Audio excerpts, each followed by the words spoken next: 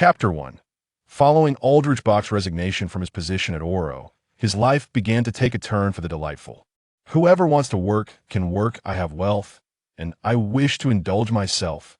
He roamed the streets and alleys, observing the villages that had remained unchanged for decades, starkly contrasting with the outside world, which seemed to be in a perpetual state of advancement. He could not fathom why his life had come to resemble its current state in his youthful dreams. He envisioned himself as a public servant, a bastion of justice, standing tall and resolute. In reality, he had become an accomplice of the Ministry of Magic, enforcing its oppressive policies, mastering the Muggle-repelling charm with an ease that was almost unsettling. In an era where more and more individuals with abilities were becoming visible to the public, the British Ministry of Magic remained unfazed, believing that keeping magic hidden from the ordinary populace was the best form of protection, even if the royal family might order missiles to strike Hogwarts by dawn. Why can't we, like other countries, gradually integrate into society, clinging to laws that have long lost their meaning, while the benefits are siphoned off by the parasites in power? Where does that leave the average wizard? Is the position of Minister of Magic so elevated that it blinds one to the realities below? She herself hails from a Muggle background. Why does she not attend to the concerns of other Muggle-born wizards? Aldrich found himself consumed by these thoughts. Yet he understood that blaming Hermione was futile. The ministry's current state was not solely her fault. I am truly a failure, utterly useless, yet I only think to cast blame upon others. But in the next moment, he recalled Sonny's words. We live, but once do not cast blame upon yourself. If you perceive no fault in your actions, then the fault lies with others. Forgive yourself, and you shall find joy. Sonny was indeed a philosopher, or perhaps a vessel of Eastern wisdom. Regrettably, that intriguing girl could not endure the dreariness of England, and had returned home as soon as her exchange period concluded. As Aldrich drove past the leaky cauldron, he instinctively glanced at the grimy glass door while waiting for the traffic light to change. Wrinkling his nose in distaste, he felt an overwhelming weariness towards everything in the magical world, while the wondrous Muggle realm had introduced him to a vibrant spectrum of experiences. It was now the year 2045, with towering skyscrapers and aerial trams darting through the streets like lightning, the flickering neon lights lending an air of exuberance to the land. He started his car and, with the flow of traffic, swiftly departed the familiar neighborhood, embarking on the evening's adventures. He favored drinks in South Kensington, for it was the wealthiest area in Britain, where the most advanced innovations could be observed, and Aldrich yearned to witness the world's transformations, even if he felt powerless to alter the ministry's decisions. Have you heard? The practitioners from Huaxia have successfully inscribed magical arrays on their rockets, enabling them to traverse further into space and gather more resources. Good heavens, why do we lack such a remarkable research team? Our exploration of space lags behind, and our technological development is a step behind others. I now find myself praying for the generosity of those Easterners, hoping they might be willing to share. We have no wizards. It's quite possible they were all exterminated during the witch hunts. I refuse to believe that it must be those inept government officials who lack the necessary sincerity. Hey, maybe our wizards are like elves? They've all gone into hiding. Whatever the reason, I can't help but envy other countries for their own mysterious powers. And that damned United Nations, surely they have too many superpowered individuals. They have a vast territory, after all. Oh, what nonsense! It's still the fault of those incompetent fools. Due to the necessity of driving and the doctor's advice, Aldrich refrained from ordering alcohol, opting instead for a glass of non-alcoholic sweet beverage. Seated on a wicker chair outside the pub, he leisurely listened to the nearby patrons engage in idle chatter. They discussed the latest news from abroad, deriding the politicians' ineffectiveness. Upon realizing that the Ministry of Magic was not the only inept institution, Aldrich felt a flicker of joy. If that were the case, perhaps the ministry could continue to persevere for a while longer. Though uncertain, he was quickly reminded of his own resignation, and a wave of relief washed over him. Why should he concern himself with matters that belong to others? He was already halfway into the grave. Why burden himself with trivial worries? After finishing his sweet drink, he made his way to the cinema to watch the latest science fiction film. The immersive 5D experience sent his heart racing uncontrollably. He marveled at how fantastical the landscapes of other planets appeared, filling him with an insatiable desire to explore. Yet, currently, only professionally trained soldiers could venture into space. As an elderly man, he could only experience the virtual realm through technological means. The film was enthralling, and as he exited with the crowd, he adjusted his overcoat, relishing the joy of being free from work. In the late hours of night, the lights of hovering vehicles illuminated the path home. As the sole heir of the Bock family, Aldrich resided alone in a sprawling ancient castle. To be honest, this eerie place felt exceedingly desolate. Lacking the vibrancy and joy of the city, it seemed more suited for a horror film. He internally grumbled as he drove closer to the castle.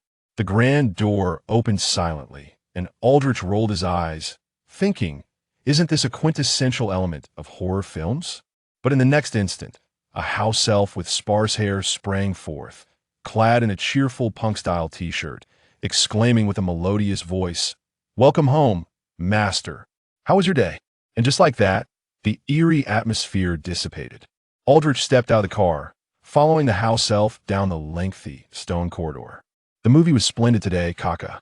Once the resources are available, you can enjoy it in the viewing room. The scenery was beautiful, and I adored it. Aldrich cheerfully described the fantastical landscapes from the film to the house elf. Kaka responded with enthusiastic gasps of amazement.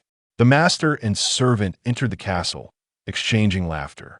The abandoned hovering car autonomously activated and flew towards the parking lot, with music faintly emanating from within, accompanied by flashing lights in sync with the rhythm. As the castle doors opened, 2 rows of armored knights stood at attention, saluting Aldrich in unison. "Good evening, sir." "Very well. You may return." Aldrich waved dismissively. The gramophone at the staircase corner began to whir to life, as magically enchanted vinyl records jostled for position, eventually settling onto the turntable. Once aligned, the needle gently descended, filling the expansive hall with the soothing strains of a cello. "It's too late, dear. I do not require music," Aldrich quickly interjected, catching a porcelain teacup that was waltzing toward him, nodding in satisfaction after confirming it contained lukewarm water. The gramophone emitted a disgruntled puff from its horn, the needle reluctantly lifting from the record, while the neglected vinyl lay still on the turntable.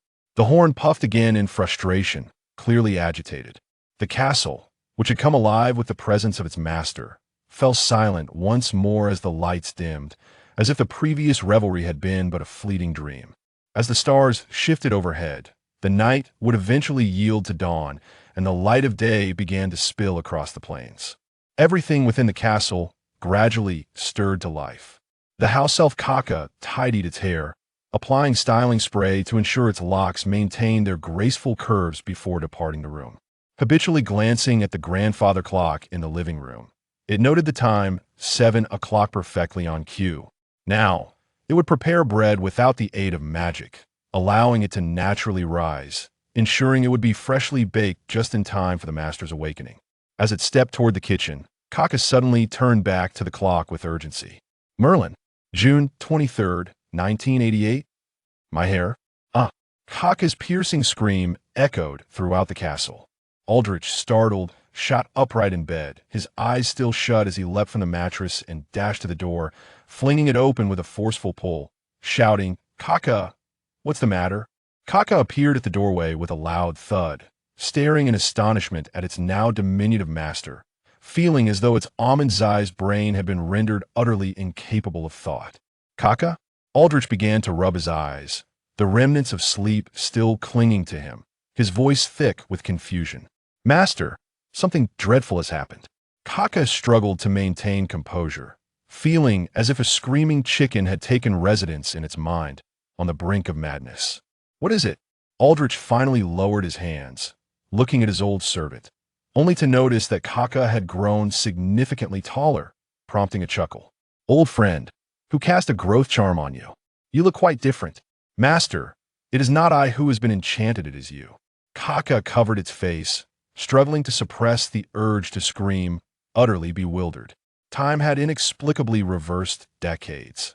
yet their appearances remained unchanged, and the household items were, as they had always been. The result was that the master had transformed into a juvenile absurd. Couldn't such a fortuitous event extend to me? Kaka felt a twinge of discontent. In truth, not just Kaka, but all the enchanted household items within the room shared in the sentiment of displeasure. Ower's grandfather mumbled as he leaned against the picture frame, gazing at his little grandson. Merlin's foul socks. This is simply absurd. When Ower was 11, I was still alive. How outrageous. Truly outrageous. My dear Ower, I never anticipated witnessing such a delightful visage of yours once more. It was a sight to behold, yet not to touch, and the grandmother's heart was nearly shattered. Half an hour later, the shrunken Ower sat upon the high-backed sofa in the parlor, an expression of numbness etched upon his face. Before him, the photo frame was crammed with ancestors, with Ower's prematurely departed parents relegated to a corner, deprived even of the chance to voice a word. Kaka approached, carrying toiletries. Master, let's first wash up and have breakfast. After all, time has regressed back to 1988. Any matters can be addressed once we've satisfied our hunger. Very well, Ower replied, rubbing his aching temples, choosing to disregard the complaints of his forebears. He stood up, and, as he took a step, nearly stumbled over his excessively long pajama bottoms. TSK. He instinctively reached for his wand to cast a slicing charm, but found nothing. Observing this, Kaka promptly took over. Please tidy the wardrobe, then arrange for a new set of clothing from that artisanal shop. Do not forget to secure a membership. Ower kicked off the excess fabric of his trousers and rolled up his sleeves as he made his way to the washroom. Kaka, well aware of his master's preferences, noted the name of the favored shop and headed to the kitchen to prepare breakfast. The record player sprang to life once more, having enjoyed a sound slumber. The record wiggled slightly in anticipation of the needle's touch. The speakers emitted a couple of disgruntled pops before the music began to flow properly. The curtains, holding onto their ribbons, adorned themselves with elegant bows. As the window opened, the freshly cut flowers from the glass greenhouse began to waltz in one by one, congregating in a beautiful jade vase. The grand clock, feeling out of sorts, twisted its bow tie and whispered to the adjacent ancient painting. Did you witness that last night? Who played this prank on me? The little girl in the painting, adorned with a lace hat, covered her mouth. Dear, this hardly seems like a prank. No, this is indeed a prank. I distinctly recall yesterday's date. June 22nd, 2045. The clock was quite the traditionalist, having resided in the castle for centuries without a single error. Now, faced with such a dreadful mishap, it felt as though the world was collapsing. Old chap, it's not the end of the world. Perhaps this is a blessing in disguise, said the duster, drifting by to brush off the clock's dust. And thus, a cacophonous day commenced. As Ower brushed his teeth, he listened to the magical mirror chattering away, gazing at the youthful version of himself with a hint of bewilderment. Having finished his ablutions, the dining room was already set with tableware, and as he walked, the plates laden with food descended quietly. Master, I apologize, today's bread could not rise naturally due to unforeseen circumstances. To avoid compromising the flavor, I have prepared egg sandwiches paired with a rich tomato and potato soup, along with a small serving of garlic beef morsels. Would you prefer coffee or milk? Milk, please. From now on, ensure I always have milk. This time, I shall surely reach a height of 1.9 meters. Or thought, filled with ambition. Would you like it sweetened with sugar or honey? Kaka inquired, recalling that his master had previously favored black coffee over milk. Neither my daily beverages shall be pure milk and plain water, Ower responded. Understood. Kaka noted this and then vanished. The television in the dining room flickered to life, playing a film he had watched the previous day, capturing Ower's attention. Kaka, please inspect all devices within the house and identify any items that do not correspond to the current year. Remember, do not reveal a hint of anything amiss. Ower suddenly recalled that his birthday was merely 2 days away, and the owl delivering his school enrollment notice would soon visit the castle. After that, without parental guidance, Ower would need to accompany a professor to purchase supplies for both living and studying. It seemed he would have to meet the professor outside. What was once his grandfather's responsibility had now transformed into his own. The sheer absurdity of it all left Ower feeling overwhelmed. Moreover, the thought of returning to school brought him no joy. Those 7 years of academic life had not been pleasant, and he had no desire to relive them. Kaka, having received his orders, commenced a flurry of organizing. There were far too many items that did not align with the current year. Ever since Ower had become acquainted with the Muggle world, the decor of the house had undergone significant changes. Appliances had been repurposed and utilized throughout various corners of the castle. If all these items were to be tidied away, it would render the castle rather barren, wouldn't it? Such a scenario was unacceptable. The illustrious Bork family, with its centuries of heritage, could not appear as impoverished, nor could the portraits of their ancestors be confined, for they would surely berate Ower. The grand cleaning commenced, with Kaka tasked with addressing the incongruities within and around the castle, while Ower focused on tending to his cherished automobile. The parking lot resembled a private car museum, housing dozens of uniquely styled vehicles, each a treasured possession he had amassed over nearly 2 decades. From antiquities to hover cars, he possesses representative vehicles from numerous esteemed automotive brands. Among these, apart from a select few that can still venture outdoors, the rest must be confined. Upon hearing this news, the dark blue hover car illuminated its high beams in a fit of anger, casting a glare at its owner. With a heavy heart, Ower gently patted his new treasure and then uttered an incantation, Reductio. One by one, the exquisitely crafted cars were diminished to the size of toys, neatly arranged by Ower within a glass display case as delicate ornaments, significantly mitigating the risk of discovery. The vehicles, in a tempest of frustration, darted about the confines of the display, flashing lights and emitting garbled radio broadcasts. Ower's fingertip grazed the glass as he softly mused, "Let me see which little darling is the most well-behaved. Perhaps after nightfall, we can enjoy a breath of fresh air in the yard." The little cars came to an abrupt halt, their flickering lights extinguishing, before reversing to form an orderly line. "Well done. I'll return to check on you this evening," Ower remarked with a satisfied smile before turning away. The garage doors closed, swiftly cloaked by thorny pink climbing roses. The grave expression settled upon his face. This sudden turn of events had caught him off guard, leaving him no time to ponder a response. At present, it was imperative to manage everything on the surface, lest a minor misstep render his situation perilous.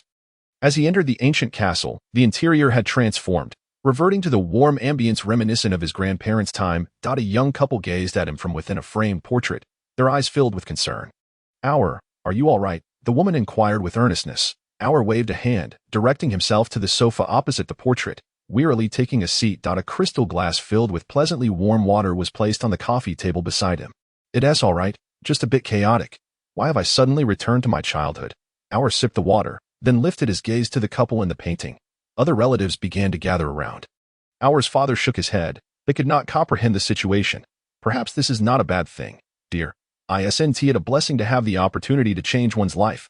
"My life," Ower replied honestly. "I have no grievances with it." He spread his hands, reclining against the chair's back in a casual manner. Indeed, what was there to be dissatisfied with? Born into the pureblood Aldrich family, Ower enjoyed a life of luxury and abundance. Though his parents had departed early, he was accompanied by loving grandparents, rendering his childhood fulfilling, devoid of significant trials or regrets. The greatest setback of his life transpired during his school years. Coming from a family of Slytherins, he naturally found himself sorted into the Snake House. However, the environment within was far from amicable. Apart from a united front against Gryffindor, Ower spent 7 years without forging true friendships, as the young ones were greatly concerned with their own interests. The Bock family, aside from a distant relative who opened a shop for contraband in Nocturne Alley, seemed to have no involvement in other enterprises. The Little Snakes unanimously believed that associating with Ower would bring no benefit to their own family, thus ignoring his existence. Initially, young Ower struggled with solitude, making efforts to adapt. However, after the passing of his grandparents due to frail health in his 4th year, he came to terms with his situation. Even without friends, he still had family. They would forever accompany him in a different form, and that was sufficient. Like an invisible man, Ower immersed himself in his studies, ultimately graduating with results just shy of the head boy's.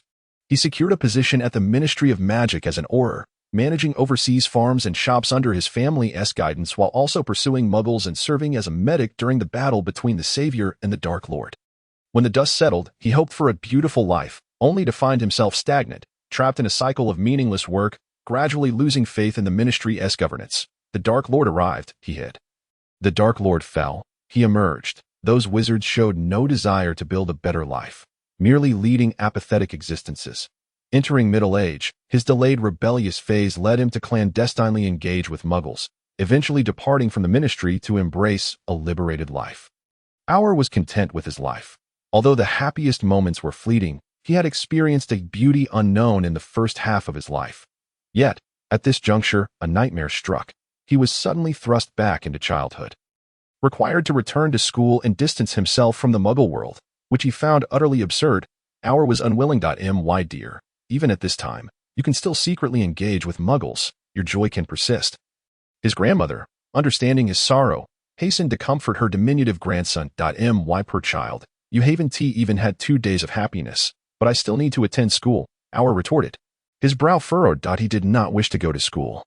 Those classmates were childish and cruel, and he had already mastered the content taught by the professors. Why waste time? This matter was indeed unavoidable. Had his grandfather still been alive, he could have politely declined Hogwarts admission under the pretext of home education. But now, with his grandfather gone, where could Auer find a reliable tutor? Would he have to resort to having employees impersonate teachers? Who would teach him was uncertain. Dear, why not consider switching houses? Auer's mother suggested. Auer's eyes lit up. This seemed a viable solution. Could I attend Hufflepuff? Those folks are quite friendly, at least most of the time. Of course, his grandfather replied hastily. We are not old-fashioned. There are no peculiar traditions for you to inherit. Go wherever you wish, as long as it brings you joy. Having witnessed the drudgery of his grandson's life, the family came to a consensus. Nothing was more important than his happiness. Auer recalled the legendary great kitchen adjacent to the Hufflepuff dormitory, lifting his spirits somewhat. Additionally, there were several greenhouses belonging to the Hufflepuff head of house, and he had heard that the children often ventured there for adventures, a privilege not afforded to students of other houses. Just think of Professor Snape, the Slytherin head of house. Who would dare explore the potions classroom? The rewards might be endless supplies of boogie slime or an unending supply of daisy roots. 2 days passed swiftly. Newly returned to his childhood, Auer was adjusting to life after shrinking, particularly the absence of his wand, which felt quite disorienting. Perhaps I should practice wandless magic more, beyond the commonly used spells. Offensive magic was essential, Auer pondered, much like the Dark Lord, who could unleash powerful spells with a mere wave of his hand. For them, wands were not tools to perform magic but amplifiers. How formidable! Furthermore, if he wished to avoid repeating his previous life, mastering power would grant him greater influence, would it not? Perhaps he could even seize opportunities during wartime. Surely he could not return to being a medic transporting the wounded. In his past life, the Weasley family emerged as the ultimate victors in that great battle. The Minister of Magic was a Weasley, and the Savior was married into the family. Several sons achieved various successes. And the pureblood traitors, once scorned, turned the tables as they claimed the largest share of the power pie during its reallocation. One cannot deny. Who wouldn't envy that? In retrospect, how many believed that they had struck luck? Triumphing through sheer numbers of offspring, many sought the Weasley matriarch for secrets, hoping to increase their own family size, even casting eyes on the Weasley daughters. Initially, the ancestors had whispered a few envious words. For every adult experiences this phase, where concerns about one's partner, love, marriage, and family arise. Yet Auer found it peculiar. He had never developed feelings for anyone. When he became friends with Sunny, he had even invited her to his home, prompting his grandparents to believe that their grandson was finally ready to fall in love. But that was not the case. Auer loved Sunny, yet it was more akin to the affection felt for a confidant, devoid of any carnal desire. Even upon his rebirth, this man had never tasted the essence of love, remaining oblivious to its bittersweet nature. Naturally, he did not concern himself with the numerous descendants of the Weasley family, a trait that was often envied by many. Setting aside the topic of children, the pressing question was whether to proactively reveal his abilities and attempt to engage with Muggles. Over the past few days, he had engaged in fervent discussions with his ancestors regarding this very matter, inadvertently staying up all night. The following day, when an owl landed on Or's windowsill, bearing a letter, he was still nestled comfortably in his bed, blissfully asleep. Within a picture frame, an elderly man, still fuming from a heated argument with his descendants, stood with his arms crossed, the frame tilted slightly toward the window. As the owl appeared, before it could even tap on the glass, it was already under the old man's scrutinizing gaze. Hoot! The owl, momentarily taken aback, shrank its neck, its round, bulging eyes fixed on the frame. unsure whether it should proceed to knock. Fortunately, in the next instant, Kaka, clad in a vibrant Hawaiian shirt, appeared outside the window, its similarly large, protruding eyes observing the owl, inquiring if it had a letter for, or Poot. The owl raised its foot, revealing a small rolled-up note tied with twine. Kaka hurriedly untied the string and placed a few nuts on the windowsill, waiting patiently. The owl, swayed by the offering, nodded in agreement. Kaka then returned indoors and knocked on Or's bedroom door, but the deeply slumbering boy took quite some time to respond. The letter was from Madame Hooch, inquiring when it would be convenient for her to visit, as she was to accompany Or to Diagon Alley to procure his school supplies. Families like the Bocks typically cast specialized protective charms over their residences. Unless invited, outsiders would be utterly unable to locate the house. Or requested Kaka to respond, arranging to meet by the small stream not far from the estate in the afternoon. Currently, Or was the sole direct descendant of the Bock family, and for the sake of the old residence's security, as well as his hidden treasures that must not be exposed, he resolved not to bring anyone home haphazardly, not even the professors from the academy. After resolving this minor issue, he swiftly succumbed to slumber once more. In his dreams, he found himself still in the Muggle world, busy booking the latest smartphones and purchasing the newly released immersive VR games, indulging in his favorite pastimes, blissfully unaware of the passage of time. Meanwhile, his ancestors, momentarily at leisure, grew restless, yearning to venture into the frames of other households to observe the happenings beyond, only to discover they were unable to escape. The well-connected great-great-great-grandfather was livid, exclaiming, "What is the meaning of this? Why are we confined to this house? Merlin, I wish to visit the apothecary in Diagon Alley. Why are we being denied that?" This was indeed perplexing. "Everyone, please quiet down. Settle down. Bob, stop your incessant wailing. Why is this happening? This cursed house has imprisoned us. This is outrageous. Am I a criminal? If you believe I am guilty, send me to Azkaban." "Silence, you fool. Enough." The elder's brow furrowed as he gazed at his ungrateful descendants, feeling the urge to strike them atop their heads. Now, they had all gathered in the dining hall, where a large frame hung on the wall opposite the long table, depicting the same dining setup. All the portraits capable of movement and speech congregated there. It had only been a mere 10 minutes since they realized they could not leave the old residence, yet the elder was concerned that this oblivious bunch would disturb his great-great-grandson, who had just pulled an all-nighter. Kaka had initially come in to assess the situation, but the elder waved it away. A group of disgruntled old-timers sat at the dining table, their faces darkened, as if they had suffered a grave injustice. With a disdainful huff, the elder remarked, "What is the matter? Have you all been dead for too long, allowing your minds to be consumed by worms? Why can't you leave? Do you truly not know? What is all this noise? You exhibit no decorum. You are bringing shame to the Bock family." The elder's reprimands left the elderly portraits in silence. Clearly, it was not that they were unaware of the reason, but that they were unwilling to accept the outcome. Due to an unforeseen circumstance, time had regressed, and being privy to too many future events, they were now confined. What kind of absurdity was this? Did they wish for time to rewind? They certainly did not desire this turn of events, although the family mourned the end of their lineage due to Or's lack of heirs. The unexpected return might present new opportunities, yet that was a matter for the living, not for the deceased to meddle in.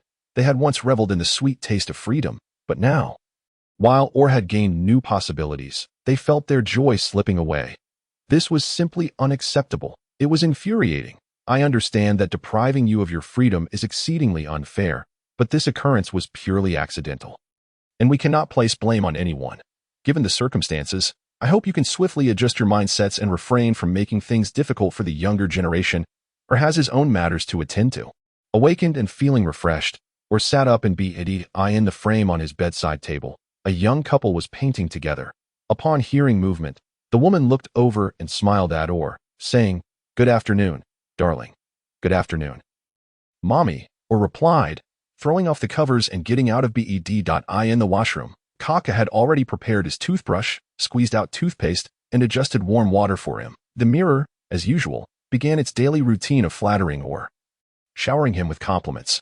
Having grown accustomed to it, Or acted as if he were deaf, completely ignoring the incessant chatter from the mirror. Lunch was bountiful, yet the gazes of those in the frame opposite him caused a slight discomfort. Unable to endure it any longer, Or set down his half-finished glass of milk and looked at his ancestors, inquiring, "Do you have something to say, dear grandson?" "It is nothing of great consequence. We merely hope you could prepare some toys for us, such as magical paintings for amusement parks, casinos, racetracks, and ski resorts." The grandfather glanced at the other elders and spoke to or regarded him, then looked at the other ancestors. Sensing their discontent but not confirming his suspicions with them, he simply nodded, saying, "Very well, I will arrange for it to be done and have it returned promptly." Creating ordinary paintings into enchanted artworks that allow portraits to move in and out takes considerable time. Skilled artisans can make everything within the painting come to life, while less adept craftsmen produce mere scraps of paper that are only for show. It appeared that there existed some mysterious powers within their estate, or found this both surprising and unsurprising, but such revelations would have to wait until he felt more confident. After all, who knew what might transpire if he opened Pandora's box in the afternoon? Beneath an unmarked hill, or unfolded a folding chair, sitting beneath a tree, enjoying the breeze, the stream before him shimmered, occasionally disturbed by the movement of small fish, creating ripples. Such leisurely days would soon come to an end, as he would have to return to school. To be honest, or had contemplated changing schools. Although Hogwarts harbored many secrets yet to be unveiled, he had grown weary of the dining hall and had interacted with all the professors, rendering everything rather dull and uninspiring. However, his ancestors advised against switching schools, stating that his familiarity with Hogwarts allowed him to perfectly balance study and life. If he wished to engage in some mischief, would it not be easier to navigate in a familiar environment? Or pondered this carefully, and it did seem to hold some truth. He was not an exceptionally gifted wizard, nor was he a masterful double agent like Professor Snape, whose composure was unmatched. He was merely an ordinary individual and should refrain from complicating matters unnecessarily. A gentle breeze caressed his face, and in the next moment, or heard something fall to the ground. He turned to look behind him. It was Madame Hooch, the flying instructor at Hogwarts, her short gray hair standing out vividly in the sunlight. "Hello, madam. I am Aldrich Bock. Are you a professor at Hogwarts?" Or rose and greeted her. Madame Hooch, holding her broom, cheerfully responded, "Hello, Bock. You may call me Professor Hooch. Yes, the school has arranged for me to accompany you in purchasing your school supplies. Shall we set off now?" "Of course," or replied. Hour's hand brushed against the folding chair he had just vacated, causing it to shrink visibly before he folded it and tucked it into his pocket. Mrs. Hokey was not surprised by this display. Many esteemed wizarding families nurture their children in the art of magic from an early age, while it is generally acknowledged that a young wizard's magical abilities stabilize around the age of 11. With the actual use of magic commencing thereafter, some exceptional children may demonstrate their talents much earlier. Clearly, the child before her was one such prodigy, initially. Our had anticipated that Mrs. Hokey would whisk him away to Diagon Alley on her broomstick. But pressed for time, she instead placed a hand on his shoulder and transported them directly to their destination via apparition. They didn't even need to stop by the leaky cauldron. "Come along, child. We must procure your wand first. This is the most eagerly awaited part for young wizards," Mrs. Hokey said, patting Our on the shoulder before leading the way. Today, Diagon Alley was refreshingly clean. There were no puddles on the cobblestone streets, and the ground was devoid of mud stains. Although the shops lining the streets buzzed with noise, Our felt no irritation. It had been quite some time since he last visited Diagon Alley, primarily due to its previously unsatisfactory environment. Everyone knew that England was notoriously rainy, and without any management overseeing cleanliness, this street had long been a disarray. After experiencing the immaculate shopping venues of Muggles, Our rarely ventured here for everyday items. After all, the household supplies were regularly replenished by Kaka, and with his shopping desires fulfilled elsewhere, Diagon Alley faded from his memory. Our's gaze inadvertently fell to the ground, and he exhaled softly, suddenly realizing that he seemed to have developed a touch of obsessive cleanliness without his notice. This was rather troubling. Thoughts of Hogwarts, particularly the chaotic scenes at breakfast, sent a shiver down his spine. Noticing his pause, Mrs. Hokey glanced back with curiosity. "Bock, is there something troubling you?" "No, Professor," Our replied hastily, quickening his pace. Diagon Alley housed only one shop, and the wand he had grown accustomed to in his previous life was purchased from Ollivander's wand shop. Accompanied by his grandfather. As he stepped through the door, he was engulfed by a sense of deja vu. Ollivander, with his round spectacles, greeted the new customer. "Welcome, my friend." Mrs. Hokey, what a pleasure to see you again. How's your wand? Do you require assistance with its maintenance?" "Thank you, Ollivander. It is in fine condition," Mrs. Hokey replied, gently nudging Our forward. "This your new student, in need of a wand." Ollivander's mind was remarkably sharp. He could recall most of his clients' details, only selectively forgetting those whom he ought not remember. His crescent moon eyes turned to Our, and recognition sparked. The child of the Bock family, is it? It has been ages since I last saw someone from your lineage. I still remember your father Elijah's wand. Excuse me, sir, but we have other items to purchase afterward. Could we expedite this process? Our interjected abruptly, feeling a pang of discomfort at the mention of his father. Especially in relation to wands. Ollivander quickly recognized his faux pas, realizing that it was unusual for a child to be accompanied by a school professor for such purposes. Besides muggles, only orphans were in such a predicament. He chuckled awkwardly, retrieving a measuring tape and beckoning Our. Come, child, let us take your measurements. Which hand do you prefer? The right. Our reined in his emotions, allowing the somewhat erratic tape to glide over him. After the measurements were concluded, Ollivander jotted down Our data before rummaging through the cabinet filled with wand boxes. Our merely glanced and quickly averted his gaze. It was too disorganized. Did Ollivander's house elf not tidy up these boxes? Before long, Ollivander emerged holding a box. Here, try this one. Black walnut. With the core of the hair from a swamp werewolf. Our leaned forward, reaching for the open wand box, but as his fingertips brushed the wand, it emitted a loud bang, releasing a blast that further scattered the already chaotic wand boxes, toppling 2 stacks in the process. Our's brow furrowed intensely, while Mrs. Hokey wore a similarly pained expression. Ollivander let out a meaningless "oh." Retracting the wand. Not this one. Wait a moment. After a brief disappearance, he returned with another box. This is elm, with a unicorn tail hair core. This combination is particularly suited for wizards of pure lineage. Our instinctively nodded. Indeed, this was the wand he had used throughout his life. Though the Bock family was not obsessed with pure blood, the main branch had never intermingled with muggle-born wizards, not out of choice, but because Our's identity as a pure-blood wizard was indisputable. To his surprise, however, the wand unexpectedly sprayed him with water. Wiping his face dry, Our looked incredulously at the wand before glancing at Ollivander, suspecting that he had mistakenly chosen the wrong wand. Yet he recognized the familiar scar on it. Ollivander was equally taken aback, admitting that he rarely encountered a wand so resistant to a wizard. Fortunately, it merely sprayed water, rather than breathing fire. No, let us try another, Ollivander exclaimed, snatching the wand from Our's grasp and making it vanish in an instant. Mrs. Hokey stifled a laugh and produced her own wand, using it to dispel the water from Our's clothes. It's nothing to worry about, child. Every wand has its own temperament. Perhaps that one was simply a bit feisty. Thank you, Professor, Our replied, forcing a smile. Though internally he was deeply perplexed. Why, after having used that one for so long, was it suddenly rejecting him? Let us try this one.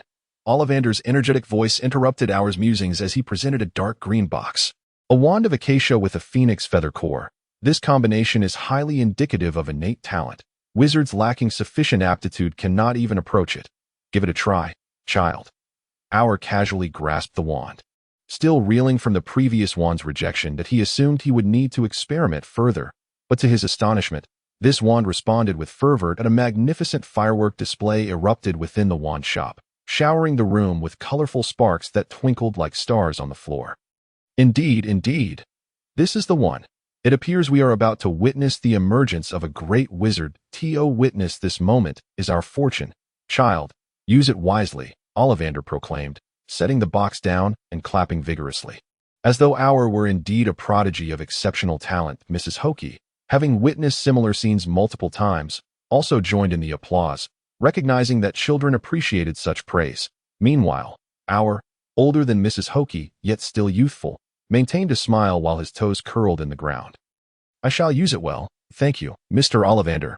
After settling the payment for the wand and exiting the shop, Our exhaled softly, gazing at the wand now in his possession. He waved it a couple of times. The 15-inch slender wand of acacia bore exquisite patterns, 3 inches longer than his previous wand, making it too lengthy for storage in an arm holster. A minor inconvenience, Mrs. Hokey inquired about his thoughts. I apologize, but I need to pick up another child afterward. If you are amenable, I can first take you to have your robes fitted while I procure your textbooks. How does that sound? Of course, that would expedite matters considerably. I appreciate your assistance, Professor. Our had little interest in leisurely browsing Diagon Alley, so he readily accepted her offer. Young wizards typically had their robes tailored at Madame Malkin's robes for all occasions. But considering the Bock family's deep-rooted heritage, Mrs. Hokey opted not to take him directly to Madame Malkin's, but instead inquired about any specific requirements Our had for his robes. My family has traditionally had their garments tailored at the elegant attire shop. I think I shall check on their offerings first. Our was not one to compromise his standard of living. The hard work of his ancestors afforded him a luxurious quality of life, and he saw no reason to forego that. Very well. Let us proceed. Mrs. Hokey instinctively glanced at the attire adorning the child beside her. He was not clad in the traditional black robes, as he had yet to enroll. Instead, he wore a blue silk short-sleeved shirt paired with brown plaid shorts and exquisitely crafted shoes. One glance at the fine fabric was enough to ascertain their considerable value. Truly, the affluent had their ways. As she watched the child enter the elegant attire shop, Mrs. Hokey felt an inexplicable lightness in her step as she hurried into Flourish and Blot's. One set of textbooks for a first-year student. Quickly, the cauldron, the balance, the telescope, and so forth, Mrs. Huichi swiftly procured all necessary items. When Aoer emerged, having donned his attire, he beheld the professor standing by the door, laden with a multitude of packages. Aoer promptly extended his hand to grasp the cauldron and similar items, apologizing. I have delayed far too long. Professor, I appreciate your assistance. Not at all, the professor replied. Do you require any pets? Mrs. Huichi had grown accustomed to this routine. Every academic season, she would accompany new students who found it inconvenient to procure their supplies, a process she had mastered. Aoer shook his head, indicating that he had no immediate needs. He already possessed many owls at home. All robust, mature birds capable of long-distance flight, sufficient for his external communications. That as for toads, he could not bring himself to appreciate them. Regarding cats, influenced by Sunny, he believed that finding a suitable kitten was a matter of fate. Requiring prior preparation of a betrothal gift, the exact moment of encounter would naturally reveal itself in due course. Aoer's personal spatial wallet contained a supply of dried fish, awaiting the arrival of Destiny. Shall I escort you back to the small hill we visited earlier? Mrs. Huichi led Aoer toward an alley where apparition was possible. Yes, I am truly indebted to you. May I inquire, Professor, have you been residing at the school during this period? Aoer intended to return with a small gift for Mrs. Huichi as a token of gratitude. Indeed, such is the hollow courtesy of the aristocracy. Yes, if you have any inquiries, feel free to write to me at any time. Of course, I believe I excel in flying and Quidditch. Should you have an interest in these, I could recommend some magazines, Mrs. Huichi replied. After escorting Aoer home, she departed swiftly, clearly pressed for time. The school's arrangements were somewhat unreasonable. Aoer waved his new partner, the acacia wand, causing all items to levitate as he made his way home. Kakaka, appearing somewhat awkward, said, is there a possibility that Mrs. Huichi was supposed to come this morning to take you shopping? Aoer's eyes widened slightly. Is that so? How intriguing. Mrs. Huichi is quite fond of Quidditch. Why not search among your elders' collections and select something modest yet meaningful to present to her? Very well. Perhaps with Earl Grey-flavored cookies? Kakaka pondered, unable to recall the source of this information, yet remembering that Mrs. Huichi had a fondness for cookies, and that Earl Grey was a flavor popularized in later times, which Kakaka also enjoyed. See to it as you see. By the way, regarding the garments I require upon enrollment, please remember to have them tailored. Today, I merely procured a robe from Tuoh Fan. Aoer instructed Kakaka. After a day filled with activities, Aoer, under the watchful eyes of his ancestors, penned a letter to the master who had long been responsible for painting portraits of family members. To speak frankly, Mr. Edgar possesses remarkable talent. Many wizards seek him for portraits, and those toys I have commissioned may require some waiting. That's fine. Waiting is better than having nothing, exclaimed a certain elder with wild, curly white hair. In fact, I believe you could consider watching television series. I purchased quite a few DVDs, though I have not seen them myself. They are all very popular among muggles. Aoer understood the torment of idleness. The elders had long passed, yet now even their final vestiges of freedom had been stripped away, which was truly pitiable. No need for reminders, dear. We just agreed today to start with East Asian dramas, as it will also aid us in learning foreign languages. One day, when we regain our freedom, I shall astonish my friends with my fluent Mandarin. Clearly, the boredom had driven them to prepare to learn a foreign language. Aoer dared not cast a sympathetic gaze upon his ancestors, lest he provoke their ire. After dispatching the letter to Mr. Edgar, Aoer began to manage family affairs. He had long been accustomed to these tasks. But in this life, with memories intact, he was poised to amass even greater wealth. He sent the newly crafted sales proposal to the stores, arranged for additional equipment for the farms, and initiated plans for the cultivation of new varieties. I shall journey to London tomorrow to procure some seeds. Is there anything you require me to bring back? Your DVD collection is lacking in comprehensiveness. Remember to replenish our resources and also records. See what is currently in vogue. Understood. Aoer noted this and then set aside his quill. Preparing to wash up and retire for the night, Kakaka knocked on the door after Aoair had settled into bed.is. There's something you need? Aoair leaned against the headboard, ready to pick up a book to aid his slumber. The restlessness of the past days had finally subsided following his outing today, and he found himself unusually able to return to his chamber early. Though it was still too early, and he felt not a hint of sleepiness, floating behind Kakaka were a dozen gift boxes. Master, you forgot to open your presents. Indeed, he had been remiss in this regard. The past few days had been exceptionally hectic, and thus Aoair had overlooked the gifts received on his birthday. Truly, Kakaka, did you help me with the replies? It would be quite poor form to receive gifts and not respond. I did indeed reply. Mrs. Gringotts expressed great delight in the raspberry cupcakes you prepared, even praising my culinary skills as superior to those of her own Monica. Yes, Kakaka had included delightful and delicious cupcakes in all correspondence. For it was the master's birthday, and in the spirit of politeness, a gift must be reciprocated. As the head butler of the Bork family, he naturally could not be remiss. Aoair gazed at Kakaka with heartfelt appreciation. Dear Kakaka, I cannot imagine how dreadful my life would be without you. Kakaka maintained a stoic expression. Master, the theatrics are excessive. Aoair's expression cooled. Do you require milk? Kakaka inquired. No. I have already brushed my teeth. Aoair opened the book in his hands. Then, good night, master, good night. The following day, the chaotic return to 1988 became a thing of the past as Aoair accepted the reality of his current situation. Wielding his new wand to commence the process of acclimatization. Simultaneously, reorganizing the family business remained an imperative task. One cannot thrive without money. The individuals managing the Bork family's enterprises all operated under mutually beneficial contracts. The magical contracts possess a significant advantage over Muggle agreements. Their enforceability. Signatories cannot embezzle or undermine the interests of other parties. Thus the Bork family, holding such contracts, never fears internal sabotage of their business. Those wizards employed by the Bork family enjoy substantial earnings, and at the end of the year, the Bork family provides objective rewards based on the partner's annual performance, resulting in a long-standing and harmonious collaboration.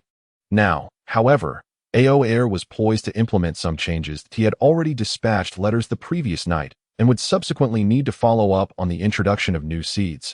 He might also need to find 2 wizards skilled in seed cultivation to utilize the high-yield Muggle seeds for enhancing their crops. In addition to the farm, the essential oil workshop required a new supplier. The fabric factory needed an influx of raw materials. The jewelry store's designer, with an outdated style, necessitated recruitment of new staff. Aoair sat in the sunlit greenhouse, his mahogany desk cluttered with various documents. His fountain pen ran dry. It twisted in midair, drifting toward the inkwell, allowing Aoair to stretch his wrist. Reverting to the age of 11, his body was less resilient than it had been in adulthood. In such a short span, he already felt aches in his back and hands. Indeed, he missed his adult self. Kakaka timely presented a glass of warm water, seeking to help the master relax and divert his attention, also inquiring about the lunch menu. How about a beef brisket and tomato sauce, accompanied by a bowl of rice? The sweet and sour flavors are more appetizing, especially as the weather warms and my appetite wanes. After finishing the water, Aoair replenished his pen with ink and returned to his work. Once school commenced, Aoair's life would not be so leisurely. Even though he was well-versed in the professor's teachings, the assignments they assigned would still consume considerable time. Henceforth, he would need to manage his work with utmost urgency to avoid falling into a state of disarray. Prompting his resolve to organize everything now, perhaps I should seek a professional manager. These tasks are dreadfully time-consuming. Aol, in a fit of irritation, remarked that the relentless pace of life had persisted until the peak of summer. In August, despite the aggravation, Aol resolved to leave behind his ancestors and embark on a vacation to a manor in Varna, Bulgaria, accompanied by his house elf, Kaka, and other companions. The application for a travel visa was submitted to the Department of Magical Transportation on the 3rd. Yet it took a week to receive a response, which arrived via OWL with a one-way key to the door. This cursed efficiency, Aol muttered with displeasure, then called out loudly to Kaka, his chief steward, to prepare for their departure. Yes, master, Kaka replied without appearing, merely acknowledging the command. The travel methods of house elves differ from those of wizards. However, Aol had indicated in his application that a house elf would be entering the country. Since the Bulgarian Ministry of Magic raised no objections, it sufficed for Kaka and the others to proceed directly to the manor. He adjusted his attire, grasped his wand, and held the key firmly. In the next moment, a dizzying sensation enveloped him, akin to being tossed into a washing machine. In the blink of an eye, he found himself standing on Bulgarian soil. "Welcome, esteemed guest from afar," greeted the receptionist at the Department of Magical Transportation. Raising an eyebrow at the sudden appearance of the young boy, "Might I inquire as to your origin?" "England, my surname is Bock. Please check your records. Here is my wand and I would appreciate a prompt inspection." "As I have yet to dine and am quite hungry," AOL stated. Fully familiar with the procedures, the receptionist, taken aback, swiftly began the examination of his wand. "The Bock family, the esteemed owners of that rose garden. A child from a wealthy household, so composed while traveling alone. It appears the Bock family excels in nurturing their offspring," the receptionist mused internally, noting that the recent spells cast on the wand were merely practice incantations.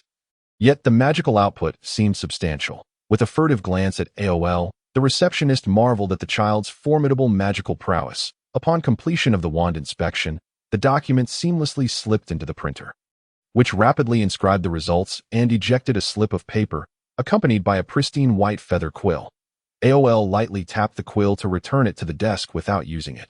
He raised his wrist to dip his ring-clad pinky into the ink and stamped it onto the document. Is there anything else requiring my signature? Here, the receptionist, astonished by the ring, quickly collected the entry confirmation and guidelines.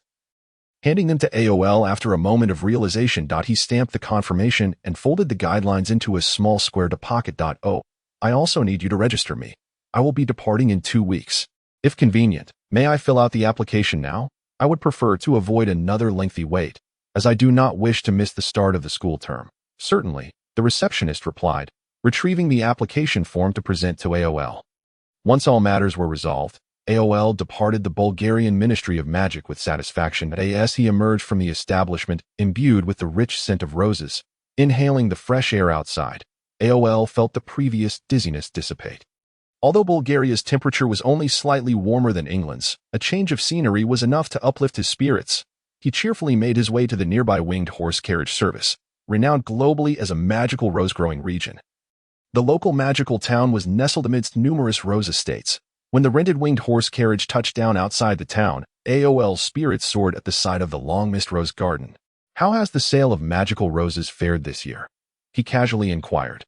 The middle-aged driver perked up at the question, exclaiming, "Esteemed guest, the weather has been splendid this year.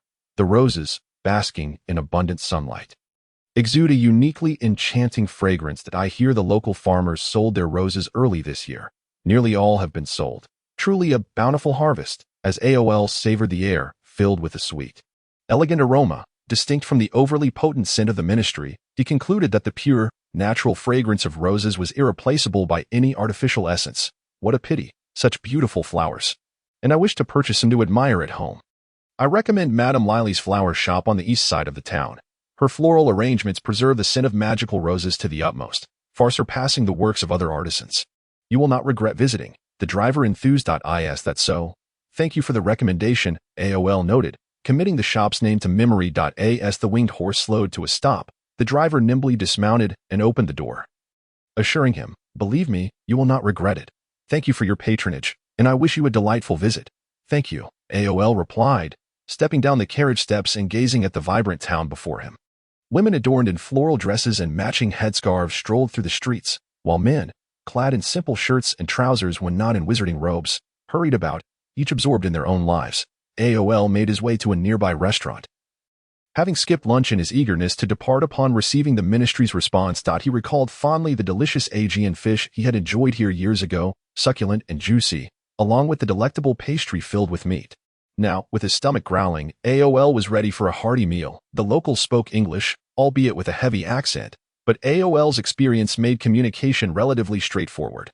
The proprietors held a favorable impression of him, often gifting him small tokens. Perhaps his youth worked to his advantage. With a bright smile, AOL expressed his gratitude, then set off towards home, arms laden with delightful treasures. Kaka appeared along the flower-lined path, using magic to clear AOL's arms, now sporting a fluorescent pink short-sleeve shirt that stood out vividly in the evening sunlight.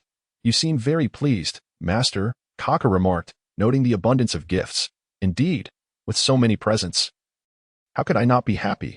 Remember to prepare a return gift using some of England's delicacies," AOL replied cheerfully, his steps light, a smile gracing his lips, such as fish and chips. Kaka's eyes widened in astonishment, nearly popping from their sockets. "Fish and chips?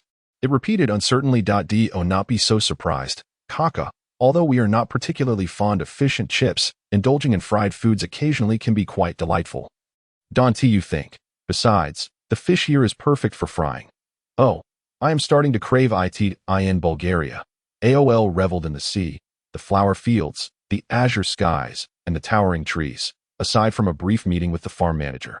He spent the remainder of his time in leisure, but he unexpectedly befriended Victor Crumb, the future Quidditch star, a towering figure akin to a bear, already impressively tall. The Crumb family owned a vast flower garden nearby, and Victor's father occasionally brought him along to inspect it. When AOL encountered Victor while ascending the hill with a painting easel, Victor's father casually asked if he wished to join in the fun before leaving him behind. AOL observed the father-son duo with surprise, realizing that, in mere seconds, only the son remained. Victor scratched his short hair, a simple yet endearing smile spreading across his chubby face.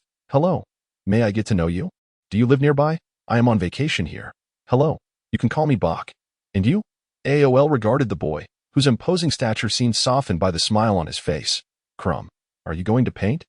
Mind if I watch? Accustomed to his father's casual demeanor, Victor was adept at making new friends and approached AOL with ease. AOL nodded nonchalantly, if you don't mind a bit of boredom. Come along. The hillside offers a splendid view. The angle is perfect. Thank you. I hope I'm not intruding, Victor replied, glancing at the tall boy while scratching his head. Not at all. It's nice to have someone to talk to. AOL assured him. The two boys stood at similar heights, a testament to the benefits of milk and calcium supplements. On this day, with a high temperature of 27 degrees Celsius in Varna, AOL found himself painting beneath a tree. Enjoying the gentle breeze. He had brought along a picnic blanket, some fruits, snacks, milk, and red tea, which he generously shared with Victor. You certainly chose a splendid location. The view from here is magnificent. Crumb sat upon a picnic blanket, his gaze stretching across vast expanses of pink and red flower beds, with a distant magical town in view, where the crooked houses appeared charming in this enchanting setting. It was no surprise when OL smiled at him. Set up the easel, he had turned around and watched as paint bottles floated out from his coat pocket, swirling around the easel. Crumb gazed in astonishment. His mother also adored painting, so he recognized these items, all of which were professional paints used for creating magical illustrations. Merlin. One must realize the cost of such materials is not trivial. OL secured the drawing paper, extracted his brushes and palette, hoping that his artistic skills would suffice, lest such a splendid scenery be squandered. Given that you dare to use such expensive materials, your technique must be quite commendable, Crumb asserted with confidence, surpassing even OL's own. I am certain your painting will be splendid. OL chuckled once more, glancing at the earnest expression on Crumb's face. I appreciate your kind words, but enough idling. I cannot consume all this fruit on my own, so I shall trouble you to help me with it. No problem, Crumb replied, taking a plate of grapes. This was a rare day of tranquility for him. Typically brimming with energy, Crumb surprisingly found himself eating while watching, spending an entire afternoon with OL on the hillside. The methods wealthy families employed to nurture their children were exceedingly rigorous. Although OL's grandparents, having deemed their son and daughter-in-law unreliable since childhood, indulged him greatly, other ancestors kept a watchful eye, ensuring that nothing essential was overlooked in his education. While OL's painting skills may not be described as extraordinary, he at least did not waste the expensive materials. The cup-shaped roses unfurled across his canvas, resembling cottony clouds drifting in the cerulean sky, while the crooked wooden houses swayed amidst the sea of flowers. An open window on one of the houses hinted at a figure within, seemingly admiring the floral expanse. Beautiful, Crumb murmured as he took a brief nap, only to awaken and see OL nearing the conclusion of his artwork. The scenery was captivating, and OL's painting was equally impressive, truly remarkable. Thank you, OL said, holding his brush aloft, surveying his creation before adding a branch in the upper right corner, with verdant leaves cascading down, enhancing the sense of space in the painting.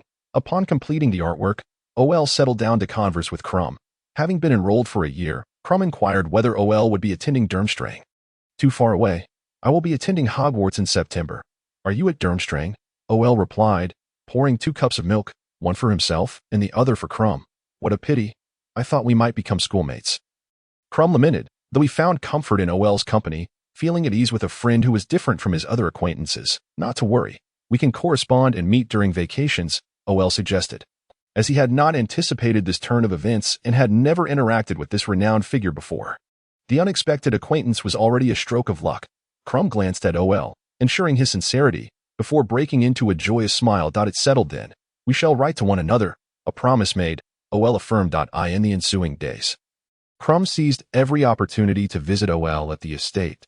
He experienced the joy of idleness for the first time. Previously, he would rush home after playing Quidditch with friends, a whirlwind of activity leaving him disheveled. Yet, alongside OL, he discovered that tranquility held its own charm. OL would invite him to play chess, and their house elf would prepare a plethora of delectable snacks, both sweet and savory, to indulge in. When they stumbled upon an enjoyable film, Crumb would nestle with a bucket of popcorn in the living room, fully engrossed. The two would explore alternative uses for prank spells, experimenting with gnomes in the flower beds, much to the gnomes' vexation as they hurled mud at the duo. On rainy days, Crumb attempted to make desserts for the first time. The flower cake was a unique recipe from Sunny for Kaka, who had procured edible roses. Thus, Crumb and OL squeezed into the kitchen, wreaking havoc upon Kaka's meticulously prepared flower jam. Half an hour later, Kaka's expression mirrored that of a rock star on his clothing, fierce and unyielding. Although these two novices had turned the kitchen into a chaotic scene, they ultimately produced a delightful result, the aroma of butter mingling with the sweetness of rose jam wafting from the oven. Crumb, typically unfocused, found himself fixated on the oven, watching as the pastry puffed up and changed color. Hey, buddy, relax a bit. It's just pie we're baking, not landmines. You seem overly tense, OL teased, playfully punching Crumb, who was as stiff as a board. This is my first time cooking. I want to bring it home for my grandmother to taste. Crumb replied. OL's eyes flickered. From Crumb's occasional words, he gleaned something significant. His grandmother had been a member of the anti-Grindelwald organization during the Great War. Few who opposed Grindelwald met with favorable outcomes, and it was evident that Crumb's grandmother had suffered as a result. He seemed to have lived with her during his childhood. Thus, he was particularly concerned for the ailing elderly lady. After a brief silence, OL reassured him, "Do not fret. The kitchen is Kaka's domain. With him around, your creation will surely be safe." Crumb immediately turned to Kaka, who puffed out his chest. "Leave it to Kaka. I guarantee the task will be completed. Kaka, you are truly remarkable. I've never seen such an impressive house elf. Long live Kaka." Crumb effusively praised. A confident smile spread across Kaka's face. That evening, Crumb returned home with the packaged treats, allowing his bedridden grandmother to savor his culinary efforts. A hint of a smile broke through her stern facade. "Delicious, Will. Thank you. As long as you enjoy it, Grandma," Crumb replied.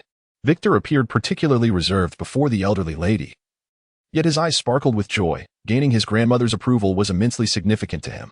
Time spent in blissful enjoyment always seemed to pass swiftly. When OL informed Crumb of his impending departure, Crumb belatedly realized it was already late August. Kaka had prepared everything, awaiting his master's command. As OL had already submitted his application, there was no need for him to visit the Ministry of Magic for formalities. The key to return to England had been delivered that very morning. Early in the day, Crumb hurried to OL's residence to bid him farewell, bringing along a signed photograph of his favorite Quidditch player as a gift. OL chuckled as he accepted the photo, remarking, "You know, a picture of yourself would have been an even better gift. Is that so? Then I shall take your picture next time and send it to you." Crumb replied sheepishly, scratching his head. His grandmother had always said that the most precious gifts were those given to dear friends. OL picked up a rolled piece of paper from the coffee table.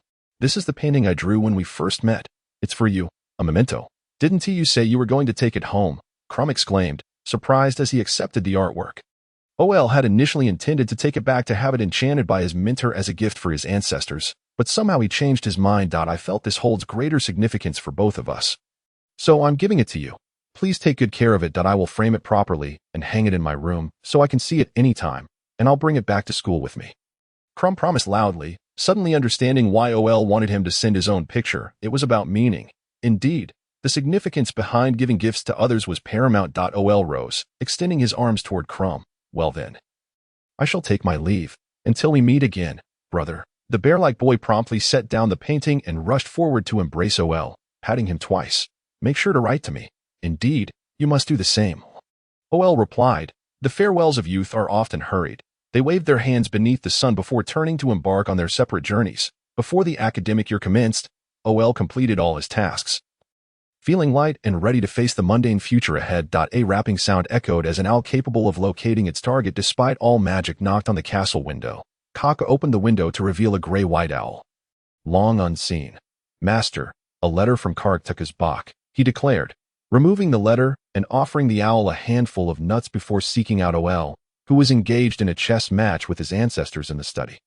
OL paused, his hand hovering over a knight piece before placing it in the position he had envisioned, reaching out to Kaka. There is nothing chaotic, is there? Character Bock, or more commonly known as Bock.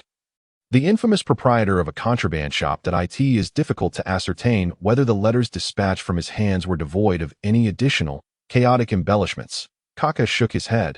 It was quite secure. This was not his style. Auer tore open the letter. The correspondence was succinct, seemingly merely a greeting to him, the patriarch, but Auer was well acquainted with the nature of the sender. That cunning individual would not send a letter without ulterior motives. He examined the contents meticulously. Reading horizontally posed no issues, so he turned to read vertically. W, B, M, I, M, G, T. Auer inscribed these letters onto the paper, the tip of his quill leaving dark spots as it fell upon the blank surface. What beyond measure is man's greatest treasure? What a familiar phrase, which Ravenclaw has not etched this saying into their heart. But what of Ravenclaw? Why was he suddenly penning a letter about this? Surely not. This old coot cannot be seeking Ravenclaw's diadem, can he? Auer's initial reaction was to dismiss the thought as mere overthinking, yet upon further reflection, it did not seem entirely implausible. Who could forget that madman Voldemort? Had he not been unable to locate Gryffindor's sword, he might have obliterated the treasures of all four founders, and as the individual most knowledgeable about Voldemort's youth, Bock would naturally possess unexpected insights. His request for Ravenclaw's diadem indicated that this fellow was aware that it had transformed into a dark magical artifact. Such a well-hidden secret, this old man. But why was he confiding in me?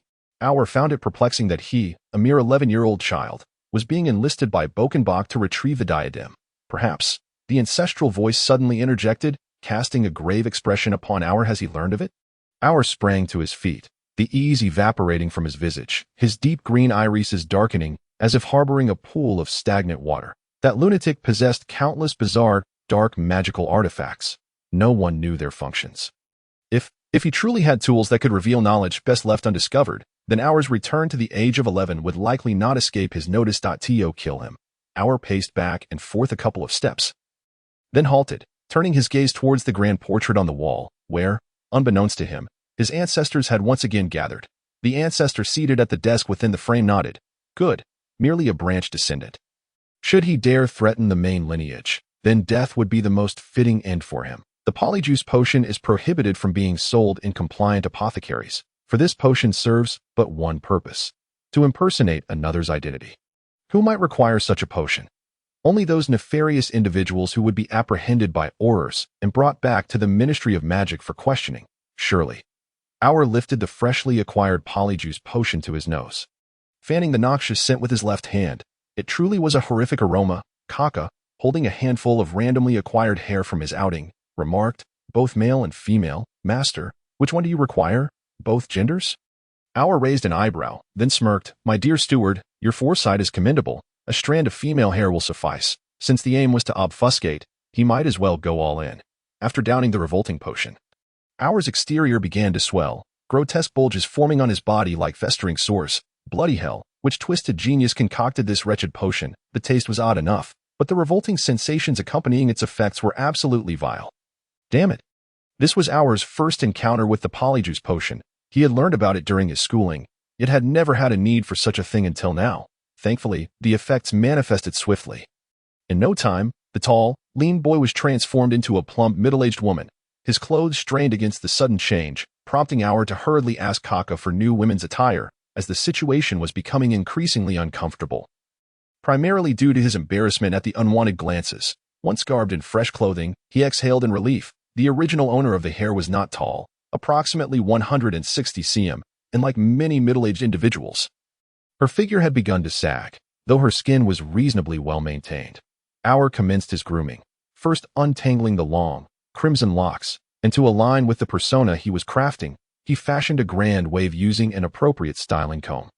After donning a sleek black wizarding robe, he added a hood, rendering only his chin, hair, and hands visible. A veil and gloves were also included. Let me retrieve the jewelry box, to see what might befit my ensemble. Auer gazed into the mirror, eagerly preparing to adorn herself.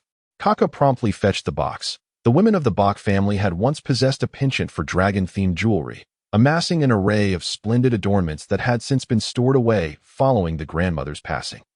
Auer, as a man, had rarely used any decorations beyond a signet ring, but now, transformed into a woman, it seemed he awakened a newfound affinity for such embellishments that he found the clear, sparkling diamonds unappealing, favoring the vibrant hues of colored gems instead.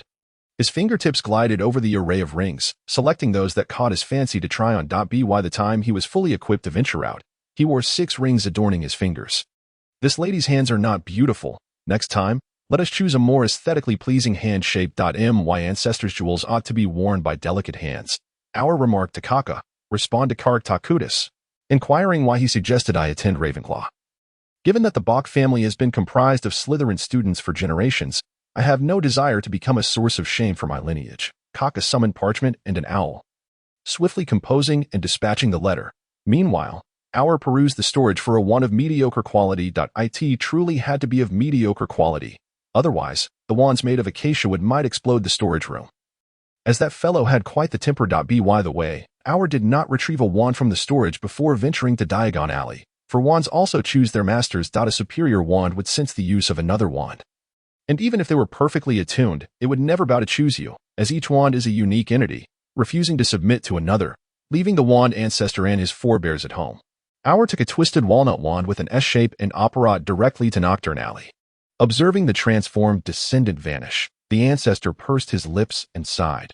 A child without familial support would inevitably face disturbances from foolish individuals. Clearly, the letter from Bock had incited his strong discontent. Nocturne Alley was a haven for dark wizards, and the Ministry of Magic publicly proclaimed its staunch opposition to dark magic. Yet beneath their very noses, a congregation of dark wizards thrived. Could they not apprehend them? When Auer had first become an Auror, he had hoped the minister would lead them into Nocturne Alley for a grand showdown with the dark wizards. However, reality proved otherwise. Nocturne Alley was a forbidden zone. And even within the ministry, no one dared to mention it. It always felt as though something unspeakable lurked within that street. Otherwise, why could it not be eradicated, dressed in a refined lady's attire? Auer stepped onto the filthy ground, puddles splashing onto his polished boots, causing him to grimace at the wretchedness of the place. The street was teeming with wizards in dubious states of mind, some appearing as if they were drug addicts, while others bore the countenance of hardened criminals. There were also the shameless streetwalkers and disheveled old hags. Auer mused that the existence of such a place under the sun served as the best testament to the ministry's inaction.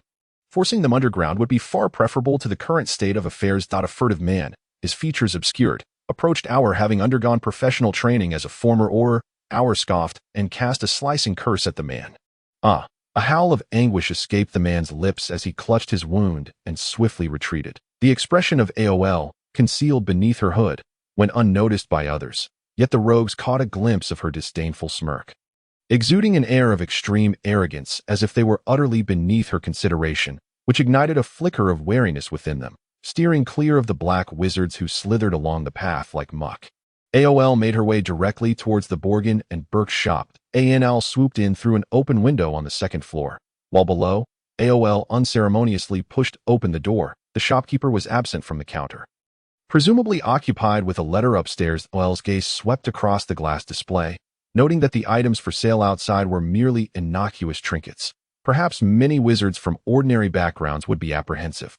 Yet AOL found them overly simplistic. Not only did the Borgin family possess a vast array of contraband, but in her decades of experience, she had encountered far more perilous dark magical artifacts.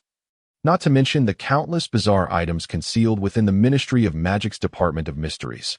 Aware that there were customers downstairs, the shopkeeper did not linger upstairs for long. Soon, the sound of footsteps descended from the small door beside the counter. AOL diverted her attention from the jewelry in the display to the man emerging from behind the door, whose face still bore a hint of disdain, causing her to feel a slight easing of tension. "Ah, a customer I have yet to meet. Welcome. How may I assist you?" The man, with greasy hair and an air of decay, flashed AOL a calculating smile. Internally, she recoiled in distaste, yet maintained an outward calm. "I require jewelry that can induce aging and unattractiveness." The man's sinister laughter echoed, clearly relishing the notion of a purchase typically made by women. "Indeed, we possess a plethora of such items. Please, wait a moment." With that, he vanished through the small door once more. From his demeanor and expression, AOL discerned nothing particularly special, yet that did not imply he was an inconsequential figure. His long-standing presence in Nocturne Alley was testament enough to his complexity.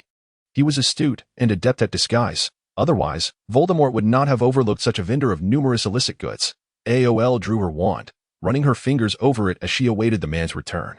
In a brief moment, the floorboards creaked underfoot, and the man descended from upstairs, arms laden with several jewelry boxes. AOL aimed her wand at the door, and at the instant the man emerged, he was petrified.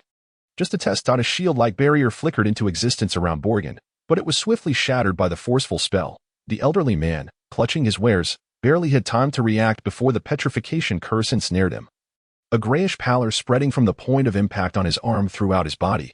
AOL was somewhat taken aback. With a flick of her wand, she gathered the jewelry boxes that were not her intended targets. Borgin, now rigid with surprise, glared at her with hostility, but the opportunity for resistance had slipped away. "Fear not.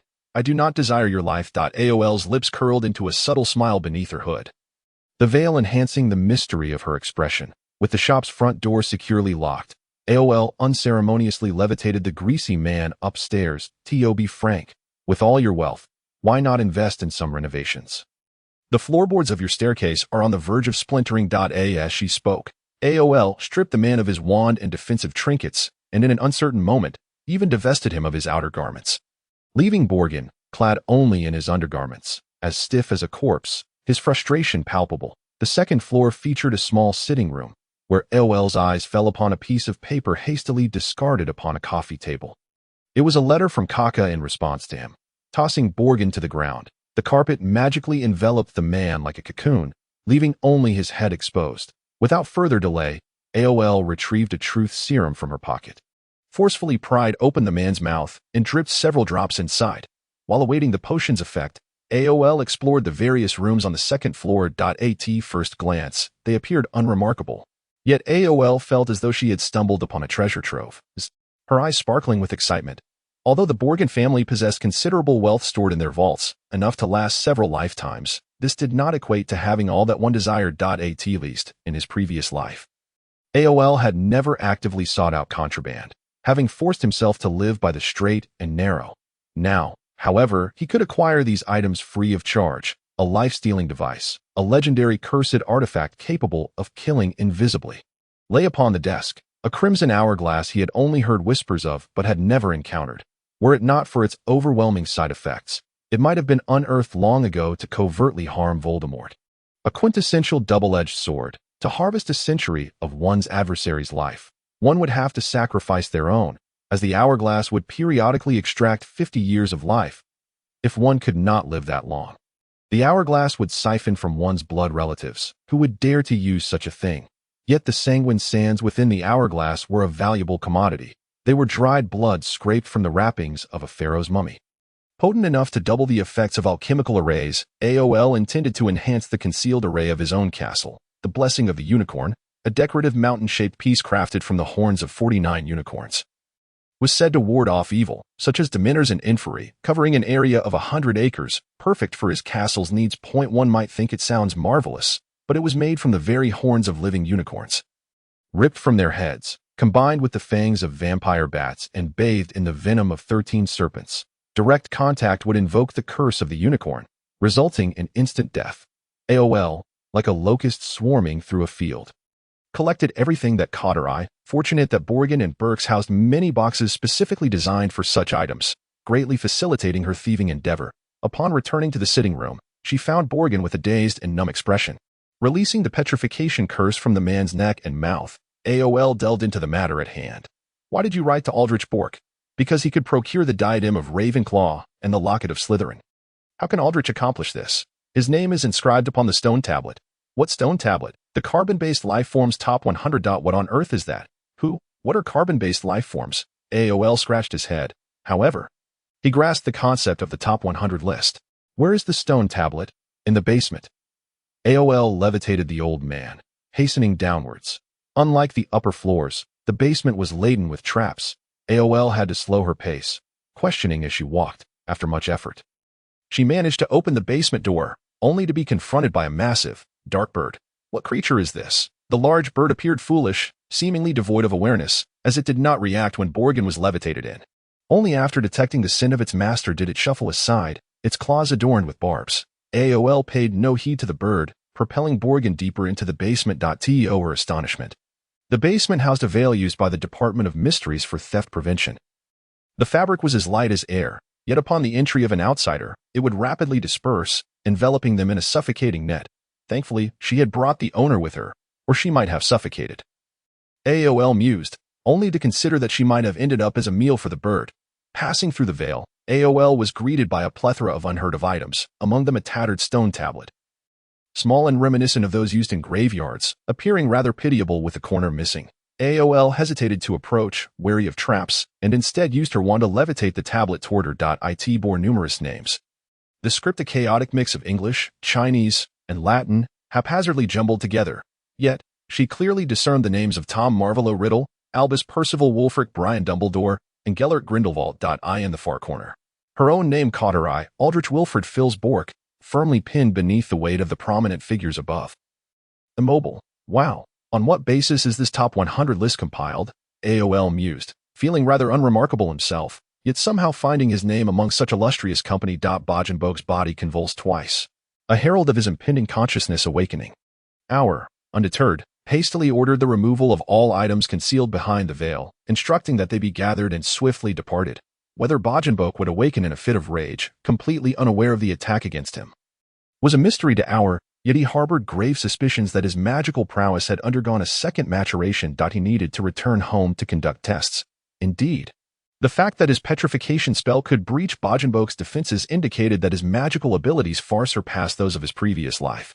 Spiraling motes of light ignited in the living room, and the long-anticipated ancestral spirits immediately shifted to the picture frame nearby. In the next moment, a rotund figure landed. Auer swiftly threw back his hood, tossed aside his robe onto the adjacent sofa, and called out, "Kaka, fetch me the crystal ball, the one for measuring magical power." Kaka, initially poised to assist his master with his robe, instantly teleported to the storeroom to retrieve the crystal ball.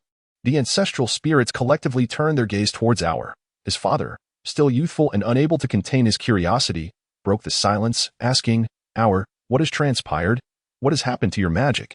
Auer, still in the guise of a woman, the effects of the potion lingering for another half hour, waved his hand towards the coffee table, causing an ornate, round-bellied teapot to float over and pour him cool water. "From your expression, it appears to be good news?"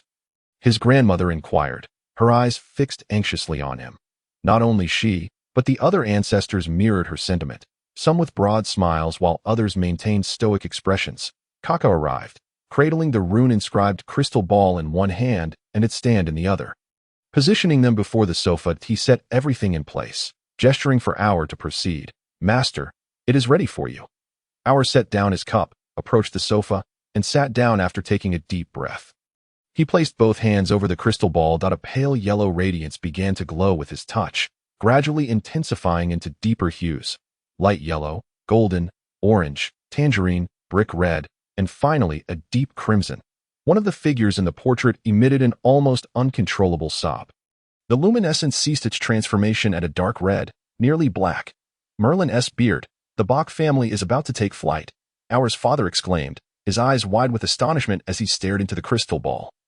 Words of disbelief spilling from his lips. "Bring me my reading glasses. Hurry. I can't see clearly. Is it black? Is it black? No. No, but it's close, infinitely close. Merlin's garters, I can hardly believe it. It's impossible." Not only were the ancestors astounded, but Auer himself was left speechless. No wonder his name appeared on that list. With such magical intensity, once this body matured, achieving a black luminescence would merely be a matter of time.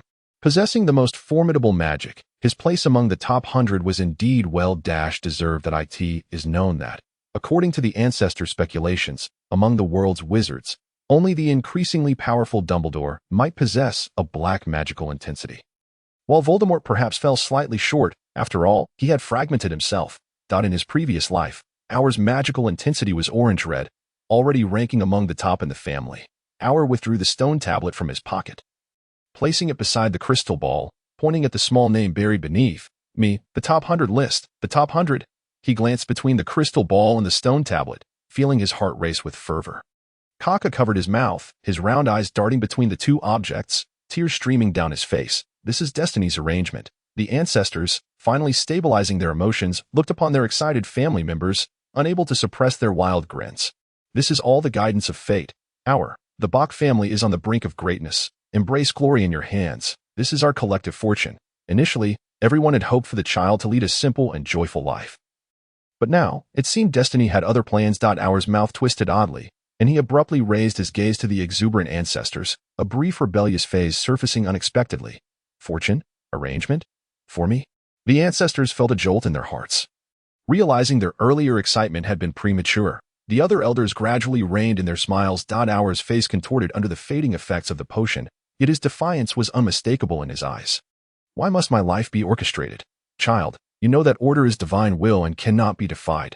You have returned to your youth through a miracle. Thus, a price must be paid. Destiny will inevitably guide you down that path. Even if you are unwilling and powerless to resist, the ancestor maintained a gentle smile, merely laying out the facts without attempting to persuade him with reasoning. Our's youthful visage bore a mischievous malice. If he were to walk a path, it should be of his own choosing, not one dictated by fate. What honor, what glory! Surely, you do not intend to regale me with that ridiculous adage, with great power comes great responsibility. I should have enjoyed my freedom until death arrived, yet suddenly I have been brought back. Has anyone asked if I am willing? This astonishing magical power, presented as a gift, is in reality a means to compel me to act? To buy my loyalty, a blatant disregard for others' desires, a forced transaction.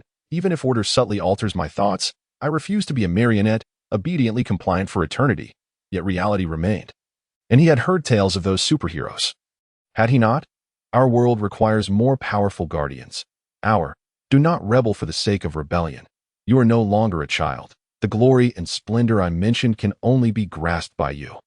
We are already dead. Do not make rash decisions in defiance of us. The ancestor was acutely aware of how Our's intermittent outbursts could be a source of great frustration, thus he refrained from using overly extreme language. Our's countenance darkened, yet his intense aversion to being controlled caused his emotions to fluctuate violently. He was unwilling to be restrained. In his previous life, he had been shackled by the ideologies instilled in him since childhood. Adhering to a so-called justice until total disillusionment led to his rebirth. Justice, upholding principles, obeying higher authorities, what had it yielded? A decaying wizarding world, apathetic comrades, and a precarious existence that could shatter at any moment. Sometimes, Our envisioned what the world might have become had Grindelwald triumphed. Though the world's trajectory was not aligned with his vision of wizard supremacy, the capable would have emerged into the light, becoming the bulwark of the world rather than scurrying like rats, arrogantly claiming that their seclusion served to protect Muggles. Muggles understood that isolation was a transient survival tactic, ultimately detrimental to humanity's progress. Why could the British wizards not see this?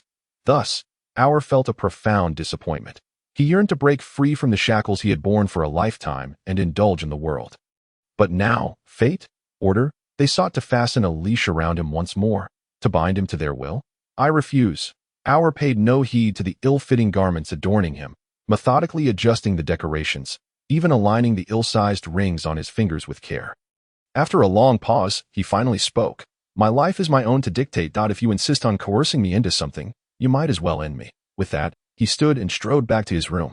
The portraits exchanged glances, bewildered. His grandmother urged Kaka, quickly, follow him, keep an eye on my precious grandson. In the days that followed, Our left early and returned late, hiring a driver in New York to whisk him through bustling streets to renowned restaurants. Sampling culinary delights, purchasing Muggle toys, watching films, and playing video games, lost in sheer enjoyment. The ancestors had long grown accustomed to his erratic behavior, merely hoping this episode would be brief as Hogwarts was about to commence. Yet Our was not truly mad. He had merely suppressed his feelings for too long and occasionally needed an outlet for his emotions. On September 1 SD, he departed the ancient castle with an overflowing suitcase. Observing him thus, the ancestors breathed a sigh of relief. Let it be, let it be. Let him burden others with concern. The elder gestured dismissively. Though Our's early life had not been fraught with significant hardships, he had endured considerable emotional suppression. He lacked friends with whom to share his innermost thoughts. When a person is constrained for too long, they either succumb to madness or death. Could they truly bear to see Our endure such suffocating despair? Let him go mad, for it is not they, the deceased, who will suffer. King's Cross Station stands as a vital transportation hub in New York, bustling with a relentless flow of people. Owl, the Phantom, materialized at the designated spot. where the driver he had spent several days with was indulging in a hamburger for breakfast inside his car. He lifted the Muggle Obliviate charm he had cast upon himself and approached the vehicle. Upon taking a sip of his cola, the driver glanced up and spotted Al, the dashing youth clad in gentlemanly attire once more that he promptly waved, exclaiming, "Good morning, little Bock. I brought you a beef burger. Do hurry and eat it while it's still warm, for it loses its flavor when cold." "Thank you," Al replied, climbing into the car to take the burger offered. It was still warm, clearly freshly bought. "Aren't we supposed to catch a train? Why the lack of luggage? I told you, I'll just pick you up directly at your home," the driver replied, taking another bite of his burger, swallowing hastily. "I'll be back shortly." "Luggage isn't necessary." Al unwrapped the thick burger, bringing it to his lips for a bite. The crisp pickles mingled with the yellow mustard, releasing a rich aroma alongside the beef patty. Delicious. "Isn't it? This burger joint is my hidden gem. Their beef patties are absolutely superb," the man chuckled. After finishing their meal, he started the car, merging into the traffic flow. Al chose not to head directly to the train station, not only to conceal his abilities but also to maintain a low profile. A Hufflepuff student must not come off as arrogant. Having enjoyed these days spent with the Muggle, he figured it fitting to have him drive him a little longer. As they chatted amiably, they soon arrived outside the train station. Thanks to his wizarding nature, Al immediately noticed an array of peculiar outfits that Muggles could not perceive. He instinctively shut his eyes at the sight of the grotesque. Turning to the driver to say, "Thank you for your company during this time. I truly enjoyed it. You mentioned last time that your child wanted a puppy, so I've taken the liberty to apply for one for you. You can expect a visit from the staff soon." The driver stared in astonishment, nearly believing he had misheard. Al waved cheerfully and turned toward the station, passing through the stone pillars into platform 9 3/4. He was greeted by a throng of adults and children, Al swooping overhead. Quickening his pace to board the train, Al began searching for an empty carriage. The Hogwarts Express, said to be pilfered from the Muggle world, had been in continuous use since, a testament to the remarkable maintenance provided by magic. Though it was seldom utilized throughout the year, one must not underestimate the sheer havoc wreaked by unruly children. A holiday unleashes their nature, doubling their destructive potential, and after months of confinement, the release only amplifies it further. Having traveled on this train for 7 years, Al noted the somewhat worn leather seats. Yet they bore no signs of damage, reflecting the school's dedication to the train's upkeep. With most children still frolicking outside or bidding farewell to their parents, he quickly found a vacant compartment. Opening the door and settling in, Al lingered in this familiar yet foreign environment, instinctively raising his wand to cast the Obliviate charm to avoid disturbances, only to realize the moment he was no longer the Bock he once was. He had not yet become an outcast, and should not preemptively sever ties with others. He lowered his wand, gazing blankly out the window. The surrounding clamor felt irrelevant, starkly contrasting with his solitude. A sense of loneliness crept over him, igniting an unexplainable anger. After all, he did have family, yet this infernal mysterious force had returned him to this place while failing to resurrect his grandparents, leaving him seated here like some pitiful creature. Am I a wretched being? Why must I relive the imperfections of my previous life, transitioning from having no friends to lacking family? Am I destined to be a cursed soul? Just as this inner void began to expand, a boy with medium-length hair rapped on the door. Al immediately turned, alert, as the boy opened the door, peeking in politely to ask, "Hello, is anyone still in this compartment? May I sit here?" "Sure," Al replied, hesitantly nodding after a moment of contemplation. Though they were both strangers, he had felt at ease upon encountering Victor Crumb, yet returning to this familiar setting made him nervous. The boy dragged his suitcase into the compartment, closed the door behind him, and smiled at Al. "Ravel Fay, pleased to meet you." "Fay," Al blinked, extending his hand. "Aldrich Bock." Their hands shook before Ravel laboriously lifted his suitcase onto the rack. Noticing the empty space across, he turned to Al in surprise. "Where's your luggage?" "Oh, just a moment," Al replied, recalling that his suitcase had been shrunk and levitated, concealed within his pocket. He wouldn't have remembered if it weren't for Ravel's inquiry. His earlier emotional state had clouded his mind. The small, toy-like suitcase floated to the rack above, and Al dispelled the charm, placing it steadily above his head. "Wow, have you already learned those spells? That's impressive," Ravel exclaimed, his eyes sparkling with admiration. "Didn't your family teach you? This period before school is the only time we can freely use our wands before coming of age. You must have missed out." All children born into wizarding families eagerly anticipate their wands. After acquiring one prior to school, it's nearly impossible to contain their excitement. Ravel ran a hand through his half-long hair, placing his wand on the small table. I've tried, but I may lack talent. Even though my parents and siblings have taught me numerous times, I still haven't succeeded. I haven't even mastered the Lumos charm. That Al quickly adjusted his expression, offering reassurance. Hey, don't worry about it's not a big deal. Our magical abilities stabilize and grow after turning 11, so you might just need more time to adapt. Perhaps, Ravel shrugged, but he soon shook off the earlier gloom. Turning to Al expectantly, oh, you know any other spells? Like the summoning charm? I find that spell particularly convenient because I tend to be forgetful. If I could master it, I could summon anything I misplace, truly tailored for me. Al rose to the occasion, producing his elegant wand and waving it, summoning Ravel's brooch. With the incantation Accio, a shimmering brown-green gemstone pinsword from Ravel's chest and landed in Al's hand. Wow, Ravel exclaimed, gazing at him in awe. That's amazing. Al smiled, experiencing an inexplicable joy akin to that of entertaining a child, returning the brooch to Ravel while his gaze briefly caught the ornate letter F engraved upon it. It's nothing. Believe in yourself, and you'll achieve it soon enough. Faye whimsically pinned the brooch onto her chest and began to engage OLL in a childlike conversation about the whimsical world of magic. Perhaps it was the occasional insightful comment from her that sparked a glimmer of interest in OLL's eyes, for he found no aversion to this chattering, loquacious child. The two of them exchanged words. Completely oblivious to the train's departure, Raviel Faye, OLL reasonably suspected, hailed from a lineage steeped in the history of dark wizards. The renowned dark sorceress Morgana, a prominent figure of the Fae family, was famously known as the nemesis of Merlin and immortalized on chocolate frog cards. However, the British are notoriously forgetful, and the wizarding community, being an exceptionally self-serving group, treasures their legacies, often concealing the bulk of their heritage from outsiders. Furthermore, due to various reasons, such as intermingling with Muggle-born wizards, many remain blissfully unaware of the illustrious origins of this famed witch, with some even oblivious to who Morgana truly was. Yet, OLL, hailing from a similarly ancient family, was relatively familiar with the powerful and storied backgrounds of different lineages. And he had indeed heard tales of the Fae surname. That it was uncertain whether Avalon Island still acknowledged the bloodline of the Fae family. That place was known for its abundant bloodstone, a staple in alchemical practices, and OLL's family often engaged in business requiring this material. However, the innocent and naive Fae would likely be of little assistance in this regard. OLL reined in his wandering thoughts and, propping his chin on his hand, resumed discussing wizard chess with the boy across from him. As the horizon was painted with hues of orange, the two youths, weary from their conversation, unknowingly drifted into slumber.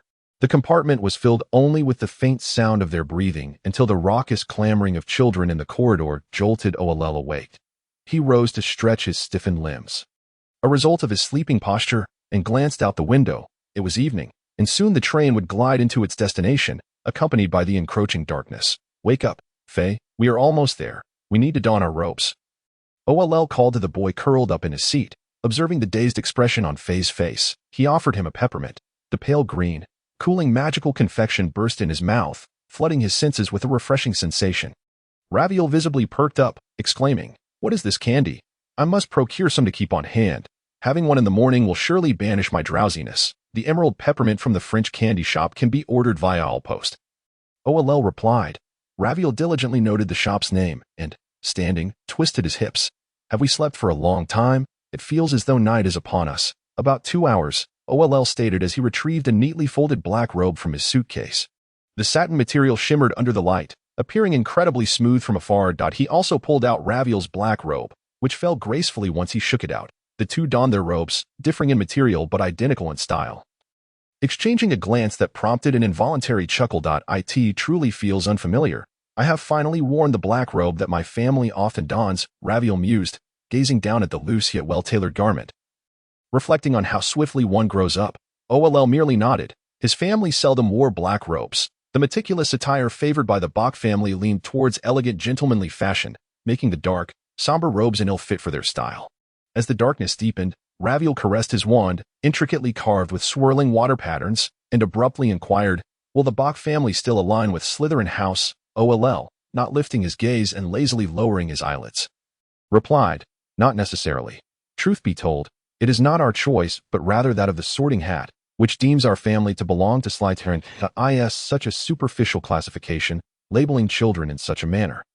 Truly the right choice as perceived by Gryffindor," Raviel looked at OLL in confusion, questioning the Sorting Hat's decision. OLL recalled his own sorting experience, where that filthy hat had barely been placed on his head before it bellowed. Slytherin, without offering any explanation or chance for him to voice his thoughts. Having recently emerged from the protective embrace of his family, he felt utterly helpless as he was thrust into that self-serving house.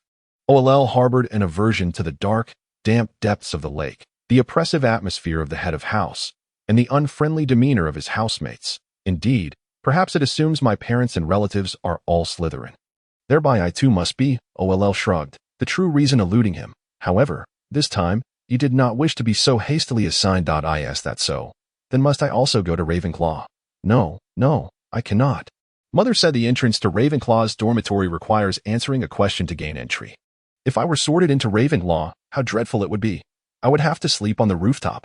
Raviel exclaimed in horror, seemingly visualizing the scenario, his demeanor turning frantic. Hey, take it easy. Perhaps we can negotiate with the Sorting Hat. Can't we? Regardless, I simply must be placed in Hufflepuff. No one can stop me. OLL had long since devised a plan. Should it not work, he would withdraw from school. After all, he had already learned the material taught there. And what the school did not cover, life had compelled him to master. The distinction of attending or not was negligible. Raviel tightened his grip on his wand, hoping it would heed his words. With a grimace, he thought that if the Sorting Hat were to call out Ravenclaw, he might just bite it. The two boys disembarked from the train, their hearts tinged with a mix of apprehension and complexity. A gaggle of small, bumbling children gathered around the towering figure of Hagrid, while older students departed for the adjacent parking lot, seeking alternative means of transport to the school. The bearded giant waved to the children, holding aloft an oil lamp that cast a warm, flickering glow. Come, children, allow me to show you the most beautiful sights of the wizarding world. The little ones stumbled and clung to each other. Trailing behind Hagrid in a haphazard procession, OLL silently rejoiced that it had not rained these past few days. Otherwise, his freshly donned black robe would have been sullied with mud. He steadied Raviel, who nearly toppled forward, musing that carrots are indeed quite beneficial, for at least his affinity for this vegetable allowed him decent night vision. Thanks, brother, Raviel exhaled. No need for thanks, OLL replied casually, as they crested the hill. The castle illuminated against the night, mysterious and beautiful, resembling a splendid painting unveiled before the crowd. Raviel let slip an unconscious gasp. No wonder it's the property of the Slytherin family. This style of castle is truly magnificent. Having grown accustomed to his family's Gothic-style abode, he found the charm of others' homes refreshing. OLL pursed his lips, for this castle held no fond memories for him, and he was indifferent to its beauty. After descending the slope, the children boarded a swaying little boat, gliding across the black lake towards the nearby harbor. OLL's gaze skimmed the lake's surface. He was well aware of its inhabitants, ugly merfolk. Enormous squids, tangled vegetation, and the murky waters stirred by waves, which, aside from the occasional glimmer of sunlight creating a momentary illusion of beauty, left him feeling repulsed. Turning away, he felt an increasing agitation as they neared Hogwarts. This cannot be, he thought. Having made a decision, he ought to face it with composure. Escaping Slytherin was the path he had chosen for himself, and thus altering this aspect could potentially change his discontent. Why dwell on it? OLL lowered his head, vexed by his own lack of control. Since forcibly shedding his shackles, he often grappled with such frustrations, feeling as though he might be unwell, mentally off-kilter. Yet he was uncertain of how to rectify it. Aside from engaging in activities that brought him joy to vent his emotions, he saw no other means of self-rescue. The sudden surge of magical power, the abrupt diminishment of himself, the loathed school, the detested individuals. Every recollection of these stirred an imbalance in his heart. Raviel nudged OLL's arm, extending his hand towards the distant thicket. Hey, brother, I just spotted something shiny over there. What do you think it could be? OLL snapped back to reality, wearily raising his gaze towards the direction he indicated. There was nothing there, yet it sparkled. Perhaps it was a unicorn, for the Forbidden Forest was home to many magical creatures and endangered plants. With unicorns often roaming at night. A unicorn. Ravel had lost interest. However, the other two girls aboard the boat were quite the opposite. They gasped in delight. A unicorn? Is it the beautiful, white creature resembling a pony? Indeed, OLL replied with a nod. The two eager witches immediately huddled together, whispering excitedly, clearly enchanted by the prospect of such a wondrous magical creature. OLL's attention veered away, and he chose not to dwell on those unpleasant thoughts. instead staring blankly at their destination until the wooden boat came to a halt, snapping him back to reality. As they traversed the path, the first years were guided by Hagrid into the castle, where they were handed over to Professor McGonagall, clad in a deep green robe. The stern appearance of Professor McGonagall was enough to silence the previously chattering children, who fell into a hush. Intimidated, "Straighten yourselves up. I will be along shortly to take you for sorting," she said, a satisfied smirk gracing her lips at the children's obedience. Before introducing the four houses, OLL regarded the familiar, yet unfamiliar professor. Finally feeling a hint of reality, he was standing on the grounds of Hogwarts Castle. In an instant, a swarm of pearlescent spirits glided through the walls, soaring above the heads of the children. This unexpected occurrence sent the anxious first years into another flurry. OLL was cognizant of the mischievous nature of these spirits and, due to certain tales, couldn't he resist glancing at the Bloody Baron. He was quite familiar with this ghost, as the Bloody Baron was the specter of Slytherin House, often found seated at the long table, his crimson attire affecting the students' appetites. The Bloody Baron was watching Miss Grey, often stealing glances at her like a voyeur. Were it not for their backstory, OLL would have felt compelled to inquire about the ghost's emergency contact number, as the lingering gaze warranted immediate intervention. Bang! The great hall doors swung open again as Professor McGonagall motioned for the children to form a line, preparing them for sorting. The little wizard sprang into action, knowing he was the first to be sorted. OLL wasted no time. To avoid later complications, he walked straight to the front, standing directly before Professor McGonagall. She looked down at him, somewhat taken aback, yet said nothing, guiding the children into the hall once they had formed a crooked line. The professors already seated were engaged in light conversation, and the students at the four long tables were whispering to friends until they noticed the unfamiliar first years entering, momentarily falling silent. The newly anxious first years shuffled forward, stiffly moving as if they were little chicks on their inaugural outing with their mothers, confused and flustered. Ravel immediately regretted not following OLL to the front, trailing behind alone. He had no one with whom to share his nerves. Feeling utterly panicked, his toes curling tightly, upon reaching the front of the professor's table, Professor McGonagall gestured for the children to halt, stepping aside to retrieve a three-legged stool and the sorting hat. OLL instinctively felt the urge to block out the noise. Just as the first years were unprepared, the sorting hat's resounding song echoed throughout the hall. The inexperienced first years were captivated by this spectacle, craning their necks to catch a glimpse. Only OLL remained indifferent. He was prepared, muttering Hufflepuff under his breath. If the sorting hat disregarded his wishes and forced him into Slytherin, then today, Hogwarts would witness the first student ever to voluntarily request withdrawal. Whether Slytherin would suffer embarrassment hinged on the sorting hat's discretion. As OLL's thoughts swirled, Professor McGonagall returned to the front with the list, while Dumbledore tapped his goblet to silence the gathered students. "All right, when your name is called, step forward, sit on the stool, and place the hat upon your head. Do not be anxious. I assure you the sorting ceremony is entirely safe. Everyone, please remain quiet," she cautioned, hoping to avoid any mishaps during the sorting. Once silence reigned, she began calling names. Aldrich Bock. OLL stepped forward briskly, muttering fervently, "Hufflepuff, Hufflepuff." Professor McGonagall, hearing him as he approached, cast another surprised glance at the boy. Truth be told, she had never encountered a child so determined to join Hufflepuff. It was a rather peculiar sensation. As the sorting hat settled upon OLL's head, its mouth instinctively opened. A Hufflepuff.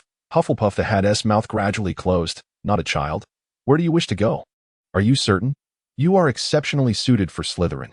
Ambitious, there you could attain everything you desire. Success, glory.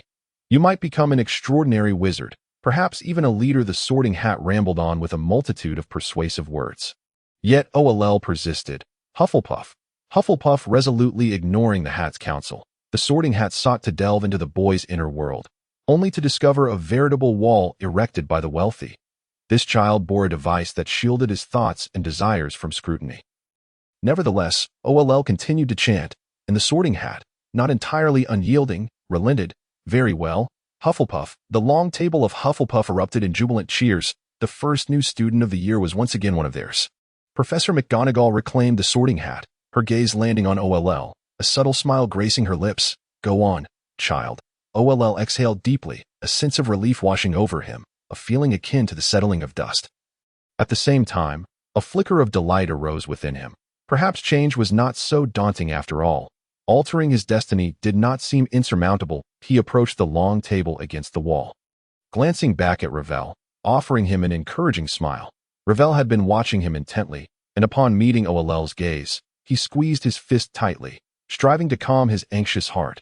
With the most students seated at the Hufflepuff table, they orderly took their places by year, requiring first-year Oll to navigate through the older students to reach the end. A friendly seventh-year patted Oll on the arm. "Good job, little guy. Welcome aboard." Oll returned a polite smile. "Thank you." A girl with pink hair cast curious glances at Oll before enthusiastically greeting him. "Welcome." Many others extended their greetings as Oll passed by. Hufflepuff was indeed as he had envisioned, warm and friendly. Here, no one would ponder his family's business or consider potential collaborations for profit. He was merely an ordinary young wizard. What a wonderful feeling. Leaning against the stone wall, Oll observed Professor Sprout watching her students. Her gaze soft and kind. The sorting continued, with a total of 39 new students this year. Oll recognized several of those sorted into Slytherin, particularly a dark-haired boy, as he had shared a dormitory with him for 7 years, Perkins Derrick. The very one who had spearheaded Oll's isolation. He would eventually join Slytherin's Quidditch team, becoming a beater under the tutelage of Marcus Flint, reveling in the glory of knocking opposing wizards off their brooms. At times, he mused, such a sport seemed rather splendid. An opportunity to openly attack others. Was that not more exhilarating than any wizard duel? Oll's right hand propped up on the table, chin resting upon it. His gaze directed forward, yet his thoughts had already drifted elsewhere. Ravel Fay. Upon hearing this name, Oll finally reacted, causing the new student who had just seated beside him to feel somewhat dejected. He had attempted to engage this classmate in conversation. Yet the boy seemed lost in his own world, unresponsive to any calls. Ravel pressed his lips together as Professor McGonagall placed the sorting hat upon his head, and the next moment, a somewhat gravelly voice resonated in his ear. "Wow, wow, wow. Look at this child, a born Slytherin. You are even more suited to Slytherin than that disobedient lad from earlier." Believe me, Ravel's scalp tingled, and following Oll's example, he began to mutter, "Hufflepuff, Hufflepuff sorting hat. Damn it. I refuse to be sorted. Just go away." As Lavelle joyfully sprinted towards a promising future, she remained oblivious to the utterly perplexed expression of Professor McGonagall behind her, with a list held aloft in her hand. She opened her mouth, taking a considerable moment before finally calling out the next name, Roskin Kelly. Upon seating herself across from Al, Lavelle flashed a beaming smile. They all couldn't help but join in the laughter, their amusement echoing amidst the resounding applause that marked the end of the sorting ceremony. As Lavelle twisted in her seat to observe the latter half of the proceedings, she turned to Al after the last student was sorted into Hufflepuff, exclaiming that their house garnered the most members. This had always been the case. Among the 4 houses, Slytherin and Ravenclaw consistently had the fewest students, followed by Gryffindor, with Hufflepuff at the tail end. Al spoke to her in hushed tones, attempting to keep their conversation private. Nearby, several girls were animatedly gazing at the hall's decor, chattering excitedly. The professors at the high table seemed to be conversing as well. But Al paid little attention, as this was a yearly ritual, one that Dumbledore had upheld long before Harry Potter's enrollment. Following the customary proceedings, Dumbledore declared the feast open, and a magnificent spread of food appeared on the long tables. After graduation, Al had not tasted such simple fare again. Indeed, it was simple. Various roasted meats, stews, boiled potatoes, and vegetable salads. While not inedible, it was decidedly unremarkable. Of course, one could not fault the house elves for this. They had expended much of their energy maintaining the castle and ensuring the young wizard's sustenance, and thus, the choice of visually appealing yet easily prepared dishes was a necessity. Al surveyed the spread once more, selecting a bone-in steak and a modest portion of vegetable salad to place on his plate before beginning his meal. Observing Al's choices, Lavelle opted for a similar selection, but couldn't resist picking out an abundance of cherry tomatoes from the roasted vegetable platter. They chose to drink milk, with pumpkin juice and thick soup also available, and both agreed on the milk. The long table buzzed with renewed excitement as the food was served. Children from ordinary families were unpretentious in their manners, eating with abandon, and soon the table was in disarray. Al finished his meal swiftly, holding his cup of milk as he engaged in light banter with Lavelle. The professor's table, McGonagall and Dumbledore whispered to each other, their eyes occasionally darting toward Hufflepuff. Those 2 children, if they are content, then so be it. The sorting hat merely assigned houses according to the children's inherent natures, which can indeed change. Their preference for Hufflepuff surely held its reasons. Dumbledore contemplated the two students, who starkly contrasted with the others, pondering whether it was the influence of their elders that guided their choice. In recent years, Gryffindor and Slytherin had suffered some damage to their reputations due to Voldemort's actions, and those families wishing to distance themselves could be understood. After a brief silence, McGonagall inquired if they should inform Pomona. No need, Dumbledore replied, shaking his head. With Pomona's disposition, she believes all her house's children are good. He merely noted it in his mind, deciding to observe these children's future conduct. Indeed, Professor Sprout was the most protective of her students among all the faculty, even more so than McGonagall. And she was prone to manifesting this sentiment openly. Having not seen them for a holiday, she now looked upon the children at the long table with a warm smile, watching them frolic and enjoy their meals heartily. McGonagall also mentally noted the two students before turning her attention to her own house's table. Unsurprisingly, the children, who had originally sat in an orderly fashion according to their year, were now mingled together, with several mischievous upperclassmen surrounding the two newcomers and lively conversation. Al and Lavelle's discussion could not be sustained for long, as the noise in the hall grew louder, rendering their subdued voices nearly inaudible. After a lengthy wait, the desserts were cleared away, and Dumbledore reiterated the school rules, such as prohibiting nighttime excursions and entering the Forbidden Forest, before finally declaring the gathering dismissed. Students began moving quickly, with upperclassmen responsible for escorting the newcomers to their dormitories weaving through the crowd. Al remained seated, aware that the newcomers were unfamiliar with the route to their dormitory, so he stood up in vain. Leading the way for Hufflepuff was Gabriel Truman, a third-year prefect, who approached the group of younger students after the other upperclassmen had dashed off under the guidance of Nymphadora Tonks. "Follow me, little ones," Truman called, scratching his head, feeling somewhat awkward and shy, his cheeks flushed. Al, Lavelle, and the other newcomers trailed behind him as they exited the hall. Hufflepuff had received 13 students this year, comprised of 5 girls and 8 boys. Al pondered the dormitory arrangements. Slytherin was composed of double rooms, but he was uncertain how Hufflepuff was organized. He didn't expect single rooms, but hoped they wouldn't be overcrowded, as a lack of privacy could lead to noise. The group made their way down the corridor, and Truman did not introduce the peculiar fruit oil painting, instead leading them straight to a secluded corner where numerous oak barrels were stored. "Gather round, and pay close attention to where I knock on the barrels. Do not make a mistake, or you will be in trouble," Truman beckoned, urging the children at the back to come closer. "You must tap the bottom of the second barrel in the second row in a specific rhythm. Remember, the rhythm is the name Helga Hufflepuff." The other young wizards repeated the incantation after him, and Al followed suit. Lavelle's hands moved a couple of times before she squeezed next to Al, remarking, "This is quite interesting. It's my first time seeing such a method of opening a door."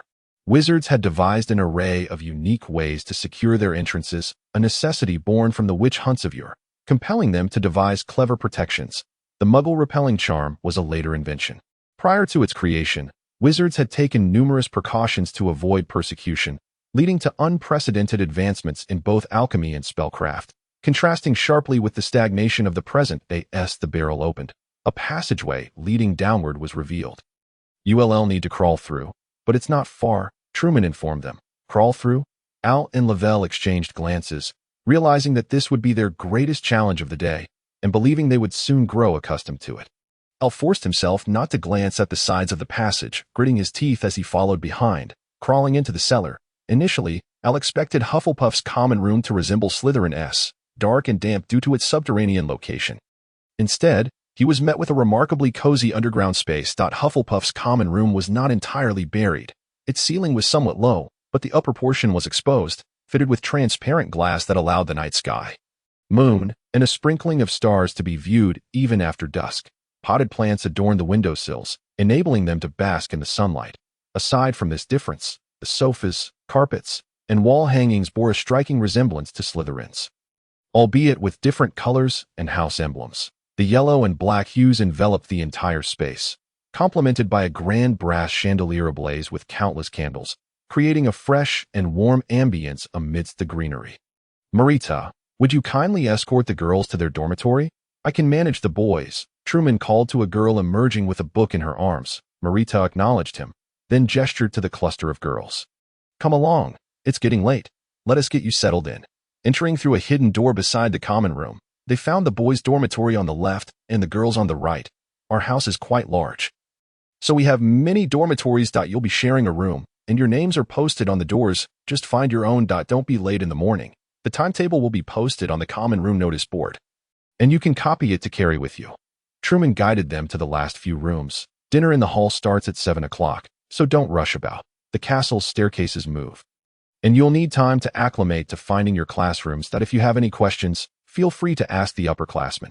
Thank you, senior. The freshmen took note of his words, and some of the bolder ones immediately became curious about the moving staircase.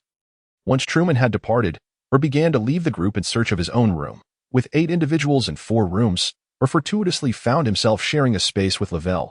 What a coincidence it was.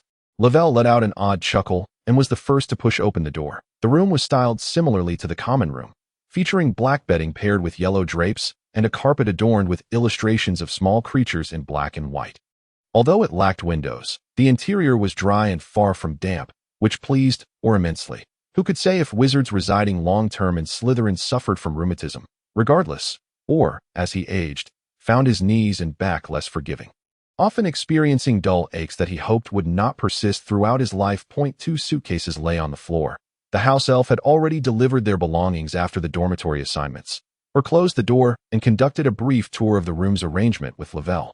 A wardrobe stood at the foot of the bed, a small oil lamp perched on the nightstand, and the bedding exuded the scent of sun-dried fabric. 2 desks were placed side by side, with a chair featuring intricately carved badger designs pushed against one of them. The washroom contained 2 sinks, a toilet, and a shower. Although the mirrors within the school were rather uncommunicative, would you prefer the left side or the right? Lavelle inquired as he emerged from the washroom. The left side, or replied with a casual gesture.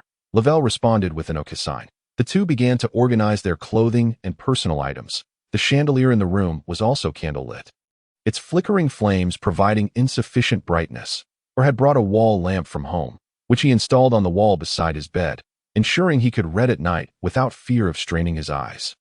Lavelle produced a similar magical lamp and hung it from the bedpost, or waved his wand over the garments in his suitcase, causing them to levitate and float into the wardrobe as if they were alive.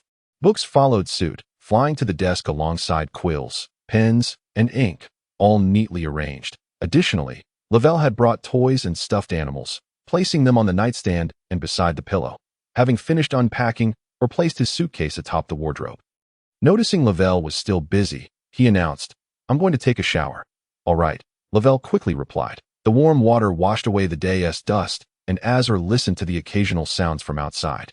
He realized that the unpleasant emotions of the day seemed to have dissipated. Perhaps it was due to the change, he mused. Was Lavelle the right friend for him? He was uncertain, given the vast difference in their ages and experiences. However, purely in terms of personality, they seemed compatible, or needed an extroverted and passionate friend to help him open up. The process might be arduous, but it was ultimately a step toward improvement. Yet, was Lavelle truly as enthusiastic as he appeared? Lowering his gaze, he let the water cascade down his cheeks, or struggled to recall. He was certain that in his previous life at Hogwarts, there was no Lavelle that a sudden presence, a new variable, or found himself both concerned and indifferent. He lacked the energy to invest in others, focusing instead on mastering the transformative magic and capitalizing on the advantages of his rebirth. Strengthening oneself was paramount. Once he acquired power, he could seek opportunities to draw closer to authority and ultimately seize control of his future. The sound of running water in the washroom ceased, and Lavelle closed his suitcase, rising to his feet, or emerged, towel-drying his hair, and saw Lavelle tiptoeing to place his suitcase with a flick of his wand, or envelop the sizable case in magic, levitating it to the top of the wardrobe. "That I really wish I could grow taller," Lavelle remarked. The wardrobe was standardized, making it quite challenging for a first-year student to place a suitcase atop it.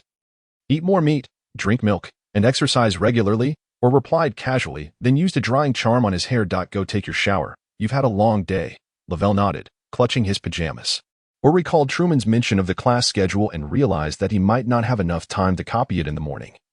So he grabbed some paper and a quill from the desk before heading out. There weren't many students at Hogwarts, and classes typically consisted of 2 houses first-year students. However, there were not many professors either, resulting in a less intensive course schedule. The second day of classes featured only 1 potion lesson in the morning, or thought of Professor Snape's sullen face as he copied down the schedule. Astronomy classes were usually held at night to facilitate stargazing. Transfiguration, charms, history of magic, defense against the dark arts, herbology, and the compulsory flying class for lower years were all included. The relaxed course arrangement was quite pleasant. But the thought of the assignments professors assigned to reinforce students' understanding made or sigh. Moreover, due to his entrenched writing habits, he needed to cultivate the persona of a gifted prodigy from a distinguished lineage. Convincing the professors that he was proficient in all subjects. It was exceedingly difficult. Truly, it was too challenging. Or returned to the dormitory, clutching the paper. On his way, he encountered several upperclassmen, who were laughing and carefree. The Hufflepuff students all seemed to embody a cheerful disposition, and/or envied their seemingly carefree nature from the depths of his heart. Upon returning to the dormitory, he found Lavelle still in the shower, or placed the completed class schedule on the desk and lay down on his bed. After drawing the heavy curtains, most of the light was effectively blocked, nestled in the confined space, or lazily rubbed his eyes.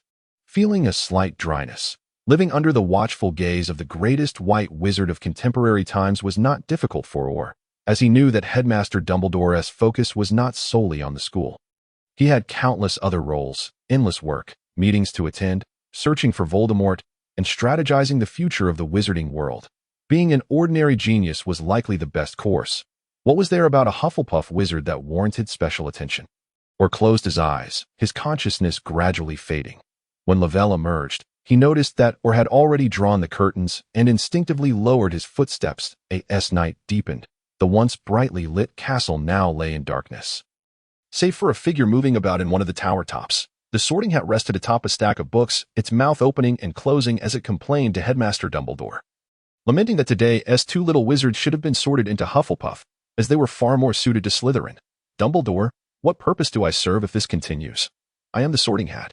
I know best which house each child belongs to. Calm down, my friend, but do allow the children to have their own ideas, Dumbledore replied, penning a letter, the white quill gliding across the paper as he contemplated the upcoming trial he was to attend.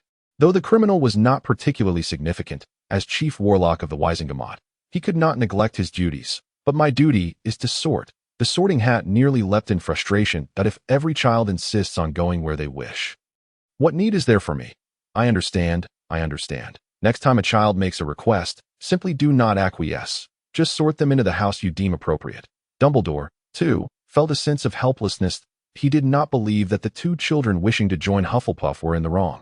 But he acknowledged the Sorting Hat's point. Really? The Sorting Hat's mouth gaped wide in disbelief. Indeed, I trust you, for you are the expert. Since the inception of the school and sorting, I have faith in your discernment. Let it be according to your judgment. Dumbledore did not even glance up, satisfied by Dumbledore's assurance. The Sorting Hat closed its mouth. Fawkes the Phoenix shook its wings, shifted its position, and nestled its head beneath its feathers to continue sleeping. As the night wore on, the portraits within their frames began to doze off. The keykeeper and head of the patrol, Filch, was wandering about with his cat. It was still peaceful during the holiday season. Felchy muttered to himself that of course, it was quiet during the holidays. There were hardly any people around, and the professors wouldn't be hurling rotten eggs down the corridors to few troublemakers who had eagerly awaited the start of the term. Cast mischievous glances at Felchy as he approached, stifling their laughter. The following morning, the young wizards stirred from their slumber, one by one. The older students, who enjoyed morning exercises, made plans to venture outside for some physical activity. Hearing the sound of a door closing, Aur opened his eyes. His companion, Laville, muttered something in his sleep and turned over. Before the clock struck 7, Aur dragged Laville out of bed, clutching his potions textbook. Did you see the professor's table yesterday? That stern-looking professor with black hair is in charge of our potions class. If you're late to his lesson, he won't hesitate to empty our gem hourglass. What hourglass? Laville asked, puzzled. The gem hourglass represents our house points. Professor Snape is exceedingly strict. I certainly don't wish to attract his ire. Aur whispered. Although he had spent little time with Professor Snape, the sharpness of his demeanor lingered in his memory since their last encounter after graduation from Hogwarts. Laville responded absent-mindedly. But it's the beginning of the term. Our hourglasses should be empty, shouldn't they? We can make up for it later. The hourglass's magic will tally the points automatically. The professor's words are law. Whether we have points now or lose them later makes no difference, Aur said, pulling Laville towards the great hall. Along the way, they encountered other young wizards heading in the same direction. Laville ruffled his disheveled hair. He had risen late, and Aur had given him no time to tidy himself. After brushing his teeth and washing his face, he had hastily donned his black robe and dashed out. You actually know the professors here? Have you met them? If you read more, you'll get to know them. Professor Snape is quite renowned. Not only is he exceptionally gifted in potions, but his cutting spells are equally formidable. It is said that they cannot be countered without specialized countercharms. Our replied, feigning partial ignorance while detailing the professor's prowess. And then there's Professor McGonagall. Her insights often appear in transfiguration journals. Simple and comprehensible. Perfect for novice wizards like us. You truly enjoy reading, Laville remarked, reflecting on Aur's desk. This was the first time he had encountered a wizard so passionate about books. Even his brothers could not match Aur's breadth of knowledge. Wasn't I curious about magic before? The more you read, the better you understand what magic truly is, Aur stated matter-of-factly, as if he genuinely believed it. Laville shot him a sidelong glance and shrugged. All right, let us hurry to breakfast. We mustn't miss the potions master's class. Today's breakfast included warm buttered bread. An Aur took bacon, lettuce, and a fried egg, sandwiching them between the bread to create a simple yet nutritious meal. Laville ladled some porridge, eating while glancing at the professor's table. Professor Snape, perpetually engrossed in potions research, had become disheveled after the loss of his beloved, his hair greasy and unkempt, and upon closer inspection, one could even see stains on his robe. Laville furrowed his brow, wondering if such a man could truly be a master of potions.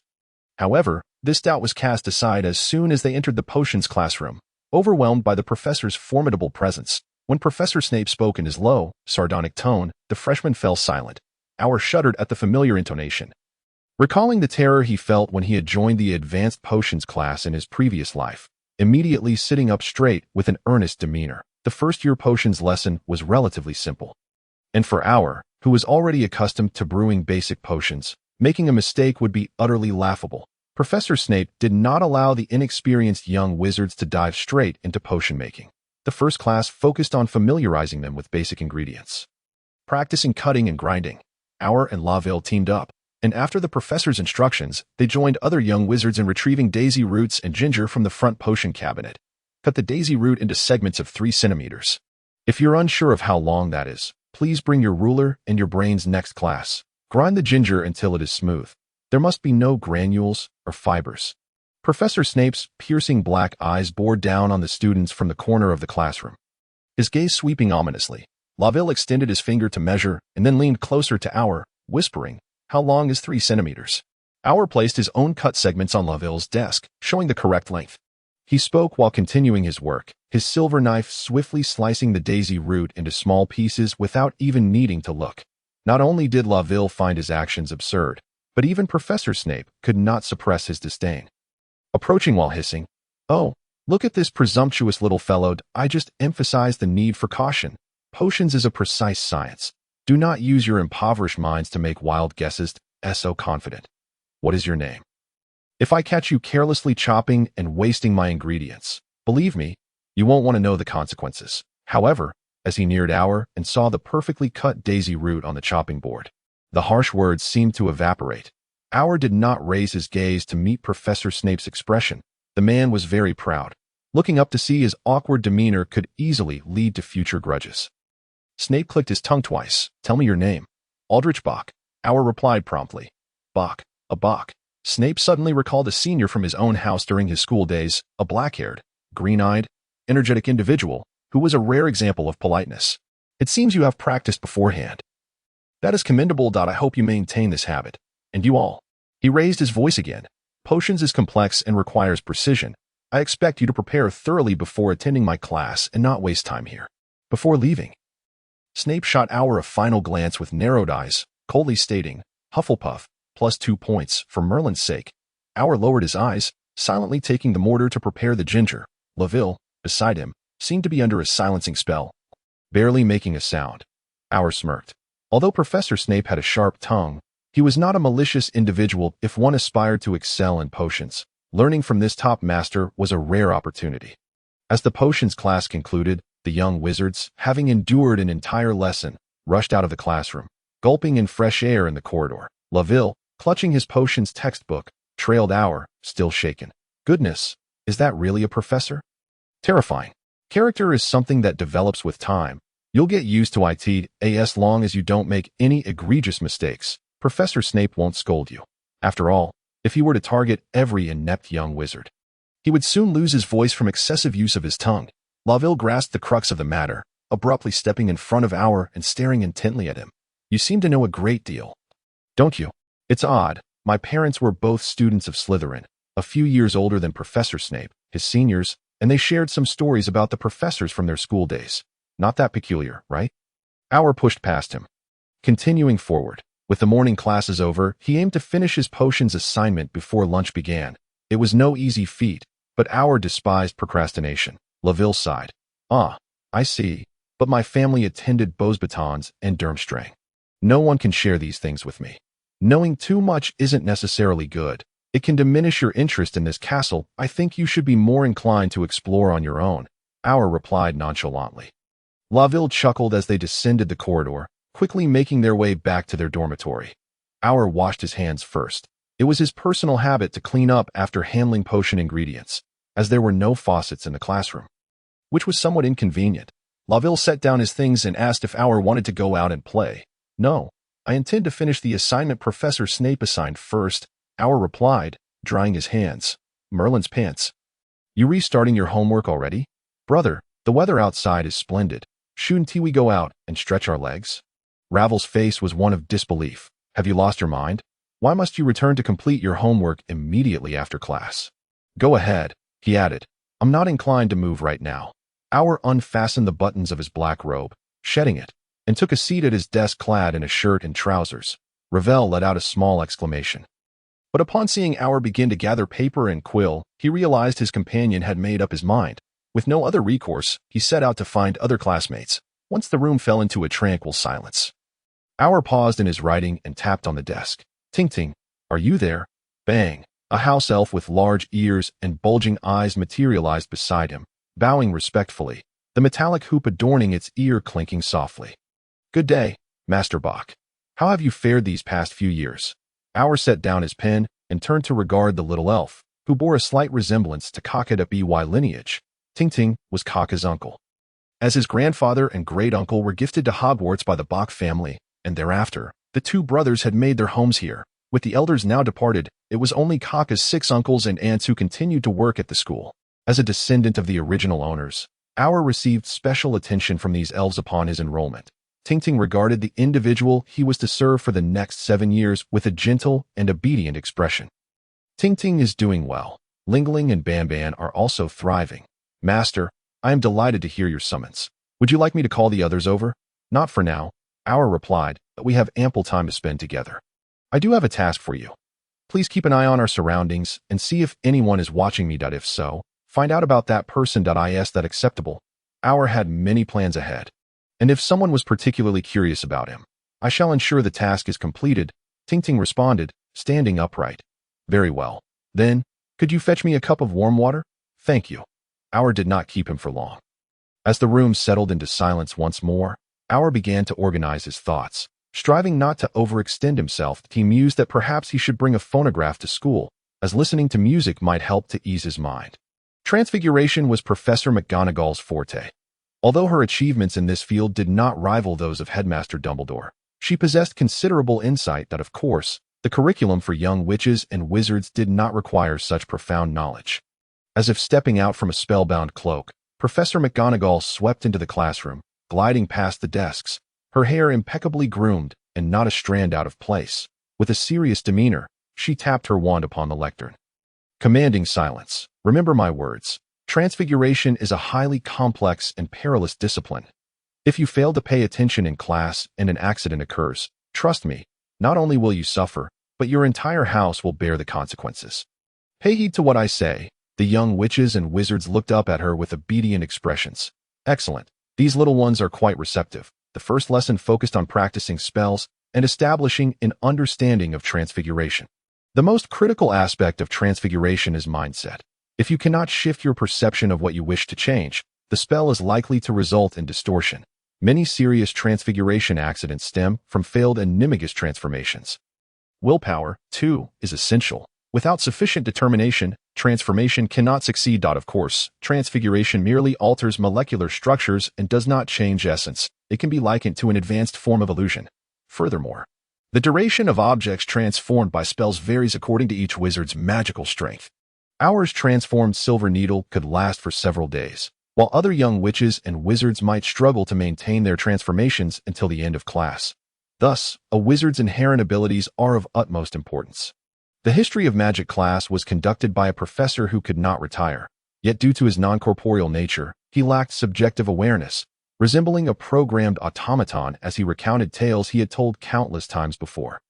Nevertheless, Hour quite enjoyed this class, as it allowed him to engage with Professor Binns about many unrelated topics once the others had dozed off, thus satisfying his curiosity. On one occasion, Ravel awakened midway through and noticed Hour's antics, leading to a cascade of further inquiries that nearly drove the poor Professor Binns to the brink of confusion. Hour was curious about ancient magic, while Ravel wondered about the lives of ancient wizards. However, Professor Binns was not a wizard from an era long past, and thus could only rummage through his memory to provide relatively scholarly yet vague answers. Those familiar with the era of King Arthur know that wizards then were an entirely different concept from today. They could effortlessly communicate with nature and animals without the need to wield wands to cast spells. Although the living conditions were far more arduous, this adversity bolstered their magical prowess. Hour's magic was also quite formidable, which fueled his curiosity about the ability to commune with all beings. Slytherin was renowned as a parselmouth, yet in that era, many possessed the ability to converse with animals, though Slytherin's extraordinary achievements rendered his unique talent widely known. Hour held no interest in Parseltongue, yet if the opportunity arose to learn, he would not let it pass him by. Professor Binns recounted the tale of how King Arthur reclaimed his throne from his uncle with the aid of a witch, prompting Ravel to ask, "But why do all wizards have to hide now? The witch hunts, my child. How long did the witch hunts last?" Professor Binns inquired. Ravel pondered for a moment before responding, "From the 15th to the 17th century. The International Confederation of Wizards Statute of Secrecy was enacted in 1689. Countless wizards perished at the hands of muggles before that, which led to the creation of this law to protect the remaining wizards. We may reminisce about the glorious times when Merlin and King Arthur were close companions, but we must also recognize the reality. In the eyes of muggles, wizards are not of their kind. They are seen as malevolent abominations that must be eradicated." Professor Binns's expression was grave as he uttered these words, a rare glimpse of his sentience. However, that was an issue from 2 centuries prior, when the Catholic Church held supremacy over the monarchy, viewing wizards as heretics to be hunted down and exterminated. The external circumstances have changed drastically since then. Should we not adapt to the times? Hour could not restrain himself from voicing dissent, as this question had troubled him for many years. Perhaps it was his limited perspective, or perhaps he had not elevated his thoughts sufficiently, which had left him without an answer. Professor Binns regarded Hour with a gentle and understanding gaze. "Child, you can never predict which will come first, misfortune or death. What we can do is protect ourselves, remaining within the safety of our circle and avoiding unnecessary calamity. But what if I have the power to protect myself from harm? What is the use of formidable magic, even if it cannot withstand the force of a missile? Surely it would be quite difficult for bullets or blades to reach me. Do not underestimate your adversary's capabilities. If we wish to lead a tranquil life, we must exercise greater caution and prudence." Professor Binns counseled. Ravel cast a series of glances at Hour, ultimately tugging at his sleeve to urge him to cease his arguments. Hour inhaled deeply, suddenly comprehending the sentiment behind Sonny's words. You can never awaken someone who is pretending to be asleep. Did the Ministry of Magic truly remain oblivious to the changes beyond their walls? Unlikely. The reality was that disrupting the status quo would be more detrimental to them, thus they clung tightly to that statute, forbidding other wizards from crossing boundaries. However, Hour refused to believe that there were no adventurers in this world, that there were no hearts that could be swayed by the promise of gain. If not, then the stakes must be raised, regardless of what those scheming wizards intended. Hour was determined not to be trapped in the depths of a well for another lifetime. He had glimpsed a world of greater freedom and expansiveness, and he was resolute in breaking free from the confines to strive for a better life. As the bell signaling the end of class chimed, the young wizards rubbed their eyes and stood up, while Hour silently turned away from the nowadays Professor Binns. "Do you wish to leave this place?" Ravel asked, tugging Hour back toward their dormitory, intrigued by his friend's rigid expression. Hour tossed his textbook onto the desk and flung himself onto the bed, enveloped by the soft fabric as if seeking solace, and absent-mindedly inquired, "Have you ever witnessed a sunrise?" "I have. I saw it over Lake Abbey." Ravel recounted how he was forcibly dragged out by his brothers to witness the world beyond. Yet the breathtaking scenery quelled his frustration over missing out on a leisurely slumber. In hindsight, the experience remained a source of beauty and astonishment. The world still harbors countless magnificent sights. If we remain confined to this corner, we may never behold them. For instance, outer space presents a realm where, despite their superior abilities, wizards, like ordinary mortals, cannot endure high pressure or survive in the absence of air and gravity. Thus, departing from Earth necessitates the use of advanced technological means. However, Ravel did not comprehend Elle's thoughts. Was it a place forbidding entry to wizards? Elle shook his head, and the topic was momentarily shelved. Time at school passed swiftly, preoccupied with molding his identity as an ordinary genius. A.L. felt no particular sentiment until one crisp morning, when a chill swept through as the young wizards made their way to their headmaster's class in the greenhouse. Ravel, now well acquainted with his peers, walked alongside A.L., while laughter echoed from behind as other students engaged in merriment. The wind nudged him, prompting an instinctive hunch of his shoulders. Was winter approaching? A.L. gazed at the yellowing grass. Indeed, it was late autumn, signaling the need to retrieve his warm garments. Sometimes, listening to you feels akin to hearing my mother speak, Ravel remarked, sticking out his tongue playfully. A.L. merely shot him a sidelong glance. When his emotions were stable, A.L. was quite amiable, possessing a wealth of knowledge and a gentle temperament. Though he could be somewhat particular, his meticulous and thoughtful nature made him a rare gem of a man. Ravel chuckled. You have a point. The weather has turned chilly, and snow may soon fall that we shall have the opportunity for a snowball fight. A snowball fight? When? Inquired a boy behind them. That would be in winter, interjected another girl, but it might snow soon. It's already quite cold today. Hurry, hurry. I recall Professor Sprout mentioning that aloe vera is sensitive to cold. We must move those pots outside the third greenhouse indoors swiftly. Piped up a chubby girl, who served as Sprout's assistant due to her notable talent in botany.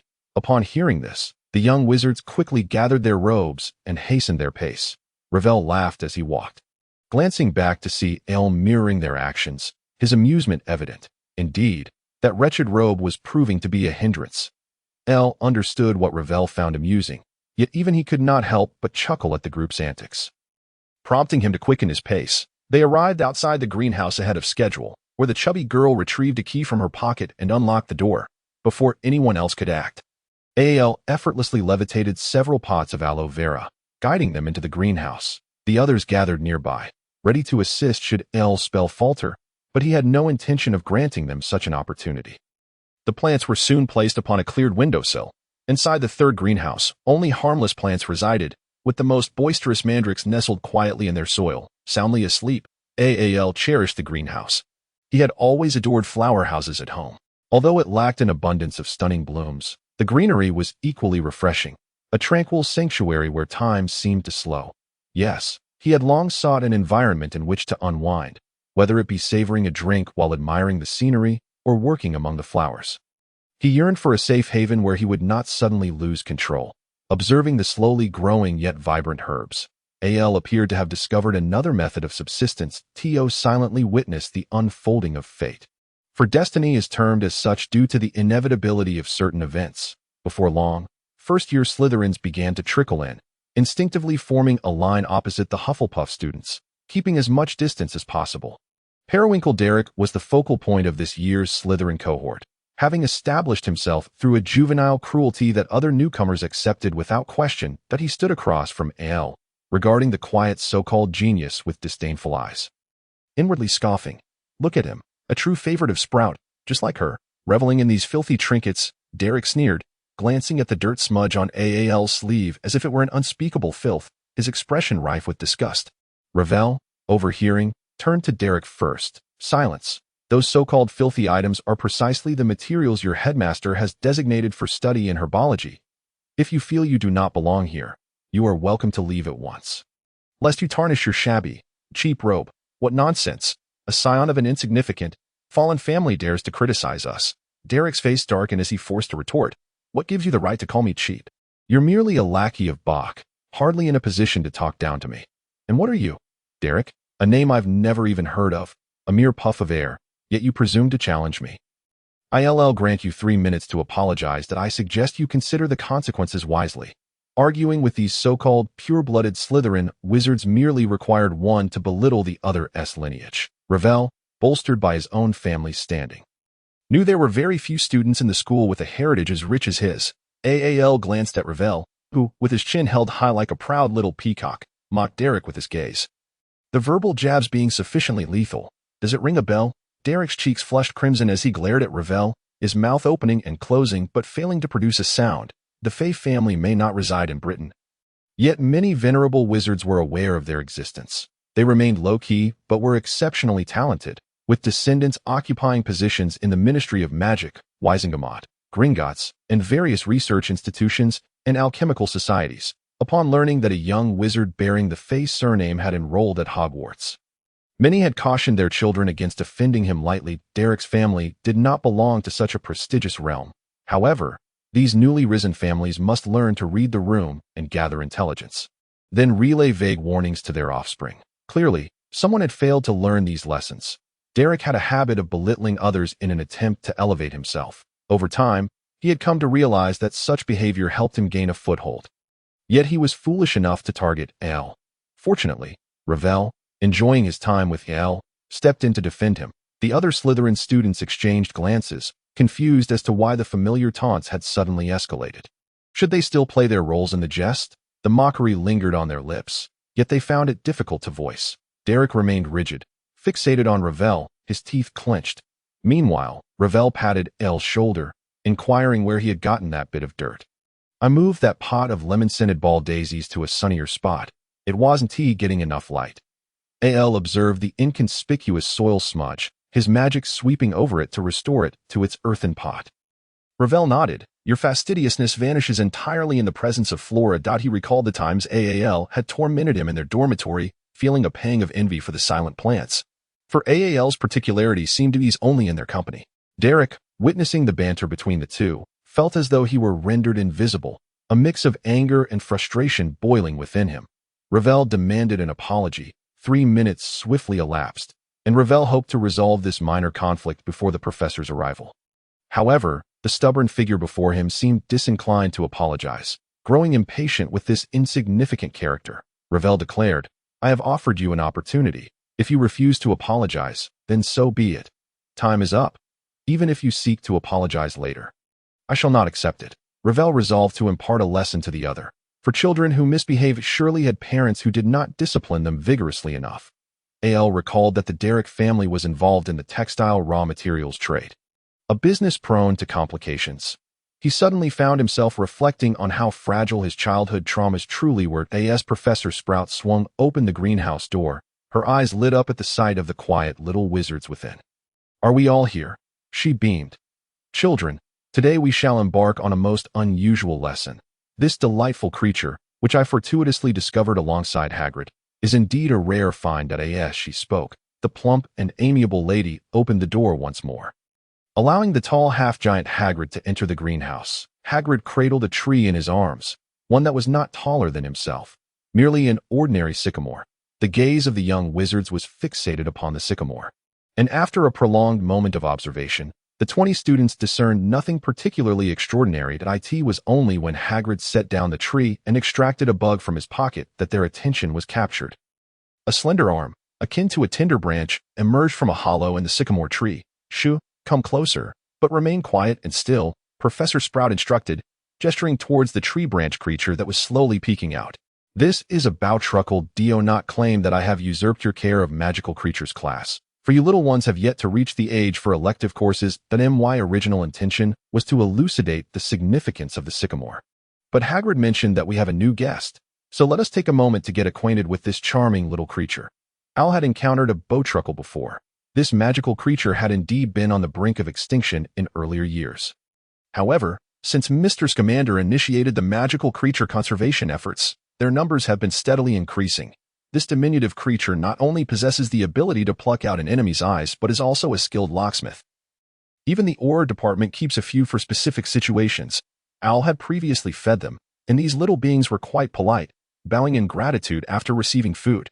Moreover, once familiarized with humans, they could be taken out for playful excursions, making them truly splendid companions. He stood at the periphery of the crowd, Observing the green creature that had climbed onto Hagrid's hand, it appeared somewhat frightened under the scrutiny of so many eyes. Clutching Hagrid's large fingers tightly, peering out from behind in a timid manner, the young wizards were enraptured, for such an adorable magical creature was akin to a fairy tale manifesting in reality for Muggle-born wizards. And even pureblood wizards might not have the opportunity to experience a bowtruckle. Even Derek, who had earlier wished for instant demise, was utterly captivated, yearning to reach out and touch the bowtruckle. Ravel leaned closer to Hagrid, inquiring, "What is it like? May I touch it?" "Extend your hand, but do not encroach. Wait for it to approach you," Hagrid advised, shifting his palm slightly towards Ravel and lowering his voice. "Its favorite food is a woodlouse. But I have already fed it today. If you wish, I shall invite you next time." "Really? Can you truly invite me?" Ravel exclaimed, unable to contain his excitement as he tugged at Hagrid's fur coat with one hand, his eyes gleaming, while the other remained steady before the bowtruckle. Seeing that Hagrid offered no objections and did not return the creature, the bowtruckle cautiously regarded Ravel. Noticing the lack of further movement from Ravel, it gradually felt reassured. After what seemed an eternity, when Ravel thought he was unwelcomed, the little creature slowly extended its hand, its delicate fingers as fine as threads, brushing against Ravel's. Had Ravel not been focused, he might have overlooked this subtle interaction. However, in the next moment, another hand unexpectedly reached out, lunging towards the bowtruckle. "Protego!" Al called out immediately, casting a shield charm in front of the creature, while Hagrid swiftly swatted away the offending hand, preventing it from grasping the bowtruckle. The tree branch creature, startled, emitted a series of frantic squeaks, scolding and scrambling over the shoulders and heads of others to find refuge on Al's shoulder. Clinging to his earlobe in distress, Al, taken aback, instinctively shielded the creature, but more importantly, he warned Derek, who had been rebuffed, "I advise you to keep your distance. You know I excel in charms, and if you wish to avoid being hung upside down from the ceiling, I suggest you stay away." Professor Sprout was visibly furious, her expression stern as she admonished Derek. "Perkins, Derek, what did I just say? Remain silent and do not act rashly. Now, tell me, what were you thinking?" Derek, brimming with defiance, retorted, "Why should I remain quiet? That face spoke as well, and he even touched that creature. Why can't I?" "Silence. I said do not approach. Wait for it to come to you. You were standing right beside me." "Did you not hear?" Hagrid boomed angrily, rising to his full height and glaring at Derek. The sheer size and strength of Hagrid sent a shiver down Derek's spine. The thought of being sent to meet Merlin with just one punch was daunting, and he dared not ponder the consequences of further provocation. The other young wizards, however, paid him no mind, gathering around Al, even the Slytherin students shifting their stance slightly. Ravel shoved past Derek and raced to Al's side, gazing at the little green creature hidden behind Al's ear, whispering, "Wow, Al, do you possess some special talent? Why is this little one drawn to you?" "Because Bork protected it earlier. It perceives Bork as a good person." Hagrid responded, his voice deep, yet his gaze towards Al friendly. The Hufflepuff students huddled together, their eyes alight with wonder that a small girl cautiously extended her finger towards the bowtruckle, perhaps sensing Al's protective aura. The creature's courage increased slightly. It grasped Al's ear for balance and slowly reached out its finger to touch hers. Al allowed it, standing aside to bask in the sunlight. Meanwhile, Professor Sprout and Hagrid were fixated on Derek, issuing another warning against reckless behavior. Derek seethed with frustration, glaring at Al multiple times, yet still unsatisfied. After herbology class concluded, Al approached Hagrid. "I have another class shortly. May I take this little one? If you wish to find it later, you can locate me at the hut outside the Forbidden Forest." Hagrid extended his hand, allowing the bowtruckle to climb into his palm. Al nodded in agreement. "Very well." I asked for whether he would go. He would decide later. A group of young wizards dispersed towards the main building, Al and Ravel walking side by side, with Ravel still chattering about the bowtruckle, enviously remarking on how Al had garnered the creature's favor. Derek, accompanied by his followers, charged over with a menacing demeanor, shouldering into Al as he passed, not forgetting to cast a provoking glance. Recalling the past discomforts he had endured at Derek's hands, Al furrowed his brow and raised his wand. Densajo, the incantation struck Derek, causing his front teeth to expand at an astonishing rate. "How dare you?" the Slytherin student gasped, raising his wand in retaliation, shouting, "Tarantaligra!" Al paid him no heed, shielded by his alchemical protections. He was unafraid of such juvenile jinxes. However, Upon witnessing the escalating conflict, Ravel immediately brandished his wand and charged in. The other badgers, seeing the commotion, eagerly joined in. Before long, the two factions were embroiled in a spirited skirmish upon the castle's lawn. Al sought to shield his classmates with a series of shield charms, all while ensuring that the Slytherin students sported oversized front teeth, by the time the professors arrived on the scene. The Slytherin students resembled enchanted rabbits, each sporting an exaggerated set of front teeth, struggling to articulate clearly as they were physically assaulted by their Hufflepuff counterparts, rolling about in disarray. Absurd. Utterly ridiculous, Professor Snape exclaimed, swiftly tossing aside the Hufflepuff students while surveying his own inept freshmen, his brow furrowing in exasperation. Al hurried to gather his classmates, positioning himself at the forefront to confront the irate Slytherin head of house. "You overzealous little brats, always well-fed with nothing to do, violating school rules. Hufflepuff loses 5 points." Professor Snape's cold gaze swept over the disheveled badgers as he spoke sharply. "Professor Snape, is it fair to deduct points without knowing the full story?" Al boldly countered. Snape's eyes immediately narrowed upon this student, whom he held in high regard, that he stiffly curled his lips. "Is that so? Yet I arrived to witness you unilaterally assaulting Slytherin students. That is that not the truth?" But it was all instigated by Derek. During herbology class, he ignored Professor Sprout's directives and acted independently, harboring resentment towards me, and sought to trouble me after class. "Professor, it was merely a retaliation against the inadequacies of those Slytherin students."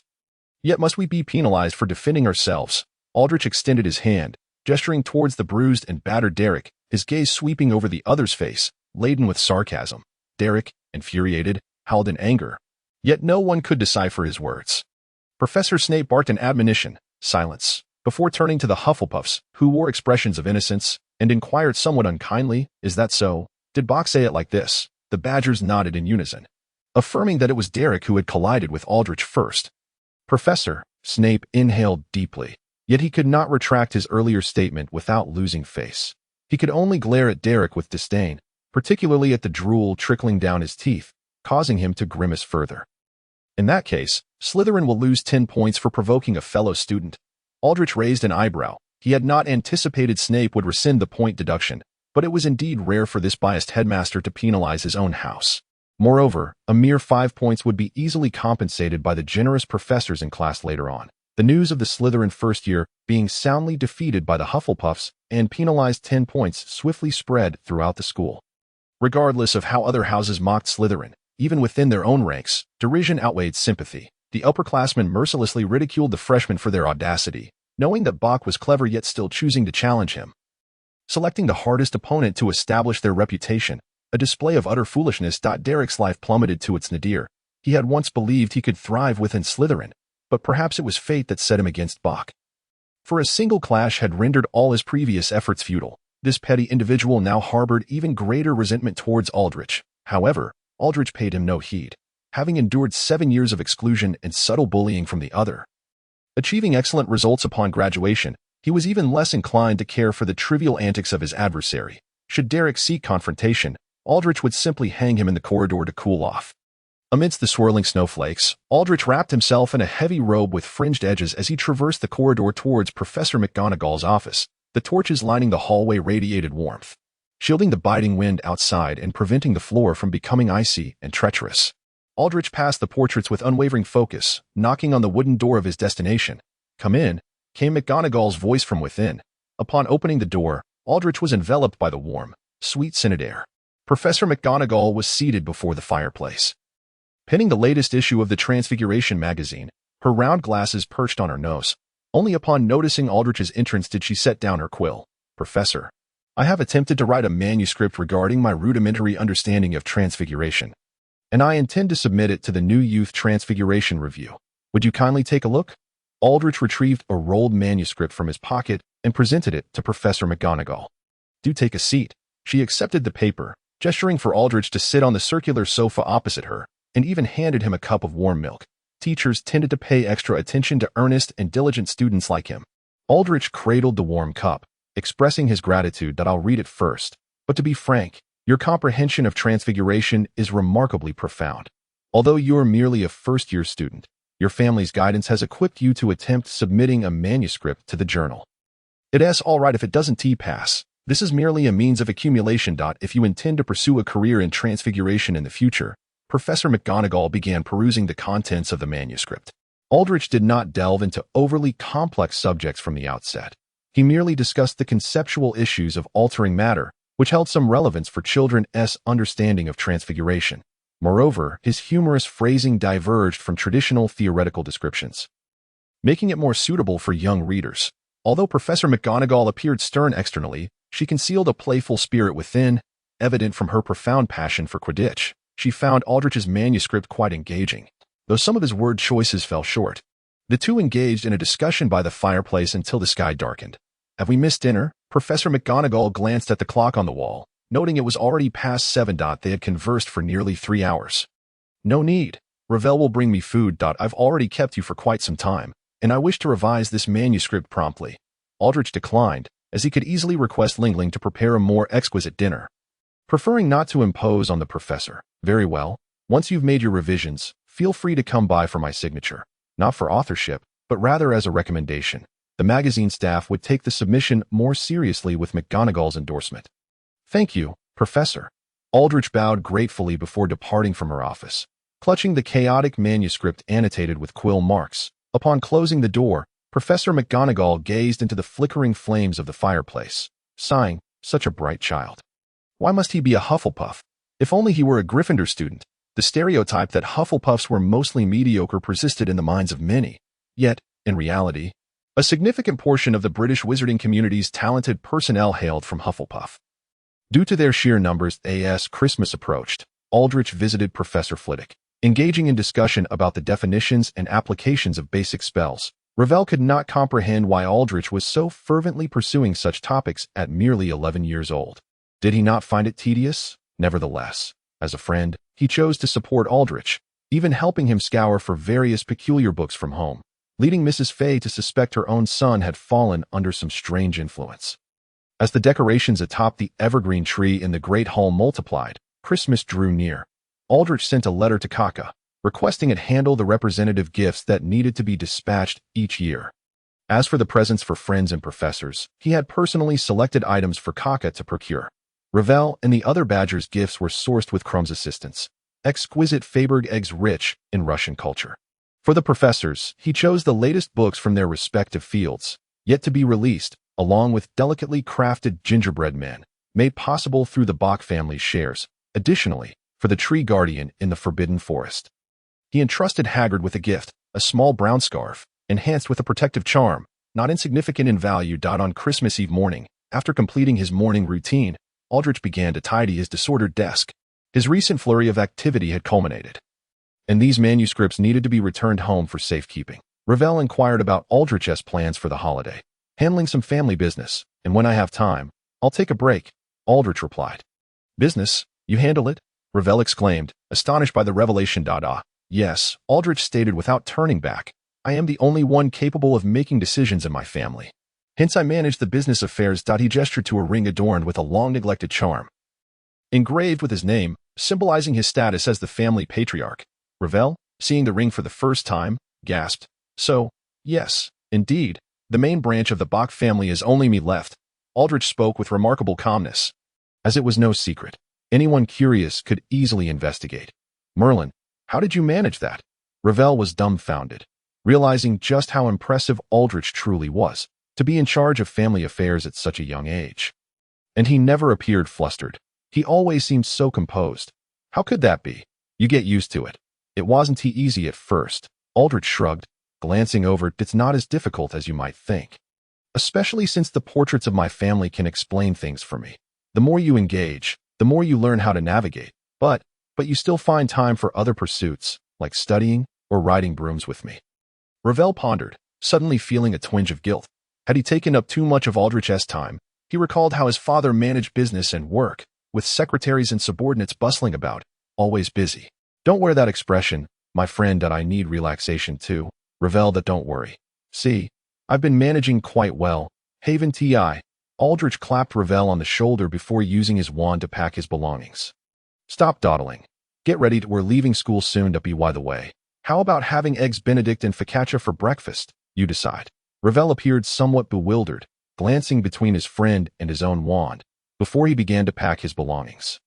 After finishing breakfast, the two set off from the cellar, pulling their featherlight suitcases behind them. Along the way, they encountered a flurry of frantic young wizards, some rushing back to retrieve forgotten items, while others, having skipped breakfast, dashed towards the Great Hall, marking yet another vibrant day. The Christmas holiday was a time for families to reunite, with shops lining the streets adorned in festive red and green decorations, and neon lights twinkling more enchantingly than the stars above. Yet, such happiness was not universally shared. Dewey Scott felt as though his life had reached its conclusion, at least from his own perspective. He was a police officer, an undercover agent whose identity had been compromised, and now, the gang he had infiltrated had suddenly resolved to eliminate him. With no one to turn to, he found himself hiding in a shadowy corner, praying to God to spare him from the madman's pursuit. He had considered calling his contact, but everything had transpired too abruptly. Had he not vaguely overheard something upon entering their lair, he might still be oblivious to the fact that his cover had been blown. In his desperate flight, he had no time to ponder his next move. What to do? Scott could not help but draw a cross over his chest as the sound of footsteps multiplied around him. Perhaps among them lurked those who sought his life. Even a staunch materialist could only humbly beseech God at such a moment, hoping to survive, though he might fail as an undercover agent. At least he could cling to his life, could he not? A group of individuals was rushing toward him, and the leader pointed towards the nearby streets, barking orders to spread out and search for him. The bald one is quite agile. If you spot him, don't hesitate, shoot on sight. Understood? Understood, the henchman replied, immediately dispersing. The nickname Baldy sent a jolt of fear through Scott. He could almost perceive the countdown of his remaining time. Perhaps he would not see the sun rise again. Snowflakes fluttered down, and it seemed the passers-by outside noticed the footprints on the ground. After all, this was not a bustling area, and the scarce tracks were all the more suspicious for their abrupt disappearance. Suddenly, a rustling sound emerged, expensive lambskin boots crunching on the snow, distinct from the worn shoes of the lowly henchman. Yet even that sound was quite melodious. Scott's anxiety heightened. He feared that the deranged individuals might turn their wrath on innocent bystanders. Each one armed, a young man with black curls stood in the alleyway, clad in a finely tailored wool coat, holding a sleek black umbrella to shield himself from the snow. A dark red scarf adorned his fair, handsome face, and his deep green eyes surveyed the ragtag group of thugs before him, exuding an unsettling air of authority. Get out of the way, kid. You're blocking the path, the leader warned with a scowl. The young man tilted his head, hearing the unmistakable sound of hurried breaths, and his gaze fell upon the disheveled men ahead, their stench of decay almost palpable, causing Al to wrinkle his nose in distaste. The same goes for you. Don't obstruct the way, you filth. The thugs, accustomed to exerting dominance, erupted in laughter, viewing the well-dressed youth as a naive fool. One of them charged towards Al, arm outstretched to shove him aside. We letting you off easy to Oh, you even know who we are. How dare you challenge us? Ah.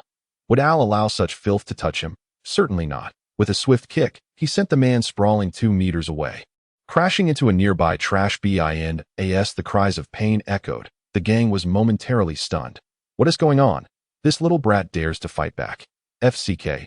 You lowlife scum. Take him down. Kill him. The small-time leader, initially taken aback, soon erupted in rage, gesturing for his men to attack. The man hiding behind the trash bin could no longer remain concealed. As a police officer, he could not stand idly by while an innocent was assaulted. But the conflict was resolved swiftly. Al, having honed his physical prowess as an Auror in a previous life, understood that a wizard lacking a robust physique was easily sacrificed. Though still young, Al was agile enough. And with a little magical enhancement, he possessed formidable strength. The group of addicts stood no chance against him. Even with firearms in hand, Al could disarm them and incapacitate his opponents, just as he sprang to action. He considered using a memory charm on the assailants. The drug addicts lay unconscious in the snow, and the man with a gleaming bald head stared at Al, as though he had encountered a most extraordinary being. Al frowned. What are you looking at? Are you a vampire? Scott stared in astonishment at the exquisite young man, whose dark hair and green eyes did not match his preconceived notions of a vampire's appearance. Al raised an eyebrow. What if I said I was? Thank God. Oh no. I mean, thank you. It seems my luck is quite favorable. I assent it. The bald man exhaled deeply. This place is perilous. I don't know why you're here, but I trust you can handle any challenges. Still, It is very dangerous. Skip the chatter. You say it's dangerous. Save the explanations for later, Al replied, assured that the man posed no threat to him, and didn't he appear to be a desperate fugitive. Just then, the man, having attempted apparition for the first time, stumbled and retched upon landing, the jarring experience causing even those unaccustomed to motion sickness to see stars. He lay in the snow for a while. Regaining his composure, Dale paid him no mind and walked towards the nearby house. Scott gasped for breath, surveying his surroundings. The area was wooded, with a yard that appeared unkempt and overgrown. Lights flickered on in the house. And soon the young man was moving about inside. Moments later, steam rose from what seemed to be the kitchen, fogging up the windows. Once Scott's nausea subsided, he stumbled inside. Dale pointed to the shoe rack by the door. Change into slippers, and leave your dirty clothes outside. The man had hidden in a trash bin, and even if it was empty, it made him uneasy. Scott took in the elegant decor within and complied promptly. As the aroma of red tea wafted through the air, the two finally settled down to converse. Al adjusted the position of the cushions, then lifted his teacup, extending a hand toward Scott to indicate that the other cup was meant for him. First, allow me to clarify. I am a wizard, not a vampire. A wizard? A wizard. Scott nearly dropped his cup as he raised it to take a sip of the warm beverage, barely catching it with his left hand. Though tea spilled everywhere. You don't seem very surprised. Al's gaze remained fixed on the disheveled man, keenly observing the fleeting change in his expression, which sparked a flicker of confusion within him. No, it's not that. I meant to say, there are really wizards in this world. Scott struggled to regain his composure, his eyes unwittingly drawn to the slender wand casually placed beside Al, which had piqued his curiosity earlier. No, your reaction tells me that this isn't the first time you've heard of wizards. Al contemplated whether to use a memory charm on this man.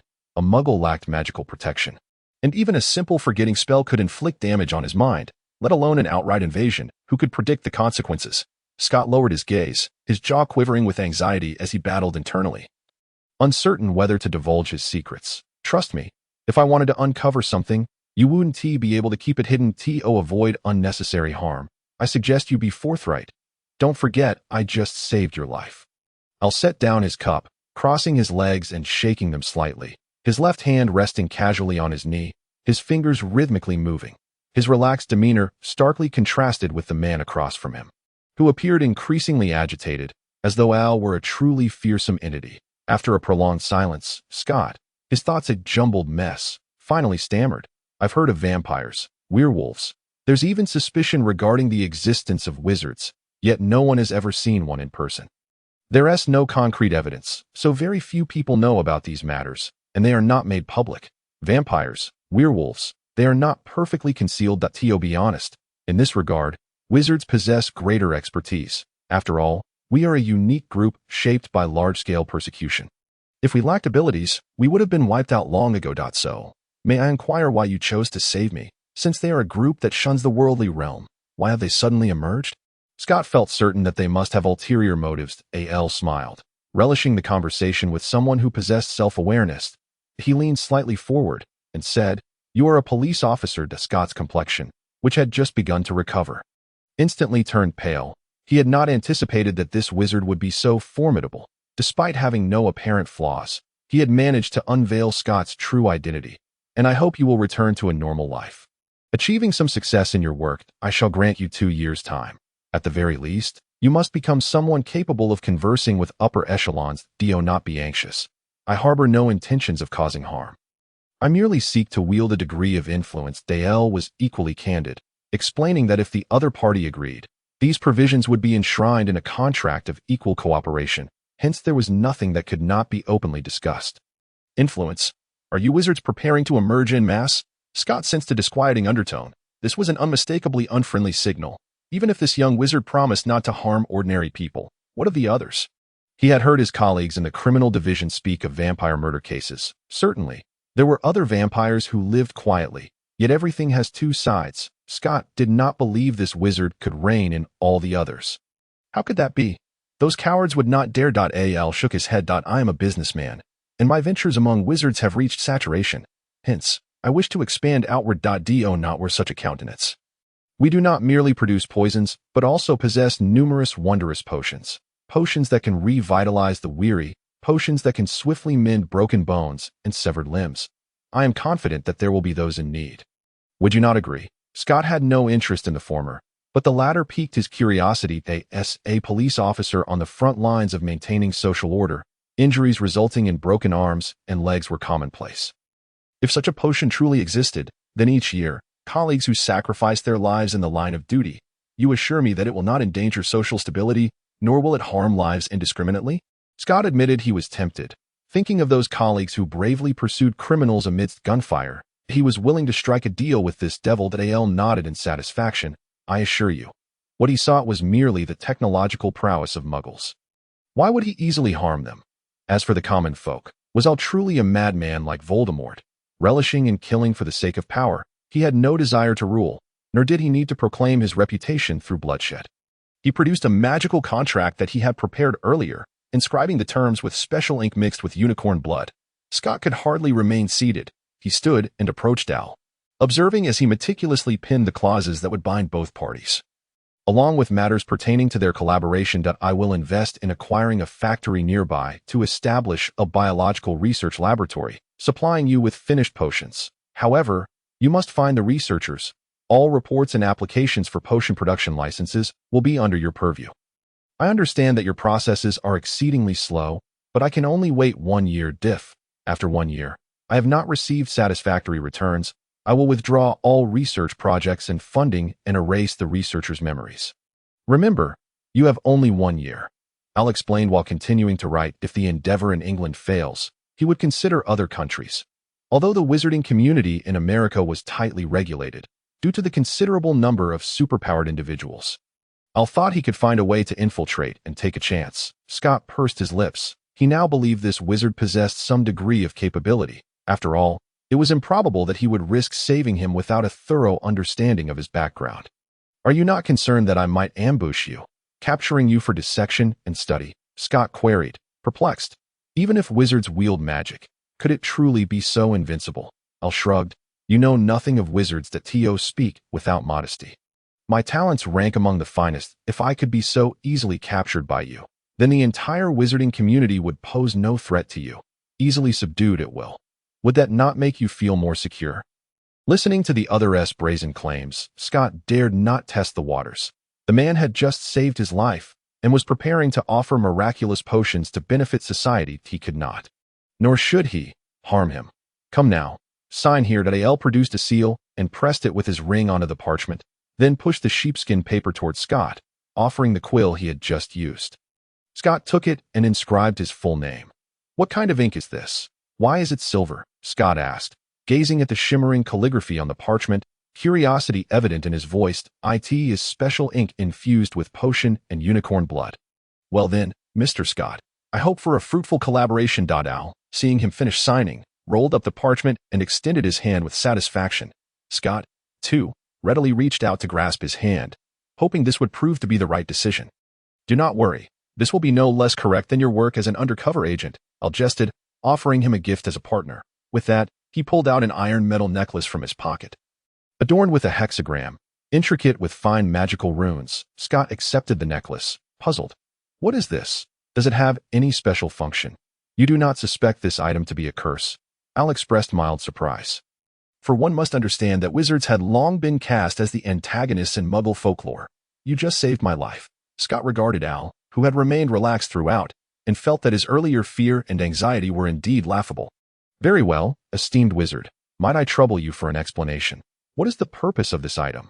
Iron armor charm. The runes inscribed are for the iron armor charm. That I am not entirely familiar with the power of your firearms, but it should at least save you once. Al pointed at the hexagram and the twisted runes, explaining that this item could be mass-produced by their alchemical workshop, thus he could afford to give it away without a second thought.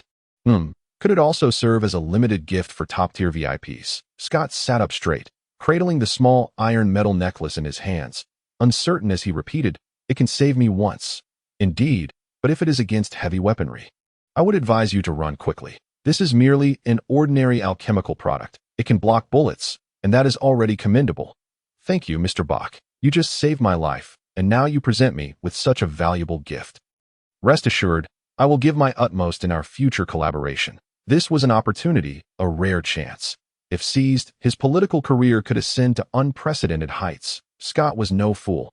Perhaps collaborating with a wizard would yield benefits far outweighing the drawbacks. You had best do so. Al lifted his chin slightly, for he did not wish for his meticulously considered plans to falter due to an unreliable partner. If that were to happen, the already troubled mind of his could very well spiral into madness. After bidding farewell to Scott, Al returned directly to his estate. It was now late at night, yet his ancestors awaited his return, gathered in the frames adorning the hall. The effects of the age-increasing potion were waning. As Al shed his coat, he began to shrink. He intended to change his clothes upstairs first. Kaka, prepare a late-night snack for me. It has been a while since I last fought. Suddenly engaging has left me quite fatigued and hungry. Of course, master. Kaka took the coat, while the sheepskin parchment in his pocket would be placed in the basement later, alongside the other contracts. Half an hour later, having finished bathing and changed into comfortable attire, the young boy sat at the head of the dining table, facing rows of ancestral portraits, with the eldest ancestor occupying a position opposite him. Kaka presented a thick meat stew, enriched with various vegetables for texture. The smooth broth enveloped the minced meat, making it a burden-free choice for a late-night meal. How is everything? Did it go smoothly? The grandfather inquired after observing his grandson take a few bites. Smoothly, Al replied after swallowing his food. I have found an undercover police officer. He just happened to be exposed. Afterward, he will complete his task and return to normal life. However, that is of little consequence. His entire family works in the government, the mayor's secretary, the commercial management bureau. He should be quite helpful. That is excellent news. I hope all proceeds well, allowing you to swiftly extricate yourself and manage it like your other ventures, requiring only oversight. The elder ancestor had initially been hesitant when Al suddenly proposed launching a new business, perplexing the Bocks, who had long been accustomed to a tranquil existence. Their understanding of Muggles stemmed solely from films and television. What assistance could they provide? Yet Al was resolute. He was far too familiar with everything in the magical world and had lost the sense of novelty. It was time to chart a new course. Al's plans were devised somewhat casually. To demonstrate his sincerity, his immediate goal was to attain a title, to ascend to the middle and upper echelons of Muggle society through legitimate means, and then gradually approach the centers of power. For instance, purchasing potions that Muggles can utilize, rather than squandering funds on a hollow title of knighthood. As Scott suggested, if Muggles can accept the existence of vampires and werewolves, it should not be particularly challenging for them to recognize wizards. The wizarding community remains steadfastly insular. He yearns to shatter this confining shell, perhaps by exerting influence from the outside. Al, nonchalantly humming in acknowledgement, feigned a response. The ancestors, noticing his rapt attention to his meal, did not press further but inquired about a few details. Al recounted the inconsequential matters, and among the venerable wizards, several possessed a considerable knowledge of potion-making, potentially aiding Al in the swift enhancement of his brews to create products suitable for Muggles. Muggles adhere to a rigorous inspection process in medicine. Thus, our ingredients should ideally avoid magical components, opting instead for ordinary substitutes wherever feasible. The wondrous effects of the potions could indeed make a significant impression, provided sufficient time is allowed for their development. Introducing the public to the wizarding community through remarkable potions is a commendable approach. The ancestors believed Al's choice to be astute, compared to other eccentric alchemical products or curses. Potions with unique effects are far more likely to garner acceptance among ordinary folk. Alchemical items may circulate among the elite, such as protective iron-armored shields or devices that detect hazardous substances. These high-ranking individuals are inherently timid, valuing their lives as priceless treasures. They are willing to deplete their coffers for anything that offers them protection, regardless of its cost. Al intended to infiltrate that circle and subtly hint at his endeavors, confident that it would not be long before he reaped substantial rewards. However, Al, what do you need so much money for? The ancestors were perplexed, sensing that Al placed an undue emphasis on wealth. All research necessitates funding. With money, I can possess everything that others dare not even dream of. Al's ultimate aspiration lies in the vast cosmos. While Earth indeed harbors many wonders worthy of exploration, the boundless expanse of the night sky is tantalizingly close. He aspires to be the first wizard to step beyond the confines of Earth, indifferent to whether the outside world is benevolent or malevolent. He simply wishes to behold it. For example, inquired an ancestor, that celestial tapestry. Al replied, he did not desire stars named after him. Such feats are too facile.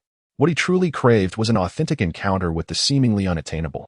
Naturally, employing wizardly abilities to replicate the successes of technology is also a facet of his ambition. Why do Muggle-born wizards gradually forget their former lives in the Muggle world after entering the wizarding realm? Al had once been deeply perplexed by this question, that he had encountered the arrogance and ignorance of wizards about the external world. Thus he found the choices of these Muggle-borns even more intriguing. Having once possessed a broader existence, why succumb to a mundane and tedious life within the wizarding community? The Muggle Protection Act prohibits wizards from freely using magic in the Muggle realm, which is exceedingly cruel for them to continue enjoying the conveniences of magic. Coupled with the influence of the law, they gradually abandon everything from their Muggle lives, his grandmother explained. Her once dear friend had married a wealthy Muggle, believing that love transcended all else. Yet ultimately, she could not endure it. After divorcing the Muggle, she returned to the wizarding world, erasing all traces of their love by obliterating the man's memories. Using magic is an instinct for wizards, but how many can truly live a lifetime forgetting their inherent nature? Is it not so?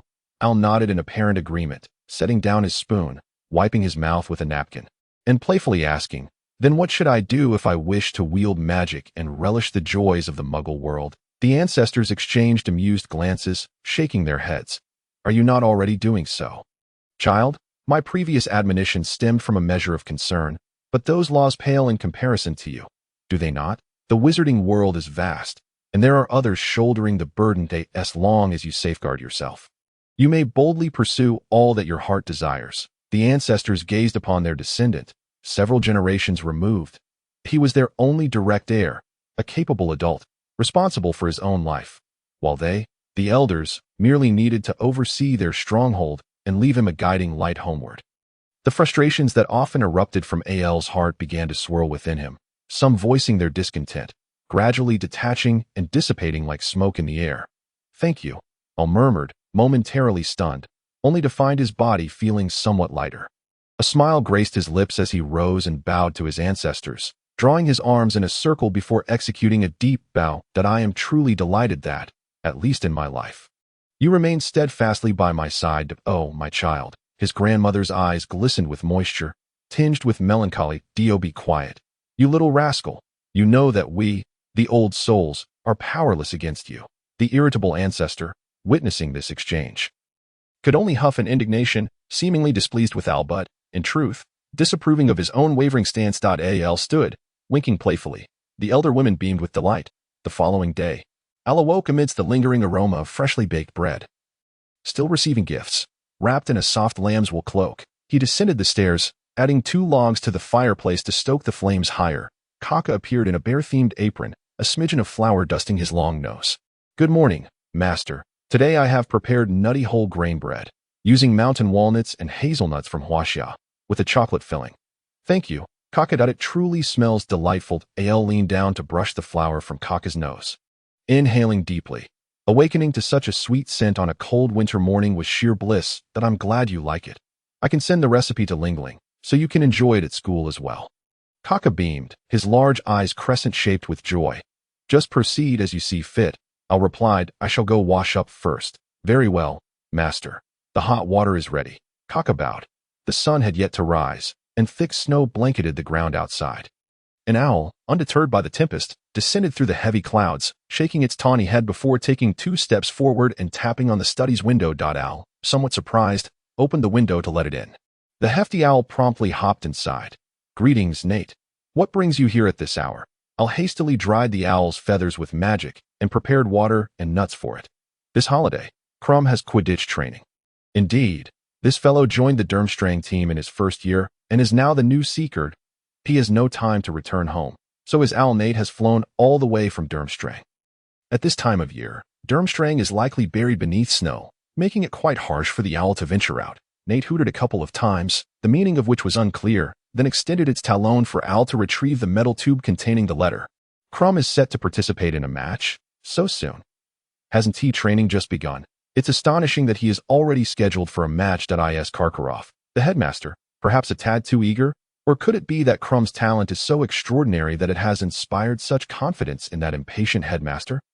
Accompanying the letter were several tickets. Though only for a minor competition hosted by a few Eastern European countries, it would still be a significant event for Quidditch enthusiasts. The match is scheduled for the summer, and Crumb has half a year to prepare. Inviting Al to witness his Quidditch debut in Montenegro, Al immediately pulled out paper and quill to write a reply. Of course he would attend. This was Crumb's inaugural step toward Quidditch domination, and he had to witness this historic moment. However, Nate could wait for the snow to cease before returning. AOL had consulted the weather forecast, which indicated that the heavy snowfall in England would begin to subside the following day. In the meantime, it would be prudent for Nate to rest well.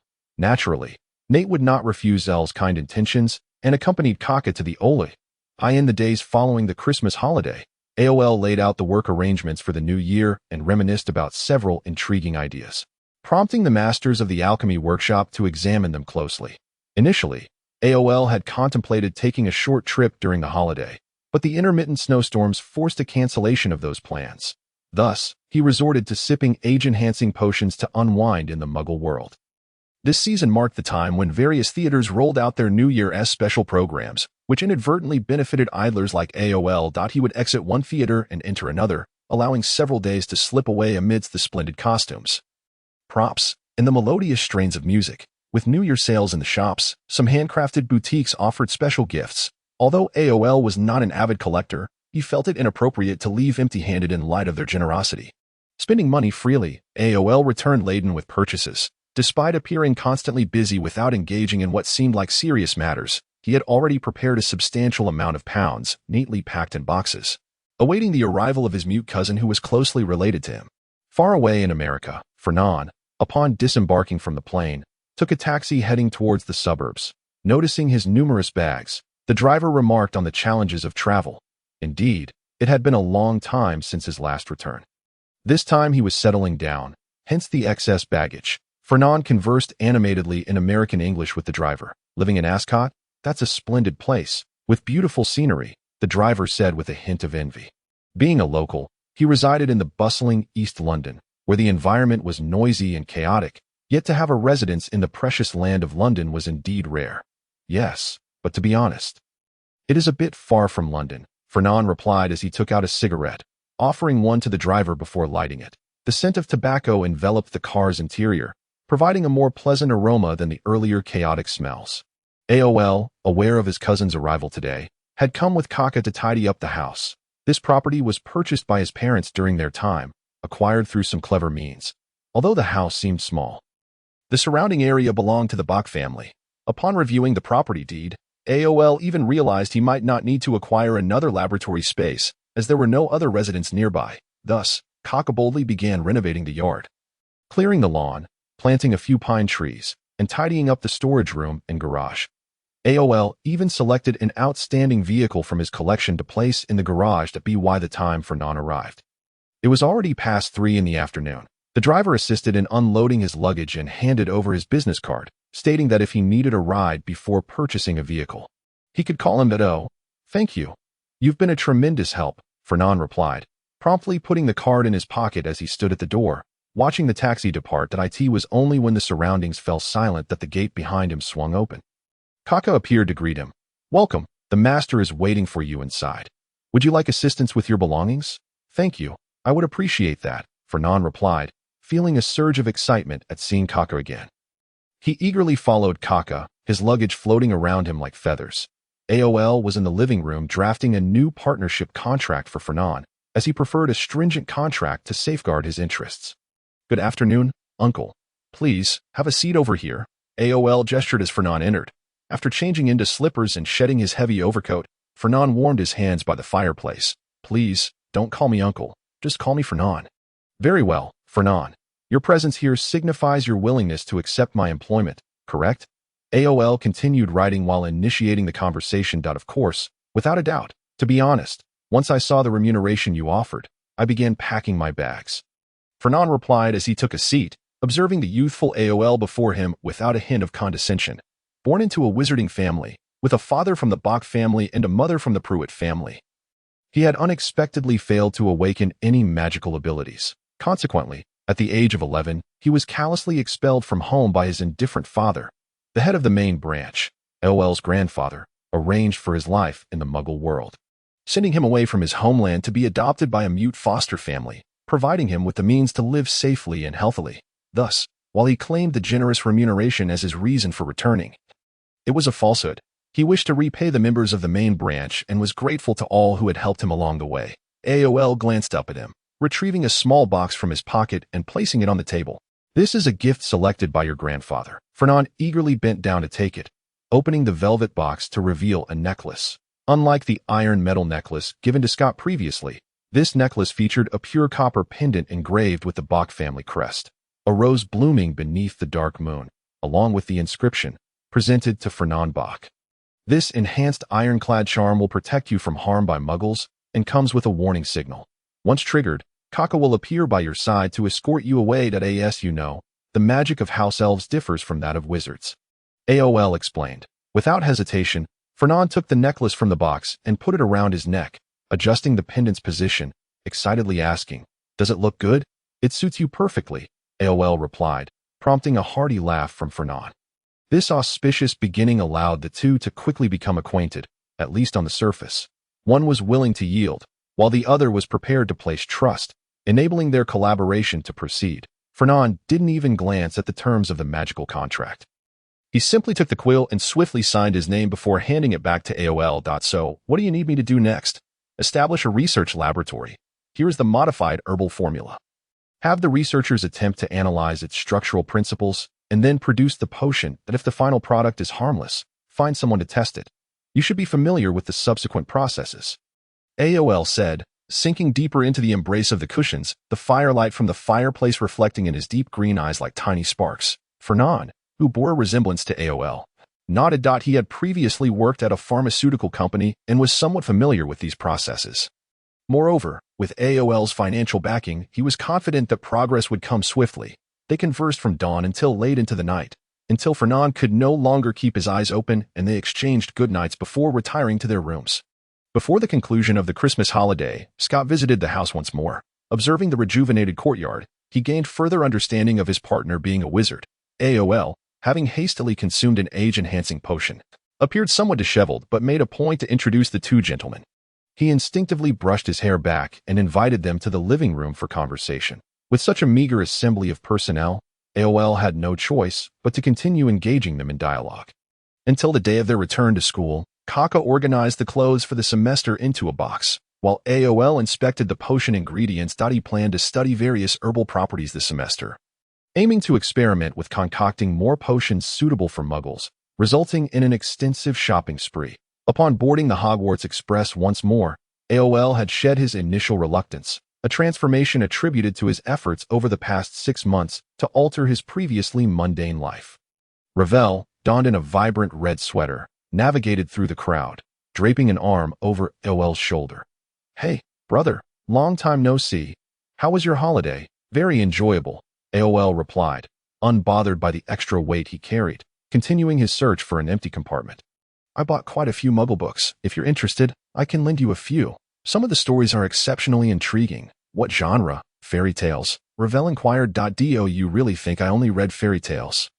AOL felt Ravel's understanding of him was painfully superficial. How could he assume such a narrow preference? "All right then, tell me what novels you have." Ravel shrugged. AOL contemplated the new books he had recently acquired, then recited the titles that might pique Ravel's interest, mentioning Foundation and Starship Troopers, both of which belong to the realm of science fiction. "Science fiction. You might not grasp the concept, but trust me. These 2 series are undoubtedly worth your time, given your enthusiastic recommendation," Ravel mused. On a quiet night when loud noises were unwelcome, he could indulge in these novels in bed, hoping they would usher in pleasant dreams. The two friends engaged in light banter about their mundane lives during their brief holiday as they settled into their seats at the end of the train. Unlike Al, who had canceled his plans due to overcast weather, Ravel's family had proceeded as scheduled to France, spending their holiday in the romantic city of Paris. Ravel repeatedly criticized his younger sister, Yida, lamenting her excessive fondness for ostentatious lace curtains and perfumes. "You simply cannot fathom that kind of torment. She even sprays more than 3 types of perfume on the lace hat she wears when going out. By Merlin, I wouldn't dare approach within 5 meters of her. The scent makes me sneeze uncontrollably." Al frowned slightly. Even without first-hand experience, Ravel's description painted a vivid and rather terrifying picture. Did your mother not teach her how a true lady ought to utilize such things? Ravel rolled his eyes dramatically, mimicking Mrs. Fay in a high-pitched voice. Yida is still young. There's room for improvement. Al sympathetically patted his friend's shoulder. It's all right. School is about to start, and you are free from that environment. Thank Merlin. I never anticipated I would one day look forward to the commencement of classes, Ravel replied, spreading his hands, feeling that his holiday had been quite unsatisfactory. After listening to Ravel's grievances, Al retrieved the first volume of Foundation from his bag. Come now, let us relish the joy of reading and forget those unpleasant matters. Thou, please don't speak like that. You sound like a professor, as if you're going to monitor my studies at any moment.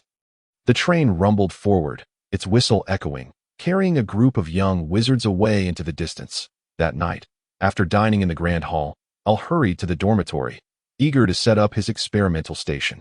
The tools, reagents, and refrigerator he had brought needed to be organized. Ravel called out from the lounge, I'm playing wizard chess outside with Walken and the others. If anything comes up, just find me at the desk. Al responded with an okay gesture before swiftly turning to vanish into the dormitory corridor. His luggage had already been transported to his room by the house elves, and Al closed the door. Shifting 2 desks into the space between the 2 beds opposite the wardrobe, freeing up another side near the washroom, he extracted a metal table from his belongings and placed it there. Soon after, a kaleidoscope of colorful chemical reagents leapt into position, followed by test tubes, measuring cups, alcohol lamps, stirring rods, and other items that danced onto the tabletop. Next came the compact herb cabinet, which Al had unearthed from his family's storeroom.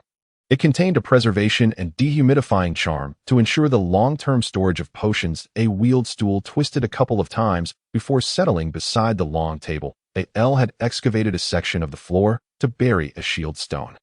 Without his magical imprint, ordinary individuals would be unable to approach that collection, though someone as powerful as Professor Snape could navigate freely.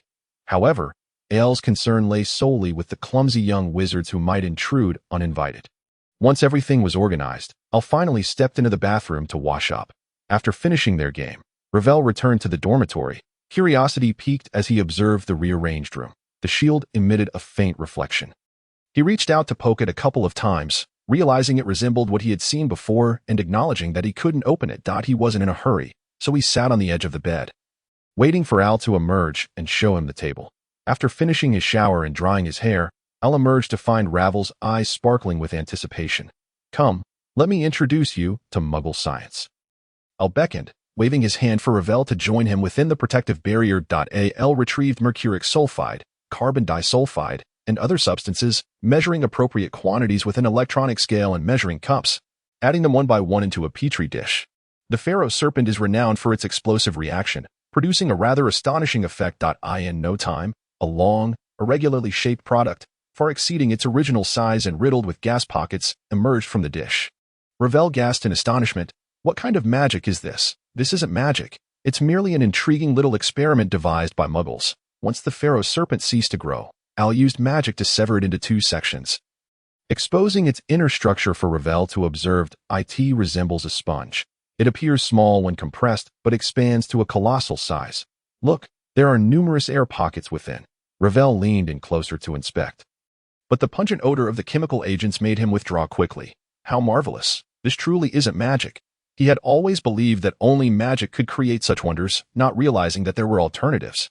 Al acknowledged with a hum, cleaning up the materials. Muggle science is quite fascinating. They explore not just in one domain. Due to the sheer number of them, they can shine in various fields based on their talents.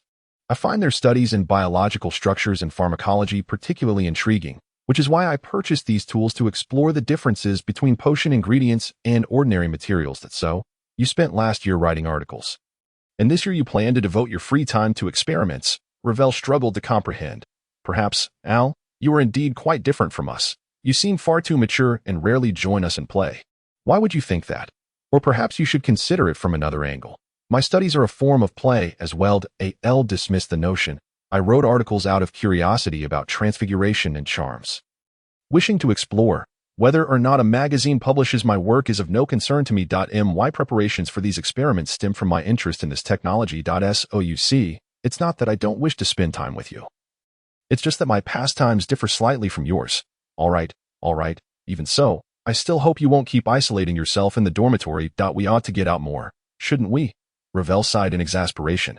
AL's interests were not merely different from theirs, they were utterly absurd. Rest assured, I'm also planning to participate in the Quidditch tryouts this semester.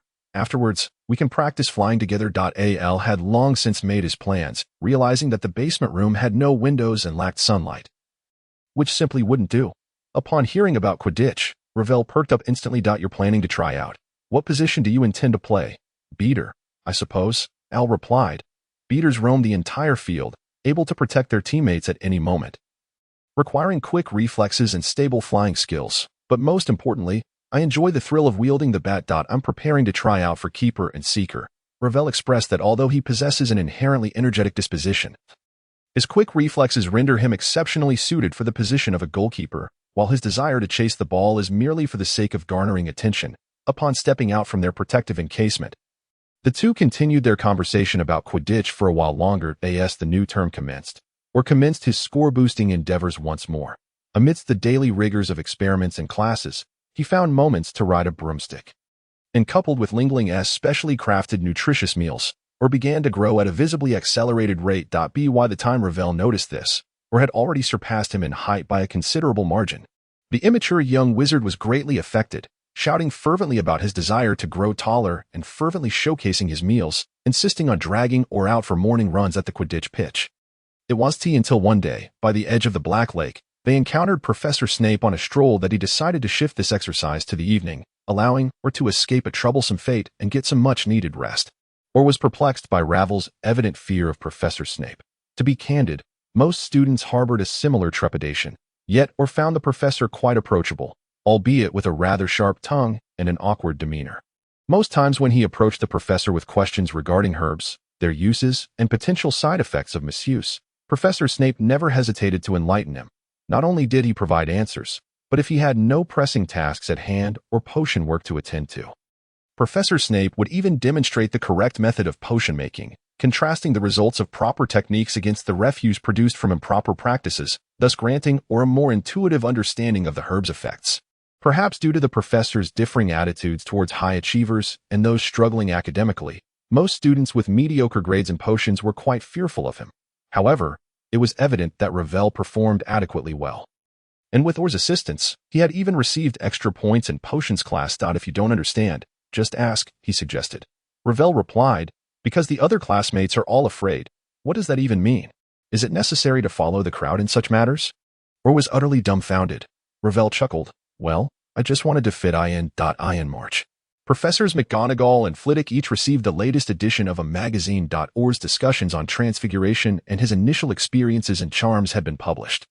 Upon hearing this news, the Hufflepuff students erupted in jubilation, celebrating wildly, and not a single creature within the school could escape their exuberance. Indeed, even the water-spouting statue and the moving staircase outside the headmaster's office became aware of, or being the light of Hufflepuff. Meanwhile, the older students appeared to suddenly befriend or frequently surrounding him, engaging in study sessions, and teaching him the finer points of Quidditch. In summary, or felt as though his own breathing space was entirely commandeered by the older students, who seemed to be present everywhere. With no choice but to retreat to his own room, at least he could conduct his experiments undisturbed there. It was uncertain when the fervor of his peers would eventually wane. Nonetheless, for 2 consecutive weeks, Or found himself hiding away in his room, diligently studying the molecular structures of several fundamental herbs. The herbs used in potions bore little distinction from ordinary ones, such as daisy roots and vervain. However, their effects varied significantly depending on the practitioner, or discovered discrepancies in the outcomes of potion making when utilizing magical versus non-magical environments, noting that even the choice of vessel could yield different results. Yet, one revelation brought immense satisfaction. Concocting potions without employing any magic-related elements significantly diminished their efficacy, though it did not impede Muggle usage. This discovery conveniently aligned with the production of new medications in the laboratory. After receiving a letter from Fernandez assigned new tasks to the recently established research team. But to prevent them from acquiring excessive knowledge, the herbs within the potion recipes were shuffled and assigned to different individuals for study.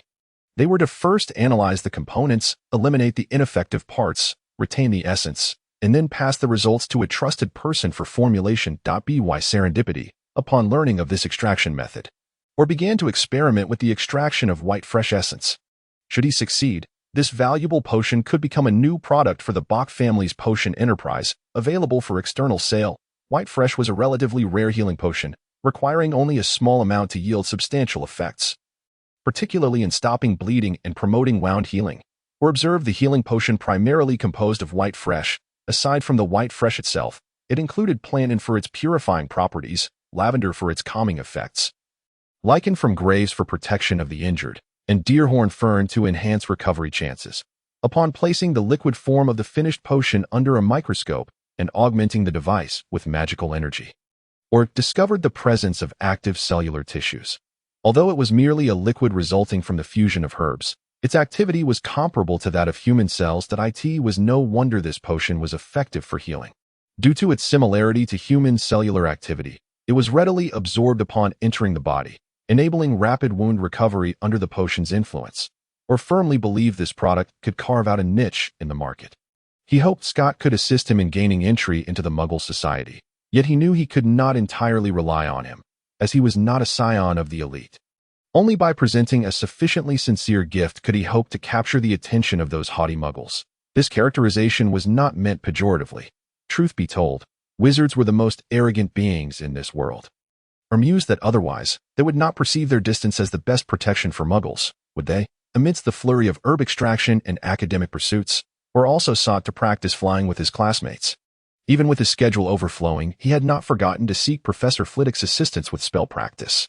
Professor Flitwick was the only instructor who had discerned Orr's formidable magical prowess. He was astonished that such a young wizard possessed such a daunting talent. However, Orr's performance over the past half-year had convinced him to wholeheartedly guide the young wizard, facilitating his further advancement in the field of charms, although Professor McGonagall harbored some reservations about this. Even Orr's head of house, Sprout, did not deem it inappropriate for her prodigious student to excel in a discipline other than herbology. Thus, as a head of another house, she could only lament that Orr had not chosen transfiguration. Professor Flitwick retrieved the puppet he used during his own training in wizard dueling and led Orr to the room of requirement, as the office's confines were too cramped for effective practice.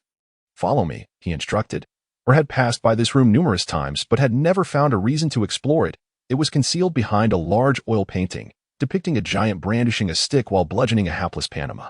Professor Flitwick instructed Orr to stand to the side while he walked back and forth in front of the painting 3 times. "Remember, you must pass by this painting 3 times to unlock this marvelous chamber. But you must first contemplate what kind of room you need before you begin your walk." A wooden door replaced the oil painting, and Professor Flitwick levitated his puppet, pushed the door open, and ushered Orr inside. The room was entirely empty, vast, and lofty. "All right, I believe what we need most right now is a room for practicing spells. Given your magical intensity, I suspect that the large classrooms on the first floor would be inadequate. Or else you might have to compensate for damaged furniture," Professor Flitwick remarked, or felt a twinge of embarrassment, having just shattered one of the professor's coffee tables. Indeed, it had been a complete shattering, to the extent that even a restoration spell could not revert it to its original state. This was the first time Professor Flitwick had encountered such a situation, and he immediately knelt to inspect the debris. Upon merely touching it, the fragments disintegrated into powder. "This is terrifying. Or, heed my advice.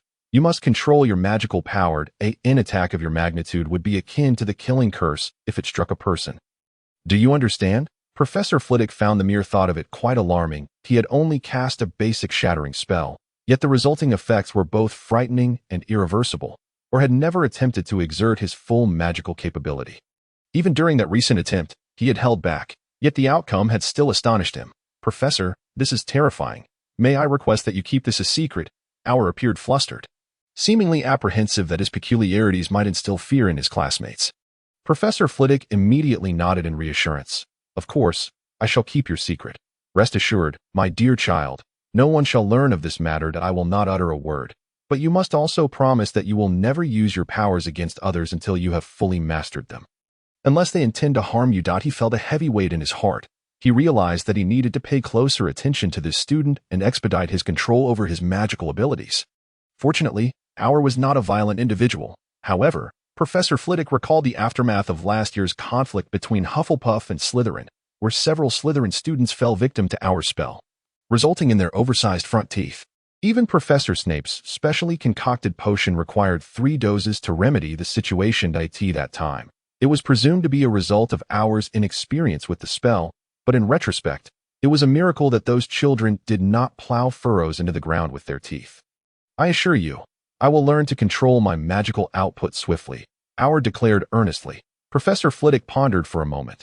As the head of Ravenclaw and instructor of charms for all students, his time was limited. Thus, every Tuesday and Thursday, I shall dedicate an hour to tutoring you in charms. Other times, feel free to practice on your own, and should you encounter any difficulties, do not hesitate to seek me out in my office. All right, Hour replied, feeling agreeable to the arrangement. In the following days, Hour was once again immersed in his studies, traversing the castle daily. He encountered the poltergeist Peeves, who delighted in tormenting students. If they were Hufflepuffs, Hour would assist by transforming Peeves into a balloon and releasing him. However, he never interfered with students from other houses. After experiencing a few setbacks at Hour's hands, Peeves ceased his open harassment of the Hufflepuffs, redirecting his mischief towards the other 3 houses, leading to widespread complaints among their students. Ravel was also busy, focused on growing taller, aside from studying. He was engaged in rigorous exercise. It was unclear whether he had inherited the aesthetic sensibilities of Eastern Europeans, but he seemed intent on achieving a physique as robust as a bear's. Hour introduced Victor to him, and the 2 boys, sharing similar tastes, inexplicably became as close as brothers, despite having different parents. Their owls, however, bore the brunt of this newfound camaraderie, ultimately becoming the beleaguered messengers at the school's Aldrich. As time passed, Hour exchanged his heavy winter clothing for a polo shirt, feeling an immense sense of lightness. Meanwhile, the plants in the greenhouse revived, with the singing lilies flourishing under Hour's favoritism, growing taller and more robust than ever, producing 6 blooms this year instead of the usual 3 each time Hour approached. They would sway and perform for him. The Devil's Snare also favored Hour, as he would discreetly provide them with dragon bone meal, a nutrient unlike ordinary bone meal, which helped them withstand some of the sun's harsh effects. Allowing them to thrive under sunlight, Professor Sprout held Hour in high regard. Had he not been so busy, she would have certainly kept him confined in the greenhouse to tend to her beloved plants. Hour found the professor's attention to be somewhat burdensome. Despite his impressive grades, being called upon for impromptu questioning proved to be quite troublesome. Occasionally, while engrossed in his own pursuits, he would be unexpectedly summoned by Professor Snape, often leaving him bewildered, momentarily experiencing the unnerving sensation of being scrutinized by Snape's piercing gaze. The typically robotic Professor Binns displayed an unexpected vibrancy in his lessons with Hour, engaging in discussions about the witch hunts, the formidable powers of ancient wizards, and whether spells were evolving or devolving. The first-year Hufflepuffs became the sole students who never dozed off in Binns' class, as the topics of discussion were simply too captivating to ignore. As the weather gradually warmed, the Quidditch Cup had concluded, yet the students' passion for the sport remained undiminished. They frequently took to the pitch to revel in the joys of flying whenever the training teams were absent. Hour too enjoyed soaring through the air on cool afternoons, with Ravel hot on his heels, the 2 of them zipping past other little wizards, creating gusts of wind that disheveled their robes, occasionally eliciting startled cries from the crowd. Professor Sprout and Professor Snape emerged from the greenhouse, each clutching bundles of herbs.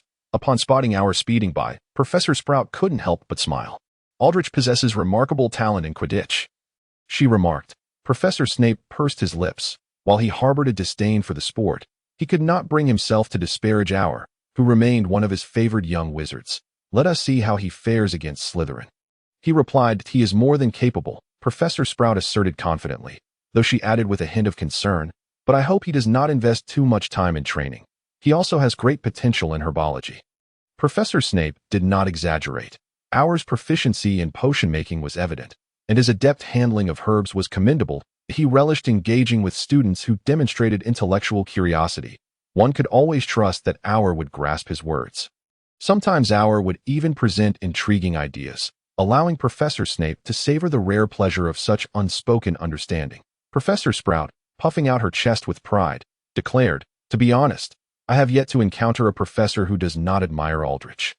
If there is one, I would truly question their judgment." Professor Snape gave a nearly imperceptible nod, affirming her sentiment. The 2 conversed jovially as they walked away, while on the pitch, Hour leaned forward, flying through the goal hoops as cheers erupted from his companions, laughter echoing in the sky as he reveled on his broomstick. Joy, however, was short-lived as the end-of-term exams approached, and apart from a select few confident in their academic prowess, the majority of students exhibited symptoms of pre-exam anxiety. Additionally, the number of smoke-emitting cauldrons around the campus increased as rain persisted in drenching the grounds, causing some disobedient children to brave the downpour on their brooms, only to return home with colds.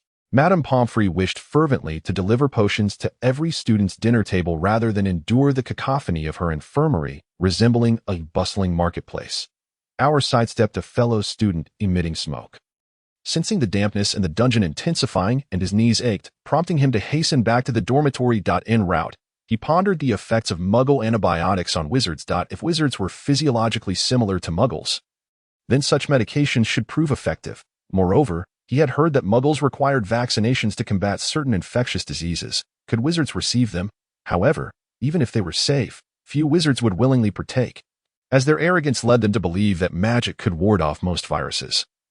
And timely treatment would suffice, except in cases of instant death or the insidious Avada Kedavra curse. Upon closing his room door, Auer approached his distillation apparatus, where the white ash essence was undergoing its third purification. The liquid had become significantly more viscous, no longer resembling the thin, unyielding water that he inhaled deeply, the refreshing aroma filling his lungs and invigorating his spirit. This essence was primarily intended for patients with extensive injuries.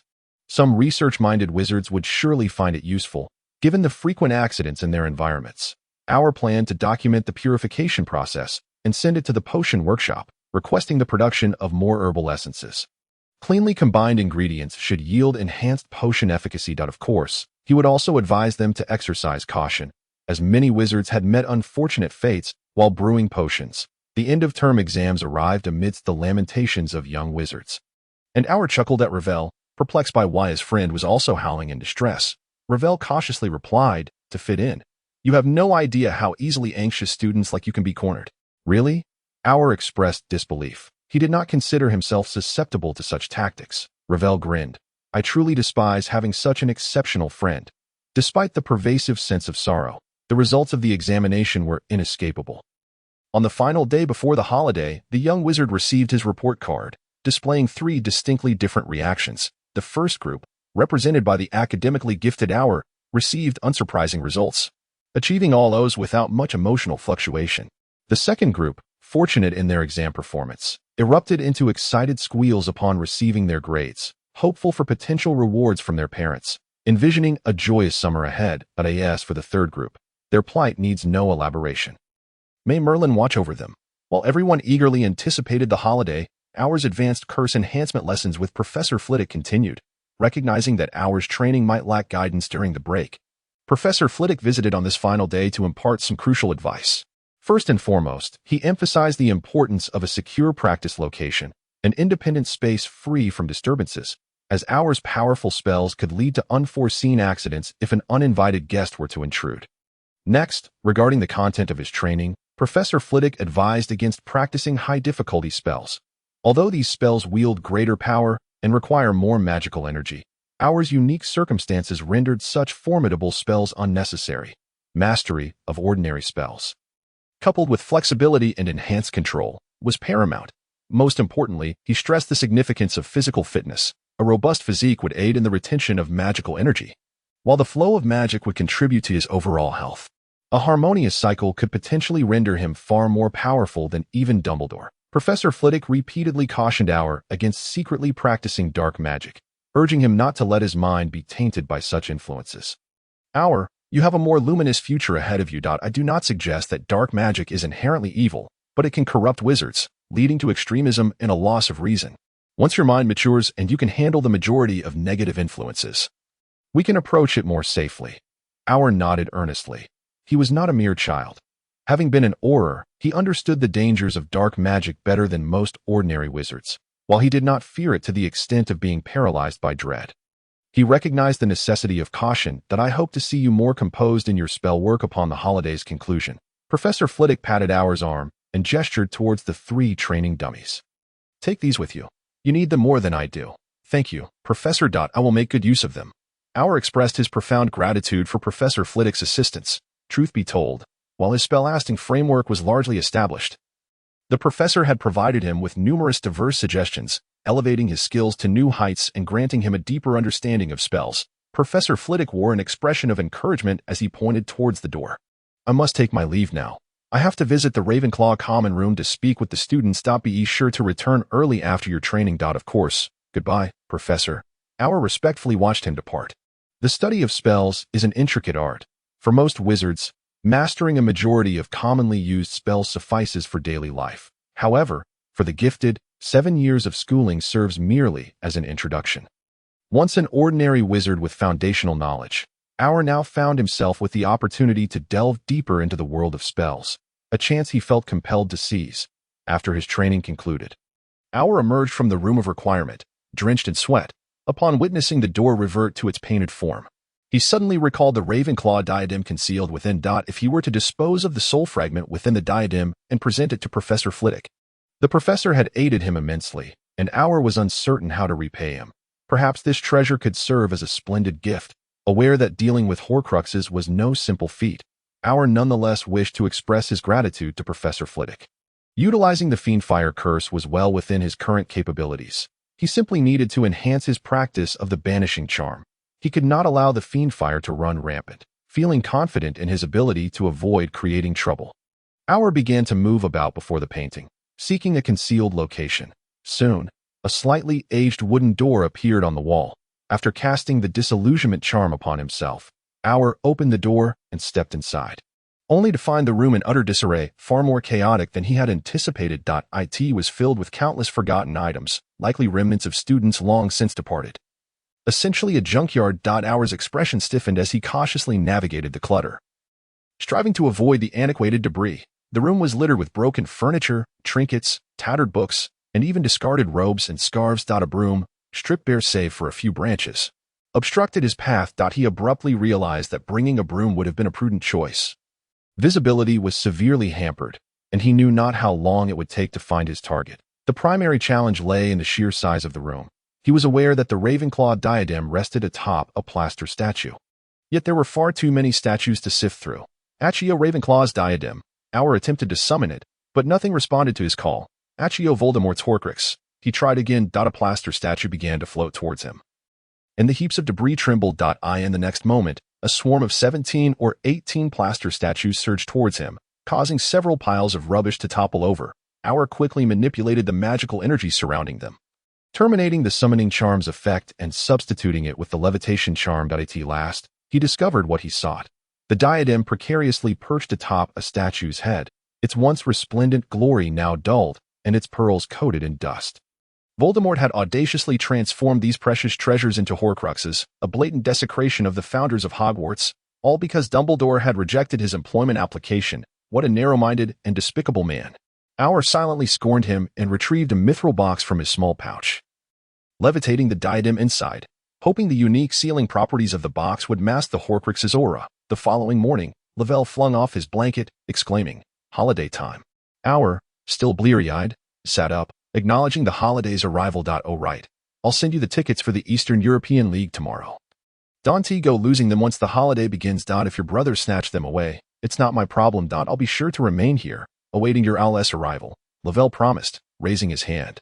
Aur ignored him, heading to the washroom to splash cold water on his face to rouse himself. Lavelle darted around the room in shorts, organizing his belongings. Dressed in a floral napkin, Lingling appeared, inquiring what breakfast they desired today. "I want tacos with raw beef and onions," Lavelle replied, crouching down, his gaze fixed intently on the house elf. "An idea like a bowl of savory porridge with a vegetable roll on the side." Aur's voice called from the washroom. The two young wizards quickly gathered their things and then sat at the desk to enjoy their breakfast, floating their luggage towards the school gate. The corridor bustled with people as usual, but today, an unusual number of owls flitted in and out. Half-giant Hagrid approached, carrying a massive wooden post, causing the floor to tremble beneath him. Many young wizards greeted the friendly giant, who laughed heartily and wished them a pleasant holiday. Due to the incident with the tree guardians, Lavelle frequently interacted with Hagrid, and upon seeing him, enthusiastically waved. "Good morning, Lavelle. Are you two preparing to leave the school?" Hagrid paused, effortlessly bearing the weight of his burden. "Yes, we're hoping to catch an empty carriage for some peace and quiet," Lavelle replied. Yes, you little ones are full of energy. It's only natural you might be a bit mischievous. Hagrid chuckled knowingly, in their haste to board. Lavelle and Hagrid exchanged only a few brief words before parting ways. Throughout their journey, Lavelle immersed himself in the novel foundation that Aur had recommended.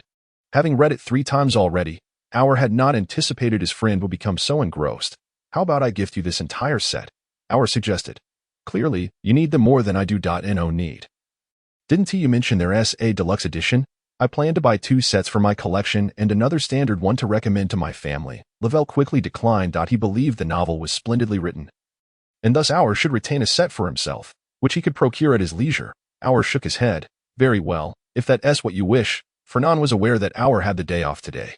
Early in the morning, he meticulously prepared his appearance, and, driving the luxurious car provided by Aur, eagerly asked Kaka to escort him to the station.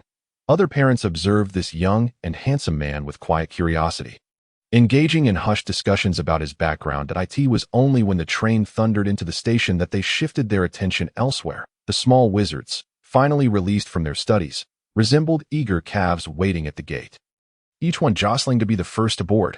Aur and Lavelle stood inside the compartment, watching as a steady stream of students surged towards the door, only to halt in anticipation. As the train came to a stop, the doors opened amidst the children's eager expectations, and the first child, shouting for his mummy, bolted out. Fernand craned his neck to glimpse the continuous flow of small wizards until, just as the last few were about to exit, he spotted his boss.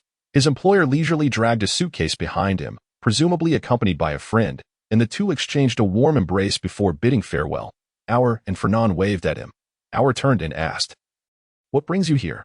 "I have some delightful news to share," Fernand replied as he approached. He took Aur's luggage, and together they made their way outside. While not far off, Lavelle was also moving towards the exit, hand in hand with his mother. Aur glanced over to see that Mrs. Fay was an exceptionally elegant woman, adorned in a silk, form-fitting gown, her classic shoulder-length wavy hair accentuated by a dazzling diamond necklace. She carried a petite, shell-shaped handbag, lavishly embellished with colorful gems of considerable worth. Noting the similarity in taste between her and her son, Aur returned his gaze to Fernand and inquired about the good news.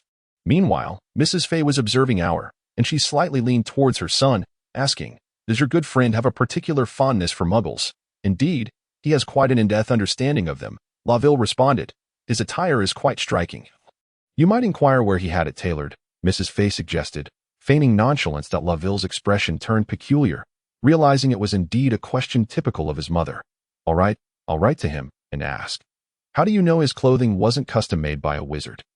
"Because I have interacted with all the tailors, and to be frank, they are rather ordinary," Mrs. Fay remarked, pouting. "And rather outdated too," Lavelle nodded, acknowledging her point. "You would certainly be capable of discerning such matters. I don't find anything particularly special about Aur's clothing," Lavelle stated bluntly. Tiaska Mrs. Fay shot him a disdainful glance, weary of further conversation, and lifted her gown as she strode away. Lavelle, feeling aggrieved and bewildered, hurriedly trailed after her. That evening, upon receiving a letter from his friend, Aur smiled and instructed Kaka to compile a list of the tailors where he had custom clothing made, while he rummaged through his drawer for the tickets to a forthcoming match. Today, Fernand had informed him that the initial test results for the synthesized potion were remarkably promising. Scott had taken the test report and the final product to present to his superiors. Yes, Scott had concluded his undercover assignment, which had nearly cost him his life, prompting a significant internal purge within the police department, resulting in numerous vacancies. Consequently, he had been assigned a new role. In bustling London, one drop of water is hardly noticeable in the ocean. Otherwise, he would have been easily spotted by the nefarious forces while brazenly walking about in broad daylight. Aur awaited Scott's promising news. Yet at present, he needed to devise a swift method to address the soul fragments within the diadem. Upon further contemplation, he realized that the soul fragments were no ordinary attachments. They had likely corroded the diadem, permeating it entirely, rendering separation quite the challenge. Moreover, the destructive nature of the fiendfire curse posed a significant risk. Employing it on the diadem could potentially incinerate it, melting the exquisite artifact into a puddle of molten metal, an outcome contrary to Aur's intentions. As he did not wish to obliterate such a meaningful alchemical creation Aur practiced his spells, he perused the tomes in his family's library. The Bock family had amassed a collection spanning nearly a millennium, encompassing a vast array of subjects. Auer implored his ancestors to assist him in locating texts pertaining to Horcruxes, eager to uncover whether this bizarre, seemingly immortal curse could be undone amidst the chaotic array of books. He indeed discovered ancient tomes related to Horcruxes. Auer caught a volume that leapt from the top of the bookshelf, and upon contact, he surmised that the wizard who penned it was likely not of benevolent disposition. The book's cover felt delicate, akin to human skin, and the ink within it turned a dark red hue over the years, exuding a nauseatingly sweet odor. Auer's mental shielding spell activated once more. And he lamented his lack of caution. Remaining in a familiar environment had dulled his vigilance. These enigmatic tomes, whose origins were unclear and possibly cursed, should not have been touched directly, to the very least. He should have donned a finely crafted dragonhide glove before opening that book. Within its pages were brief descriptions of several irreversible dark curses, the failed animagus transformation, the blood curse that inhabits one's veins, and the irreversibility of the soul severed as punishment for wicked wizards. Thus, could each Horcrux be regarded as an independent entity? What memories of Voldemort did this Horcrux preserve? Auer vaguely recalled that the Ravenclaw diadem had been deceitfully obtained from Helena Ravenclaw after Voldemort's graduation, suggesting it was a relatively later creation. Hence, the soul contained within this Horcrux was unlikely to be amicable. Auer blinked, snapping back to reality. Why was he even contemplating the friendliness of Voldemort's Horcrux? This object could not be allowed to remain, and he was also curious about the repercussions of destroying the Horcrux on Voldemort himself. However, throughout history, very few wizards had successfully created Horcruxes, leaving little opportunity for others to research how to separate souls from objects. Harry Potter and his companions had employed basilisk venom, Gryffindor's sword, and the Fiendfire curse to destroy the Horcruxes, and aside from the Fiendfire curse, it seemed Auer had no alternative options. Unwilling to accept defeat, he resolved to post a bounty for basilisk venom on the black market. Although the basilisk was a creature bred by Helga Hufflepuff, other wizards had studied it after her time. Auer did not believe that only one basilisk existed within the confines of Hogwarts.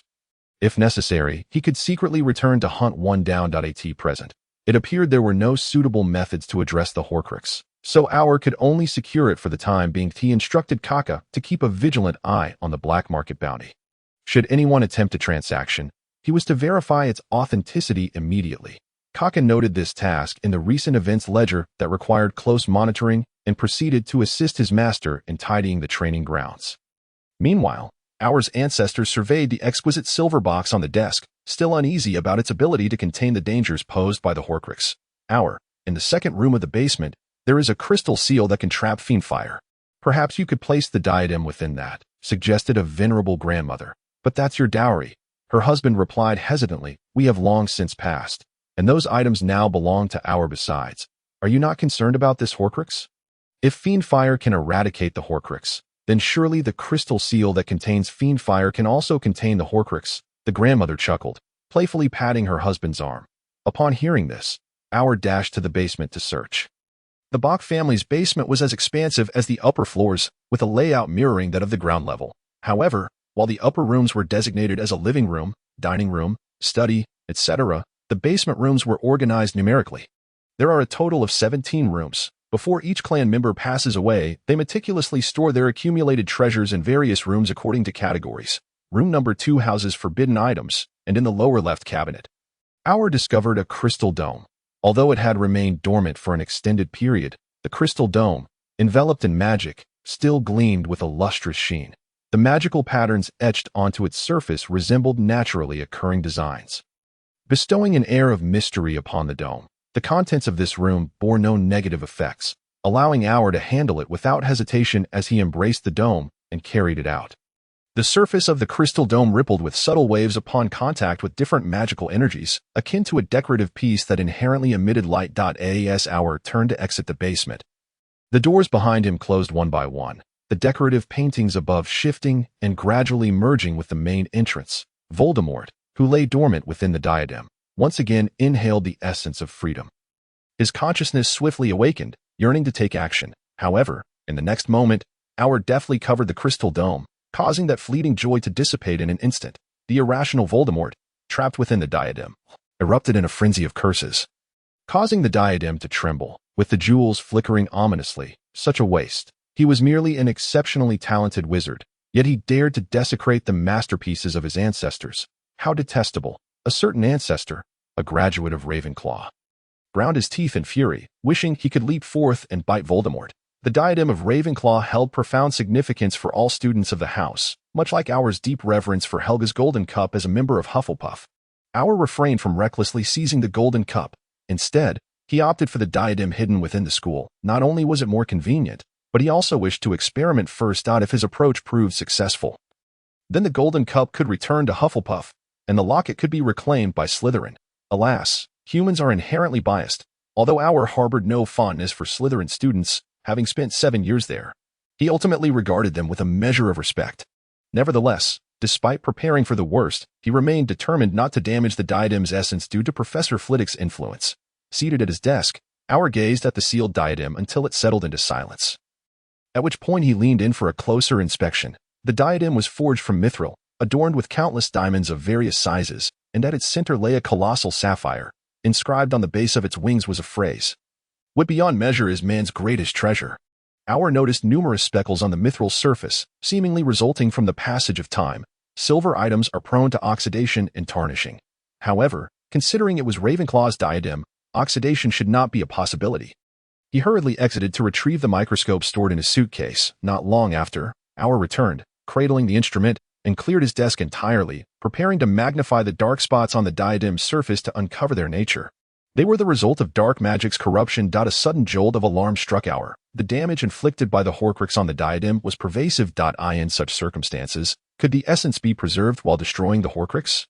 Initially eager to salvage these treasures, Aur resigned himself back into his chair, disheartened.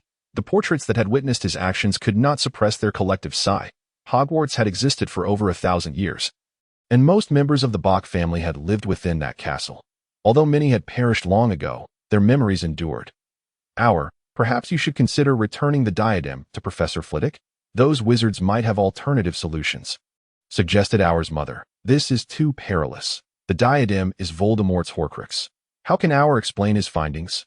Aur's grandmother deemed the idea unfeasible, fearing that revealing Aur's discoveries would expose him to Dumbledore's scrutiny. Once Dumbledore recognized Aur's worth, would he allow such a valuable pawn to escape his grasp? All Aur desired was to remain a free-spirited wizard, unwilling to be manipulated. Thus, disclosing the truth was hardly a wise choice. I can consult Professor Flitwick, and only him, Aur contemplated. They could establish a confidentiality charm. Having an exceptionally talented wizard as a guiding light would be fortunate, and the diadem could serve as a catalyst for deepening his relationship with Professor Flitwick. However, Aur's grandfather expressed concerns about safety. Aur, Professor Flitwick is an employee of Hogwarts, and Hogwarts belongs to Dumbledore. But grandfather, Professor Flitwick has not joined the Order of the Phoenix. I believe he possesses sound judgment. Aur replied, evidently resolute. As his family's counsel fell on deaf ears, "My dear, are you certain you wish to disclose the Horcrux matter to Professor Flitwick? He may not know how to destroy it, rendering your discussion futile." The ancestor, grounded in practicality, sought to dissuade Aur from his intentions. Aur gestured toward the diadem of Ravenclaw, crafted by the hands of goblins, and mused that Professor Flitwick, possessing goblin blood, might have insights into their alchemical techniques. I cannot be certain of the extent of damage the Horcrux would inflict upon the diadem, but if I could gain understanding of its crafting methods, perhaps I could proceed with greater assurance. Yet, the goblins' craftsmanship is never shared. Their very nature dictates such secrecy. If your professor has goblin ancestry, then according to their customs, his ancestors were likely exiled. Seeking alchemical knowledge from him would be akin to inviting the alchemical workshop's artisans to assist you directly, scoffed the irritable ancestor, extinguishing Aur's glimmer of hope. With a sigh, Aur leaned back in his chair, suddenly feeling as if he had acquired a hot potato, realizing he had unwittingly courted significant trouble. I believe you should abandon any fanciful notions. Horcruxes are among the most malevolent forms of magic. You truly think the original craftsmanship would remain intact after being tainted by it?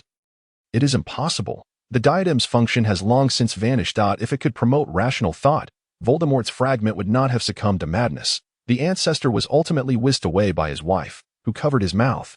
With eyes closed, Aur absorbed their words. So, should he attempt it or not? This was an artifact steeped in over a millennium of heritage, imbued with extraordinary significance. In a state of indecision, Aur sighed. waving his hand to send the crystal dome soaring into the empty cabinet. Meanwhile, the microscope on his desk had become less effective, a consequence of the magical energies wreaking havoc on such electrical devices. The fact that it had endured for an entire semester was already a surprising feat. Kaka, what is the work plan for the alchemical workshop? Our mused, feeling it was time to allocate more tasks to them. Otherwise, these muggle contraptions would soon fall into disrepair, and despite his wealth, he could not allow such waste. Without showing himself, Kaka simply tossed a file bag over. Upon opening it, Our exclaimed, "Have I already arranged so much content?" He suddenly recalled his return to life, seizing the opportunity to capitalize on a wave of goodwill. Assigning a substantial number of tasks to his family's shop and workshop, the renovations and marketing strategies for the shop had nearly been fully implemented, but the workshop, reliant on handcrafted items, had not progressed as swiftly. Leaving half of the listed products uncreated, if you are not too busy, please take the initiative to reinforce the components with strengthening runes. There is no need to involve an alchemist, suggested the ancestor. Skilled in alchemy. Very well. I shall take on this responsibility. Our nodded. As his plans for the summer were not extensive, he intended to bring the white essence to the research lab for improvement. Practice spells, attend the Quidditch Eastern European League, and make the most of his time. Then it exploded. Literally speaking, it exploded. After enduring numerous trials and tribulations, the ancestors' alchemical workshop ultimately succumbed, falling into disarray at the hands of the Bock family. Our, protected by the ironclad charm that had become his second skin, emerged unscathed, yet the dust swirled around him, obscuring his vision and expression of astonishment. The ancestors, fleeing in a panic from the frames of the alchemical room, gathered in the hall, loudly calling for Kaka to clean up the mess. Merlin's beard. Our's magical prowess indeed requires the guidance of a teacher. If left to his own devices, he would not make any progress for a decade or two. Grandfather, with a lingering trepidation, patted his flat chest, astonished that, after so many years since death, he suddenly felt the pulse of life return in this moment. The other ancestors nodded in agreement, no longer opposing Our's decision to seek Professor Flitwick. For by Our's description, this professor of Fey lineage was exceptionally skilled in charms, perfectly compensating for the absence of elder guidance. After all, most of the Bork family seemed solely adept at amassing wealth, rendering them unworthy as mentors in the realm of charms. In truth, had Our's magical prowess remained at its previous level, they would not have been overly concerned, as he would not be in danger of self-destruction.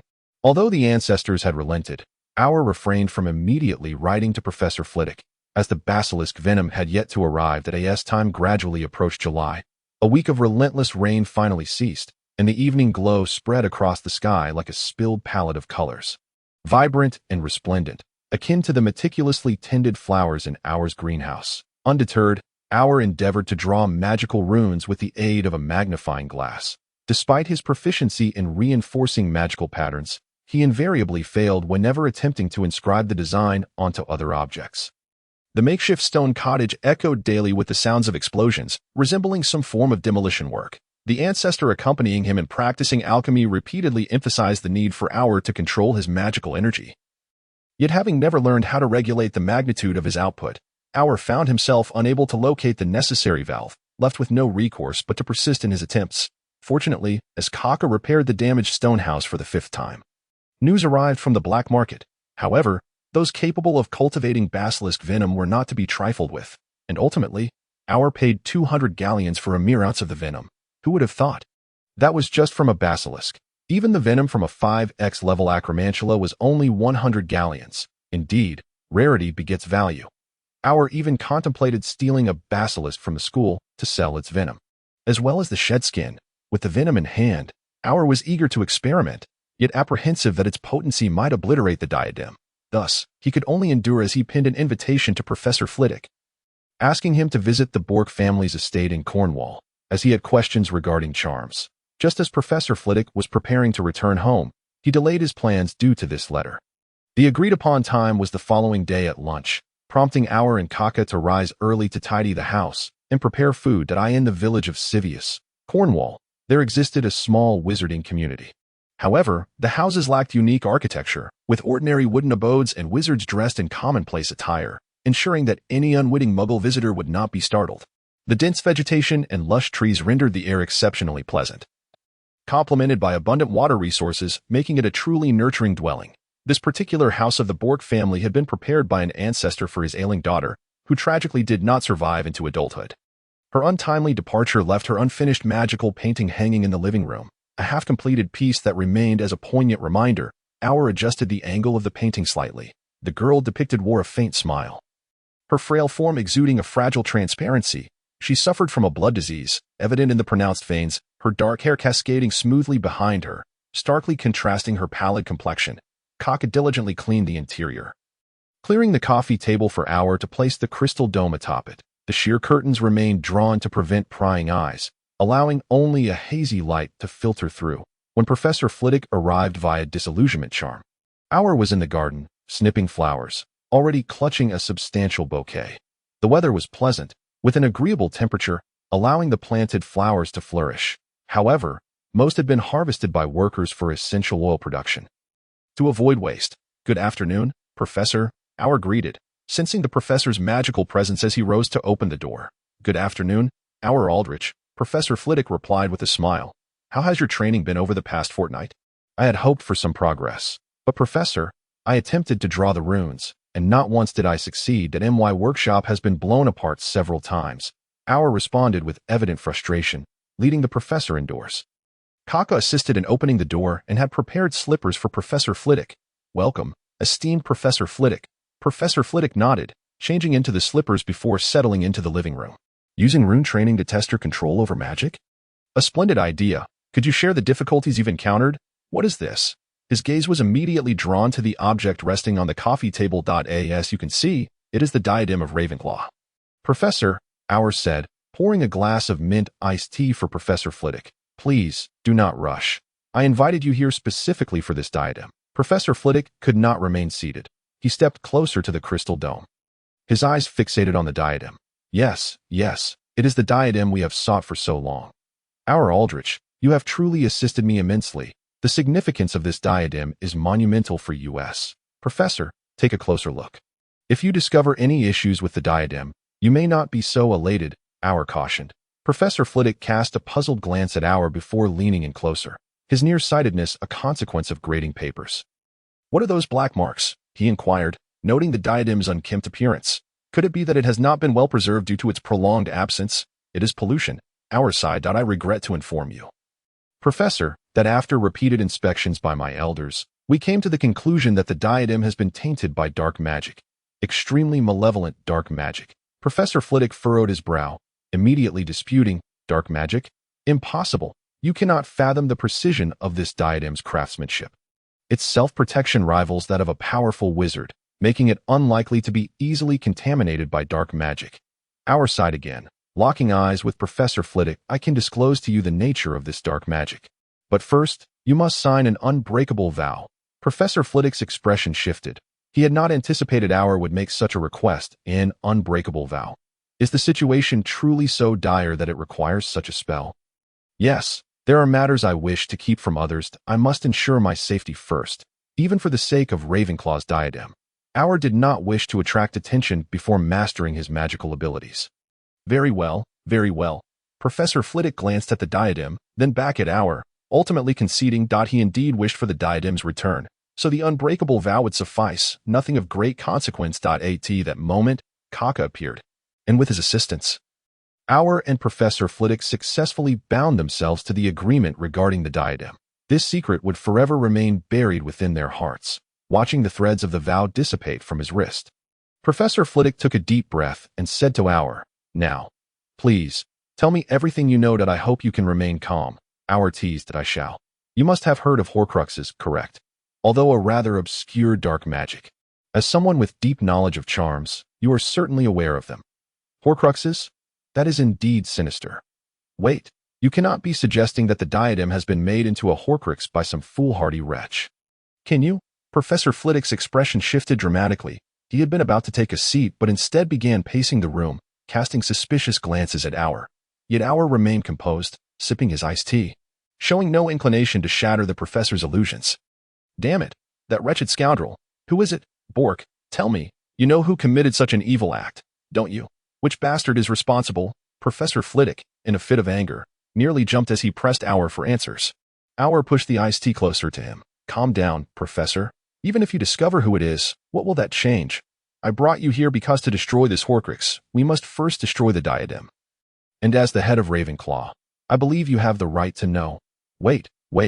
Professor Flitwick's apprehension grew. In the British wizarding community, few could comprehend such a heinous act. Thus, it must be that individual. Correct, the one whose name cannot be spoken, Tom. If you know who I mean. Our was pleased by Professor Flitwick's sharpness. It was no wonder he had once been a champion in a duel tournament. His reflexes were indeed quick. Damn it. Professor Flitwick exclaimed. I knew it. Upon witnessing the scene, Our instructed Kaka to prepare lunch. Perhaps the professor required a moment to gather his thoughts and regain his composure.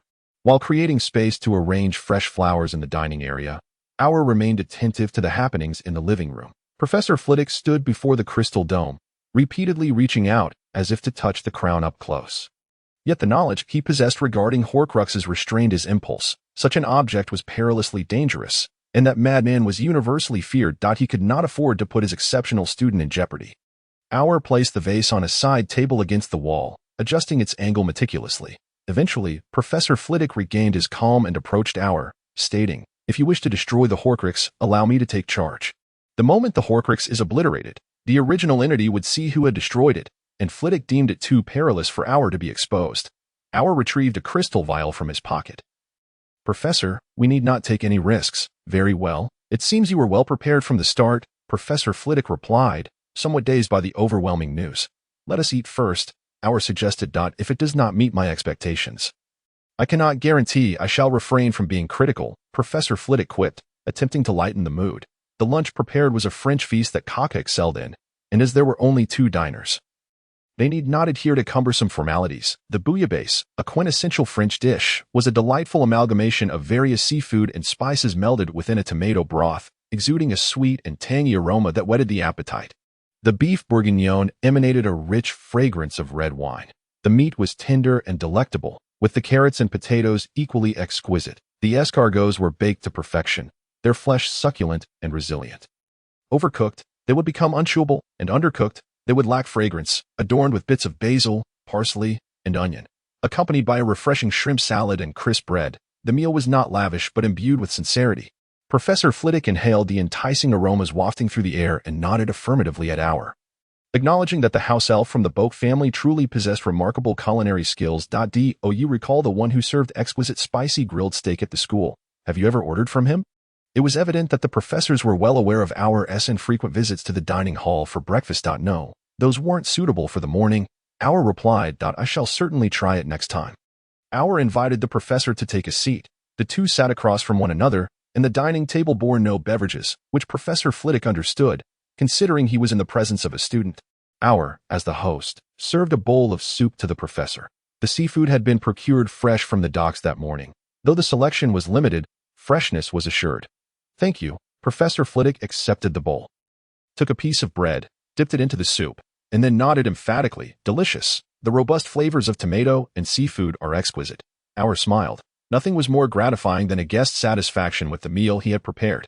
After their lunch, the two returned to the living room. Kaka had prepared tea anew, with sugar cubes, honey, and milk readily available for the guests. Professor Flitwick did not immediately broach the subject of how to deal with the crown but began discussing the topic of controlling magical output. If we liken magic to water, and you are the faucet controlling the flow, then your primary concern is to discover where that switch lies. Professor Flitwick seldom discussed this matter with students, as few encountered such issues, and even the powerful like Dumbledore did not require his guidance. Our replied, Indeed, I simply do not know how to control it. Willpower. My child, do you recall what Professor McGonagall taught you during Transfiguration class? When your will is sufficiently resolute, magic can transform objects into the form you desire. I emphasize that the incantation and gestures are paramount, yet willpower is equally crucial, although it may not manifest overtly during spellcasting. Professor Flitwick explained, drawing his wand to perform the simplest illumination charm. A sphere of light, which should have ignited at the tip of his wand, suddenly detached and floated in the air, capable of rising high or settling on the table, large or shrinking to the size of a candle flame. You see, this is the power of will, the manipulation of your magical essence. Spells are not merely one-time actions. If I were to use a cutting spell now, wouldn't your first thought be that I simply cut a line and that would be the end?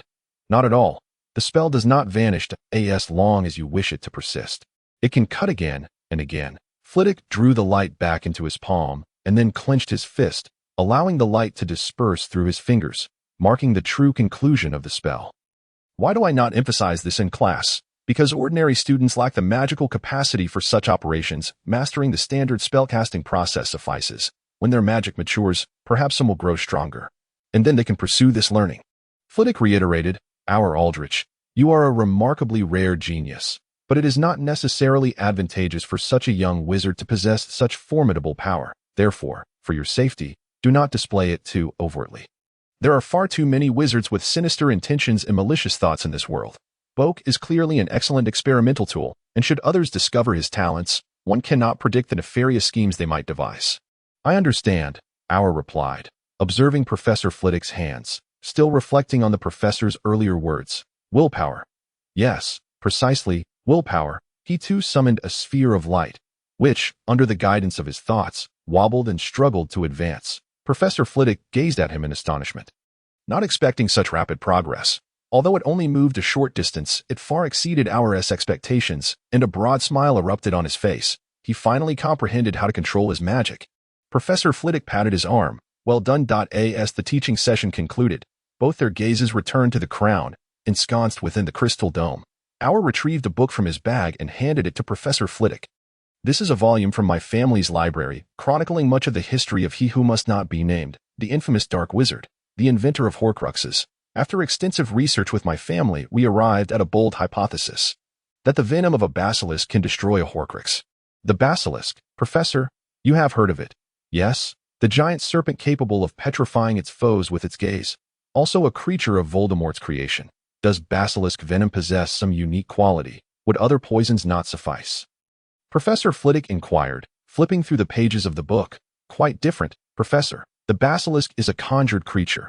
It is not endowed with its traits by nature. It is a magical creation, possessing magical characteristics. In the past, there have been numerous theoretical discussions regarding why basilisk venom can destroy Horcruxes, ultimately concluding that it is the basilisk's unique abilities that enable it to do so." Professor Flitwick suddenly understood. A magical creation, and the Horcrux also falls under the category of magical constructs. Utilizing naturally derived toxins cannot harm a Horcrux. "You are correct." Auer could only manage a wry smile before producing a sealed glass vial containing a ghostly green liquid. "I have prepared the venom. However, I cannot assure you that the crown will remain intact once the Horcrux is destroyed. Therefore, Professor, I require your witness during this experiment." Professor Flitwick's heart skipped a beat. That was the diadem of Ravenclaw, a cherished treasure of Ravenclaw House. Auer shrugged. "From this point onward, we can only leave everything to Merlin. Be prepared for whatever outcome may ensue." "Professor, wait. Our Aldrich, I suddenly have a question." Professor Flitwick interjected. "What is it?" Auer's hand was almost upon the potion, nearly dropping the vial in the process. That unspeakable fellow. He wouldn't merely regard the crown as a vessel for crafting Horcruxes. Would he? Professor Flitwick speculated, doubting the possibility. After all, that individual was notoriously obsessive, aiming for perfection in all endeavors. "I do not know, Professor. To be honest, I stumbled upon the crown in the room of requirement. I have not encountered the other items," Auer replied, shaking his head. "What? Where?" Professor Flitwick exclaimed, his voice cracking. "The room of requirement, right next to my office." Professor Flitwick's anger flared. "I shall slay him. I shall kill that scoundrel."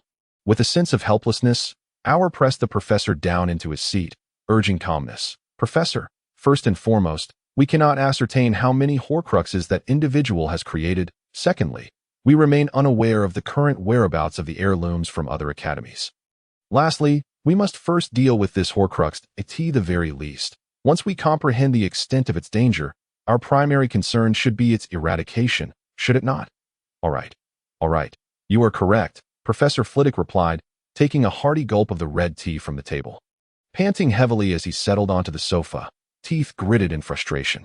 Auer swallowed the potion, nearly overwhelmed by its repugnant taste. Soon after, the potion took effect, causing Auer's face to swell. He exited the sitting room to don an outfit befitting a dark sorcerer.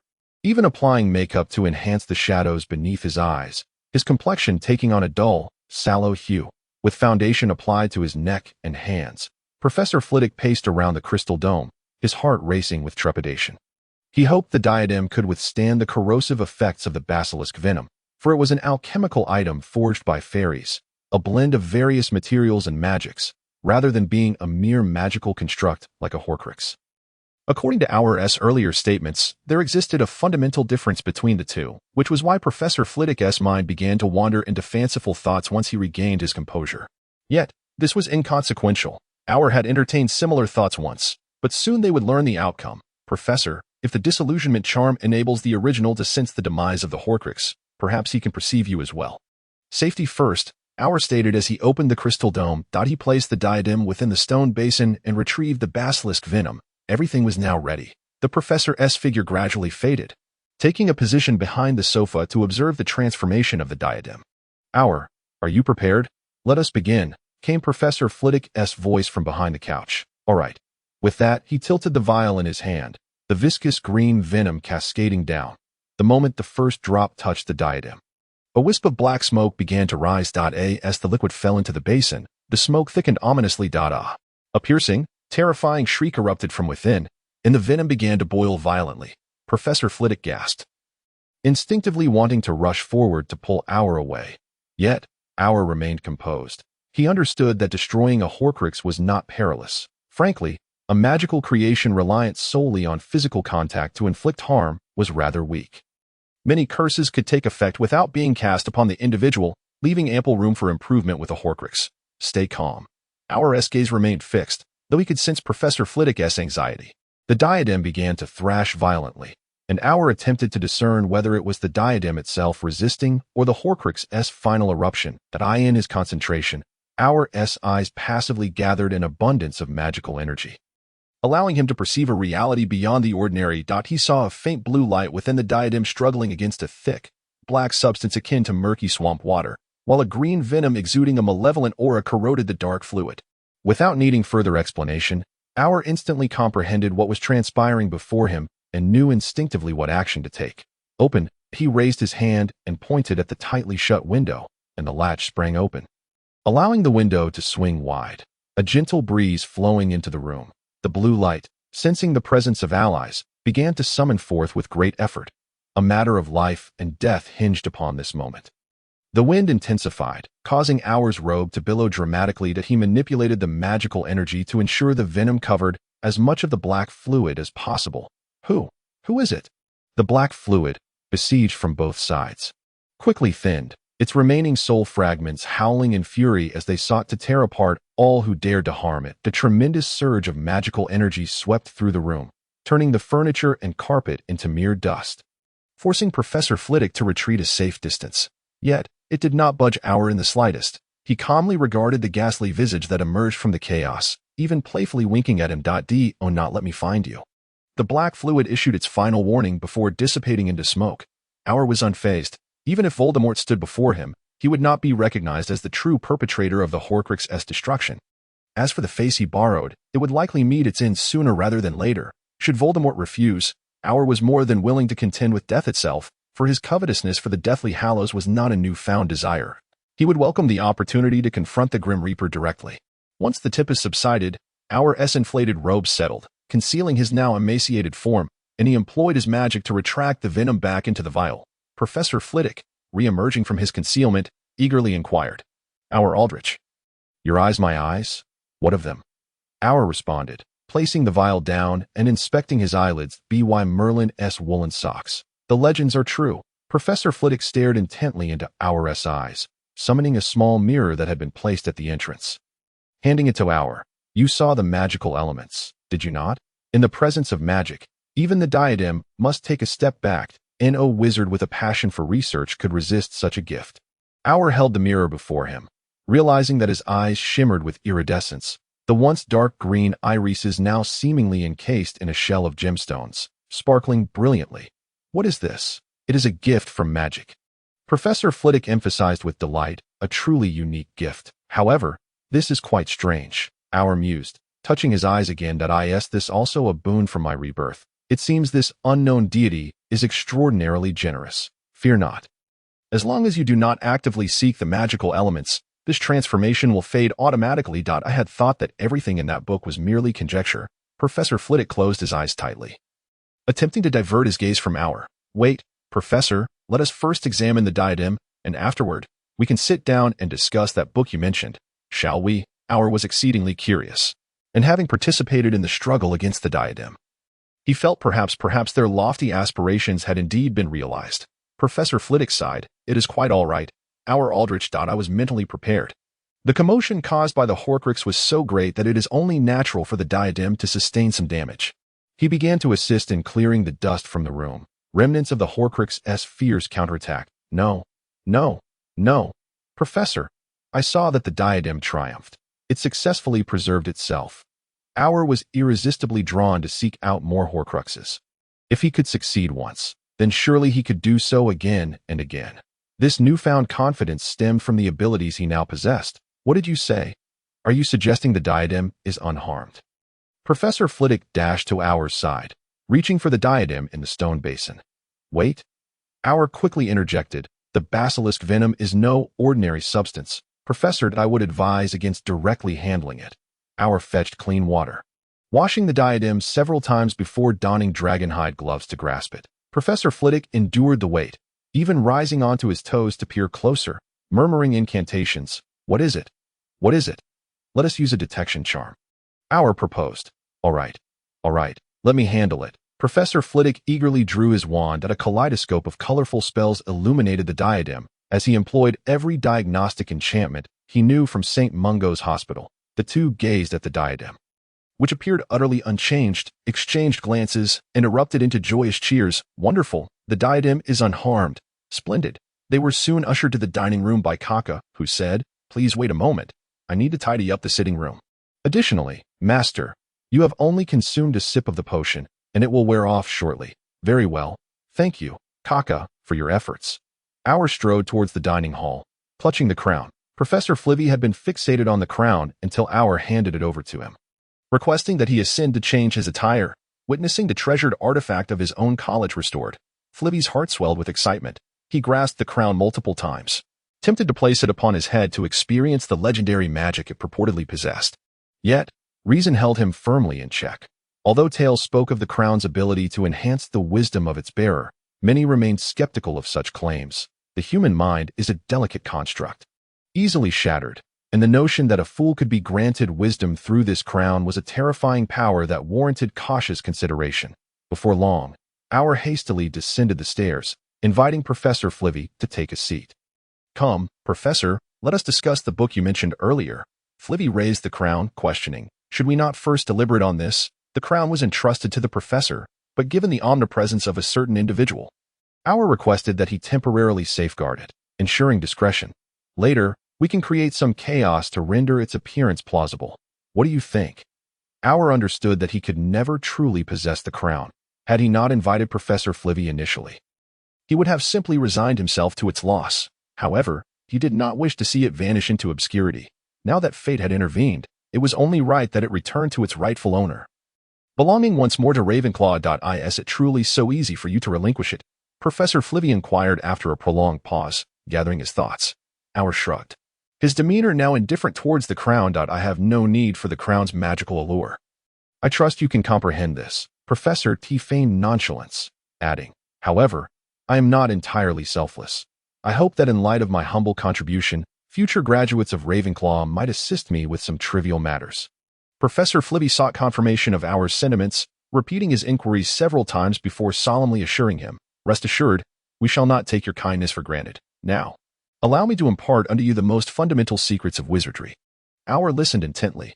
Ancient wizards believed that magic stemmed from nature, composed of 4 elemental forces, water, fire, earth, and air. Our mystical abilities arise from an intrinsic connection within us that resonates with these elements.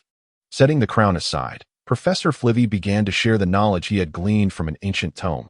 However, as spells proliferated, understanding of the elements faded into obscurity. Wizards ceased to test their affinity for these forces, as their magic was no longer constrained by any singular element. The weavers of spells enabled all wizards to manipulate various elements through incantations, which supplanted the direct communion with the elements, leading to a gradual erasure of the wizard's ability to perceive them. Thus, does that tome suggest that spells represent a form of regression? Our speculated. For according to Professor Flivvy's earlier remarks, wizards could no longer perceive the elements, thereby losing their mastery over any specific one. There was no definitive conclusion. The wizards could no longer communicate with the elements. Mastery of sufficient spells could still yield formidable power. The simplicity of these spells rendered wizarding life more convenient. And far too much time had elapsed since the era of the ancient wizards for anyone to substantiate their prowess, as no evidence remained. Professor Flivy refrained from sharing his own thoughts, instead recalling the content of the book, confirming that he had not encountered such assertions. Our nodded thoughtfully, admitting, "This is the first time I have encountered such elemental theories. To be frank, had I not seen the blue sparkles upon the crown today, I might have thought you jesting." "Blue? Blue?" Professor Flivy exclaimed with excitement. "You summoned a mighty wind. Thus, the element contained within the crown is air." "I believe so," Our affirmed, though he could not articulate why the sight of those blue specks indicated a need for air. It was an instinctual response. Perhaps this is the innate ability of wizards. If the book is correct, wizards need not comprehend the elements, as we are naturally attuned to them, suggesting that this capacity is inherent. Professor Flivy conjectured, lamenting his inability to perceive the elements himself, which would have allowed for mutual validation, thanks to Our's first-hand experience. Coupled with Professor Flivy's youthful exploration of various magical tomes, the two conversed extensively on the subject of elements. What had begun as a simple lunch for the professor extended into a delightful dinner with Our, who sent him off with cookies crafted by Kaka and the crown in hand. Once Kaka had tidied the room, he prepared to return to the castle with Our. "Perhaps I should take it back," Our mused, standing before a painting of a frail girl, contemplating that perhaps his ancestor longed to see her child once more. "If you believe it necessary," Kaka replied, his large eyes brimming with trust. Our glanced at him and smiled. He enchanted the painting's frame, causing it to shrink and slip into his pocket. He took Kaka's hand and recited the spell for apparition. In the next moment, their figures materialized in the castle's grand hall. Curious, Our's father inquired, "What of the crown? Surely the basilisk's venom did not dissolve that ancient relic." "No, though I am uncertain of its condition. Professor Flivy's examination indicated it to be normal. I have entrusted the crown to him," Our explained while retrieving the ordinary oil painting from his pocket, glancing at the bearded man conversing with his wife. "Georgia, where do you think this painting should be hung?" Upon hearing his name, the ancestor pushed past other family members and approached, his gaze immediately drawn to the image of the girl. "Our, thank Merlin. You have brought back Nalita." "Thank you, dear. It has been far too long since we visited her in that house." George's wife spoke, her eyes glistening with emotion as she looked upon her daughter's portrait. Turning back to Our with a mixture of excitement and fervor. Since their confinement within the castle, they had severed all ties with the outside world, and family customs forbade them from delaying the lives of the living for the desires of the deceased. Thus, none could proactively request Our's assistance, believing that when the time was right, their shackles would loosen, and they could address matters then. Unless it is something particularly troublesome, you could have the house elf assist you.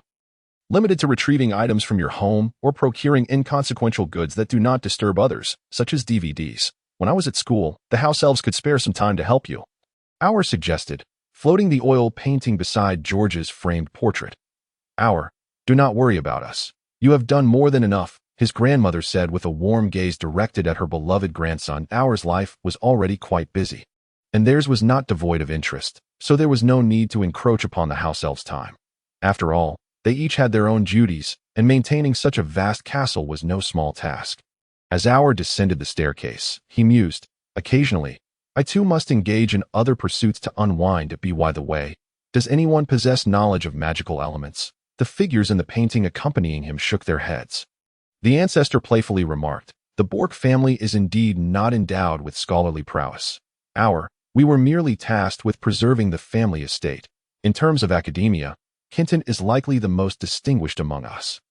Kenton was the one who had encouraged Our to study alchemical runes, having established an alchemical workshop to create traditional household items, such as self-cleaning cauldrons and scarecrows to ward off gnomes. Our sighed, glancing at his ancestors. Very well, it seems I must ultimately rely on my own efforts. Of course, dear, you are no longer a child. It is your responsibility to manage your own troubles. All right, but before that, I must check if there have been any changes to the rankings. Tom's name was overshadowed by the one who had fallen beneath him, The destruction of a soul fragment is an irreparable wound for the essence itself.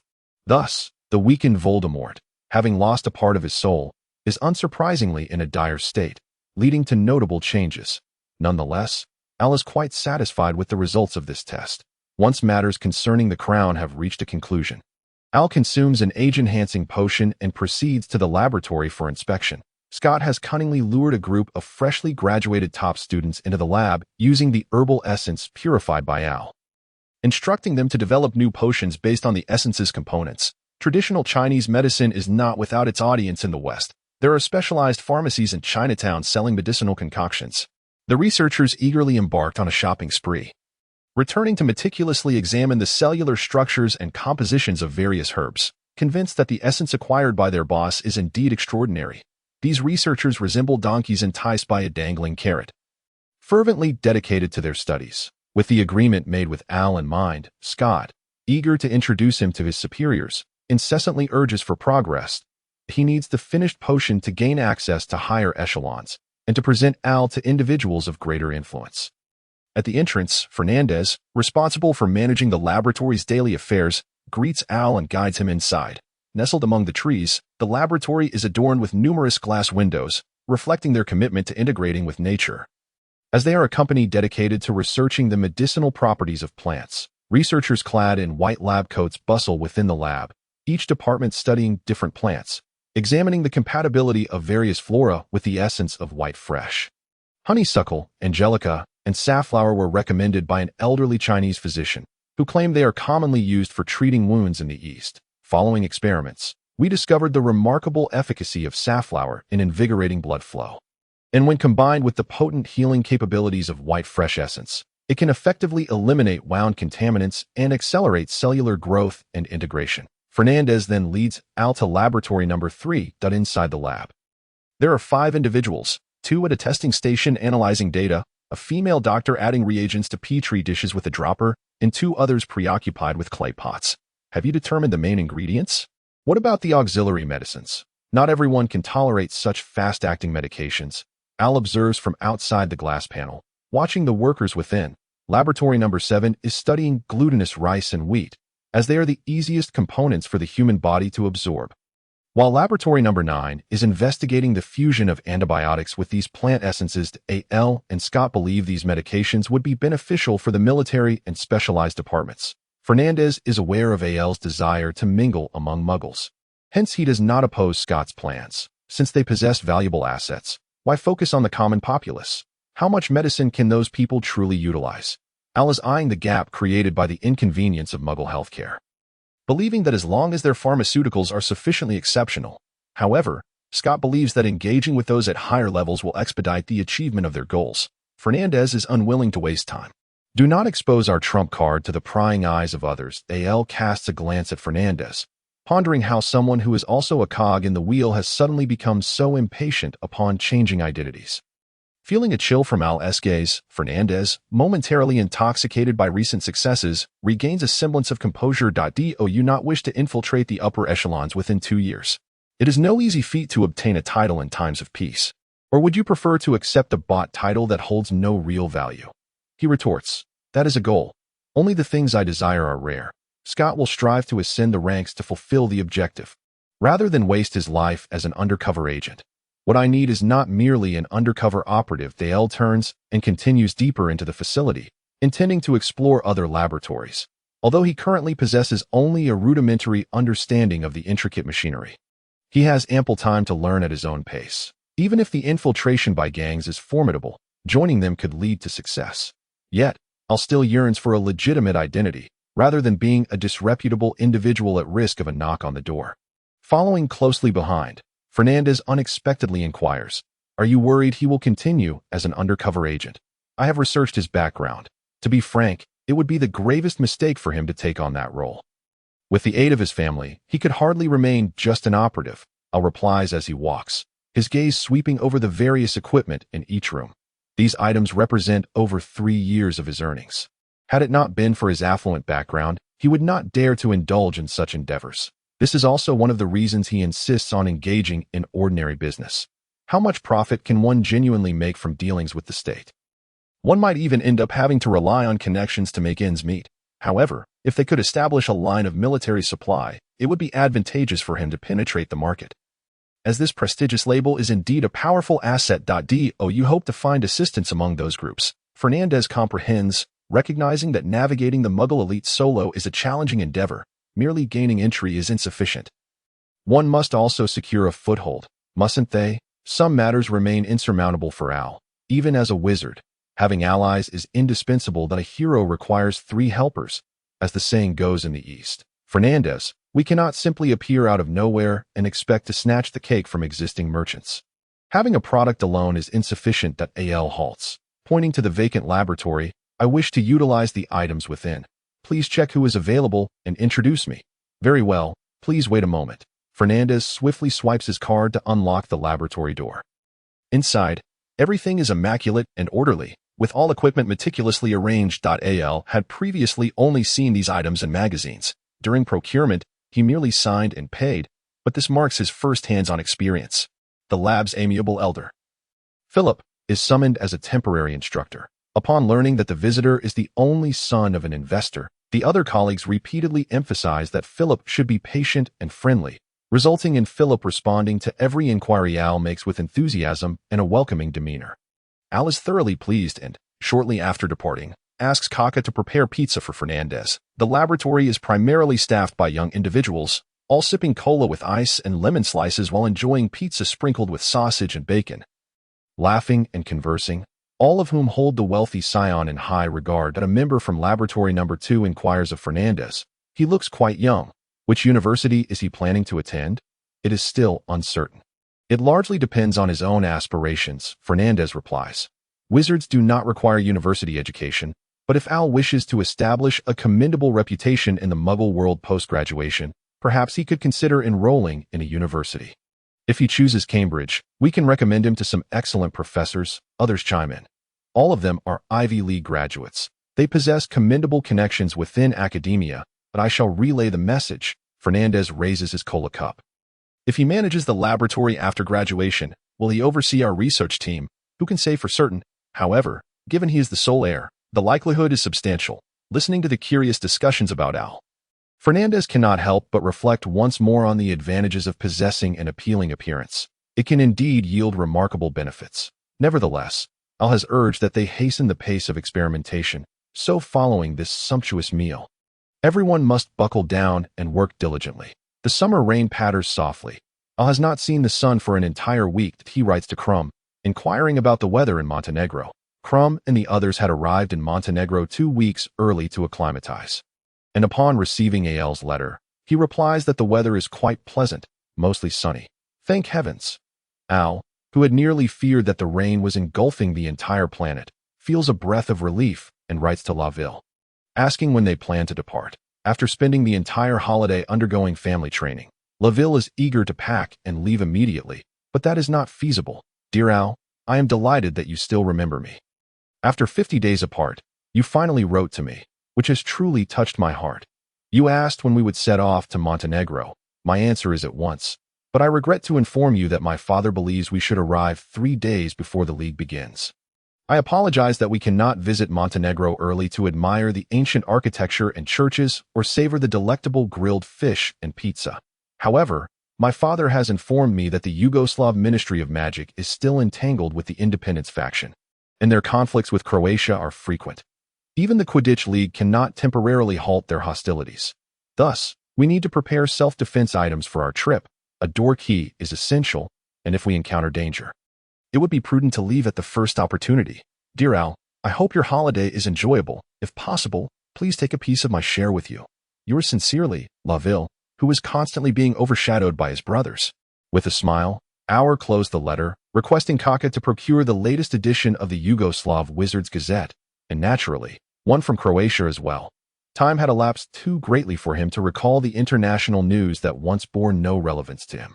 Yet the mention of the Independent Corps by Laville stirred faded memories. The disintegration of Yugoslavia was imminent. During the summer of '91, Slovenia and Croatia led the charge towards independence, soon followed by Macedonia. Although they were but small nations, with proper maneuvering, they could achieve significant outcomes. Perhaps aiding them would be prudent. After all, it was all in the name of freedom, and the wheels of history would inevitably roll towards a predetermined future. Thus, seizing the opportunity to consolidate connections and wealth should not be deemed as disrupting the historical trajectory. Furthermore, the dissolution of the Soviet Union presented a lucrative opportunity. With a plethora of weaponry at one's disposal, Auer's eyes gleamed with excitement. The sudden correspondence from the main branch, after years of silence, took the collateral relatives by surprise, given their closer blood ties. The Bock family did not place great value on extensive branches.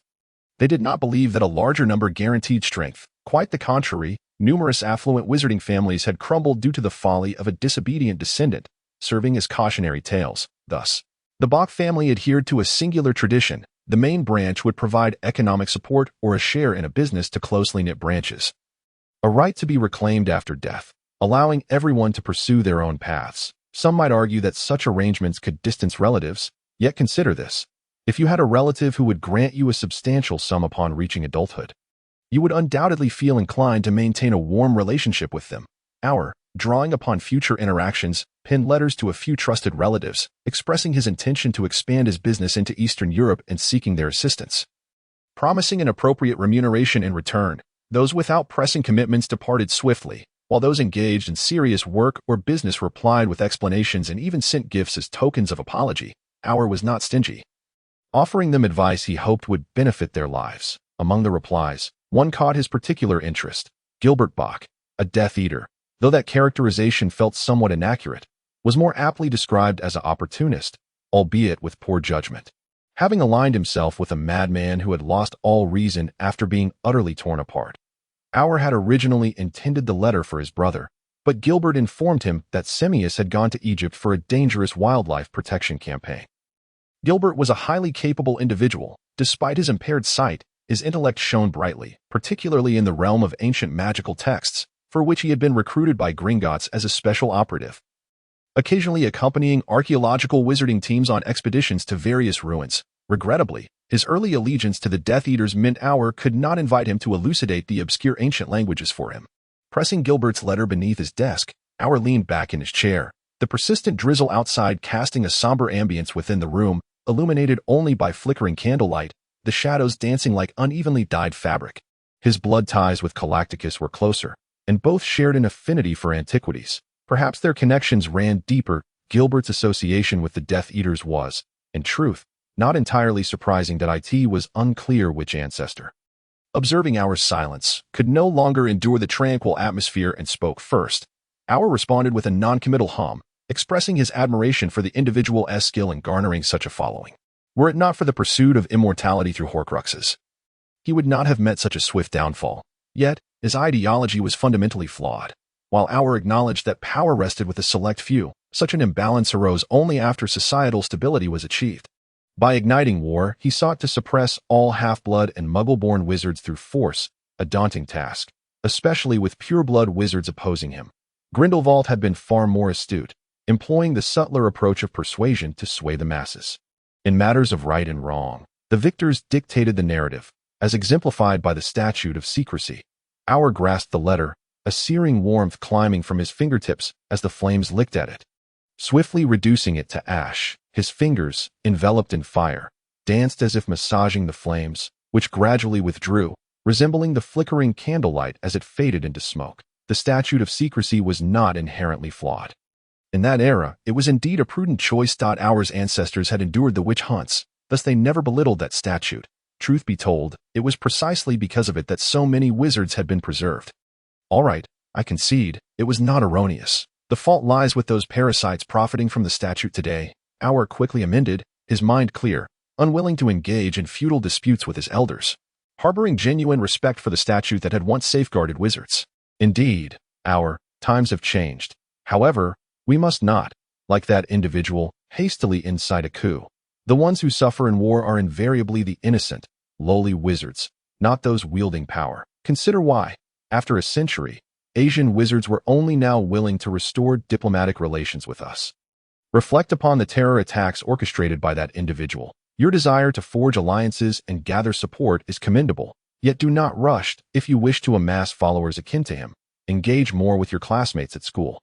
I do not mean to imply you should brazenly recruit under the watchful gaze of Headmaster Dumbledore, but rather to showcase your true self and attract friends worthy of your companionship.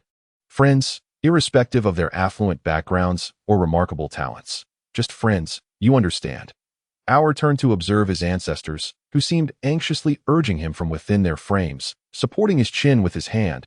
He watched them converse, even arguing over differing viewpoints, and felt warmth spread through him. These were his family, perpetually willing to embrace and assist him, regardless of his flaws. Perhaps some of his previous actions had been excessively egregious. But would our change? It remained uncertain.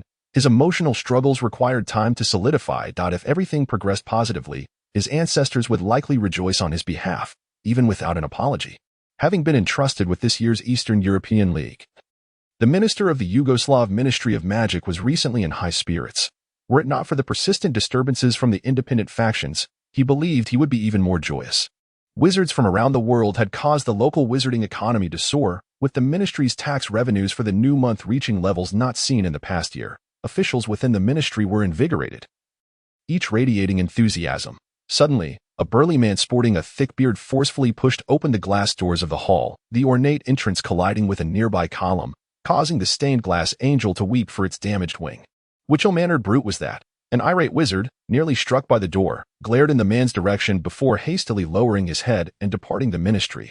"Where is Corvin?" the imposing man demanded, striding towards the front desk with an aggressive demeanor directed at the elegantly coiffed witch. "The minister is quite busy today, as he is hosting officials from the German Ministry of Magic and requires their accompaniment. He has a meeting at 10 o'clock, Sergei. The minister currently has no time." "Sergei, wait." The witch dashed out from behind the reception desk, yet she was utterly powerless to halt the bear-like man, merely watching helplessly as he stormed into the elevator. Moments later, a butterfly burst forth from her hand, drifting downwards. Sergei, the director of the Auror office in the Yugoslav Ministry of Magic, had received orders from Minister Corvin the previous week to apprehend the family of Vasily, a high-ranking member of the independent regiment in Croatia. However, just now, his subordinate reported that the mother and daughter, imprisoned in the dungeon, had vanished. Vasily had been on the verge of acquiescing to their demands, almost ready to divulge the location of the independent regiment's stronghold. But now that his family had escaped, Sergei demanded his subordinate to contact Vasily, pressing for information on the stronghold while also hastily searching for any suspicious individuals nearby. Yet, the recent influx of foreign wizards posed a significant complication for the search operation. Without Vasily's wife and daughter, they would lose a prime opportunity to dismantle the independent regiment, which would be detrimental to the victory in the war. Sergei believed it necessary to restrict the activities of these foreign wizards, as the Quidditch League paled in comparison to the integrity of Yugoslavia. However, it was evident that Minister Corvin held a different view. When the Secretary General received a reminder from the reception desk, Sergei was already striding towards them. Corvin was engaged in a lively conversation with the Deputy Minister of the German Ministry of Magic. The Secretary General approached Corvin, whispering, "Minister, allow me to keep an eye on Sergei while you and the guests take a brief respite in the conference room. I have arranged refreshments." Corvin frowned slightly, but nodded upon seeing the man striding down the corridor. Seized by the Secretary General and pulled into a vacant office, Sergei lowered his voice in fury. "I told you. I have already informed you that foreign wizards are aiding those damned members of the independent regiment. Vasily's wife and daughter are missing. If they contact Vasily before us, our plan will be utterly thwarted. Corvin must restrict that group of imbeciles' operational range. It's imperative. Otherwise, we cannot proceed with our actions. Just because you claim foreign wizards are involved, does that make it a certainty? Perhaps someone within your ranks has fallen victim to the soul-binding curse, allowing those wretched swine to escape capture. Do you have any idea how much assistance those wizards attending the match provide us? We must secure their allegiance, as long as they stand with us. The independent regiment's objectives cannot be achieved. Minister Corvin will not permit the Yugoslav Ministry of Magic to fracture. Impossible, absolutely impossible." Corvin did not believe that his meticulous defenses could be breached. Do not hastily retort. "Nor should you attack our foreign allies. We must investigate internally. Corvin, we need not only to strike against the independent regiment but also to enlist the help of those foreign wizards. You are well aware of the plight of Yugoslav wizards.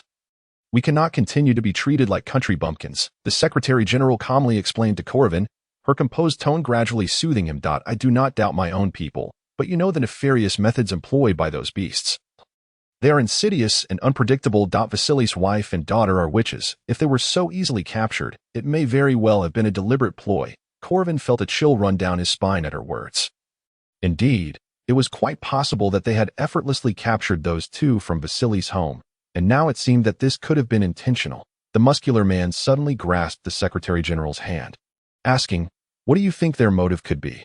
"I do not know, Corvin, and I cannot be certain, but those individuals will not let the match slip by them. This is their opportunity to make a name for themselves worldwide. You know that all of Europe is encouraging the pursuit of freedom. Those empty-headed fools are clamoring for it. The wizards in Croatia require a stage to showcase their commitment to freedom. This is not a sound idea. We could seize this chance to apprehend them all at once. That I understand. Thank you. I know what must be done." Corvin appeared as if he had been imbued with newfound confidence. Striding out of the Ministry of Magic with an air of triumph, the Secretary General gazed at her reflection in the window, brushing her fingers through her transforming red locks, murmuring, "Oh dear, I almost got discovered." The tasks assigned by young Master Ol were far too intriguing. She truly hoped these imbeciles could hold on a little longer. Meanwhile, the mother and daughter, both perfumed heavily and imbued with the effects of the polyjuice potion, walked alongside Bob, who turned to the somewhat anxious woman, saying, "Relax, no one will recognize you. You are now Mrs. Sheffield. Lift your chin, be a bit haughty. Little Lily too, yes, just like that, like a little swan. Exquisite." The woman couldn't help but chuckle at her daughter, who was stretching her neck like a goose. She linked her arm with the man's and whispered, Thank you both." "Not at all, madam. I merely did what a gentleman ought to do." Bob shrugged and led them into a shop. Half an hour later, the flamboyantly dressed trio emerged, laden with bags. No one suspected them. After all, who would think such leisurely individuals could be fugitives, as Ol packed his belongings? Preparing to head to London to meet with Laviel, he perused the latest edition of the newspaper. Due to the tumult surrounding the independence movements in Slovenia, Croatia, and Macedonia, many local tabloids were abuzz with commentary on the matter. He ordered several copies of incisive publications to pass the time and gain a clearer understanding of the developments. He refrained from allowing relatives to write him updates, fearing that the Owl's correspondence might expose their whereabouts. Not to mention, Austin, who had kidnapped the Secretary General of the Ministry of Magic, could not afford to leave a single trace. It was far too perilous. Although the woman professed that this thrill of dancing on the edge of a knife was her lifelong ambition. The two boys, dragging their suitcases, decided to utilize the temporarily opened fireplace at the ministry to travel to Montenegro. The application for a key to that passage had been denied by the ministry, citing the overwhelming number of wizards attending the match, while the area around Montenegro was sealed off by the Yugoslav Ministry of Magic, making arrival a challenge. Thus, the fireplace remained their sole option. Why are they sealing off Montenegro? Laviel pondered, having heard his father drone on about the Yugoslav independence war during the holiday, not understanding why, despite the strained military resources, they still dispatched a portion to seal off Montenegro, which had not participated in the independence actions. Perhaps they are concerned that the independent regiments elsewhere might cause trouble during the match, Ol suggested, and it is also to guard against the local wizarding factions in Montenegro, fearing they might turn against their own at a critical moment. Given that, this year's match is unlikely to go smoothly, Laviel remarked skeptically. Who knows? But it matters not, as long as the match can proceed normally. That is what counts, Ol responded, seemingly unconcerned about the independence war. Laviel made a non-committal sound. Wizards continued to leave the fireplace in succession, and soon it was their turn. Once again, they were hurled out of the fireplace in a dizzying spin. Ol steadied himself as he landed, while Laviel staggered out behind him, retching and stepping aside. It took a bit long, given the distance. "Are you all right?" Ol inquired, pulling a peppermint from his pocket and offering it to him. Laviel sipped some water before taking the candy, unwrapping it, and placing it in his mouth, waiting for the refreshing sensation to alleviate the heaviness in his chest before he finally exhaled in relief. "I am fine. It's certainly longer than going to Diagon Alley. Let us go. We need to rent a carriage to the hotel," Ol said, leading the way outside. Typically, such matches would have spectators camping near the stadium. But to avoid mingling with the independent regiment, it had become necessary to stay in a hotel. However, the wizarding hotels were relatively subpar. Ol had initially planned to stay at a Muggle hotel, but given the plethora of magical items he carried, it could potentially overload the hotel's electrical system, and he truly did not wish to endure the inconveniences of a wizarding hotel. Indeed, as he suspected, The leaky cauldron was leading the charge, and besides the opulent hotels in France, most accommodations across Europe could only be described as inns. Perhaps I should open a bed and breakfast in a lovely setting. The business would surely thrive. Wizards aren't exactly a destitute group. Do they not deserve to reside in clean, beautiful lodgings? Stepping onto the sticky floor, OL felt a headache coming on. Laviel, however, adapted well. Having traveled with his parents from a young age, he was already accustomed to various inns and hotels. During this tumultuous period, registering wand information was required for hotel stays. OL and Laviel presented their wands to the exceedingly thin, almost stick-like wizard at the front desk. Alongside their identification and travel documents stamped by the Ministry of Magic, the male wizard offered a reminder as the house elf beside him bowed to and collected the items they had produced. Proceeding to register them on the other side, the scrutiny was exceedingly rigorous, or was well aware that this stringent behavior from Yugoslavia stemmed from their heightened anxiety. The war with the Independence Brigade had endured for several years, and no one could predict when the struggle would reach its conclusion. The previous circumstances had been quite dire for the brigade, leaving them at a significant disadvantage. However, the involvement of the Bock family had stirred the tides of this conflict once more, as a steady influx of food supplies provided the members of the brigade with much-needed respite. Intelligence and clandestine assistance had become elusive yet impactful, posing considerable challenges for the Ministry of Magic. What had once seemed like a foregone conclusion in the war now appeared fraught with uncertainty. The question of who would ultimately claim victory remained unresolved. Retrieving his wand and proof of registration, or accepted the key handed to him by the wizard. Their room was located on the third floor, room 307. The wizard then turned to Laville, stating, "You reside directly opposite, in room 308." The two young men hurried up the staircase. The stairs here bore no distinction from those elsewhere, dim and narrow, prompting and his companion to employ a Lumos charm. Unexpectedly, a sharp-featured witch appeared at the top of the staircase, vociferously admonishing them. "Magic is not permitted here. Absolutely not?" Or swiftly raised his gaze, his eyes sharp, retorting, "You are so impoverished that you can't even afford candles, yet you deny guests the right to illuminate their way. Are you attempting to trip us up and seize our belongings? Is this the Yugoslav Ministry of Magic's hospitality towards its guests?"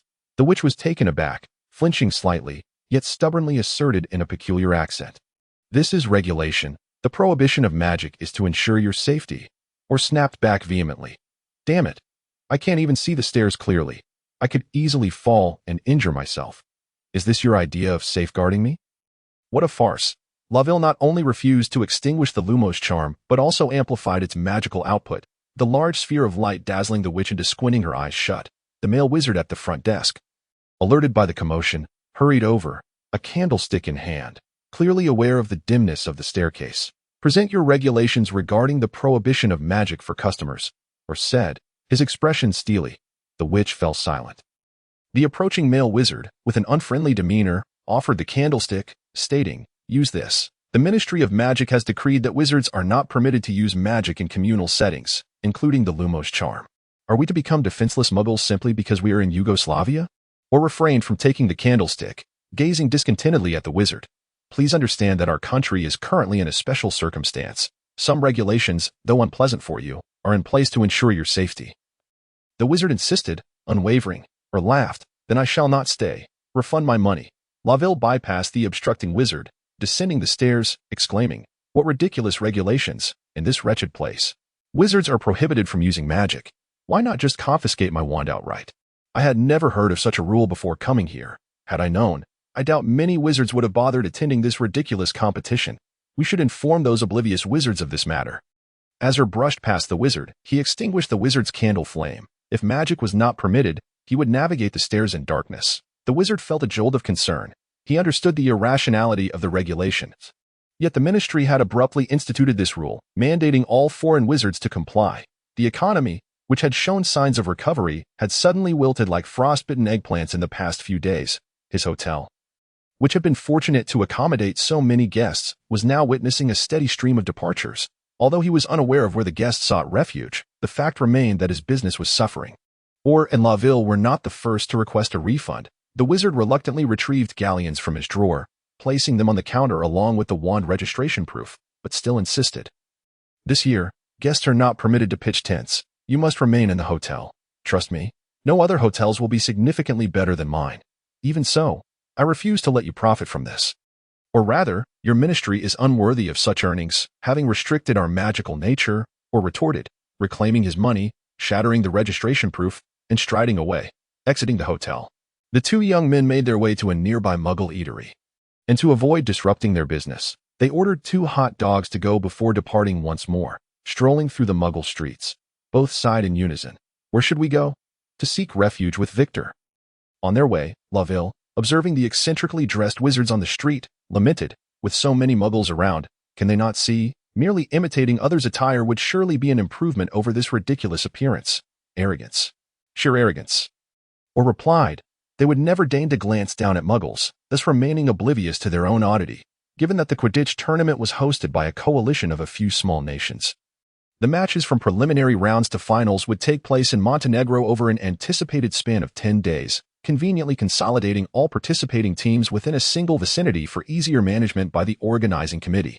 After Orr and Laville passed through the barrier preventing Muggles from intruding, the verdant landscape transformed into a series of vast tents. The Bulgarian tent was distinctly marked not only by its flag, but also adorned with a large bouquet of roses. Wow! Pink! Laville exclaimed, captivated by the conspicuous tent, or seemed to catch a whiff of the singular fragrance of Bulgarian roses. Not only that, but tents from other nations also exhibited unique characteristics. The Romanian team, embroiled in civil strife, had placed a massive eagle atop their tent, with tricolored streamers fluttering nearby. Hungary's crown, embedded with dazzling gems, shimmered under the sunlight, creating an effect akin to light pollution. The two were halted by a member of the organizing committee, who inquired about their purpose and meticulously recorded their information, instructing them to wait momentarily until the athletes could personally retrieve them. Crumb, busy practicing his flying techniques, received the notification and promptly soared over on his broom. His best friend, serving as his practice partner, landed alongside him at the edge of the field. Crumb, drenched in sweat, opened his arms to embrace, or only to be met with a finger pressed against his chest in refusal. Do not be overly enthusiastic, my friend, or remarked, then extended his hand towards the brown-haired boy behind Crumb. Hello, it is a pleasure to meet you. I am Aldrich Bock. Andrei Zaitsev, the boy replied, rubbing his hand on his clothing before warmly shaking Orr's hand. I often hear Victor speak of you. Then I assume he must be lamenting my slow responses to his letters, or responded, relieved that Laville shared his enthusiasm for correspondence. Indeed, there are weeks when I cannot dine in the cafeteria for 2 or 3 days because owls from afar are landing. Andrei empathized, noting Victor's penchant for sharing, but he then turned to the quiet boy with long curls beside him, stating, pleasure to meet you. I presume you must be Laville Fay. Laville chuckled, shaking Andrei's hand. It seems you have yet to realize how fortunate it is to have meals in the dormitory. Victor cleared his throat. All right, enough with the pleasantries. Now that everyone is acquainted, let us head inside. The interior of the campsite was somewhat chaotic yet distinctly wizardly, with items arranged in a manner that defied the laws of nature. After maneuvering around a cluster of oak barrels, they reached the exterior of the Bulgarian tent. The bearded national team coach was hoisting a massive beer mug, drinking heartily, and upon spotting Crumb, he jested. It's not yet break time, Crumb. You must recognize how rare these opportunities are. Indeed, while it was merely a small league with limited prestige, Victor's age made this the best opportunity that Karkaroff could secure for him. Coach, I'll be training shortly. I merely brought friends to rest, Crumb replied, stepping aside to reveal Orr and Laville. The tent's interior was spacious, accommodating not only the athletes' need for rest, but also originally permitting family participation. However, due to the precarious political climate, most athletes were reluctant to bring their families, resulting in numerous unoccupied rooms. Go on, make yourselves comfortable. The coach waved his hand dismissively as they stepped inside. The more pronounced fragrance of roses enveloped them. Laville, pulling Crumb along, inquired, do you permit outsiders to reside in the tents? If any mishap occurs, the athletes will be held accountable. Crumb replied, I had initially intended to invite you to stay. I've heard the situation outside is quite chaotic, with the Aurochs from Yugoslavia apprehending people indiscriminately, and many wizards are being harassed. Indeed, Laville responded, I overheard complaints from the committee. The calls for ticket refunds are growing louder. Recently, they enacted a decree prohibiting the use of magic in public spaces. And everyone is apprehensive that this competition may not proceed.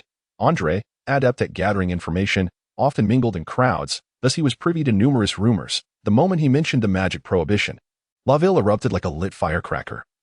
exclaiming how absurd it was. I have never heard of such an impudent and barbaric decree. They dare to disallow wizards from using magic. We are wizards. When we checked into the hotel earlier, we had to use a light charm due to the dim and narrow stairs. Who would have thought they would impose such an unreasonable decree upon us? He added, thank Merlin, if it weren't for Victor's hospitality. Oh well, and I would have been wandering the streets today. Victor and Andre frowned in response, contemplating why the internal strife of Yugoslavia should affect visiting spectators. It is utterly outrageous, Andre remarked. They should not be hosting such events at this stage. It is inconvenient for them and detrimental to the guests. With a sigh, Andre expressed his concern about the competition's potential failure, knowing that Crumb's career would take its first steps here, and any negative impact would be significant. After escorting OL to their room, Victor and Andre departed, as they still needed to continue their training. Laville reclined on the soft bed, turning to the somewhat silent OL. What troubles you? OL, perplexed, turned his head to him. Having been lost in thoughts about the Eastern European wars of independence, perhaps his planning had not been meticulous enough, considering the numerous nations embroiled in civil strife during this period. You are uncharacteristically quiet, Laville observed, rolling onto his side. OL shook his head. I am merely concerned. Perhaps Yugoslavia's caution is not unwarranted. If a third party intervenes in their internal conflict, there could be several dangerous individuals hidden among the spectators. I cannot believe they overlooked such a possibility, yet they still demand that all wizards refrain from using magic if danger arises. Are we to simply await our doom? Laville pounded his fist on the bed in frustration. Perhaps they are waiting for those who dare to use magic first, OL speculated, noting that while most wizards vocally protested, they were typically timid and unlikely to risk imprisonment by casting spells. In summary, Laville lamented, this experience is utterly dismal. I mean the actions of the Yugoslav Ministry of Magic. OL merely responded with a non-committal hum. That evening, borrowing Victor's spare broom, OL set off to the local outpost station with a letter he had pinned earlier in the afternoon. It was his first encounter with a post station guarded by a patrol, and as he approached, the guards even drew their wands in readiness. Dismounting his broom, OL called out, I need to send a letter to my family. Perhaps you should inspect it. Upon realizing he was just a child, the wizards relaxed, stepping aside. No need. You are but a child, so you ultimately failed to retain your territory and allowed them to triumph in the war for independence. OL thought silently, saying little more. Just a gaggle of arrogant, blind wizards. He followed protocol, inserting coins, selecting an owl, and dispatching his letter. Upon returning to the tent, he found the resting players indulging in a late-night snack. Due to the regulations of Quidditch, the match concludes only upon capturing the golden snitch, leaving the duration of the game uncertain. The likelihood of flying into the night was high, and everyone had just practiced their night flying skills. Now feeling quite famished, Laville was drawn into a late-night conversation by Victor, seated between him and Andre, listening to the jovial banter of the Bulgarian national team's other members, while they initially discussed various topics. It quickly devolved into mocking the neuroticism of the Yugoslav Ministry of Magic. They strictly regulated the participating athletes, forbidding them from freely entering and exiting, restricting them from bringing female companions into the inner sanctum, and imposing limits on alcohol consumption, conducting breathalyzer tests every morning. When OL returned, they teased him, asking if the bears had given him trouble. No, I hardly look like a troublemaker, OL replied, shaking his head as he settled next to Andre. The conversation continued until the moon reached its zenith, and with training scheduled for the following day, the athletes reluctantly dispersed, leaving a lingering sense of unfulfilled camaraderie. OL surmised that the competition was relatively minor, which led the athletes to approach training with indifference, save for Victor, who maintained strict standards for himself, as this was his inaugural official match. The ramifications of the Yugoslav Civil War rendered life exceedingly inconvenient for visiting foreign wizards, who not only lodged complaints against the Ministry of Magic, but also penned letters to newspapers demanding a strong rebuke of Yugoslavia's conduct. Eventually, representatives from the International Confederation of Wizards felt compelled to attend in person. When OL spotted Headmaster Dumbledore outside the organizing committee's tent, he was genuinely taken aback. However, Andre informed him that the Confederation's officials were there to inspect the competition grounds, and OL understood that the headmaster was preoccupied with his side job. Tomorrow marked the first match, pitting Czechoslovakia against Romania. OL remained indifferent to the headmaster's presence, as the agreement stipulated that the Confederation should not exhibit any overt bias toward the internal affairs of member nations. Since he was merely a neutral observer, his presence was inconsequential. As he ascended to the stands with a hot dog in hand, OL glanced at the central seating area, where a woman was directing wizards on the arrangement of decorations. It seemed she had adapted quite well. Taking a bite of his savory hot dog, he and Laville climbed toward the 17th tier. At the onset of the match, the attendance of wizards was sparse, largely due to the abysmal reputation Yugoslavia had garnered, which left many wizards hesitant to attend. However, tickets were sold in two categories: full match viewing or select matches. Perhaps many Quidditch enthusiasts would arrive later. The Quidditch pitch was expansive, as it required ample space for such an active sport, and the vast stands were sparsely populated with spectators. Even so, OL could discern amidst the cacophony some derogatory remarks aimed at the Yugoslav Ministry of Magic. They have truly incited public wrath. People say when the wall falls, everyone pushes. This individual is no ordinary minister. Like his counterparts, he is excessively arrogant. These high-ranking officials, while seeking support from other nations' ministries, simultaneously oppressed foreign wizards by forbidding them from using magic, showcasing an unprecedented level of self-sabotage.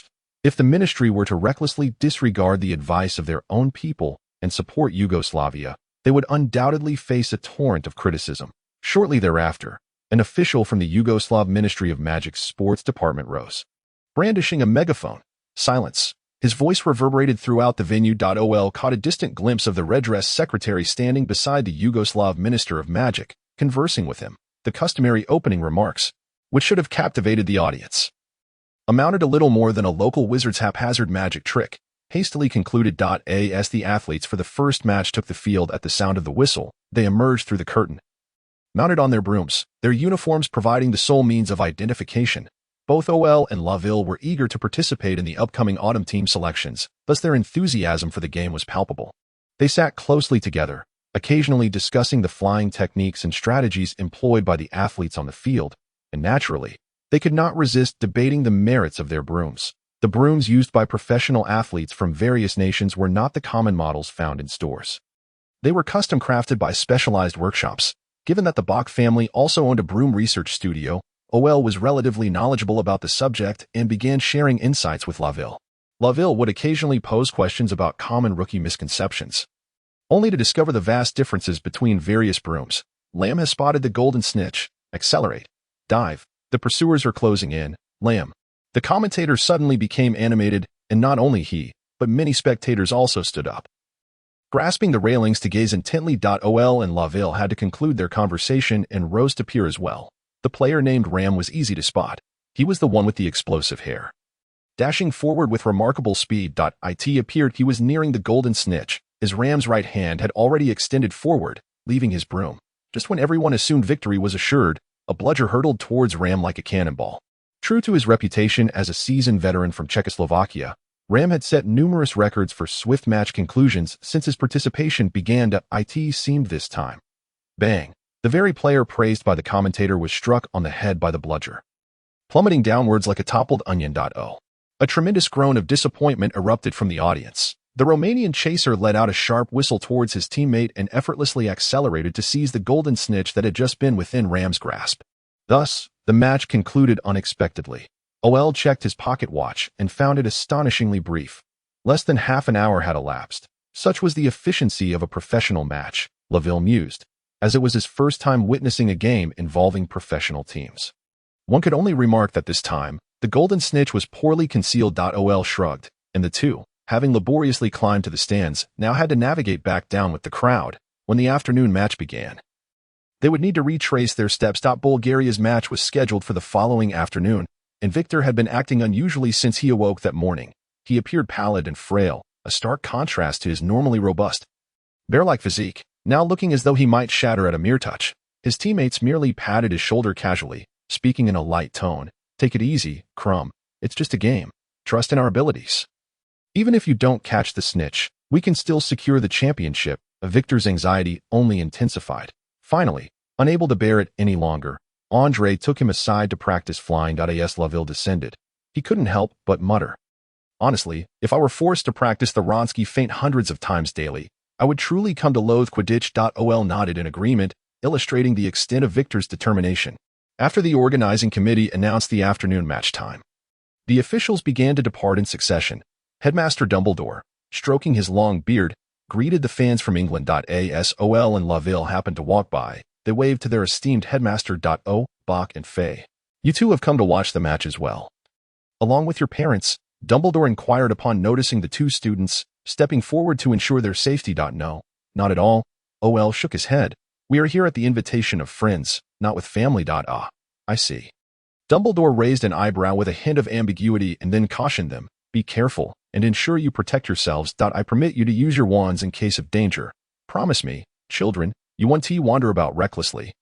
Will you? Of course, Headmaster. We are staying at the National Team's training center. It's very safe there, Laville promptly assured him.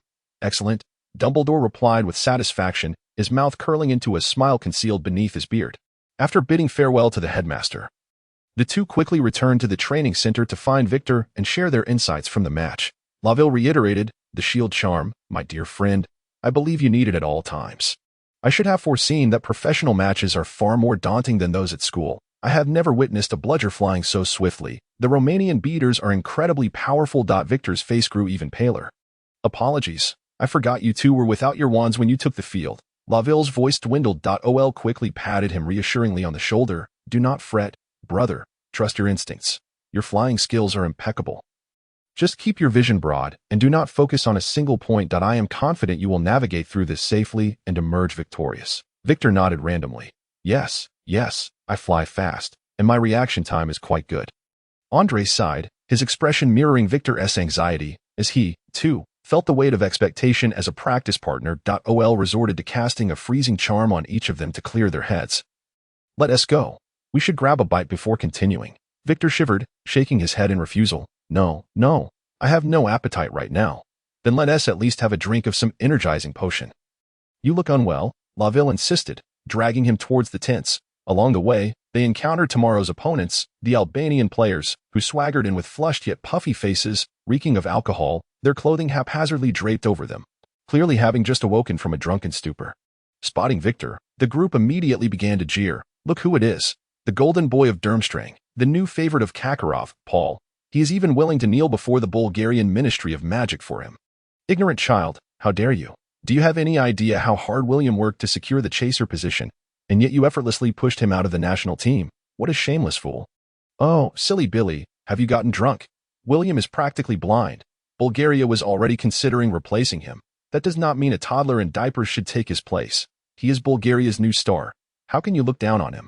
The four miners frowned and quickly maneuvered around the drunken ruffians, hastily departing. The training center prohibited fighting, but it did not ban pranks. Ol needed no one to utter the incantation, Tarantaligra. The befuddled wizards began to dance uncontrollably, their proximity causing them to collide with one another, forming a tangled mass that gradually rolled away. Laville chuckled, patting Victor's back as he laughed. See, in the face of such buffoons, you have no need to feel anxious. Did you notice? Victor, they can barely walk. Thank you. I see it. Victor managed a forced smile. Though his tension was unrelated to the other's capabilities, he was terrified of embarrassing himself on the field, such as falling off his broom mid-game or allowing the golden snitch to slip by him. He worried about failing to meet Headmaster Kakarov's expectations. While not as exaggerated as the drunken bunch claimed, Kakarov had indeed gone to great lengths to ensure Victor could compete, even exchanging numerous smiles with the Bulgarian Ministry of Magic's minister and promising a portion of sponsorship. Observing Victor's unchanged state, Ol sighed, accompanying him in practice, hoping he would regain his composure soon. The afternoon match starkly contrasted the efficiency of the morning's game, with the sky now dark and team members still soaring through the air. The score had risen to 210, yet the golden snitch seemed to have vanished entirely. Ol and Laville sat upright, unable to help it. For some unknown reason, Headmaster Dumbledore had abandoned his prime viewing seat to join them. Oh, did you see that? There's a glimmer in the northwest direction, the headmaster mumbled, candy in his mouth. The two boys immediately looked over, and in the next moment, an athlete on a broom soared northwest. Headmaster, your eyesight is remarkable, Laville exclaimed, reaching into Dumbledore's popcorn bucket for a handful of caramel-flavored popcorn. Not bad at all. You might want to try some. It's a spell that enhances vision. The incantation is clear sight. Dumbledore offered the popcorn bucket towards Ol. Ol grabbed a couple of kernels and recited the incantation Dumbledore had mentioned. Indeed, the world before him seemed to have its dust wiped away, becoming much clearer. Wow, Laville succeeded as well, grabbing another handful of popcorn and asking the headmaster, "Can this spell restore vision for those with myopia?" Regrettably, it is a short-term spell, and myopia results from the degradation of the eyes, which cannot be cured by magic. The principal shook his head on the arena. The fierce competition among the Seekers commenced, while other players hurried to the scene to assist their teammates. AOL twisted his waist, seemingly signaling that it was finally coming to an end. The other two nodded in unison. However, the conclusion did not arrive swiftly. The Golden Snitch, as a creature designed to challenge Seekers, proved to be exceedingly nimble and cunning. Eluding capture for nearly an hour, the spectators erupted in cheers as the victorious team soared through the air on their brooms, celebrating their triumph, while the defeated team remained undeterred, soon joining in the jubilation. Meanwhile, the children who wished to admire the team's dance were sent home by the principal. It was too late. Staying up late would hinder their growth. Dumbledore was evidently aware of many things. With a single remark, he quelled the discontent of the two reluctant children, and as they approached the barrier, he reminded them to drink a glass of milk. AOL and Lavelle pursed their lips, ultimately bidding him farewell with a sense of reluctance. As they crossed the barrier toward the tent, Dumbledore observed the vanishing scene before returning to his quarters. The following day, the Bulgarian players rose early, each meticulously styling their hair, shaving, and donning their neatly pressed uniforms, exuding an air of readiness as if they were preparing for a romantic rendezvous. The two youngest children in the tent, AOL and Lavelle, were roused from their slumber to partake in an excessively lavish breakfast alongside them. AOL developed a particular fondness for the Bulgarian meat pies, progressing from initial reluctance to savoring 2 pieces with gusto, uncontrollably preparing to launch an attack on a third. Lavelle was gnawing on lamb chops. Who could understand? Dear family, starting the day with succulent, oil-drenched lamb chops was sheer bliss. Victor appeared somewhat less pallid today, yet he remained tense and perspiring. However, he had managed to consume a bowl of oatmeal. The team coach expressed dissatisfaction with his appetite, persistently urging him in the local tongue to eat more. Thankfully, the captain intervened, advising against force-feeding, lest Victor might regurgitate on the field. Victor's hand clutching the spoon became stiff with anxiety. He dreaded making a spectacle of himself. Time slipped away amidst his fluster. Gradually approaching the start time of the second match of the day, AOL and Lavelle dashed out of the tent and sprinted towards the stands. Dumbledore was already seated, leisurely savoring a tub of ice cream. The two arrived just in time to sit down beside the principal before the referee's whistle blew, panting from their haste. With a resounding whistle, the players of both teams burst forth from behind the curtain. Upon seeing Victor's solemn expression, AOL and Lavelle couldn't help but exhale in relief. "Is he your good friend?" Dumbledore inquired, observing Victor, a notably robust young man who appeared considerably older than them. "No, principal. He's truly our age." AOL envied Victor's strength but wondered if the disparity was so pronounced. Dumbledore seemed astonished. "Same age? He has already begun competing. It appears this child comes from a distinguished lineage. Are his family members also players?" AOL shook his head. "I have not heard him mention it, but I have seen his father, who resembles Professor Snape." "Wow, it seems he has received excellent care," Dumbledore remarked. "It is rare for a child of this age to be so strong." As the match commenced, Victor, stooping low and soaring to great heights, darted past AOL and Lavelle, the wind rustling his cloak, his goggles obscuring half his face, his lips pressed together in a serious demeanor. Lavelle shouted his name in encouragement. AOL produced the Bulgarian flag he had prepared earlier, handing a portion to the principal, waving it high in the air. Dumbledore, one hand clutching the ice cream tub and the other holding the flag, joined in the excitement. However, the spectators today were not favorably inclined towards Bulgaria. They rallied for Albania, shouting boisterously. "These short-sighted wizards," Lavelle scoffed. Glancing around to ensure there were no supervisors, he planned to unleash a loud outburst. But unfortunately, the patrolling officers on the 17th floor were nearby. Turning his head to criticize the Yugoslav Ministry of Magic, Lavelle even snatched a large mouthful of ice cream from the principal, chewing while muttering incantations, as if the ministry officials were the ice cream itself, devouring it greedily. Dumbledore chuckled, not reprimanding his students' impolite behavior. Rather, he responded, for the actions of the Yugoslav ministry were indeed deplorable. AOL nudged the principal's arm, quietly reminding him, "Principal, the International Wizarding Federation cannot take a clear stance." Dumbledore winked at him, "But forbidding wizards from using magic is utterly excessive." "Well, indeed." AOL conceded. "It seems the Yugoslavs are desperate, driven to the brink." Fortunately, the independence faction did not choose Bulgaria's match as their stage. just as the first match of the second round of elimination concluded on the afternoon of the fifth day. Slovenia's declaration of independence was boldly displayed in the sky. AOL tilted his head slightly to view the proclamation. It was lengthy and intricate, yet its significance far outweighed the content. Under the multifaceted pressures exerted by Yugoslavia, the independence faction, upon glimpsing a flicker of hope, was prepared for a decisive battle. Most wizards had previously regarded the tumult as an internal conflict within Yugoslavia, but Slovenia brought everything to the surface. Resolutely asserting their right to fight for their rightful claims, determined to overthrow Yugoslavia's rule and demonstrate their resolve to all wizards, Dumbledore quietly observed the scene above, remaining silent. AOL glanced at the leaders' seats, where a certain lady from the Bock family, known for stirring the pot, hurriedly followed the Yugoslav Minister of Magic, maintaining an air of elegance despite her rapid pace. Was it not an unchangeable personal habit? Lavelle let out a meaningless wow, then began scanning the arena for the wizard casting this spell. It was not difficult. One merely needed to observe where the ministry officials were conducting their searches. Before long, several hooded wizards were disarmed and escorted down from the stands. Amidst the crowd, a brown-haired man watched this scene. Turning to a short male wizard beside him, "We can proceed to the next step."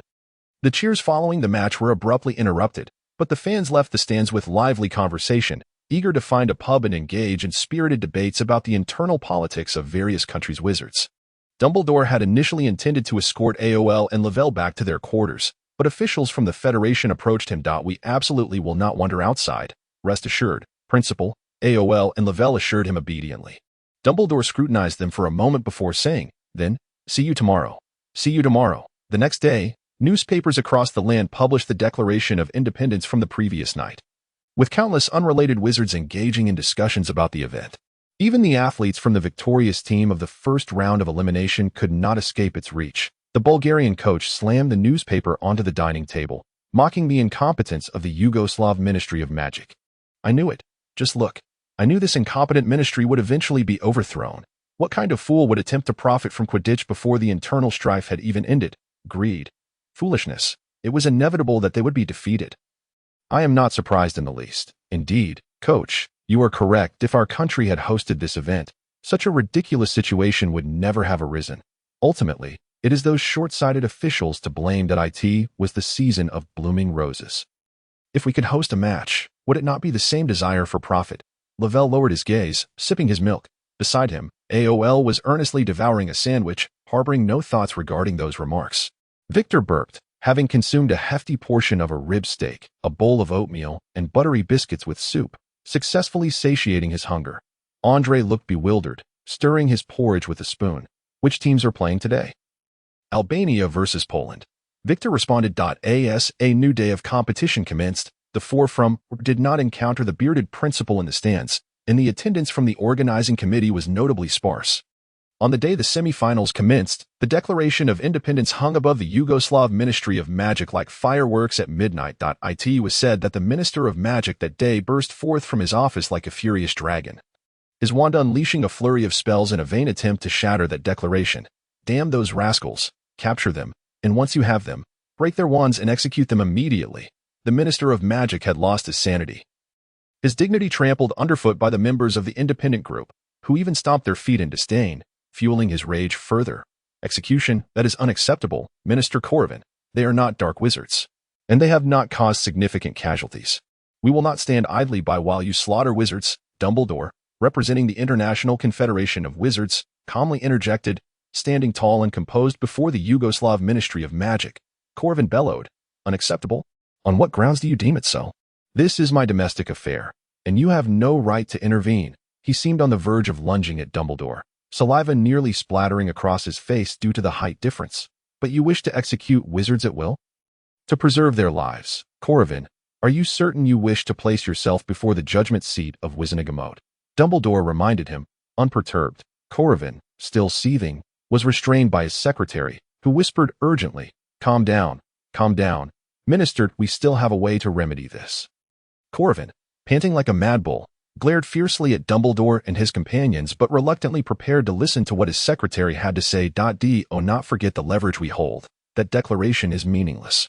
The secretary tucked a strand of hair behind her ear and whispered, her gaze unwaveringly fixed on Dumbledore. How exhilarating it was to stir the winds of fate with cunning schemes before the world-renowned greatest white wizard. Her heart raced uncontrollably. She relished this feeling immensely. Little or Truly was an angel, introducing her to such a unique game that Corvin's eyes brightened, and he clapped his hands excitedly, gazing at his secretary. Indeed, you are right. Thank goodness for you. Vika, let us proceed and make those ignorant fools recognize their leader anew. Very well, Minister. It is getting late. You have had a busy day and should rest. As for the esteemed guests. Austen, masquerading as Secretary Vika, redirected her attention to Dumbledore, her beauty radiant, her every glance brimming with allure.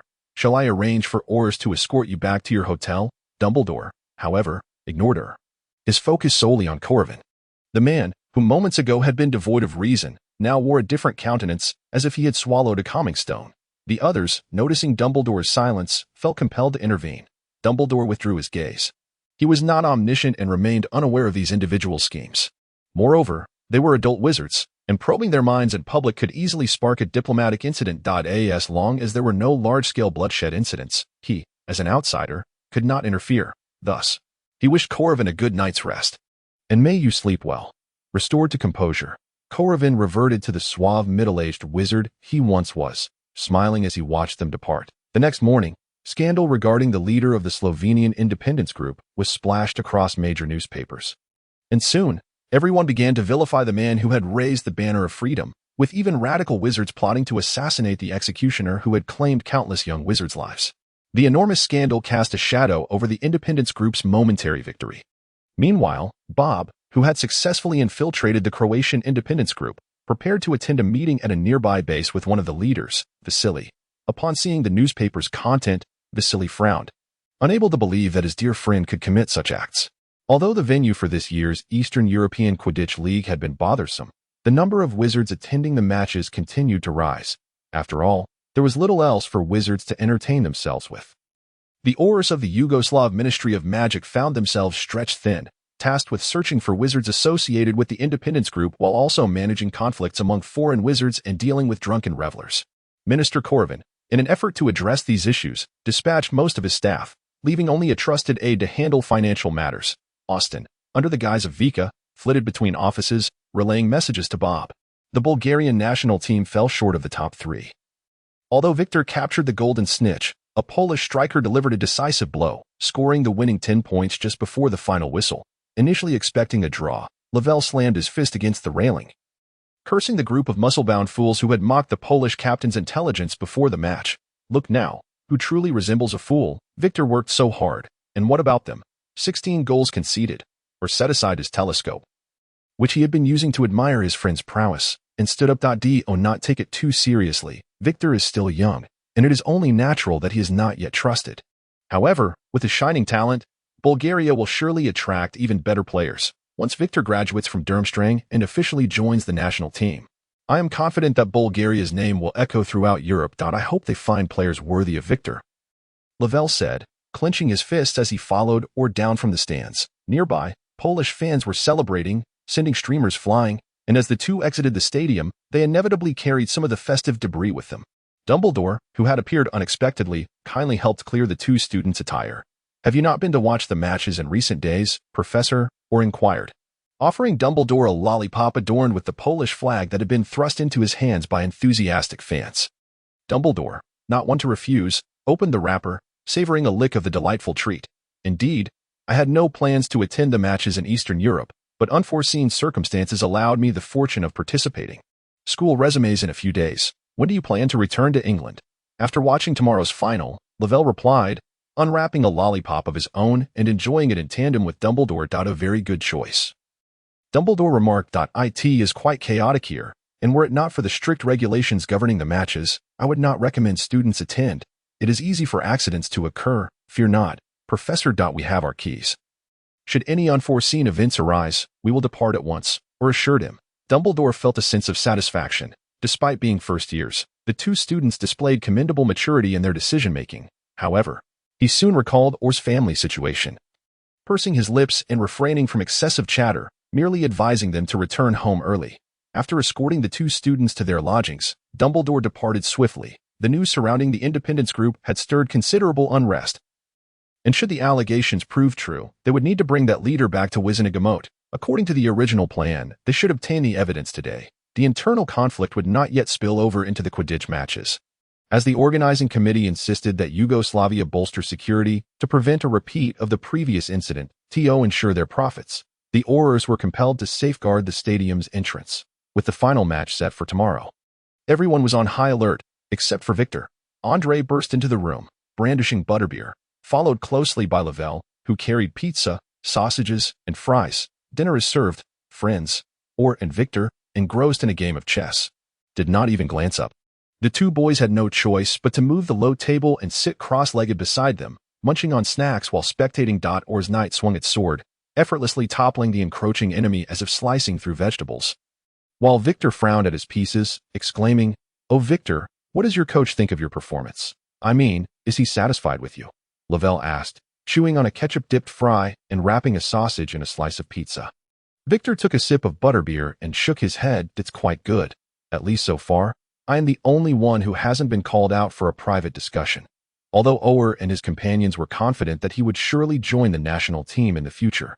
The coach's preference for Crumb meant that even if he was not an official member, he could still participate in informal matches, such as friendly games like this one, to gain experience. The following afternoon at 1 p.m. marked the critical moment for determining the champion of the tournament. Every member of the Bulgarian team was required to attend the match. Ower and Laville could no longer bring Victor along, but Andre could sit with them, given that this was the final match. The Minister of Magic from Yugoslavia was also present. Ower once again spotted the woman he presumed to be his aunt trailing behind Koravan. The match commenced amid the cheers of the spectators. The robust and muscular players soared through the air on their broomsticks, swinging their bats, while the sunlight glinted off their goggles. The seekers moved around the outer edge of the field, searching for their targets. While the respective goalkeepers remained stationed before their hoops, their gazes intense, patiently awaiting the action point, three children raised their binoculars, attentively following the players under the commentator's guidance. The Polish batsman scored first, causing half of the stands to erupt in jubilant cheers. Losing the initial advantage was of little concern. The Austrian coach shouted a few encouraging words from below, and the anxious players immediately regained their composure at some point. Headmaster Dumbledore had settled beside them. The officials at the podium exchanged glances and inquired about the identity of the child next to Dumbledore. Austin was somewhat taken aback to overhear them discussing Ower and his friends. Merely because Dumbledore was looking after his students? Indeed, it seemed that those of high stature attracted attention no matter their actions. As the match intensified, the batters from both sides frantically surged towards each other's hoops, trading blows in a manner that, while not yielding any scores, created an electrifying atmosphere. The spectators too were in a frenzy. Had magic been allowed, they would have likely vociferously cheered for their teams. Everyone stood in the stands, vigorously waving their flags, chanting for Poland to triumph and to vanquish the bothersome dark goggles. "Hit him. Drive him down with your bat. Austria shall prevail," amid the fervent roars of the fans. The seekers began to maneuver. All eyes were fixated on the two players. Ower and his friends found it difficult to contain their excitement, edging closer to the railing to observe the unfolding match. The commentator's voice became increasingly shrill as he excitedly shouted, "Who is it? Indeed, we now see that Poland's Dubro is closer to Austria." The two seekers' broomsticks nearly collided as they leaned forward, extending their arms, with victory seemingly within their grasp. However, the golden snitch was far from a simple target waiting to be captured. Its wings fluttered rapidly, and just when everyone believed the match was nearing its conclusion, it vanished from sight. Following a collective sigh from the crowd, the players took a brief respite as the coaches recalibrated their strategies, and the players resumed their positions. Ower returned to his seat, noticing the headmaster remained remarkably composed, not having risen. "Aren't you curious which team will emerge victorious, Professor?" he inquired. "Certainly not the English team," Dumbledore replied with a playful shrug, his slightly crooked nose crinkling. Ower chuckled and offered some snacks he had brought to share with the headmaster. "During the Western European League, we shall witness the prowess of the English team. In truth, the viewing experience was rather lackluster. I suggest you enjoy your holiday at home," Dumbledore remarked, his brow furrowing slightly. The performance of the English Quidditch team had been dismal in recent years. However, there was a student at the school with a certain talent in this area. Minerva was keen for Charlie to join the national team post-graduation, though Dumbledore privately held little hope that one exceptional seeker could salvage the entire team. Laville and Victor returned, snatching a handful of popcorn from Ower as they lamented the near victory of the Polish team that had just slipped away. As the match dragged on, the night sky sparkled with stars, the moon concealed behind clouds casting a hazy glow. Vendors pushed carts selling snacks, and the ravenous children eagerly fished out their galleons to purchase treats. An individual from the podium invited Dumbledore to dine, but the headmaster declined, holding up his hot dog. The match remained tense. The previously exuberant commentator now appeared fatigued, taking frantic gulps of water before continuing to elucidate the athlete's tactics and flying skills. The players too were weary and hungry, yet the golden snitch remained elusive. The seekers descended to rest their arms and legs after the exertion. Victor munched on a beef sandwich, his gaze continually scanning the field. As identifying the golden snitch was fundamental training for a seeker, he suddenly stood up, patting Andre on the shoulder. On the field, the Austrian seeker dashed away like lightning, prompting a swift reaction from the Polish athlete. Dumbledore once again scrutinized Victor. The boy indeed possessed remarkable talent. Even the adult players on the field exhibited acute awareness. It was no wonder Kakarov placed such importance on him. The reputation of Durmstrang internationally was less than favorable.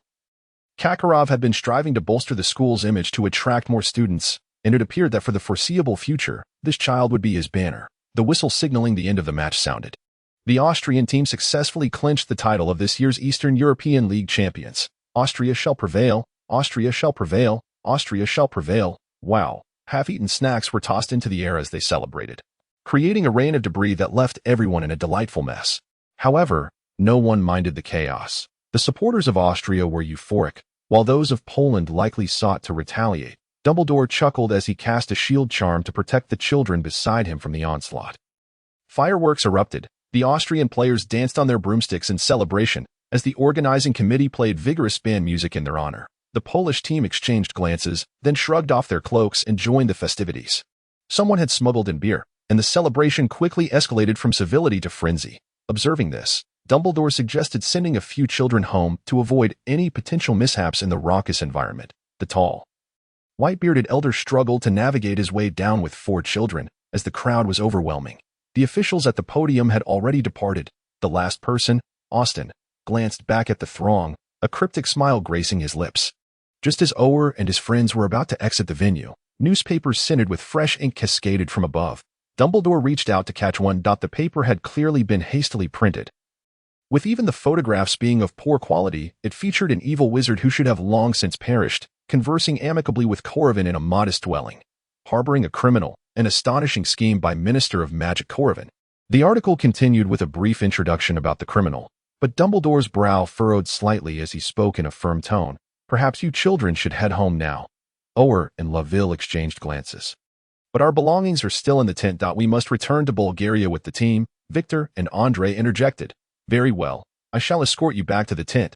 Bock. I advise you to return home immediately.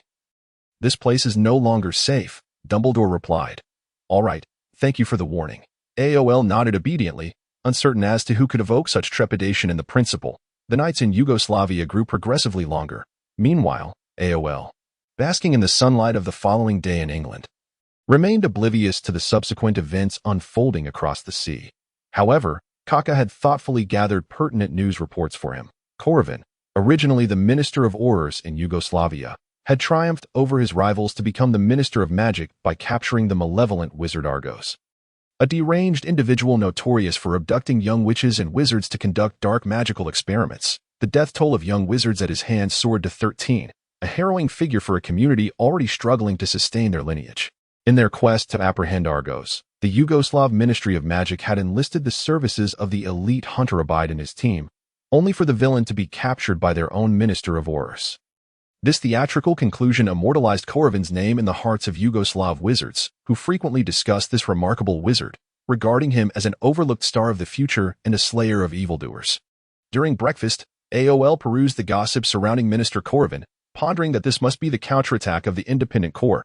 According to his recollections, the disintegration of Yugoslavia would require an additional 2 years, with the upheaval in Eastern Europe during this period having far-reaching implications, as civil wars erupted everywhere, with the Soviet Union leading the charge. Despite professing allegiance to the principles of communism, the Mughal leadership monopolized the nation's wealth, siphoning off the majority of its resources and consequently disrupting the tranquil lives of wizards, who began clamoring for territorial autonomy. Seated in a glass house adorned with vibrant blooms, fairies danced gracefully.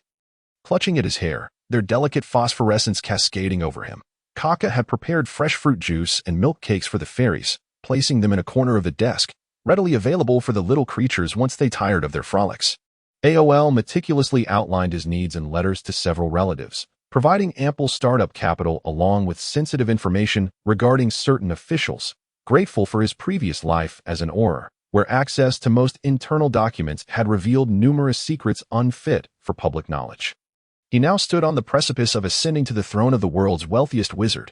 Besides those trusted relatives, AOL also dispatched a letter to Bojin Boku, residing in Upside Down Alley, informing him of the civil war in Eastern Europe, suggesting he might capitalize on the opportunity to acquire some contraband that AS anticipated. The day following the receipt of the anonymous letter, several shops in Upside Down Alley hastily closed their doors as proprietors packed their belongings and set off eastward in search of fortune. Time flowed like water, with the sun rising and setting amidst intermittent gentle rains, heralding the imminent start of the new school year. As the Hogwarts Express pulled into King's Cross Station, Scott found himself in the office of the Chief of the London Police. Across from a nervous man, with an unmarked tin tube of ointment positioned on the desk between them. "You know, Scott, I cannot accept sponsorship lightly," the chief remarked, his fingers tapping rhythmically on the wooden table. "Not until I ascertain its safety and its implications for the nation." Scott sat upright, visibly tense, as was only appropriate. "What do you believe we should do, Chief? You need not concern yourself. I will handle it. However, prior to that, I require all pertinent details regarding that benevolent individual," the chief replied with a nonchalant air, though in truth, AOL's information had long resided in the drawer of his desk. His inquiry was merely a test to gauge Scott's response. A man of humble origins yet considerable wealth, possessing the world's most formidable healing potion formula, had approached him out of the blue. He was curious about the story behind this encounter. The train came to a smooth halt at the station outside Hogsmeade, where second-year students, now seasoned veterans, eagerly followed their older peers, seeking guidance on how to reach the school. AOL and Laville illuminated the path for the Hufflepuff second years with their wands, casting a steady and warm light. Sixth-year Nymphadora Tonks led the way to the night bus boarding point, applauding the spells cast by the two young wizards. "Well done, little ones. If I were Professor Flitwick, I'd award Hufflepuff an additional 5 points." "Oh, be generous, sister. I believe 10 points would be more fitting," quipped walking Ulysses, walking closely behind her. Tonks shrugged. "Be grateful, child. After all, I am not Professor Snape." "Professor Snape is quite generous as well," chimed in a little witch with a high ponytail. "Last semester, we earned a total of 45 points from Professor Snape. I heard that this is the highest record outside of Slytherin House. Is that true?" "Indeed it is. To be honest, I never imagined I would hear Professor Snape commend Hufflepuff with 5 points. Had someone told me such a tale before, I would have thought them intoxicated," Nymphadora replied, turning to walk backward, hands behind her back, nodding at AOL. "Well done, young man. I hope you continue to excel this year." "I shall, sister," AOL replied with a smile. As they made their way, the vivacious and witty Tonks entertained the young witches and wizards with her unique talents and a natural metamorphmagus. She could effortlessly alter her appearance, transforming from male to female, beautiful to plain, with remarkable ease. AOL had participated in several patrol missions alongside her during his tenure in the Auror department, and the spirited Nymphadora had retained her lively spirit. Had it not been for the war, a mature metamorphmagus Auror could have played a significant role in the future, yet alas, AOL's gaze fixated on the older witch ahead, seemingly like everyone else. Watching her performance with genuine admiration and occasional gasps of astonishment, soon, the young wizards arrived at the boarding point, where several seemingly unmanned carriages awaited. Laville's brow furrowed as he turned to allow his classmates to board first. The young witches and wizards speculated on how the carriages were propelled, given the absence of drivers or any pulling creatures or machinery. However, it wasn't long before a carriage filled with 4 passengers began to move. The ponytailed girl blinked in astonishment. "It's moving. This carriage is truly moving. How magical." Her friend mirrored her excitement, their eyes sparkling with wonder as they exclaimed, Oh, it must be a ghost carriage, just like in the storybooks." The two little witches from the Muggle world beamed with delight. "Indeed, we now have a ghost carriage. How incredible.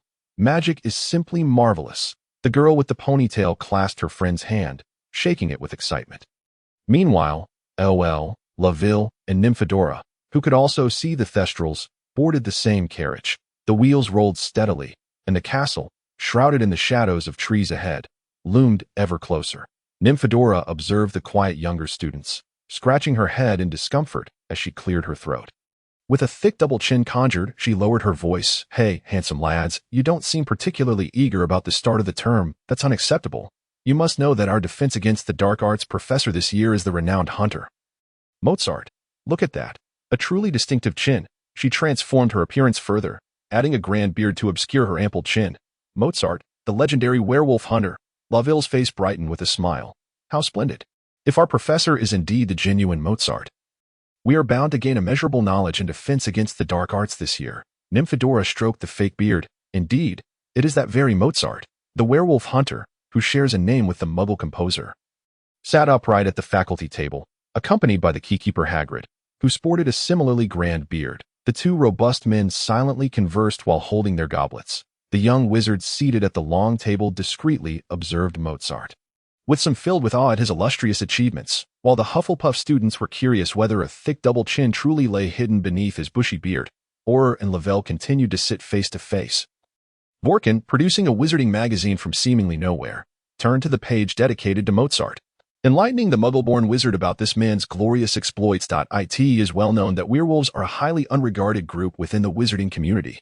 For once they transform, they lose their reason and become uncontrollable. Some wizards, unwilling to accept their infection with wolf's bane, would rather choose death than become werewolves, while the surviving werewolves are divided into two factions, one that submits to the control of wolf's bane, completely letting loose and wreaking havoc in packs, the other, timid and skittish, living a precarious existence like rats in the sewers. The primary targets of werewolf hunters are the first type of werewolf wizards, each of whom carries their own story of enmity with werewolves, embarking on a hunt for these perverse beings that delight in spreading wolf's bane. Mozart is a renowned werewolf hunter in Britain, with the bounties he collects from the Ministry of Magic affording him a lavish lifestyle, showcasing his remarkable achievements in this field. The Grand Hall's doors swung open and shut as Professor McGonagall ascended to the faculty table, exchanging a few words with Headmaster Dumbledore, whom Auror noticed nodding in response. "Silence. The new students are about to enter. Please refrain from loud chatter," McGonagall instructed the students before stepping back out of the hall.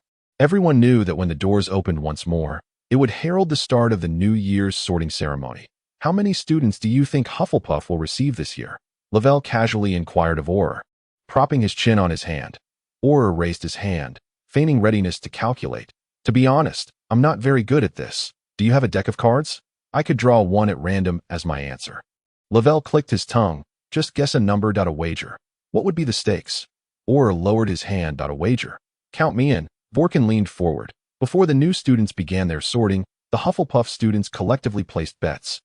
Eager to predict the number of newcomers this year, Auror's year had 13 badgers, and he guessed this year would yield the same. Lavelle guessed one more, while Vorkin guessed one less. Others chose 15.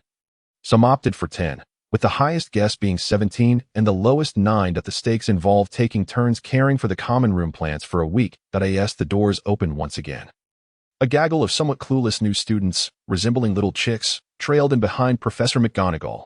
"Was it like this for us last year? Goodness, they look adorable," Lavelle remarked, twisting in his seat to observe the newcomers. Auror immediately recalled the ensuing chaos of school life upon spotting two striking red-haired twins among the crowd, who were about to embark on a joyful spree at Hogwarts. He hoped they would not fixate their pranks on the Hufflepuff students, despite their brief year together. Auror had come to regard his peers as family and did not wish for them to become the laughingstock in the eyes of students from other houses. In Muggle terms, such behavior would be deemed bullying, a matter that required serious attention and strict prevention. As the sorting began, it wasn't long before Hufflepuff welcomed two new students, one of whom, a brown-haired boy, drew significant attention. "Oh, this adorable little lad looks like a model student," Lavelle remarked, glancing at the shy boy who took a seat at the end of the table, then back at Auror. "You resemble him more." "Are you judging me by appearance? Fine. Perhaps I should reveal the fingers and blood hidden in my trunk to curse you with acne this year." Auror shot a glare at Lavelle, retracting his gaze from Cedric Diggory. "Thank you. Please maintain your kindness." Lavelle quickly declined, emphasizing, "But he does resemble the ideal child described by parents. Just look at his hair. It must feel splendid." Wait. Dear Lavelle, I have a question for you," Auror said, his expression turning serious and his inquiry earnest. "Do you prefer boys or girls?" Lavelle's face went blank for a few seconds, As the young wizards on stage changed, he shook his head in confusion. I seem to be a bit uncertain. All right, all right. Aura waved his hand, urging him to cease pondering. Perhaps it's not the right time, but that's all right, my good friend. I support all your choices. Vorkin, eavesdropping, shifted his eyes, realizing one could indeed fancy boys. You didn't know? Lavelle shot him a look that suggested his ignorance was amusing. What should I know? Aren't we all supposed to like the opposite sex? Vorkin inquired, thoroughly perplexed. There's no such rule. Attraction to either gender is a personal choice. Besides, we differ from muggles. Potions can resolve all issues. Liking boys or girls makes little difference, Lavelle replied softly. You're half-blood. Didn't your family ever discuss these matters with you? To be honest, before receiving my acceptance letter, my mother never considered me a wizard, nor did she mention anything about magic at home. Vorkin shrugged, feeling a lack of understanding about the wizarding community. Although it might not matter much, his ignorance felt rather embarrassing. All right, my dear Vorkin, I suggest you read A Brief Guide to Wizarding Laws. Davis's book is quite comprehensible. Davis Morrison is a member of the Wisengamot and has written it in a straightforward manner. Auror offered a recommendation, recalling that he had read this book during his school days, which provided him with a basic understanding of the Ministry of Magic's functions, leading him to apply for the Auror position after graduation. In retrospect, I truly regret it. Who would dare to openly criticize government institutions, especially the Ministry of Magic, which is so autocratic, back then? I naively believed the flattering remarks and thought the ministry was a worthy place to devote my life. His past naivety had led him through many trials. No more of that. Discussing it too much is disheartening. Auror pulled his wandering thoughts back, engaging in light conversation with Lavelle and Vorkin, primarily sharing little-known trivia. For instance, in the eyes of wizards, a broken arm or leg is merely a minor injury, so one shouldn't scream and cause a scene in such situations. Wizards often possess more than one wand throughout their lives. And if they wish to practice spells outside of school, they can purchase second-hand wands. Although adult supervision is required, this does not apply to Muggleborns, and wizards have a diverse array of orientations. With unions between humans and humanoid beings falling outside the ministry's jurisdiction, except for the irrational werewolves. I think I understand. I should study potions diligently. It sounds almost omnipotent, Vorkin replied, somewhat confused yet resolute. Auror paused for a moment before denying his assertion, clarifying, it's not all-powerful. Potions can heal nearly all ordinary injuries, but they cannot reverse death. Moreover, dark magic injuries require the accompaniment of other spells for treatment. If you're interested in this area, you might consider subscribing to St. Mungo's medical journal, which contains many insights about potions. One more thing to emphasize. While you may have only noticed Professor Snape's peculiar temperament, I must clarify that he is exceptionally skilled. His achievements in potions surpass those of most potion masters. Therefore, if you truly wish to excel in this subject, cherish this opportunity. The other eavesdropping badgers looked up at the brooding, dark-haired man at the faculty table. While Vorkin swallowed hard. Is that really true? Do not doubt the quality of Hogwarts professors. Were it not for the time wasted on teaching us, each individual there, except for Filch, of course, could attain immense honor in their respective fields. Ravel answered. Before his enrollment, his father, amid his busy schedule, took the time to peruse the profiles of the professors within the school that he held their evaluations in high regard, believing that diligence in any subject would yield rewards. Otherwise, he would not have acquiesced to his son's admission into Hogwarts. With numerous magical institutions around the globe, each possessing its unique characteristics, Ravel, whose talents paled in comparison to those of his brothers, deemed it a prudent choice to study at the well-rounded Hogwarts. Allow me to interject. The commendations from classmate Faye did not extend to the professor of defense against the dark arts. After a year of study, I trust you all have sensed that this course's instructor changes annually and often. Achieving excellence in it relies heavily on one's own efforts, thus, regardless of the stature of this year's professor. My dear children, a thorough engagement with your reading will prove beneficial. A golden-haired academic in the third year leaned closer, whispering a reminder. The young wizards collectively broke into smiles. Despite this, hope lingered for Mozart. Seated at the professor's table. Meanwhile, Walken remained engrossed in his daydreams of potions. He had yet to witness their marvels.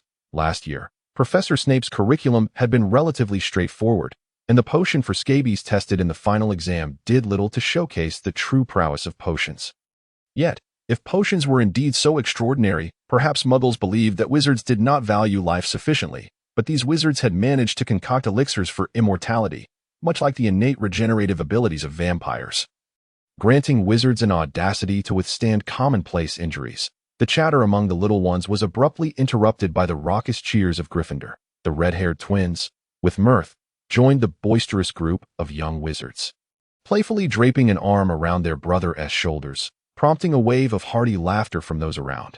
Charlie Weasley, seated at the side of the long table, noticed Professor McGonagall's brow slowly furrowing and promptly called for quiet.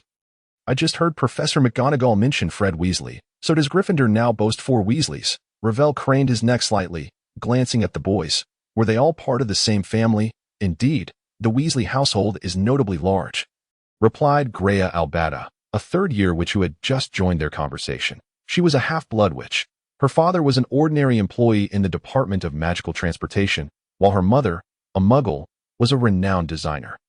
Greya had inherited her mother's academic prowess, excelling in her studies. She and Oler were among the few clever children who did not draw Professor Snape's ire. Ravel let out a meaningful "oh."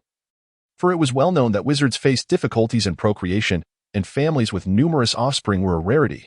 The Fey family was an exception, having many descendants, which contributed to their formidable reputation. Now, Ravel discovered another distinctive wizarding family, silently repeating the name Weasley. Oler, maintaining his composure, diverted his gaze from Ravel that in his previous life, Ravel had not existed in their school, and with his rebirth, along with Oler's unexpected presence, the future S course was bound to experience unforeseen twists. Initially, Oler had been at a loss concerning Ravel's unexpected entry, but seeing his interest in the Weasleys, he pondered if there was something unique about these red-haired individuals. The sorting had concluded, and the results of the previous wager were revealed. Oler's brow twitched. He had lost, as this year, Hufflepuff had received 11 new students. Ravel too had miscalculated, having guessed there would be 14 newcomers. All right, I'll make a record and post the list on the notice board later. Everyone should remember to check which week they are assigned. The sole victor of the wager, brimming with enthusiasm, produced a piece of parchment and began to flourish his quill. On stage, Sprout cast a puzzled glance as her little wizards took turns scribbling on the parchment. As the feast commenced, the fare remained the familiar roast chicken and boiled potatoes, accompanied by corn chowder and toasted bread. Greya conversed with Oler about elective courses, being in her 3rd year. She was required to take 2 or more additional classes this academic year. She had opted for Muggle studies and care of magical creatures, yet her curiosity was piqued by the subject of divination. To Muggles, divination was a profoundly mysterious and fascinating discipline. Greya had adored tarot cards since childhood but, unsure of her own aptitude, chose to prioritize subjects where her success was more assured. Divination is difficult to evaluate. Oler pondered, then remarked, I'm not sure how familiar you are with Professor Trelawney's family history, but focusing solely on her, I believe it would be challenging to glean much from her teachings. If you find her mannerisms to be particularly mysterious and distinctive, then consider my words unspoken. Is there something amiss with the professor? Greya glanced at the eccentric woman at the professor's table, sporting glasses resembling beer bottle bottoms. Well, she certainly is unique. She has become somewhat obsessed, forcibly conforming to her family's illustrious reputation, attempting to portray herself as a witch with exceptional prophetic talents, when in reality, she is merely an average wizard. Oler explained. Does she not possess the gift of prophecy? Greya furrowed her brows. Oler quickly shook his head, clarifying that such a statement was misleading. The Trelawney lineage was imbued with prophetic abilities, allowing wizards to perceive extraordinary occurrences at certain junctures, what is termed prophecy, potentially experiencing multiple exceptional phenomena throughout their lives. Oh, I see, that's a passive skill, while the content she teaches in class pertains to active skills, which, it seems, are rather unreliable. Greya summarized with unique terminology. Oler understood her point and even found her assessment quite astute. Greya chewed on a French fry and expressed relief. I'm glad I was sufficiently clear-headed at that moment. If that were the case, I wouldn't be able to earn many extra points in that class. That may not be the case. If you possess a thick skin and are willing to play along, accumulating extra points can be quite effortless, Oler remarked. This was a conclusion drawn by a certain student from Slytherin, who, in the past, had analyzed and mastered the quirks of each professor while vying for the House Cup. Regrettably, after Harry Potter's enrollment, they had lost their chance at the cup. Greya gazed at Oler in astonishment. Surprised that he would voice such sentiments, Ravel joined in with an impressed wow. Oler, puzzled, inquired, What's the matter? You truly are something. You've made quite an effort to prepare for extra points. Ravel marveled. At the moment Headmaster Dumbledore announced the end of the feast, the prefects from the 5th, 6th, and 7th years swiftly rose, making their exits. However, Truman from the 4th year was more astute this year. He directly seized the robe of the 5th-year prefect, dragging him before the newcomers, then promptly darted out the door. Cedric greeted the older student politely. The prefect cleared his throat, revealing a warm smile, and said, "Come along, newcomers. I will escort you back to your dormitory." Oler and his companions followed behind the new students, leisurely absorbing the prefect's introductions. Clearly, this male student was more attentive. As they passed by the painting outside the kitchen, he lowered his voice to inform the newly admitted young wizards, "If you find yourselves hungry, scratch this pear, and you may receive any food you desire from the house elves. However, remember not to waste." The little wizards nodded obediently. Ravel tugged at Oler's sleeve, asking, "Why must we fetch it ourselves? Can't we simply call for them in our dormitory?" "Lily is a house elf donated to the school by the Bock family," Oler explained. Ravel understood, realizing he had benefited from Oler's insight. "Therefore, will you take care of my plant maintenance for that week?" Oler inquired. Ravel gazed around. Feigning ignorance, he maintained a poker face as he crawled over the barrel into the common room. While Oler cast one last glance at Cedric before entering the boys' dormitory corridor, Cedric was attentively listening to the prefect's overview of the school while awaiting his class schedule. Upon entering their dormitory, the two began to unpack their belongings, only to simultaneously extract a vinyl record player from their respective trunks. The two exchanged looks, then regarded the record player. "Perhaps I could leave mine in the common room, offering our classmates an opportunity to enjoy some music," Oler suggested. Sounds good." Ravel nodded in a daze. Al had also selected several records and was heading out with the phonograph. The lounge was bustling with chatter. And upon seeing Al emerge with the unfamiliar object, many gathered around curiously. He set the phonograph on a low table near the bookshelf and placed a record on the turntable. The symphonic melodies began to play. Everyone soon understood the purpose of the device. A few girls swayed their heads to the rhythm, enchanted by the music. Al tucked the records into the empty space beneath the low table, all of which were Muggle music, belonging to the more soothing genre. If any of you have other preferred styles, feel free to use this to share and enjoy together. Thank you for our little genius's contribution. It has made our lounge cozier," remarked a 7th grade senior as she patted Al on the shoulder, then leaned in to whisper, "The class leader application must be submitted to the headmaster this week, so don't forget to write it. The informal class leader is akin to a monitor, assisting in managing the classmates." Al declined, stating, "I have no intention of applying for class leader, to be honest. I believe Ravel is far more suitable. You all can write it.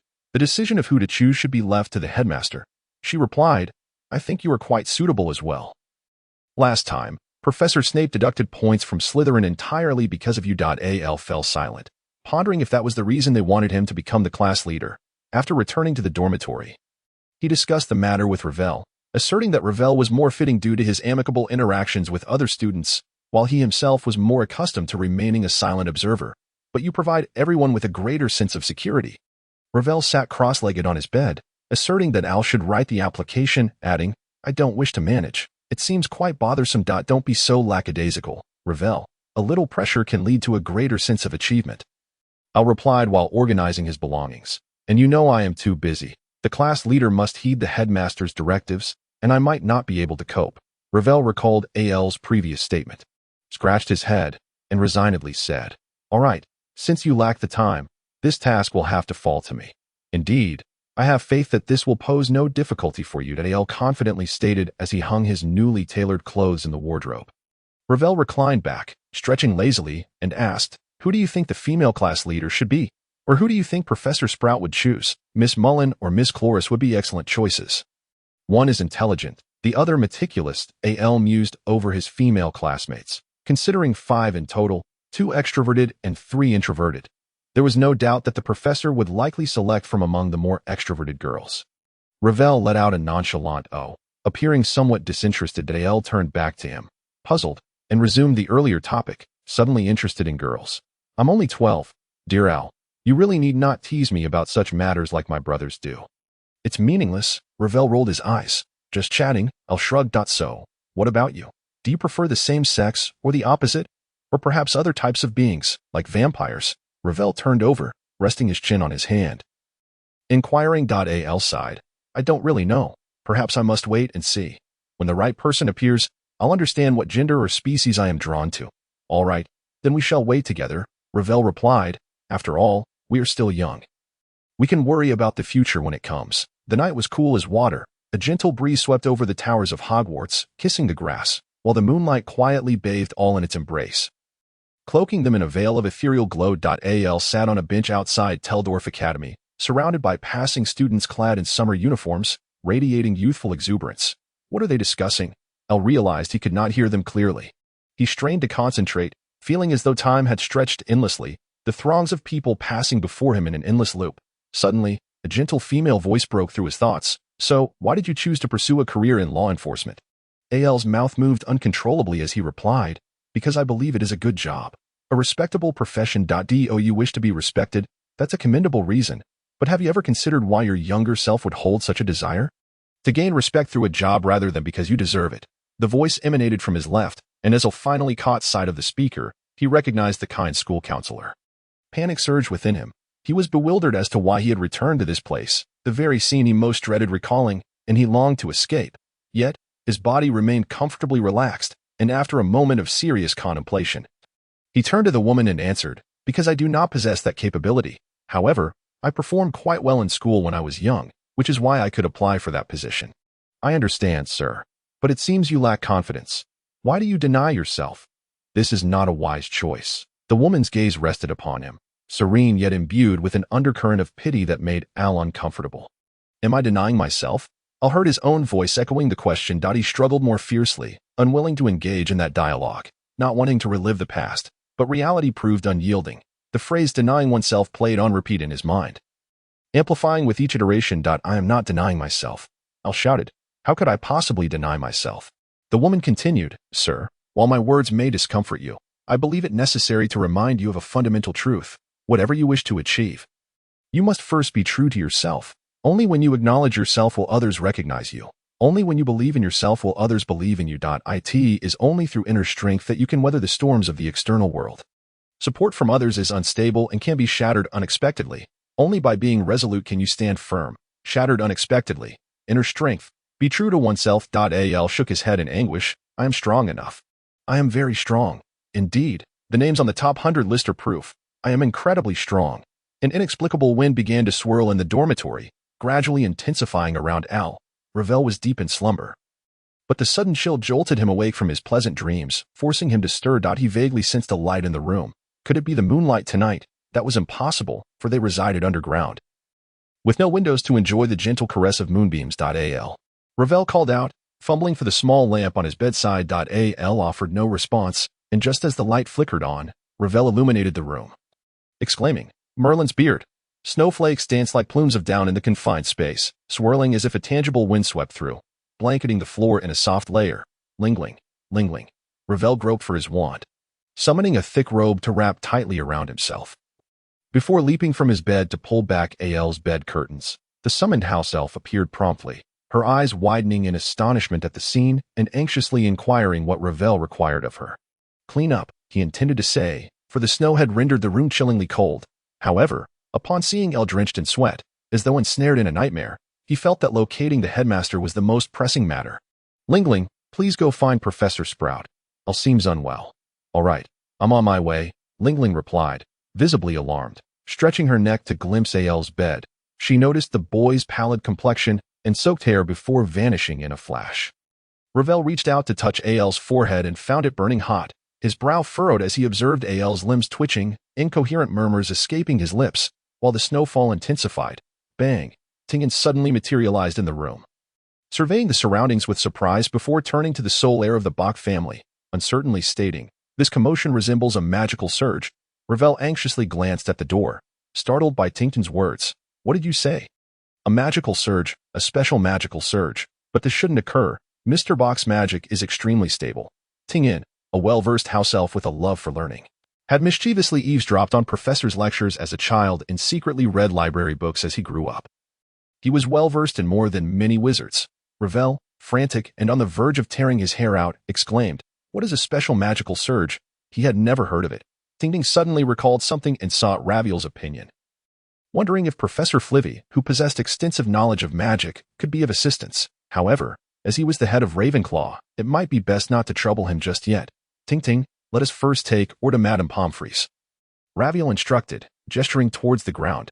Could you clear away these snowflakes? Or is burning with fever, and I fear he would not wish to remain in such a frigid environment. I'm afraid that is not possible. Sir, this is magic, Mr. Bock's magic, and it cannot be dispelled while under his conscious control, Ting explained with a shake of her head. Then let us ignite the fireplace, Raviel replied. Merlin's beard. I never anticipated needing to warm myself by the fire in September. He glanced once more at the unconscious Or, reflecting how his life had taken a wonderful turn since meeting this friend. In his dreams, Or's ears echoed with the denial of his own words. His campus life had been unsatisfactory, and the prolonged isolation had led him to question whether everything that transpired within the walls of the magical school was merely a product of antiquated and rigid ideologies. Perhaps the more open-minded and accepting Muggles were different, or perhaps their schools were indeed delightful. He indulged in such humble fantasies. In his initial foray into the Muggle world, or had once resided near a public high school for a time. Yet even within that realm, where class distinctions and abilities dictated social circles, the specter of bullying loomed large, or could not comprehend why such vile individuals existed everywhere.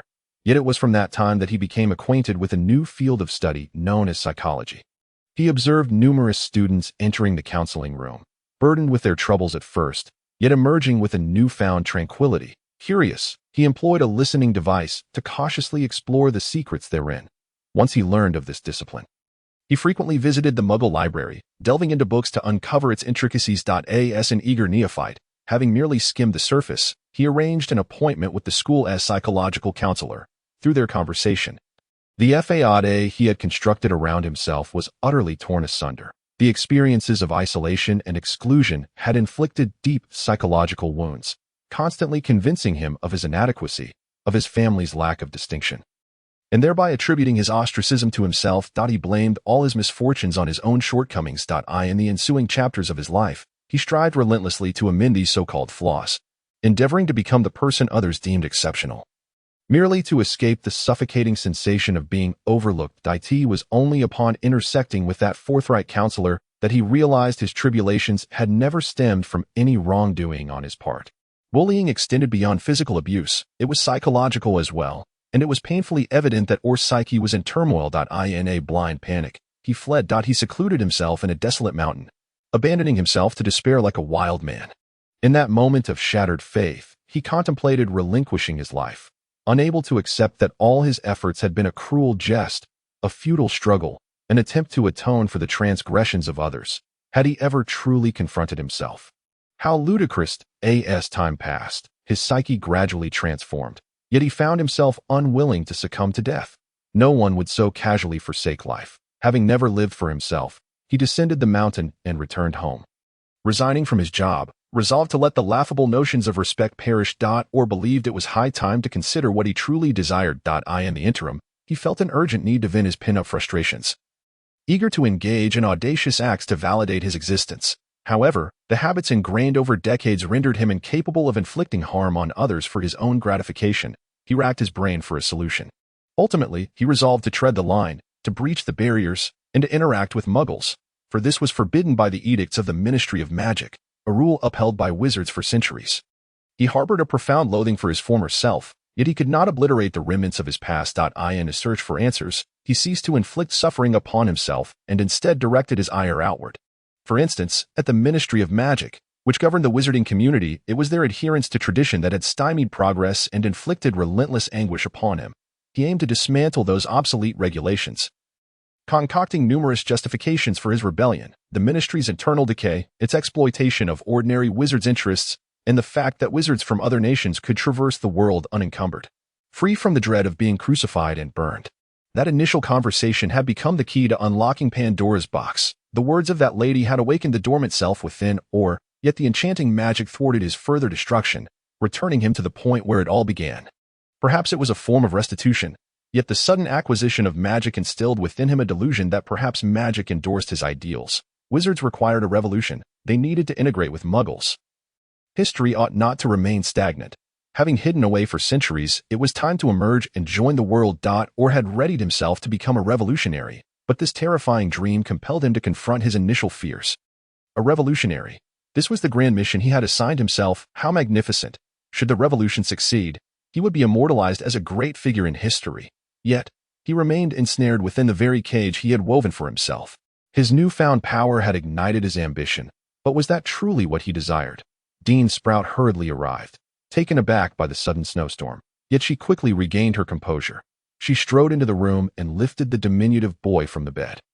I shall take him to the medical ward. Faye. If these snowflakes cannot be cleared afterward, you may need to make do in the common room for the night. Very well, Dean. I am quite all right, replied Ting. Raviel did not insist on accompanying or to the medical ward. At this moment, Orr's well-being was paramount, and his presence would be of no assistance. Thus, Professor Sprout exited the basement, cradling the magically agitated Orr. The snowflakes fell gracefully, swirling with the wind, as the head of the house, hastily departing with her nightcap, resembled a legendary snow maiden, albeit with a slightly rounded silhouette. Professor Snape, having just returned from the forbidden forest with potion ingredients, caught sight of the peculiar figure in the distance and immediately followed. As he approached the medical ward, he discerned the scene and inquired, Pomona, what new prank has just been devised? Without turning back, Professor Sprout replied, Severus, Bock may have fallen victim to some curse. His magic has transformed into snowflakes, and he remains unresponsive, burning with fever. At the mention of Bock, Snape's brow furrowed slightly. He summoned his Patronus, instructing the doe, informed Dumbledore that a student has encountered a severe mishap. With that, he swiftly took Orr from the weary arms of Professor Sprout and hurried into the medical ward. Madame Pomfrey, who had already succumbed to slumber, was roused by their arrival. She lit the candles within the ward and directed Snape to place the student upon the bed. The biting cold swept through, leaving an indelible chill upon the three professors. Professor Snape's keen senses instantly detected the intrusion of magic into their thoughts.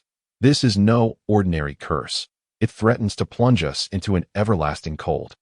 Once our minds are misled, the external temperature cannot warm our bodies. Dense shields materialized around the professors. What of Bock's roommate, Faye? Could he be in danger? Professor Sprout inquired earnestly. I recommend that child be brought to the medical ward immediately. Seal their dormitory, Madame Pomfrey asserted with resolve. Soon, Raviel was summoned by Dean Sprout's Patronus, the bumblebee, from the basement, shivering as he rushed toward the medical ward, clad in a striking purple nightgown. Headmaster Dumbledore strode purposefully, and the two soon encountered each other on the lawn. The great headmaster immediately discerned the anomaly enveloping the boy. He hesitated, casting a scrutinizing gaze. Where have you just been? Headmaster, I was asleep in the dormitory. I was awoken mid-slumber by the cold, or was inexplicably surrounded by falling snow, and the accumulation within the room reached the height of my calves, Raviel replied, his lips tinged with a hint of purple from the chill. Yet, a necklace hidden beneath his nightgown shimmered faintly. Dumbledore nodded. You may be coming down with a cold. However, no matter, Poppy's invigorating potion is quite effective. The two quickly entered the brightly lit medical ward, where they found two men and a woman standing with furrowed brows. What on earth has transpired? Upon discovering that they were absent from the infirmary, Dumbledore's expression grew grave. Madame Pomfrey glanced uncertainly at her two colleagues before beckoning Lavelle to accompany her to the adjacent ward for an examination. The remaining professors shared their suspicions with Headmaster Dumbledore. Their initial reaction was a belief that Bork had been cursed, and a curse of an unprecedented nature at that, one capable of affecting others, a rarity indeed. Who could possibly be responsible for such an atrocity against a child? With a sigh, Dumbledore requested that the two professors step aside, as he intended to assess AL's condition. Professor Sprout inquired whether it was necessary to summon Minerva and Phileas. I lack expertise in this area, but Severus has already confirmed that this is not the result of poison. Call them. Perhaps a larger group can discern some differences. If we cannot ascertain what has transpired with the child tonight, I shall take him to St. Mungo's tomorrow, Dumbledore stated. He swung open the infirmary door, and a gust of wind and snow assailed him instantly. The sudden chill caused the gathered individuals to shiver involuntarily, while Dumbledore conjured a barrier before him to shield against the flurries of snow. Al lay upon the hospital bed, his dark hair frosted over, with icicles hanging from his long eyelashes. He appeared encased in ice. Had it not been for his twitching limbs, one might have mistaken him for a corpse. Within his dreams, Al wreaked havoc, his magic furiously dismantling all in his vicinity, the normally invisible elements igniting with dark radiance. He yearned to escape this place, to break free from this nightmare. Why must his plans be shattered once more? Was the ultimate goal of dragging him into the depths of despair to return him to childhood? If that were the case, he would rather succumb to death, for at least death offered tranquility. He would not have to contend with anyone or prove himself further. What do you truly desire? Ask your heart. What is it that you truly seek? A compassionate woman gazed upon him with gentle eyes, yet a terrifying voice, akin to a nightmare, enveloped him from all sides. I found no refuge. He collapsed in despair, clutching his head, refusing to heed any of her words, unleashing his magic recklessly. Dumbledore bowed his head, having sensed a tremor. He slowly retreated a step before abruptly turning and exiting the infirmary, shouting, "Get out of here, quickly! Everyone, leave this place." The professors waiting by the door and Lavelle, who was administering potions next door, were bewildered, yet all hastened to flee. The floor of the infirmary transformed into a soft carpet. Followed by the walls, the wizards stood in shock before hastily donning their protective spells and hastening beyond the confines of the infirmary.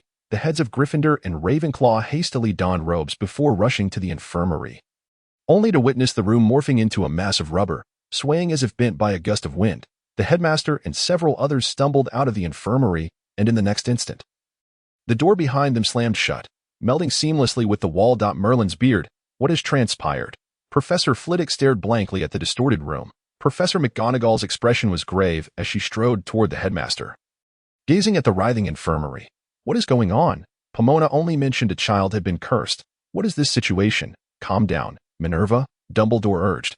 Pushing his glasses up the bridge of his nose, he collected himself and first turned to Lavelle, inquiring about Madame Pomfrey's child. He is fine, thanks to Mrs. Fay's attentiveness. The child possesses remarkably strong protective enchantments and has not been mentally compromised, merely a bit under the weather from being abruptly awakened. Madame Pomfrey gently patted Lavelle's head. The boy resembled a moving train, exhaling warm air from his ears. Lavelle felt a mix of panic and exhilaration, coupled with the peculiar potion, leaving him in a muddled state. Child, you should return for now. We need to investigate Bork's minor affliction, which may take some time, Dumbledore instructed Lavelle. The boy glanced at the heads of houses, nodded obediently, and departed. Professor Flitwick and Professor McGonagall listened intently as Professor Sprout explained. Upon hearing the entire account, Professor Flitwick immediately formed a wholly different hypothesis. Why are you so certain it is a curse? While I am uncertain myself, perhaps you have heard of elemental magic. What? Professor Snape furrowed his brow, his tone laced with sarcasm. This is not the time for you to flaunt your knowledge, Mr. Flitwick. That child nearly embedded us in the wall moments ago. Wait, Severus, do not dismiss it just yet. Dumbledore interjected, turning to Professor Flitwick. You mentioned elemental magic? Aldrich had an encounter with the wind element during the summer. He may have awakened an affinity for elemental magic, while I have never read of a wizard awakening multiple elements. Based on your descriptions, I suspect those snowflakes are crystallized water elements, and the wind needs no further explanation, while you have just escaped from an upheaval of earth elements, if I am not mistaken. The child may also need to awaken an affinity for fire elements. Professor Flitwick leaned more towards the notion of AL's magical upheaval, yet modern wizards possess scant understanding of elemental magic, leaving him to guess based on minimal information. Elemental magic. The professors regarded the contorted infirmary with perplexity. Among them, Professor Snape was the youngest wizard. Despite his exceptional skills in charms and potions, his limited resources left him unaware of matters beyond traditional teachings, such as the long-extinct rumors of elemental magic. He could have swiftly mocked Professor Flitwick's fanciful ideas, yet the sudden warmth in the air silenced him. There was no need to strike back so soon, for he was, after all, a professor and should maintain some basic dignity. Here it comes. Dumbledore once more conjured a protective barrier. The infirmary erupted in flames, and Madame Pomfrey exclaimed, "My potions! The stock just replenished for the new term." That was the result of an entire summer's work with Professor Snape. Professor Snape's expression darkened further. He coldly declared, "Once Bork awakens, he must come to my office for detention." To this, even Professor Sprout dared not object. Considering the potential devastation should AL's awakening have indeed incinerated all the potions, flames distorted the air, creating an oppressive heat, amidst the bizarrely shaped infirmary in the rain of melted snow, augmented by the fierce winds that fueled the fire. Dumbledore's eyes reflected the blaze as he silently observed the infirmary, mentally sifting through all the information he had regarding the Bork family. Professors Sprout and Flitwick anxiously watched the scene unfold, yet felt utterly helpless. Professor McGonagall was engaged in a discussion with Madame Pomfrey regarding the cost of reconstructing the infirmary, while Snape, with lowered eyelids, stood still as the wind tousled his greasy black hair, exposing his aloof visage to the elements. Though he appeared indifferent, the tension in his tightly pressed lips hinted at an inner turmoil. Despite AL's abundant magical energy, prolonged destruction would ultimately reach its limits. Dark energy swirled around him, resembling a protective mother encircling her child. vigilant against external threats. What do you truly desire? That voice continued to echo in his mind, relentless and persistent. Al was exhausted. He had grown weary of struggling and had simply succumbed. Lying amidst the ruins, the school and residential buildings of his dreams lay shattered, leaving only the bench behind. His fastidious nature dictated that he should lie upon that bench, yet he was too fatigued to muster the strength to move. What do you truly desire? What do you truly desire? What do you truly desire? What do you seek? At last, Al could think clearly. The recurring question imprinted deeply within his mind, compelling him to excavate the desires buried within his heart. Perhaps therein lay his answer.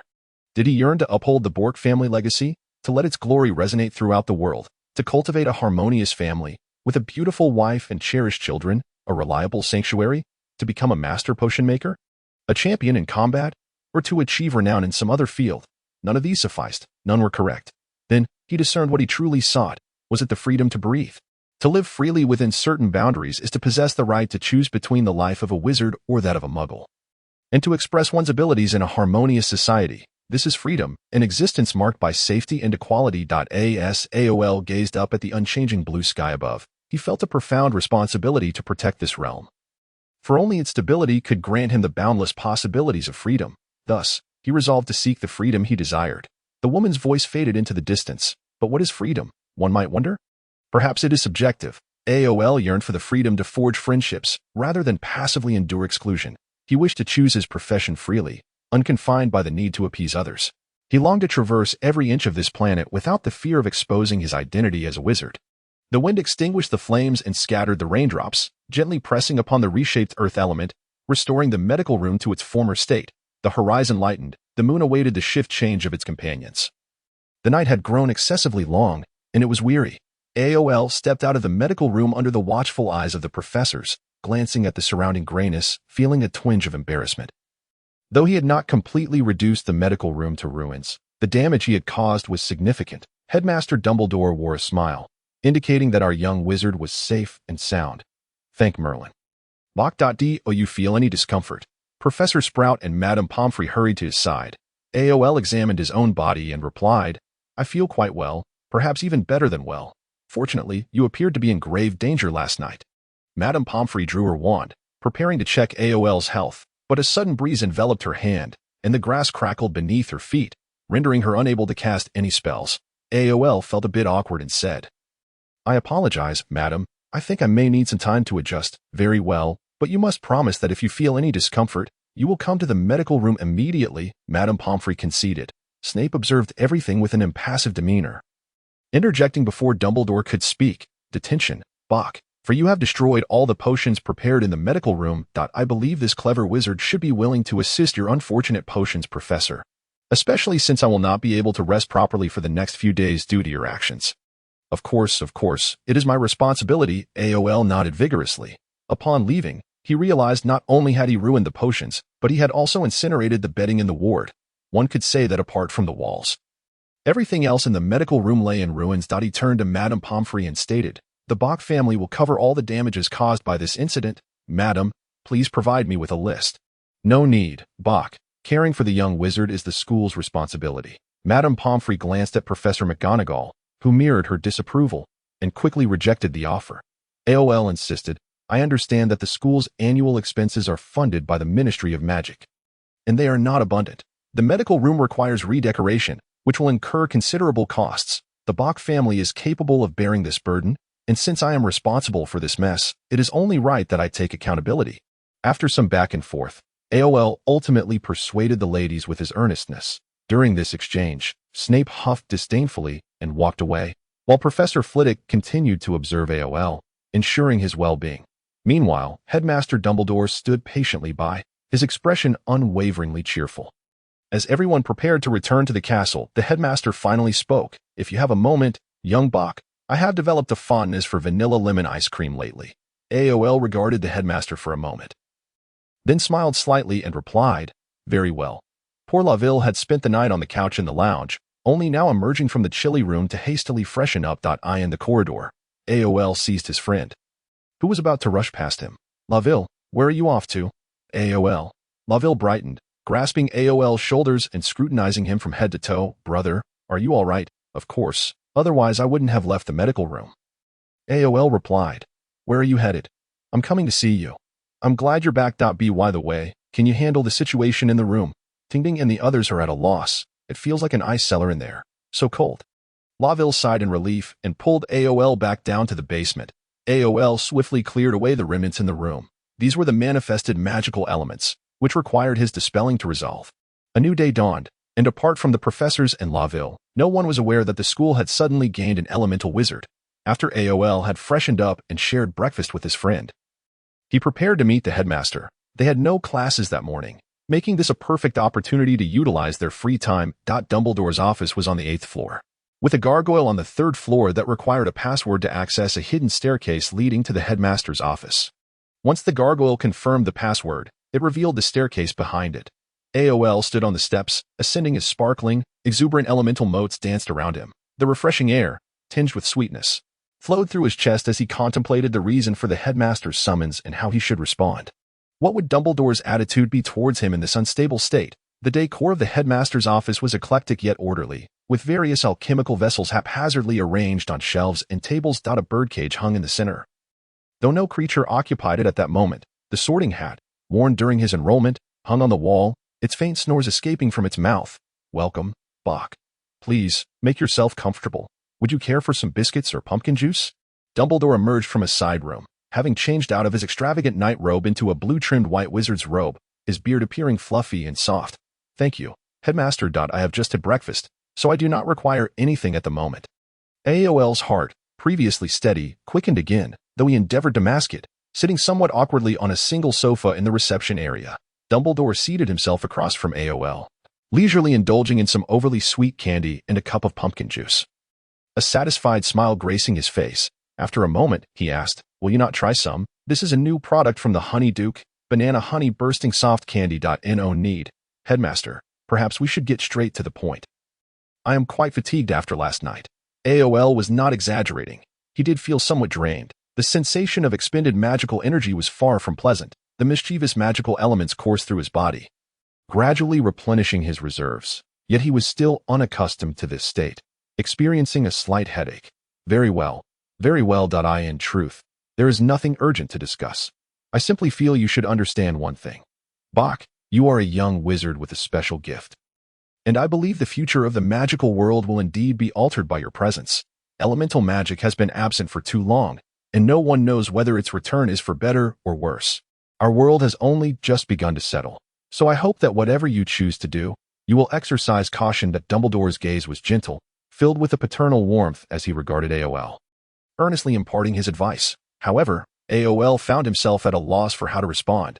The headmaster's counsel was understandable, yet it seemed to carry an underlying meaning. He refrained from feigning ignorance and directly inquired, if I do not misunderstand your intent, do you believe I will disturb the tranquil lives of wizards? No, it is not so severe. The lives of wizards will not be easily disrupted. I merely wish for you to proceed with caution.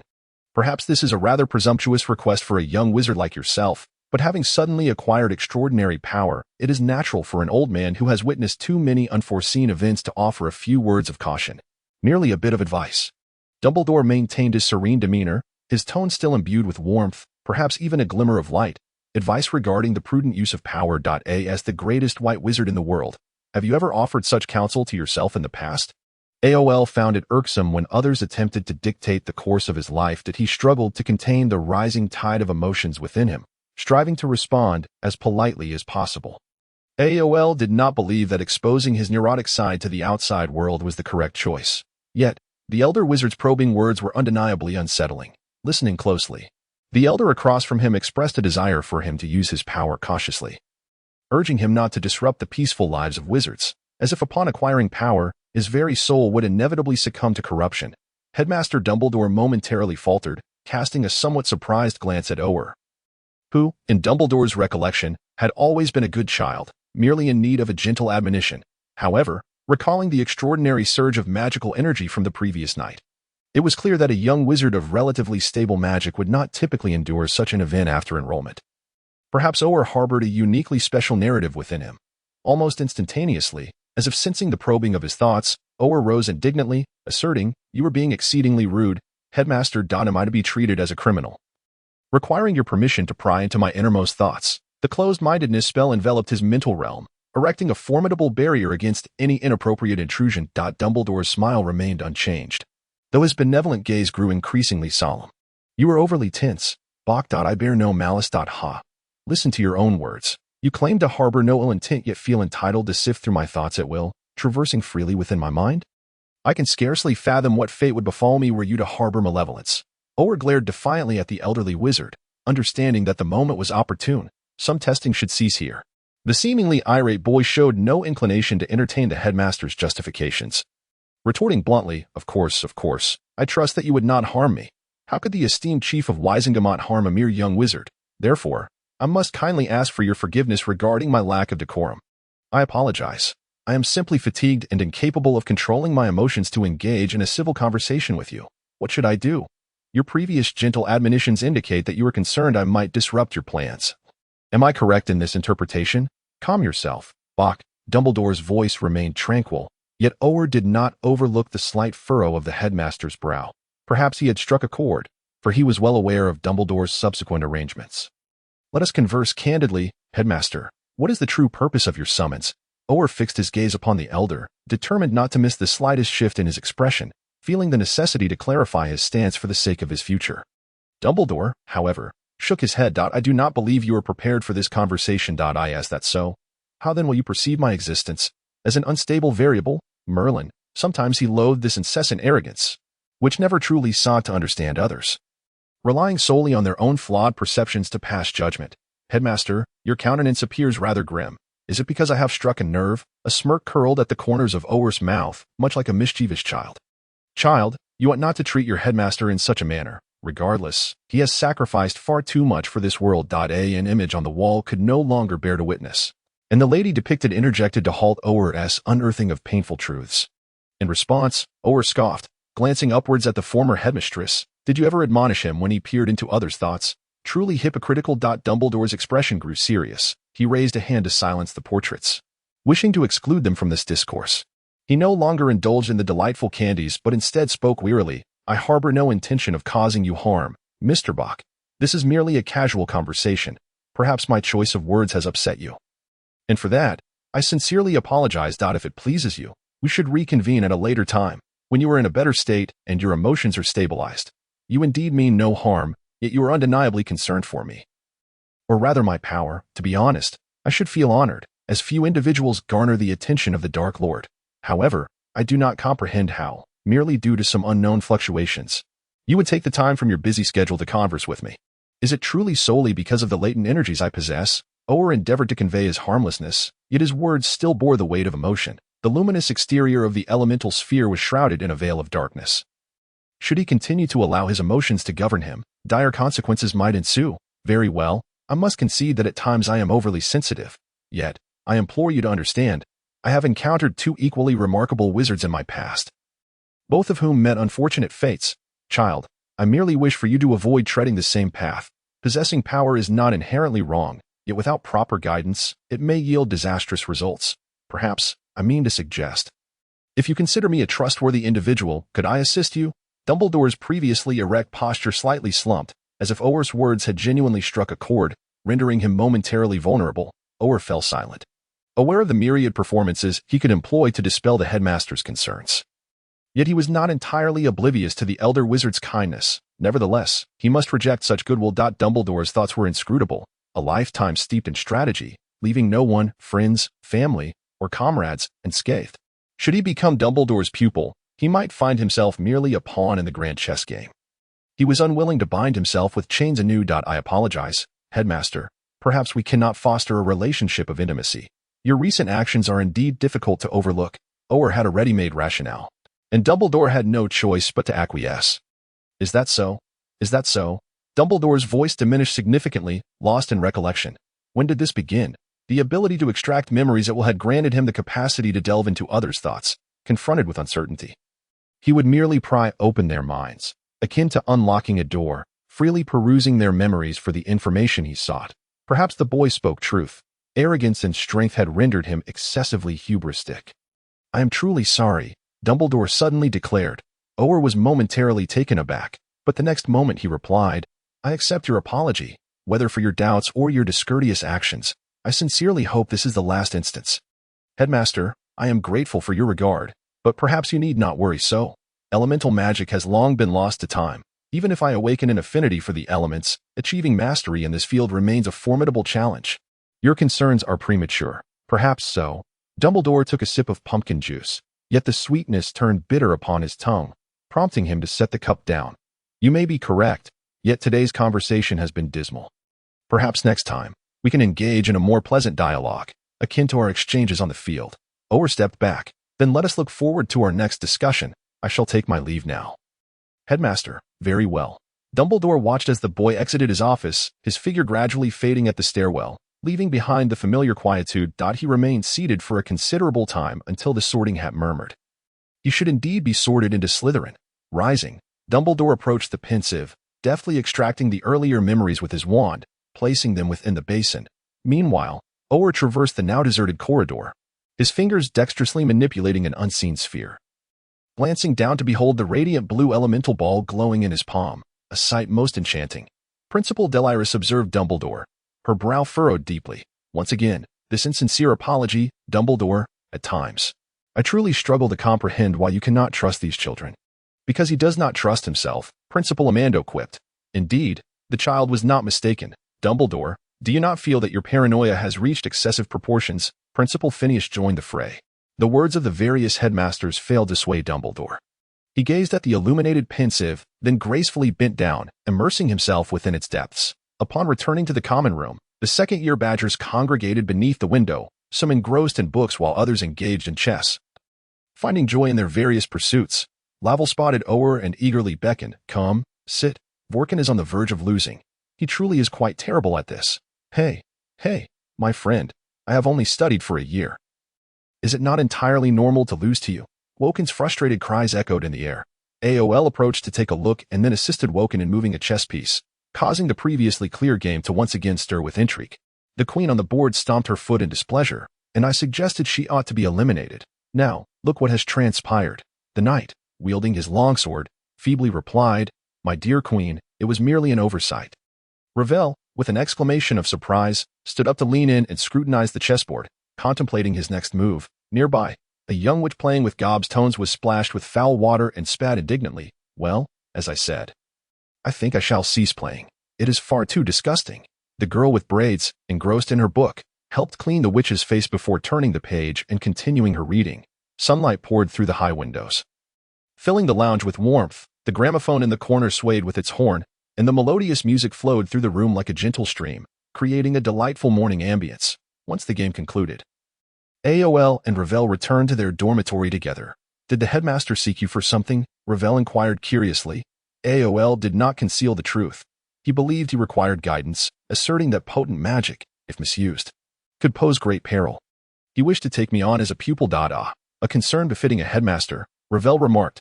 Yet you appear rather discontented. You did not refuse the headmaster, did you? Should I not have refused? AOL gazed at his friend with a look of confusion. Ravel rested his head in his hands, pondering for a moment before asking, what rationale led you to decline the world's most powerful wizard? Hold on. While this may seem somewhat off-topic, I must clarify a point from your earlier statement. Dumbledore is not the world's most powerful wizard.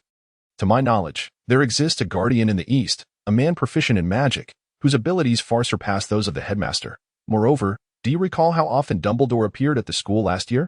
He scarcely had enough time to instruct students, so bearing such a hollow title while shouldering immense responsibilities is hardly advantageous. He did not mention that Dumbledore was also unversed in elemental magic. As that was to be expected, Ravel, evidently unfazed by the latter part of AOL's discourse, pressed on with curiosity. Eastern wizards. You actually know about the wizards of the East? Pray, tell me more. The wizards of the East. Or rather, they ought to be referred to as sorcerers. They have long secluded themselves from the world. The legends left in their wake are ancient. The World Wizarding Federation extended several invitations for the sorcerers to join when it was established. Yet all were declined. It was only in recent years, due to the British colonial port cities, that the sorcerers residing there began to engage with the outside world. Ravel had once had the fortune of encountering an Eastern sorcerer who held a seat in the Federation. The individual's unique aura left an indelible impression on him. What would you like to know? AOL was taken aback by his friend's keen interest in the distant East. Thus, The two delved into a spirited discussion about Eastern sorcerers. There was no denying AOL's own curiosity about the East. Although he had never ventured there, the renowned sorcerers of later generations, known for their extraordinary abilities and audacity, had made quite a name for themselves internationally. Meanwhile, in a distant opulent manner, an unexpected event was unfolding. Yet, panic-stricken and pained murmurs escaped the lips of the young sorcerer. Narcissa, ever at her son's side, leaned in closer, unable to understand his words, yet filled with worry. She caressed his forehead again, her voice tinged with tension as she glanced at her husband. What is happening? Why has the stimulant had no effect? Calm down, sissy. Lucius was assured by the results of the recent examination. Draco bore no physical injuries. His inability to awaken was due to being ensnared in a nightmare, yet there was little they could do but hope for their child's swift triumph over his fears. Sparing his parents from further distress, Draco's forehead was slick with sweat, strands of hair sticking to his scalp, a sight reminiscent of IOL's disheveled state from the previous night. No, it should not be this way. Draco thought as he watched his daughter, now a creature in a cage, wailing in her final transformation, forever stripped of her humanity. The anguish twisted his heart, rendering his breaths labored, and overwhelming hatred clouded his reason. Father, please don't. Scorpius cried out anxiously, trailing closely behind Draco as he dashed upstairs, aware of his father's intent and desperate to intervene. Draco forcefully unlatched the heavy wooden door, shattering the lock with a blasting curse, sending shards of metal clattering to the floor. His bloodshot eyes fixed upon the writhing serpent within. A torrent of venomous curses surged within him. Gringotts, vile and despicable woman, you have sullied the Malfoy name. You have ruined my daughter's life. I shall eradicate every last one of you wretched beings. Avada Kedavra. In that moment of emerald light, Scorpius swiftly snatched the wand from his father's grasp and desperately embraced the man, attempting to pull him away. Yet, Draco had already lost his sanity. Upon witnessing the girl he had lovingly nurtured morph into a serpent, he had succumbed to madness. Family above all, the cursed blood oath had obliterated that which Draco cherished more than life itself. And all of it lay at the feet of the Gringotts family. From the moment they concealed the blood curse afflicting Astoria, the Gringotts had committed an unspeakable crime. Draco wrenched his son's arm away, and in a sweeping motion, his magic surged forth, transforming every decor in Scorpius's room into instruments of assault against the serpent, which were hurled forcefully at the creature, causing it to frantically flee in terror. Father, please, do not, Scorpius pleaded in anguish. The two similarly haired adult men soon found themselves embroiled in a struggle. Draco glared at his son, roaring, I will kill her. I should have slain her long ago. Scorpius, she bears the blood curse. She is responsible for your sister's demise. But she is my mother. Scorpius felt the weight of sorrow as he recognized his father's despair, yet he could not condone the death of his defenseless mother. It was not her choice. Mother, she is unworthy. Draco bellowed, his gaze locked onto the coiled serpent that seemed to sense his murderous intent and recoiled in fear. Father, let her go. She can no longer be saved. Let us consider her dead, Scorpius implored, unable to bear the thought of watching his father take the life of his mother, who had suffered from the blood curse. Yet, he was at a loss as to how to confront the reality of his sister's fate, which stemmed from their mother. Draco slapped Scorpius across the face. Let her go. After all that has transpired, you dare suggest I spare the culprit? Father, it is the Gringotts family that orchestrated all of this. Please, come to your senses. We must confront that ambitious family, not torment this voiceless woman. Scorpius knew he must prevent his father from killing the serpent. Beyond that, he cared little for the fates of others. Gringotts, Draco muttered resentfully in his sleep, his teeth grinding together as if he wished to shred that name to pieces. Lucius and Narcissa exchanged confused glances, the man furrowing his brow as he stood. Could it be that little Draco encountered someone from the Gringotts family during his outing and was bullied? Do not let me find out who it was. Narcissa clenched her fists. In the afternoon, the sun poured relentlessly through the windows, as though roasting the child upon the bed. The overwhelming warmth caused him to furrow his brow and shift uncomfortably. Moments later, Draco opened his eyes, staring blankly at the dragon-shaped toy dangling from the canopy. His mind a blank slate. With a thud, a muffled sound interrupted the silence. It was Dobby, the house elf, gazing at Draco with delight. The young master has awakened. After a tumultuous encounter with Professor Dumbledore, AOL's life resumed its tranquil and beautiful rhythm, seemingly unchanged. However, this facade masked a deeper turmoil, as AOL soon discovered that awakening elemental magic came with its own set of drawbacks. His ability to wield spells began to wane, and the affinity with his wand diminished. The first indication of this decline manifested during Professor Flitwick's charms class, where the second-year curriculum introduced a modicum of challenge. The freezing charm, capable of immobilizing objects, left a faint trace of frost upon successful casting. AOL executed the charm with precision, prompting Professor Flitwick, ever the generous instructor, to award Hufflepuff an additional 5 points. This should have been a moment of joy, yet AOL remained devoid of elation, acutely sensing the weakening connection with his spells. After class, AOL lingered behind as his classmates departed. Lavelle patted him on the shoulder, assuring him that a seat would be reserved for him in Transfiguration, but he must be mindful of the time. AOL nodded, closing the classroom door once everyone had left. Professor Flitwick patiently awaited inquiries from his students. "Professor, could elemental magic conflict with spells?" AOL inquired. Taking a seat opposite him, he waved his wand casually. Only to perceive a notable impediment in the previously smooth flow of his magical energy, Professor Flitwick leapt down from a towering stack of books, extending his hand. "Let me examine your wand." "It may be a matter of improper care." AOL promptly handed it over. Orchids bloomed elegantly between the wand's lengths, and Professor Flitwick meticulously inspected the wand itself, finding no visible damage. Yet, Aldrich's question indicated he faced difficulties. "I am sorry, my child. As you know, my understanding of elemental magic is derived solely from that book, which offers scant information on the subject. I fear I cannot assist you much further, but you might consider attempting wandless magic." "Remember, ancient wizards had no wands." "Thank you," AOL replied, gratefully accepting his wand back. Indeed, the professor's words rang true.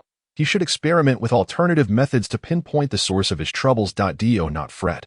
My child, you are a unique elemental wizard. While we may not be of much help, I trust that destiny has its plans. They are drawn to you, and once you acclimate to their presence, you may discover how to wield them effectively. Professor Flitwick consoled the astute young wizard.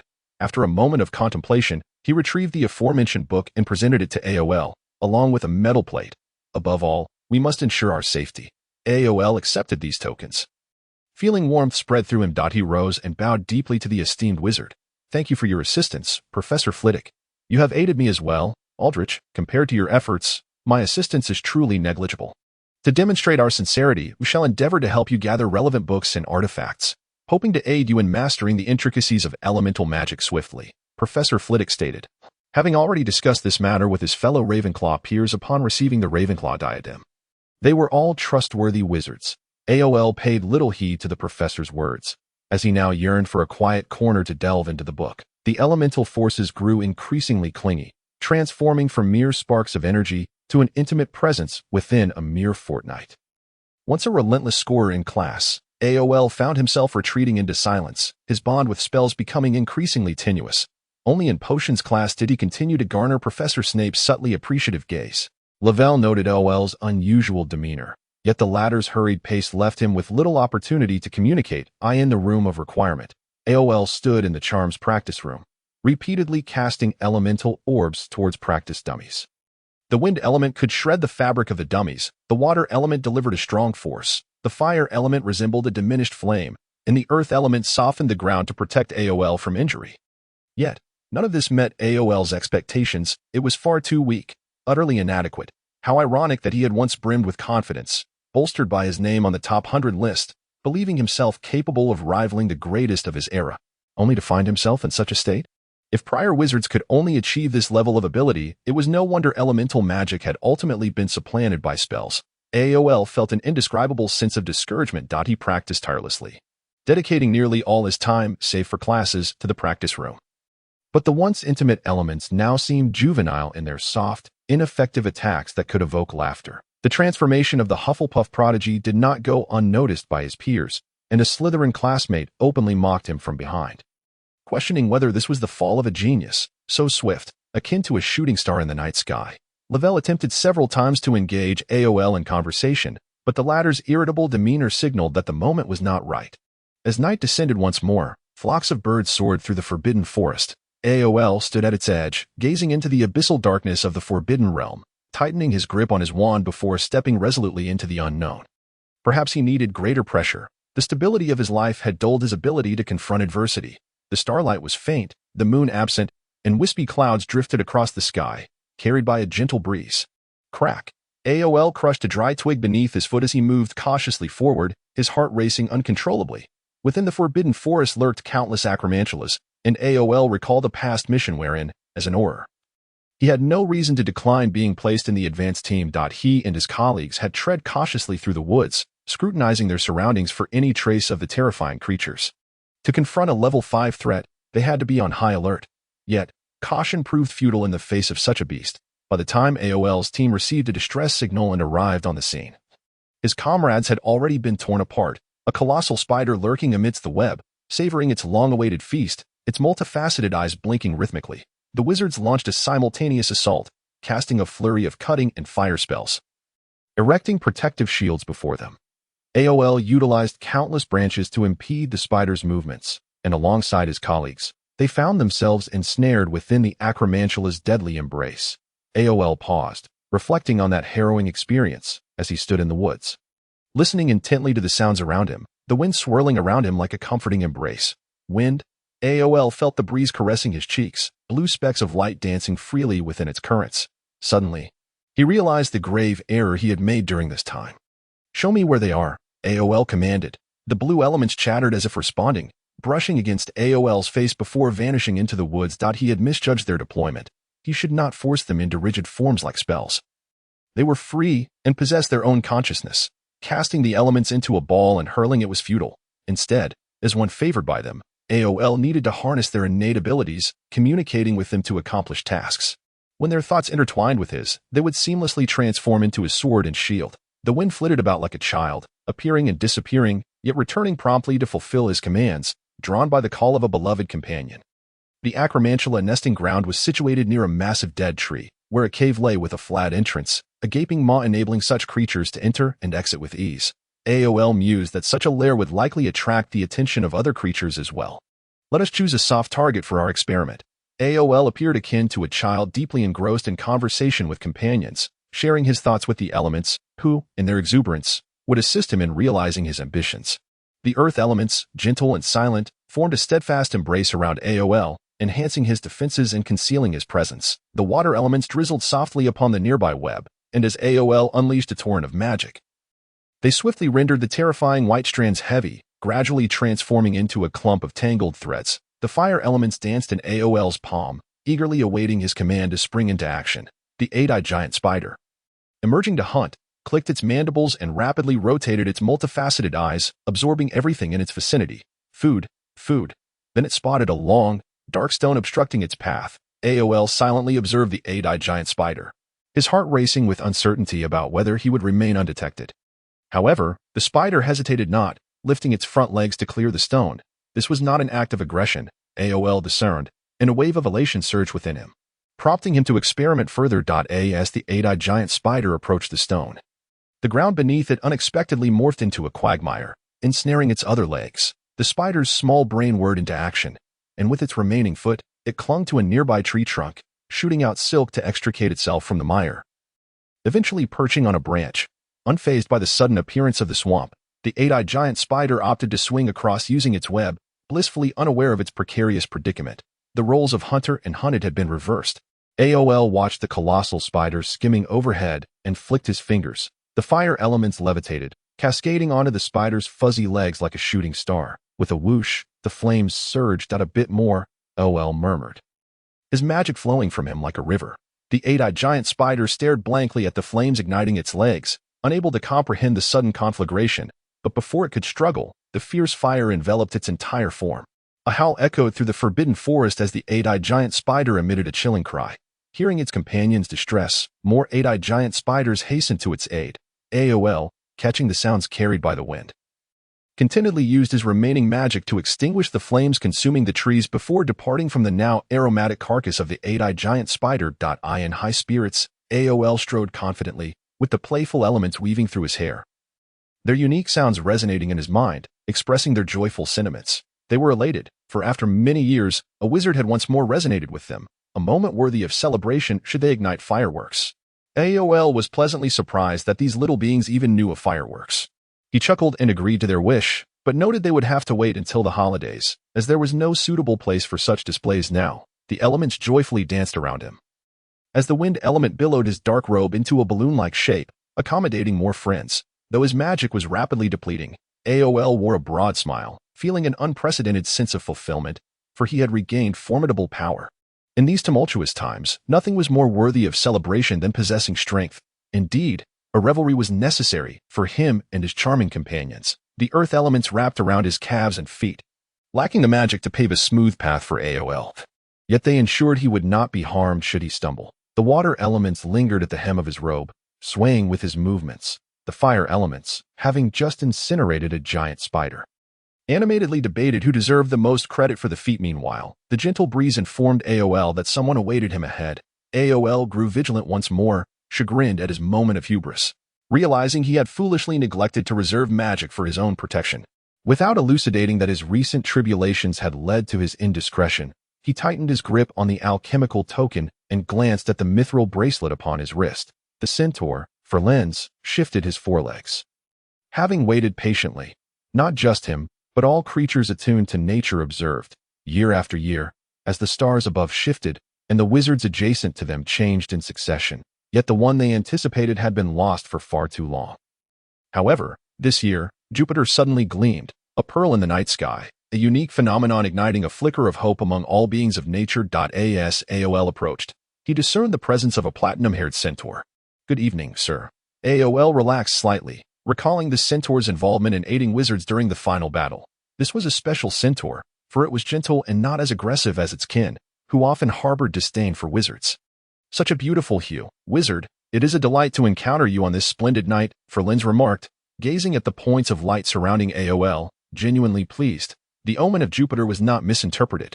This was a wizard intimately connected with nature, one existing only in legend. AOL was bewildered by the reference to color, speculating it might pertain to the night in the Forbidden Forest. He courteously replied, "I too am glad to meet you." "Though not regarding any peculiar creature. Do you see that star?" Ferlins inquired, tilting his gaze skyward. AOL followed suit, but the multitude of stars rendered it difficult to discern, with the North Star shining brightly. "What does this signify? Perhaps it foretells fair weather tomorrow." Ferlins chuckled, his voice hearty, nodding vigorously in agreement. "You are absolutely correct. Tomorrow's weather will surely be splendid." The following day, the sky was overcast. AOL and Laville emerged from the corridor, clutching their textbooks as they hurried to the greenhouse. Their classmates also rushed by, a young witch who had just grabbed a piece of bread from the hall, her hair tousled and flying wildly in the wind. "It won't rain today, will it?" Laville inquired anxiously. They had a Quidditch player selection that afternoon, and although Laville held some confidence in his flying skills, he despised rainy days, as brooms became slippery, undoubtedly complicating flight. Recalling his conversation with the centaur the previous night, AOL paused for a moment before reassuring his friend, "Do not worry. Your waterproofing charm is quite effective." "Thank you." Laville scratched his head, feeling no solace. Upon arriving at the greenhouse, only Sprout's assistant, a plump little witch named Mulin, was inspecting the feeding status of the devil's snare. "The Slytherins better arrive a bit later," the little witch gleefully proclaimed. Having felt a few raindrops earlier, as the rain began to pour outside, the badgers clustered against the glass, chuckling as they watched the loathsome snake scurry across the distant lawn. With a bang, Derek forcefully flung open the greenhouse door, slamming his hand against the glass wall with a noise that seemed ready to shatter it. The little badgers immediately turned their heads. "What are you staring at, you foolish fat pig?" Derek exclaimed, wiping the rain from his face and splattering it onto Mulin, who was observing the devil's snare, as well as onto the creature itself. Mulin let out a shriek, casting an angry yet timid glance at Derek before fleeing to her companions. Laville sprang to his feet, pointing at the uncouth pureblood wizard and scolding, "What's your problem? You spend all day bullying those weaker than you. You're trash. A disgrace. So what if it's raining? Who told you idiots not to wake up earlier to avoid bothering others?" Derek's face flushed crimson with rage. The pig, having forgotten the pain of his previous injuries, rushed toward Laville, shouting, "Who are you calling a disgrace? What gives you the right to insult me? I can bully whoever I want. It's none of your business." Laville, caught off guard, nearly collided with the wall. But fortunately, AOL supported him from behind. Clear spring water, AOL pretended to cast his wand, and in the next instant, a jet of water shot forth, propelling the enraged Derek back to the entrance. AOL quietly withdrew his wand, stating, "I merely thought he was being rather impulsive and wished to help him cool down." However, the water elementals appeared to be a tad too exuberant. The other young wizards glanced at Derek, who lay unresponsive on the ground, and then at the awkwardly smiling AOL, falling into a silence. The Slytherin students observed their fallen head, each as quiet as a mouse. The entrance of Professor Sprout shattered the stillness of the greenhouse. She pushed aside the little snakes blocking the doorway and stepped over the obstacles on the floor. Have we all arrived? Children, it is time for class. The little badgers, witnessing this scene, covered their mouths and grinned widely. The Slytherin students felt even more embarrassed, yet with their classmates still sprawled on the ground, they could only interrupt the professor to remind her. Professor Sprout immediately turned her gaze, exclaiming, "Oh," as she gasped in surprise. "I thought you had knocked over my plants. I am terribly sorry. What happened to this child?" "He slipped and fell after getting caught in the rain," replied Laville. The Slytherin student closed her mouth in discontent, her response having been preempted. But well, as long as they weren't losing points, Professor Sprout hurried over to check on Derek, and finding no significant issue, she had Mullen assist her in plucking a leaf from the moonlight grass. "It's nothing, he is not hurt at all. He is merely asleep, so there is no need for concern." The little badgers erupted into laughter. After the herbology class concluded, Derek, with a bright red nose, hurriedly departed. The Slytherin students promptly followed, leaving behind the Hufflepuff students who were laughing heartily in the greenhouse. Laville nudged AOL's shoulder and inquired, "Has your magical energy returned to normal? You saw it." "If this counts as normal," AOL replied, seemingly resigned. "Well, perhaps you should think of another approach," Laville encouraged. "I will." AOL nodded. Indeed, he needed to continue his studies, for the amount of magical energy required for him to manipulate the elements was excessively high, bordering on wasteful compared to the consumption of spells. However, he had already stepped into the realm of elemental wizards. Everything that lay ahead merely required time and effort, and all would be well. In the afternoon, a tempest raged. The second-year young wizards participating in the Quidditch trials braved the heavy rain to reach the pitch. The Hufflepuff Quidditch captain and head were engaged in conversation with Madame Hogwarts, sheltered under a transparent umbrella, seemingly unfazed by the downpour. AOL wished to use the water element to shield himself from the rain, but he could not yet afford to reveal his abilities indiscriminately. Thus, he resorted to using the shield charm to fend off the rain, though his spells were becoming increasingly unstable.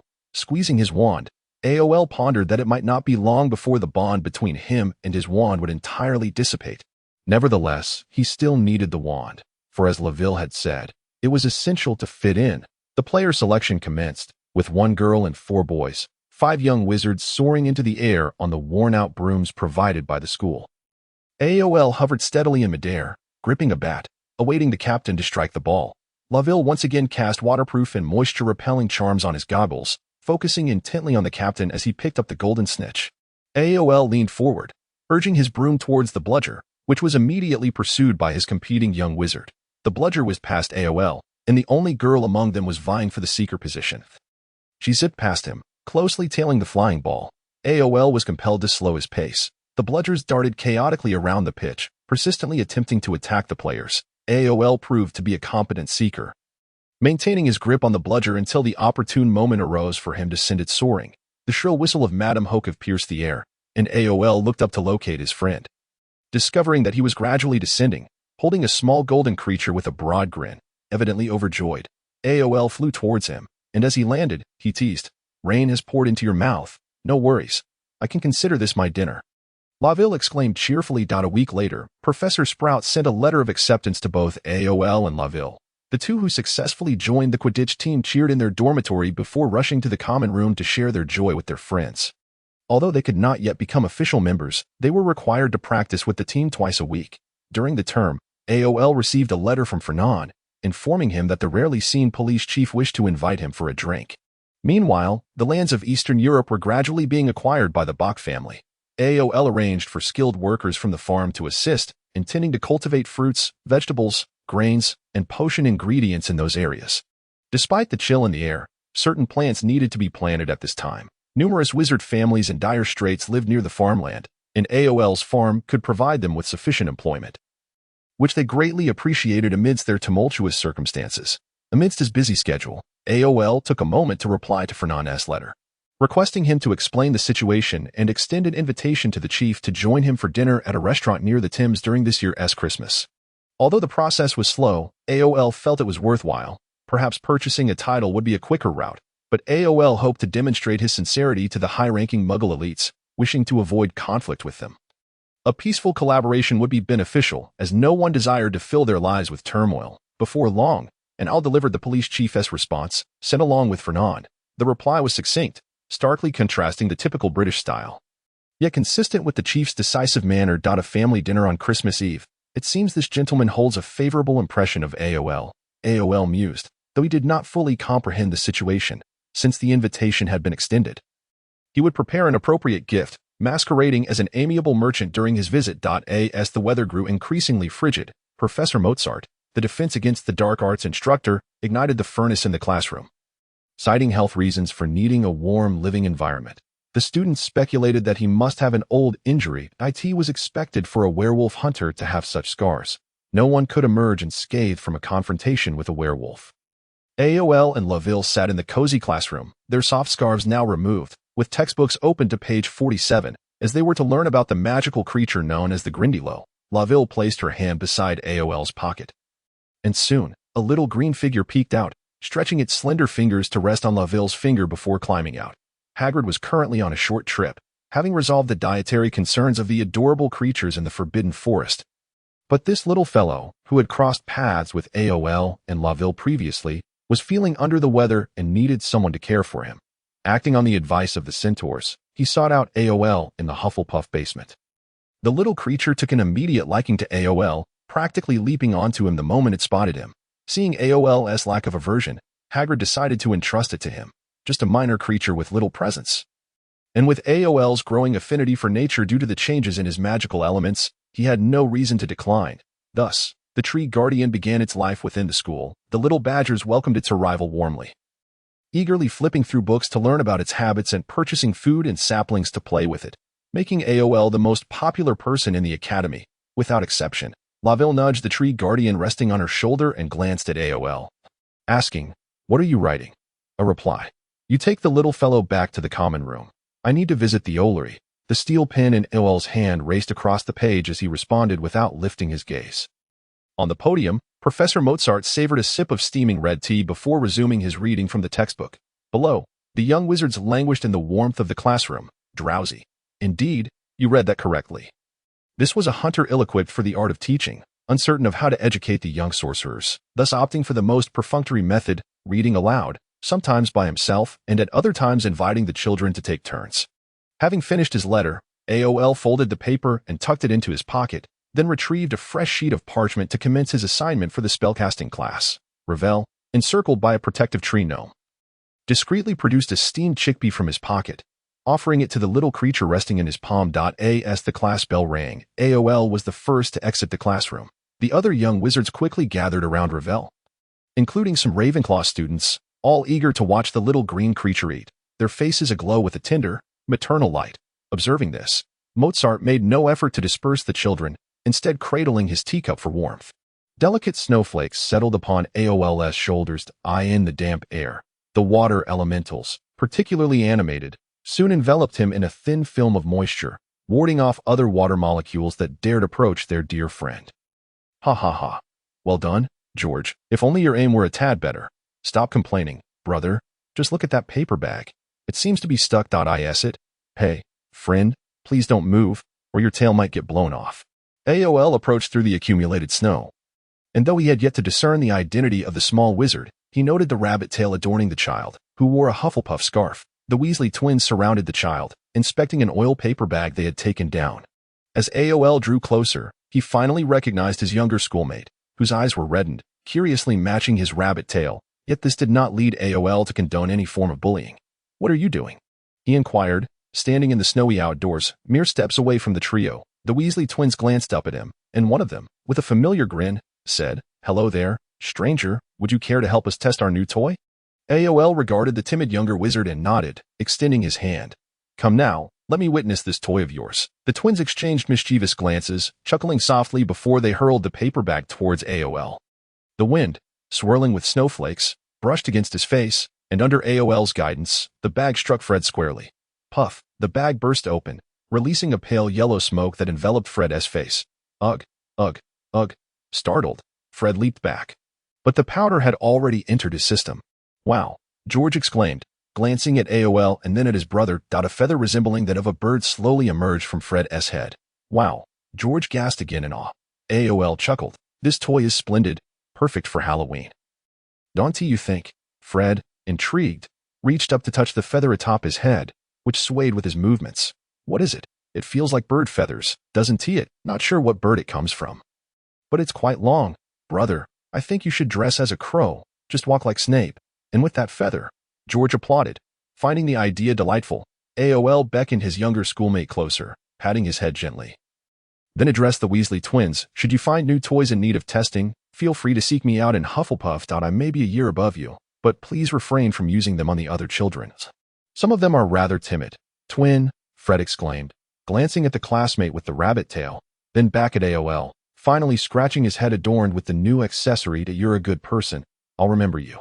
"What's your name?" "Aldrich Bock. All second-year students know me."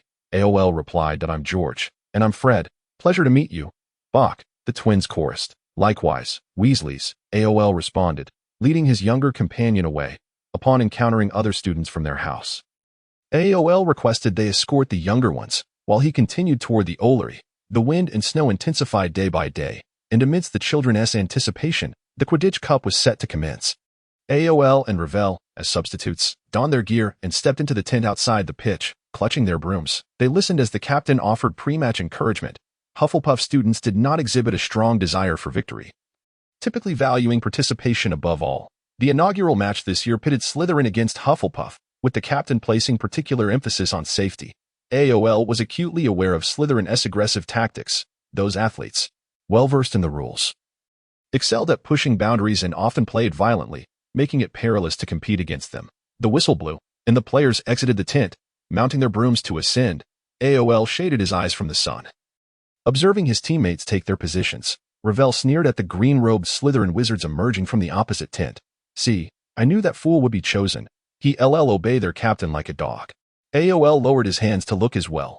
Derek caught sight of the two Slytherins, grimaced, and turned away with an exaggerated eye roll. "Idiot," Ravel scoffed, pulling AOL to a nearby wooden bench. The sun blazed down, and the players squinted ahead. The commentator sat before the microphone, introducing the two teams. As his words faded, Madam Hooch tossed the ball into the air, and with a sharp whistle, the match officially began.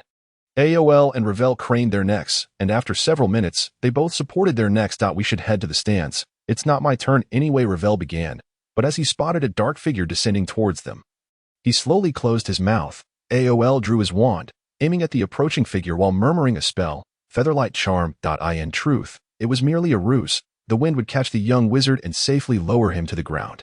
Madam Hooch blew her whistle, and the stands erupted in a cacophony of shouts. "Foul! Foul! Slytherin XXX committed a foul." AOL and Ravel rushed towards the fallen wizard, a fourth-year beater named Gardner.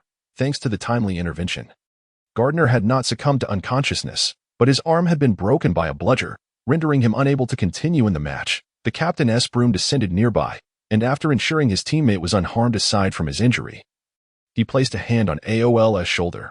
"Come on, little guy. It seems luck is on your side. You're joining in on the first match." AOL nodded silently, gazing up at the green-robed players.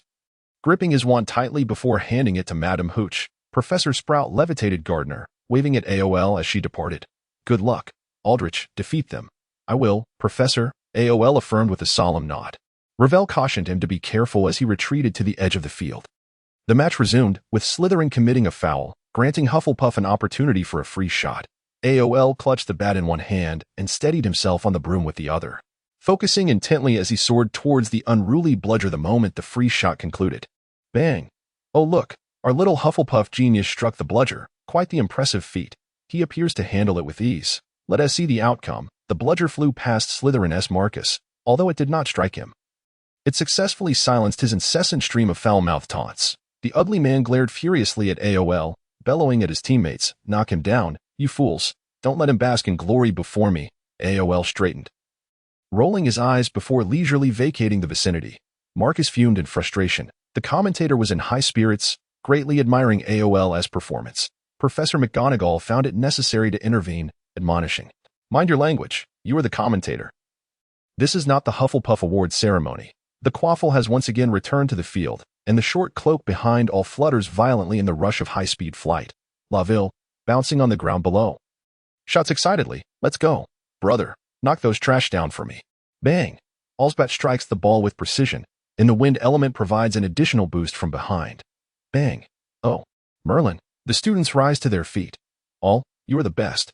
Laville screams in exhilaration. The Slytherin's notorious loudmouth is struck in the abdomen by All's ball, causing him to tumble backwards off his broom, landing heavily on the ground. unconscious. Foul. He committed a foul, shouted the Slytherin students, pointing it all in indignation towards Madame Hooch. However, Madame Hooch shakes her head, asserting that hitting the quaffle is not a foul, and requests them to remain quiet. After her statement, her broom descends slowly beside Marcus. All watches with satisfaction as Marcus is levitated away towards the infirmary, glancing at the other players on the field. It is now his moment to shine. On this day, a Quidditch match in Hogwarts history has commenced with only one seeker left on a team for the first time. Hufflepuff celebrates their victory. The Badgers cheer and chant All's name, their little flags waving vigorously in the air. The other team members, regaining their senses, rush towards All, encircling him tightly. Well done, Aldrich. You are truly a Quidditch genius. Although this victory feels somewhat peculiar, it must be said, Aldrich, you indeed performed admirably. Enough chatter, mates, let's hurry back and celebrate. All. Lovell flies up on his broom, excitedly grabbing his friend's arm and shaking it vigorously. Merlin's lace pants. I never imagined you would play like that, but I must admit, this is the best match I've ever seen. I absolutely loved your performance. All quickly stops his ecstatic friend, wrapping an arm around his shoulder as they descend to the ground. Professor Sprout approaches them from a distance, beaming with a smile. I told you long ago, Aldrich, that you would achieve victory. All's head is affectionately ruffled by the professor, and he does not mind. Professor Sprout is like a parent to their group of children. Always nurturing and filled with love. He finds it impossible to refuse this gentle and caring woman. Teammates and rushing classmates gather around, chattering excitedly as they return to the castle. Meanwhile, the Slytherin students wear expressions of deep dismay. Such a disgrace. This is an unprecedented incident. The Slytherin prefect angrily swishes his robe and storms away. Gryffindor students whisper to one another, as their turn to face Hufflepuff is next. If Aldrich replaces the original beaters due to his outstanding performance, who can guarantee that today's scene will not repeat itself? Oliver Wood's expression is quite grave, while the other players, including the captain, do not share the same sense of urgency. They glance at one another, unsure of what to say. Perhaps they should persuade Wood to temper his competitive spirit. Since joining the team, this boy has always cared deeply about winning, but in truth, they have grown accustomed to a life without championships. As Slytherin has dominated the House Cup year after year, and the Quidditch Cup's ownership constantly shifts, being overly concerned about winning and losing is not beneficial. In subsequent Quidditch practices, All frequently joins his teammates for coordination exercises. Although the captain has not explicitly stated that All will participate in the next match, everyone, including the current two beaters, believes that All is their ultimate weapon. They privately decide that if the score gap becomes too large, they will immediately request to be substituted, handing the field over to their superstar player, the killer All Aldrich. Laville nods vigorously in agreement. The demands of study and work have caused All's energy intake to exceed normal levels. And coupled with his increased physical activity, he seems to inflate like a balloon, visibly growing taller and stronger. Laville, on the other hand, is increasingly exuding the charm of an Eastern European man, broad and sturdy. When viewed from behind in his robes, one might mistake him for an adult, perhaps due to his still insufficient height. Despite being only in their second year, these two have experienced an unusually brief childhood. Their height now prevents them from occupying the front row in class, and to avoid disturbing their classmates, they must sit quietly in the back row.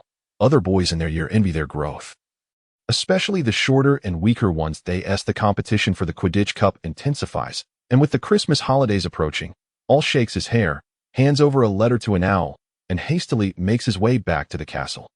Laville is busy chatting with the first-year Badgers, explaining the questions they had during the recent charms class. Upon seeing All return, he breathes a sigh of relief, passing the daunting task to his friend while he retreats to a corner to hurriedly finish his homework. All retrieves his wand and addresses the first-year students. Come now, take out your wands. Practice is far more effective than theory in grasping the essence of spellcasting. The bewildered little ones eagerly draw their wands, preparing to follow his lead. Miss Gray emerges from the dormitory, clutching her Magical Creatures Protection class textbook. She pauses for a moment, curious to observe the skills of this exceptionally talented younger student from the year below her. Who knows what we must pay attention to when casting spells? After concluding the practice of wand movements, All emphasizes the key points of incantation to them. The Badgers chime in, collectively reciting the main points Professor Flitwick had discussed.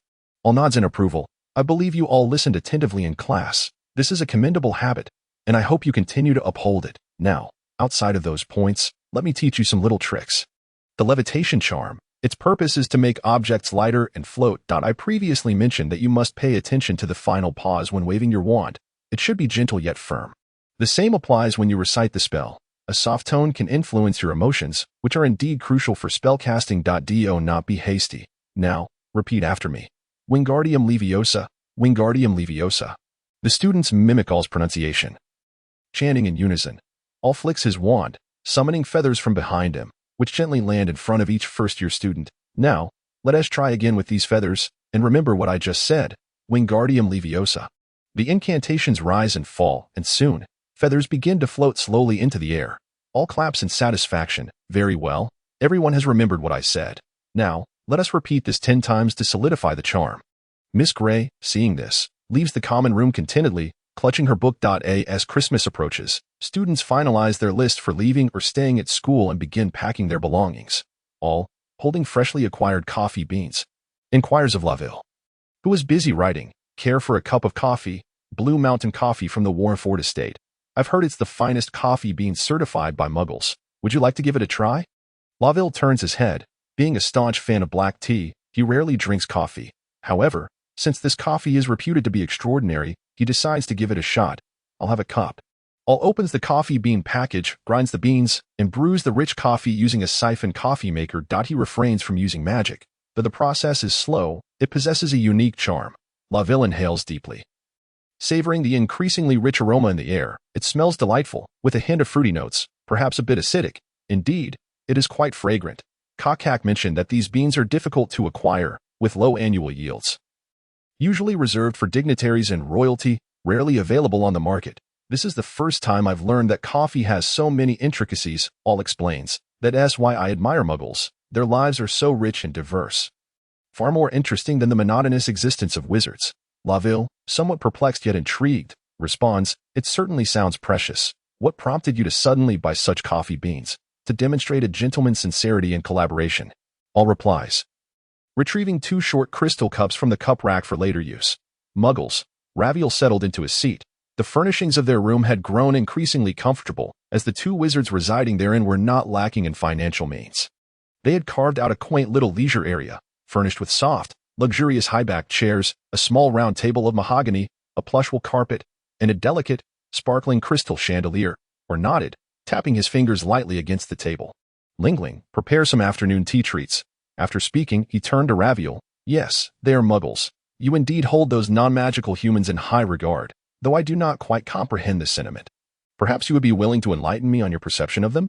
Raviel relaxed his body against the chair's back, resting one hand thoughtfully on his chin, and regarded his curious friend across the table. In the eyes of wizards, Muggle life was presumed to be mired in the backwardness and ignorance of the medieval era, characterized by a meager existence, insufficient sustenance, and a lack of intellect, akin to creatures that only knew of eating, drinking, and sleeping. However, in reality, Muggles were advancing at a remarkable pace, or had once perused their history of development. From the advent of the steam engine to the Industrial Revolution, and then to the transformative era of modern technology, such progress had not transpired over an excessively long span of time. Muggles were indeed formidable. They possessed advanced technology that improved their lives, and the barbaric and squalid past had long since vanished into the annals of history. The present-day cities were filled with towering edifices, and they lived comfortably, enjoying the countless resources of the earth while continually exploring further. Curiosity is the wellspring of human advancement. It ignites an interest in the surrounding world and propels individuals to venture forth in exploration. Do you believe this statement holds merit? Or pushed a cup of coffee towards Raviel and then retrieved a sandwich from the 3-tiered stand nearby. Curiosity, quite right. Indeed, it is this very curiosity about the unknown that compels one to seek out its mysteries. Is this a phrase coined by Muggles? Raviel inhaled the fragrant air, his expression relaxed in content. Yes, it is a simple acknowledgement on their part. Or replied, they are quite intelligent. Raviel. Do you have any notion of how many Muggles exist in the world? Tens of millions, perhaps a few billion. Raviel hesitated, uncertain, as he had little interest in Muggles. Had it not been for his friend's concern for them, he would have remained oblivious to such matters. 5.2 billion. Or waved his palm, while in all of Britain, there were only a little over 5,000 wizards, even fewer than the population of a small town of Muggles. Raviel's face contorted with disbelief. How many did you say? This comparison seemed rather difficult to digest. Let us instead compare it to Britain's population, which I recall to be around 7 million. 7 million against 5,000. Raviel, what a staggering disparity. Or vividly recalled his own astonishment upon first learning this data. How absurd it was. The haughty wizards, who fancied themselves sovereigns of the world, were, in truth, no more than ignorant peasants from a rural village. To put it bluntly, a single spit from a muggle could drown a wizard. Merlin, are you being serious? Raviel could hardly contain his composure. This was information he had never encountered, or rather, something wizards had never deemed worthy of attention.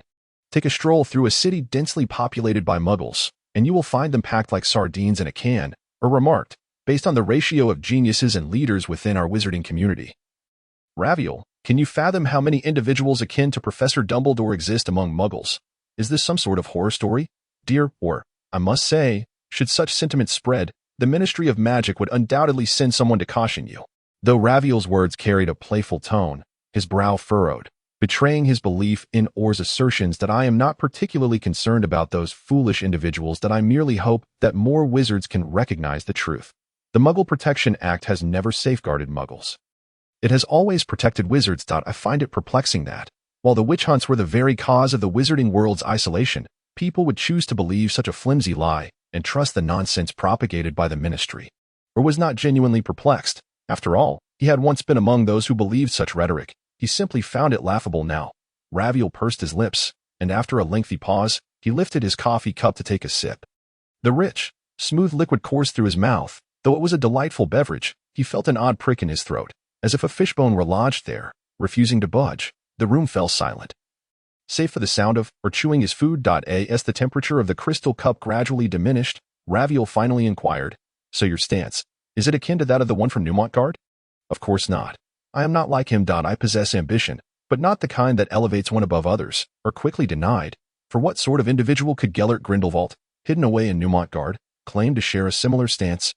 Above all, he never considered himself superior, or was unconventional, yet the knowledge and experiences from his past life had solidified his worldview. If it had to be succinctly described, his stance could be characterized as chaotic good.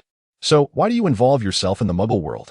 Raviel asked. To integrate, to dismantle barriers. We are all inhabitants of this earth and should be free to enjoy its gifts, just as Muggles do, while bearing the responsibilities that are ours to shoulder, rather than cowering like mice in the shadows, scraping by in the dark corners, or candidly shared his thoughts, believing them to be entirely justified.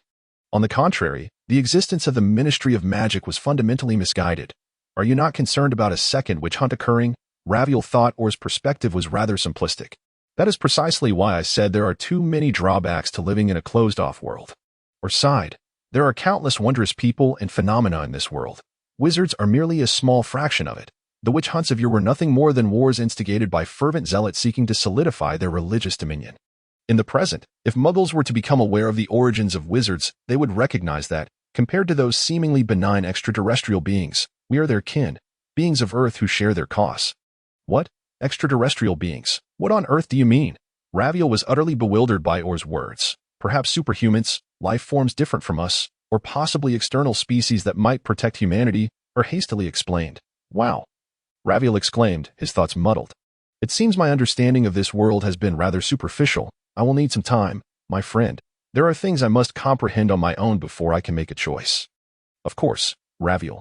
Regardless, please trust that I harbor goodwill towards all life, unless they stand against me, or emphasized. He was a kind-hearted individual, believing that every existence held significance. Yet, he was still an ordinary person who would retaliate when threatened, and would take up arms against enemies. Above all, he did not wish to squander this precious second chance at life, nor did he want to miss out on fulfilling his small wishes in this life. Was that too much to ask?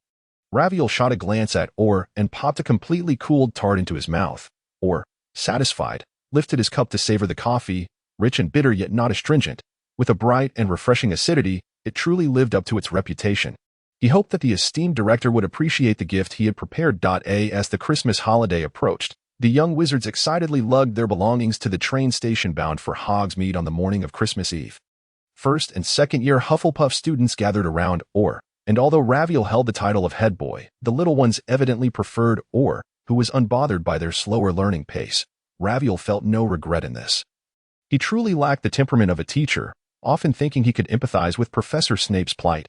Such a demanding job, accompanied by such foolish students and the countless hours spent on potions, it was a pity that poor Professor Snape, who could have enjoyed a more comfortable life, was now ensnared by the monstrous workload of assignments. What should he gift the professor this year? In a show of sympathy, Raviel resolved to present Professor Snape with a grand token of appreciation, or was unaware of his friend's intentions. Having tuned out the surrounding chatter, his mind was entirely occupied with one matter.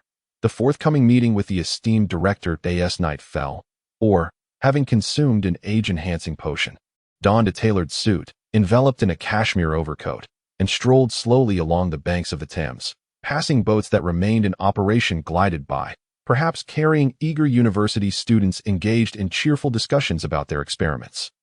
Or gazed perplexedly at the departing vessels, unable to fathom why a magical element drew his attention to a particular blond man. Who was that? Are you also a wizard? Only when the boat was no longer visible did Hour continue onward.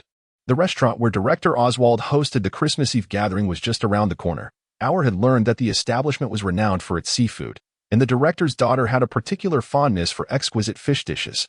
Perhaps a tuna would make a fitting gift. Hour mused that such a present would surely be well received. Pushing open the glass door of the restaurant, he was greeted by a warm breeze infused with the fragrance of jasmine. After closing the door behind him, he made his way to a round table nestled in the corner. Director Oswald was already seated, while his wife and daughter conversed with the chef, perhaps finalizing the evening's menu. "Good evening, Mr. Oswald," Hour approached, bowing slightly as he presented the elegantly wrapped gift. "I am delighted to accept your kind invitation to today's dinner. Please do accept this small token of my appreciation." "Mr. Bock, please take a seat," Director Oswald replied, looking up at the remarkably young man before him. Hour, with his charming demeanor and striking appearance, was a stark contrast to the simple black and white photograph he had seen. "Allow me to introduce myself briefly," Hour said, his fingers resting on the armrest of the chair, a transparent barrier enclosing the surrounding space. "I am Aldrich Bock, but you may call me Bock, a wizard." Director Oswald remained unfazed by the sudden silence that enveloped the room. He responded with equanimity, introducing himself with the same courtesy. "Wolf Oswald, a pleasure to finally meet you, young man. The potions you provided were outstanding." "Quite impressive, indeed. Thank you for your kind words," Hour replied, a perfectly measured smile gracing his lips. "Though it may seem abrupt, after receiving your invitation, I pondered repeatedly, and I trust my presence has not aroused any suspicion. I am correct in this assumption, am I not?" "Indeed, you need not worry," Oswald said amiably, pouring Hour a cup of red tea. "Trust me, young man, as long as you live long enough, you will learn not to be flustered by minor mishaps. I have been around for a while, and while I may not know much about wizards, life experience suggests you might possess a few delightful surprises, yet all within our control, so there is no need for fear. So tell me, wizard, are you harmless?" "Of course, I have never wished to harm anyone, excluding enemies, of course," Hour replied, lifting the teacup that Oswald had offered. The sweet, fragrant aroma filled his senses. This was Ceylon tea infused with jasmine. "Quite a thoughtful choice. Excellent. It seems we've reached a mutual understanding. However, before we engage in our candid conversation, I must ascertain your intentions. I apologize for my rudeness, but it is the holiday season, and I hope you can excuse this old man's desire for a pleasant Christmas." Hour felt a sense of familiarity in Oswald's demeanor. Just days prior, he had shared with Lavelle that many muggles resembled the esteemed Dumbledore, referring to their cunning and strategic abilities. Little did he know that this illustrious police chief exhibited a playful charm reminiscent of the headmaster himself. "Let it be fair," Hour proposed. "I wish to earn your respect through my abilities, just as you would treat any of your peers. Grant me the space to demonstrate my worth and a ladder for progress." Oswald lowered his gaze, inhaling the aroma of the tea. After a moment of contemplation, he set down his cup and extended his hand to Hour for the first time. "If you can deliver potions as flawlessly as before without posing a threat to my kin, then I believe it is indeed our duty as elders to provide a platform for young talent to shine." Hour immediately rose, firmly grasping Oswald's hand. "Rest assured, Director, I am far from a mindless killer. Everything I do is for a brighter tomorrow." "Then let us strive for the tomorrow you speak of, young man," Oswald replied, a smile returning to his face. Just then, Oswald's wife and daughter approached, their attire strikingly similar. The mother, though marked by the passage of time, exuded a graceful elegance that was endearing, while the daughter appeared dignified and aloof, akin to an untouchable flower, captivating all who beheld her. Hour dismissed the barrier and stood to pull out chairs for the two ladies. Miss Oswald's discerning gaze swept over Hour before she exchanged a composed glance with her father. Director Oswald introduced his wife and daughter, and Mrs. Oswald regarded Hour with a distant yet gentle gaze. "It is a pleasure to meet you, dear child. You seem rather young." "Yes, ma'am. I have just turned 18, Hour replied. "What a vibrant age, my dear. How did you come to know such a youthful and handsome gentleman? Is it possible he dreams of joining the police force? Mrs. Oswald mused, turning to her husband. As the restaurant staff began serving appetizers and beverages, Mr. Oswald leaned toward his wife. Recently, I collaborated with his parents, and today he has come to deliver a gift on their behalf. I could not let our guest leave without sharing a meal. Is that so? Mrs. Oswald raised an eyebrow before directing her attention to our. Let me introduce you to our dishes. The chef has prepared exquisite bluefin tuna today. This is the belly portion, best enjoyed raw to appreciate its rich, buttery flavor. You may find it delightful. Our, honoring her recommendation, tasted a piece. The cool fish melted in his mouth, revealing an unexpected sweetness and a luscious texture. It was his first experience with raw fish, and he had anticipated distaste, yet was pleasantly surprised by its exquisite flavor. A satisfied expression crossed his features. It is indeed exceptional. I am grateful to Director Oswald for this generous invitation, granting me the opportunity to savor such delicacies. The evening culminated in a joyous celebration, accompanied by Christmas carols. Our bid farewell to the Oswald family at the restaurant entrance, watching as they entered a sleek black Bentley before making his way back along the snow-dusted riverside. Inside the car, Miss Oswald inquired about her father's conversation with Aldrich, composing an email for the secretary's office. Father, do you think he is trustworthy? This is not for us to decide. Director Oswald replied, regardless, this represents a signal, a new clan making its presence known. We have time to assess. Dear Lily, let those wiser than us make the decisions. We need only follow orders. Very well, I understand. Father, Miss Oswald acquiesced, suppressing her curiosity and lowering her gaze. With a promising beginning, our biopharmaceutical company cautiously extended its reach, seeking new opportunities. Following the Christmas holiday, Director Oswald would deliver the potions to Cambridge for further examination by more specialized personnel. Whether our attracted the attention of those in higher echelons depended on his worthiness. For now, he needed every child receiving gifts to revel in the joys of Christmas, draped in a fluffy robe. Ours sat on the carpet surrounded by an array of colorful gift boxes brought in by Kaka. He opened a long rectangular box adorned with red and gold glitter, revealing a beautifully bound edition of an advanced transfiguration guide. Though the cover appeared somewhat worn. As he perused the pages, he discovered it was a used book filled with the reader's insights and reflections. A card slipped from the pages, inscribed with a message, to the diligent Aldrich Bock. May this book unveil a more wondrous world of magic to you. Merry Christmas, your transfiguration professor, Professor McGonagall. Indeed, the packaging exuded a distinctly Gryffindor charm, reminiscent of Professor McGonagall's thoughtful gift. AOL gently caressed the cover of the book before setting it aside. Professor Sprout had presented AOL with a complete set of illustrated guides to magical creatures, enlightening him on the classification of these fantastic beings based on their elemental attributes. The gift from Professor Flitwick was a collection of books and related literature on elemental magic. Discovered in collaboration with a Ravenclaw graduate. As for Professor Snape, he had gifted AOL a silver cauldron, specifically designed for advanced potion making. Although it lacked the convenience of automatic stirring, the intricately engraved sigils of stability rendered it quite valuable. AOL suddenly felt that his own gift to the potion's master had been rather hasty. Ravel shared his sentiments, surprised to have received a gift from Professor Snape himself, a pictorial guide teaching young witches and wizards the art of potion stirring. Meanwhile, Professor Snape, frowning in his office at Hogwarts, stared at two identical volumes of Muggle psychology books on his desk, questioning whether he had been overly courteous to those two rascals. The works, penned by the renowned psychologist Freud, included psychopathology of everyday life, jokes and their relation to the unconscious, and a compilation of notable professors' contributions to psychology from the 1990s. Though perplexed by the duo's choice of these four texts, Professor Snape felt no need for them. He snorted disdainfully and relegated them to a high shelf. As evening fell, the owl from the Bock family braved the snowstorm, tapping insistently at Professor Snape's office door. Bang! The door swung open forcefully, and Snape's gruff voice echoed, "Enter, if you lack a valid reason for your presence." His voice faded amid the flapping of the owl's wings. The creature perched at a distance from the cauldron, raising its tiny feet and gazing intently with its round, glistening eyes. Professor Snape let out a sharp click of his tongue, setting aside his wand to untie the small pouch from the owl's talon. The owl hooted a couple of times before taking flight.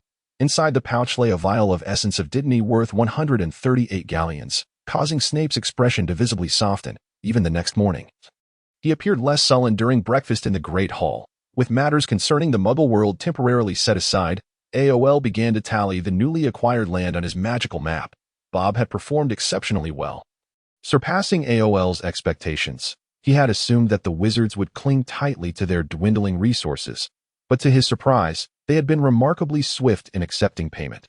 This parcel of land was particularly suited for cultivating bubble beans, and the Babbity root was conveniently located here. The site was in close proximity to the forest behind, and AOL pondered whether it would be possible to purchase a temporary usage right.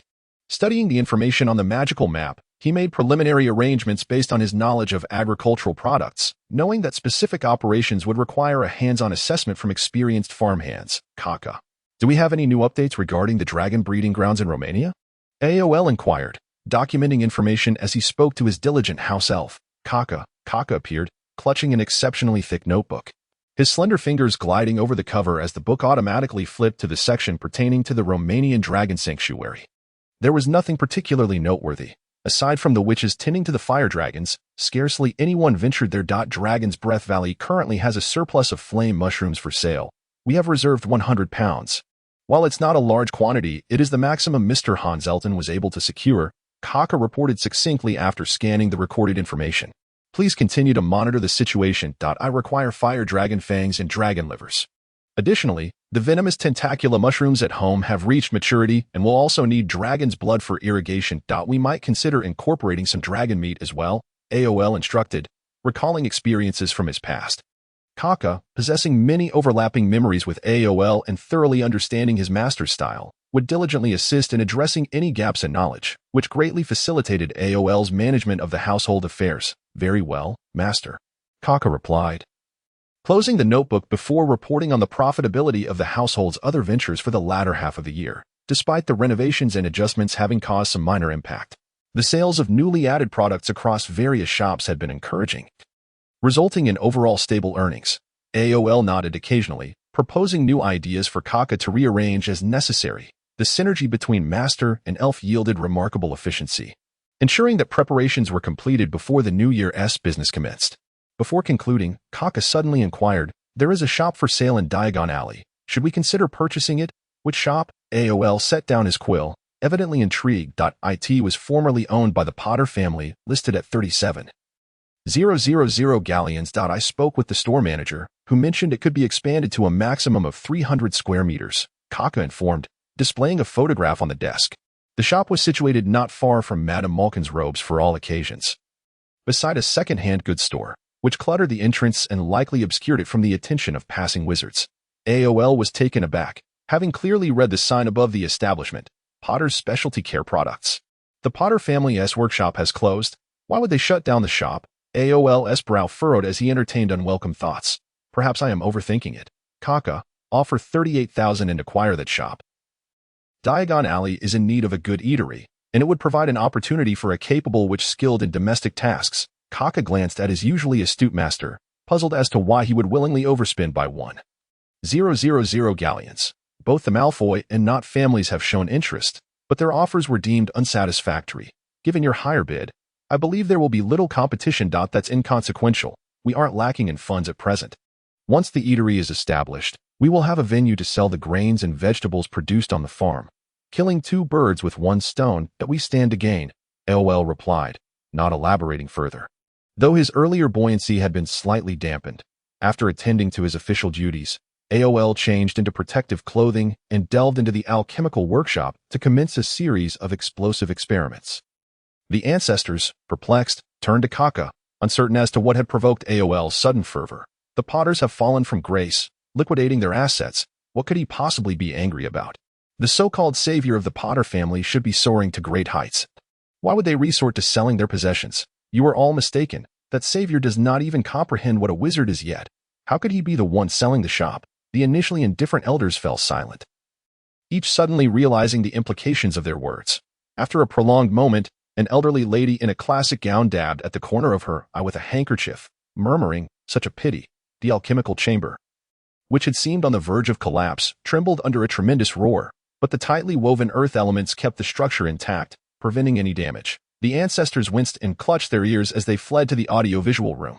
AOL exhaled deeply, grasping the metallic quill tipped with mithril once more, shifting to a fresh slate to continue his illustrations. As the elemental light spots began to fill in the lines on the stone slab according to his designs, Time slipped away unnoticed. After a duration, the sweat from Eowel's brow was whisked away by the wind elements, and his hand holding the quill began to tremble slightly, yet one corner of the hexagram remained unfilled. Bang! A miscalculation caused the slate to shatter. The earth element sighed, encircling the room to prevent the explosion from damaging the structure. Eowel was left with his face covered in stone dust, while the wind elements playfully assisted in clearing him off. And the water elements formed a basin for him to wash his hands.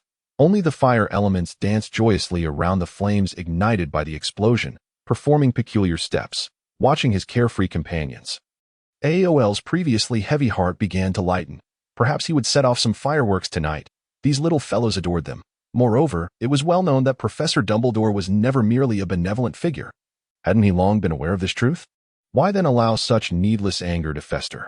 Azor recalled the bearded old man who had escorted him and his friends back to the athletes' camp. He sighed at the memory of their audacious conversation. Imbued with an almost enchanting power, humanity is intricate. If one cannot guarantee a life devoid of errors, it is unwise to impose excessive expectations upon others on the eve of the new term.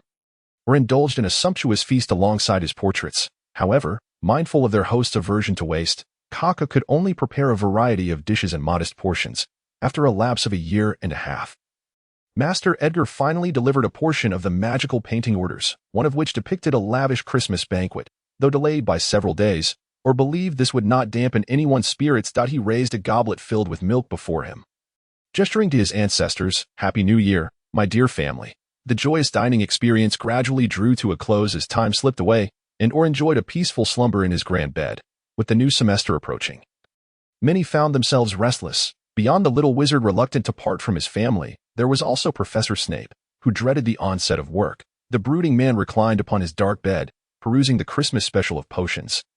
The light casting sharp shadows upon his solemn visage. With a sudden clap, Professor Snape could no longer contain his frustration and tossed aside the book, muttering, "Utterly foolish." Outside, the dark waters of the Black Lake lapped against the glass, producing a tranquil white noise that should have lulled him to sleep but felt superfluous in that moment. After a brief moment of combat with the bed curtains, he extended his hand, summoning a muggle book from the topmost shelf with a silent levitation charm. "I shall see what nonsense these two imbeciles are up to. If this contains another heap of ridiculous statements, those two rascals shall be responsible for this year's invigorating potion," Snape declared vehemently. As the hour of the opening feast approached, the young wizards took their seats along their respective long tables, chattering animatedly about their holiday experiences. Ravel spent this vacation in the Muggle world with his family, enjoying a particularly unique Christmas devoid of magic, which initially left him feeling adrift. Yet, as time passed, he found himself reveling in the experience. Ravel chose to sit beside or rather than across the table, as conversing from a distance proved inconvenient, or leaned in, listening intently as Ravel recounted his extraordinary adventures. "I had no idea Muggle life could be so fascinating. We visited a Muggle amusement park, museums, botanical gardens, and a zoo. Merlin's beard, and the television. I was utterly captivated. Their little box is simply enchanting. I frequently stayed up late with Ida to watch television. And though we received a couple of spankings for it, such trivialities are inconsequential. If only my mother could purchase a television for Ida, I would endure 4 spankings without a single plea for mercy," Ravel earnestly declared, extending 4 fingers, or chuckled at his determination. "Given how doting your mother is on your little sister, she might just acquiesce to the idea of buying a television for Ida. It's not that simple, my friend. Muggle televisions require electricity, and installing one in our home entails a considerable amount of preparation, not to mention the signal. The television needs to receive a signal, which is no easy feat," Ravel replied, a hint of disappointment creeping into his voice, understanding that his mother's refusal would be entirely reasonable. Clearing his throat, or produced a business card from his wallet, placing it on the table. "Perhaps you could place an order at this alchemy workshop. They have televisions in stock that are fully operational. As for the signal, I believe you could purchase a DVD player that pairs with the television, allowing you to play Muggle DVDs of shows." Upon hearing this, Ravel excitedly picked up the card, examining it repeatedly. "Really? You must know that the Ministry's Department for the Regulation and Control of Magical Creatures is not easily fooled. Rest assured, the workshop is registered in Luxembourg. All items are legal. However, due to the stance of the International Confederation of Wizards, they cannot promote or sell openly," or reassured him. His goods were indeed legitimate. He was no madman eager to provoke the Ministry in a fit of folly. Ravel clutched the card to his chest, elated. Thank you immensely, my dream weaver. I am truly grateful. To be serious, if you continue with such flattery, I might just be compelled to retch, or swiftly retorted. Finding the sentiment overly sentimental, amid their banter, the professor's table gradually filled with attendees. Professor Snape, with dark circles under his eyes and a countenance as grim as a corpse, silently glowered at the two oblivious young wizards at the Hufflepuff table, reflecting on his own foolish antics from the previous night, which made his head throb. It is all this pair's fault. What nonsense have they gifted me that has led me to question my very existence? Headmaster Dumbledore arrived fashionably late, clad in a blue-purple robe adorned with stars and moons, resembling a mobile Christmas tree. Complete with a bright pink bow tied in his beard. He wrapped a crystal goblet to quiet the students. Welcome back, my beloved students. The little wizards adjusted their robes and turned their attention to the professors at the head table. Upon locking eyes with Professor Snape, Ravel shivered and instinctively hid behind, or, whispering, "What on earth is wrong with Professor Snape? Has his potion gone awry?" Shoo, or replied, choosing instead to observe Headmaster Dumbledore in silence. As the new year commences, I shall refrain from reiterating the usual platitudes. I trust you recall the regulations established last year. Should any of you have forgotten, he said, turning to the Gryffindor table, I am certain Professor McGonagall would be more than willing to transform you into a set of rules to remind you that a few Gryffindors emitted sighs of disappointment, while others protested, claiming to have been perfectly compliant. Professor McGonagall interjected. Silence. The hall fell quiet once more, or exchanged glances with Professor Snape, who radiated an oppressive aura of gloom. What on earth is happening? Dumbledore continued, reminding the 5th and 7th year students about the upcoming examinations. Reiterating the library's borrowing policy, emphasizing that no books could be taken outside without permission, and that those who violated this rule would be barred from borrowing for 2 weeks. The examinees responded with a sense of lethargy. The older Hufflepuff students appeared utterly disenchanted. Once the headmaster concluded his address, an array of food and drink appeared upon the long tables, and the ravenous little wizards began to feast heartily. Orr's exploration of elemental magic had entered a phase of stability, as he sought ways to optimize resources and foster a more efficient collaboration with his elemental companions. Meanwhile, Ravel had become utterly enamored with Muggle culture. Often mingling with a group of Muggle-born young wizards to acquire information about Muggles, everyone was consumed with their own pursuits, or knocked on Professor Snape's office door, clutching the manuscript he had just finished transcribing. The portrait on the door regarded the young wizard with an inscrutable screech before unlocking the door, allowing him entry. Go on in, child, and good luck. Or, though puzzled, trusted that Professor Snape would not resort to using a wizard's flesh for potion making. So he felt no apprehension. Professor Snape, I have a minor issue that requires your attention. Upon entering the potions office, Orr was astonished to find the decor had undergone a transformation. The once foreboding ingredients were now housed in new containers. No longer brazenly displaying their grotesque forms, eyes, entrails, and brains were all concealed. The faintly bitter aroma of herbs replaced the previously indescribable scent of potions. The central potion-making table had been relocated, and a screen stood at the far end of the room, with sounds of movement emanating from behind it. Professor Snape, still cloaked in his usual dark garb, akin to a bat in human form, turned to our clever prodigy, Bock.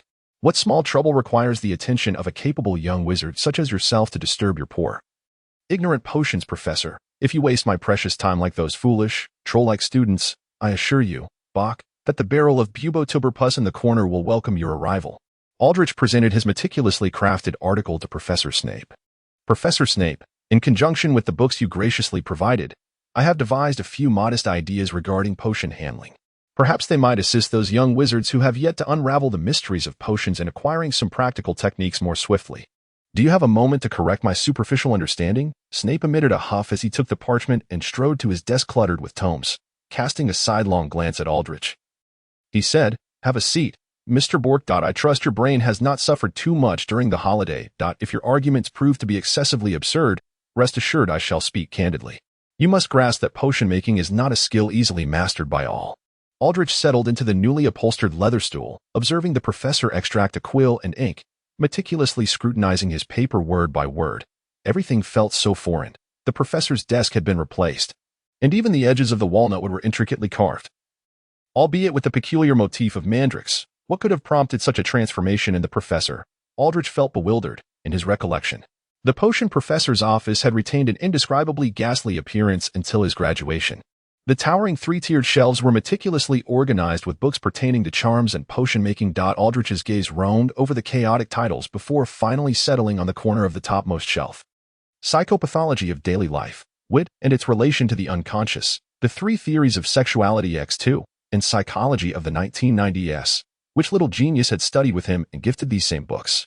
Aldrich felt certain that Professor Snape would never willingly acquire Muggle literature, given his intense disdain for them. After all, as a former Death Eater, if Snape had any affection for Muggles, he would not have joined such a nefarious organization. Aldrich shifted his attention back to the other books on the desk, which were disorganized yet thematically similar. Was Professor Snape currently researching potions for treating mental disorders? Indeed, mental illness, whether viewed through the eyes of Muggles or wizards, was regarded as a rather troublesome affliction, warranting extensive study. Silence enveloped the office, punctuated only by the sound of Snape's writing and the occasional rustle from the corner where the slug larvae resided. Aldrich sat quietly, elements dancing at his fingertips. He twitched his index finger, causing the water element above it to leap momentarily before eagerly returning, as if yearning to play. After a considerable time, Professor Snape set down his quill, scrutinizing Aldrich's work, pursing his lips as if contemplating a rather unfavorable remark. Is the issue that grave, Professor? Is my understanding flawed? Aldrich inquired, noting the solemn expression on Snape's face. Snape clicked his tongue and tossed the parchment back at him. Take it away, you dolt. You are already in your second year, and yet you still exhibit such a foolish penchant for spelling errors. Aldrich quickly caught the parchment, his face lighting up with a radiant smile. It seems my modest techniques have garnered your approval, which is splendid news. One must question why you are wasting time on those imbeciles, Bork. You must understand that potion making is not a discipline to be trifled with. Not many know how to excel in this subject. Your summaries ultimately serve as mere time wasters. Snape suppressed his harsh critique, for Aldrich was a rare gem among students, and his endeavors, though not entirely devoid of merit, would have pleased Snape more had Aldrich focused more intently on his own potion studies. Aldrich, clutching the parchment, explained to the professor, I merely wish to prevent you from squandering time on rudimentary teachings. If everyone masters the methods of potion ingredients handling, then you, Professor, will be able to conduct potion lessons more effectively, will you not? Snape glared at him, ultimately retorting, mind your own business, with a smile. Aldrich took his leave, closing the office door behind him. Consulting his magical watch, he realized it was rather late, and he would have to wait until tomorrow to seek out Professor Flitwick. The gifts from those esteemed individuals in Ravenclaw had proven invaluable, providing Aldrich with a foundational understanding of elemental magic. Perhaps he ought to express his gratitude with a gift, though he would first need to consult Professor Flitwick's opinion. Elemental magic differed from the spells currently employed by wizards. It was, in fact, an innate ability possessed by those with special talents, utilizing the elements found in nature to serve themselves. Such wizards naturally gravitated toward their respective elemental affinities. For instance, water element wizards favored residing near bodies of water.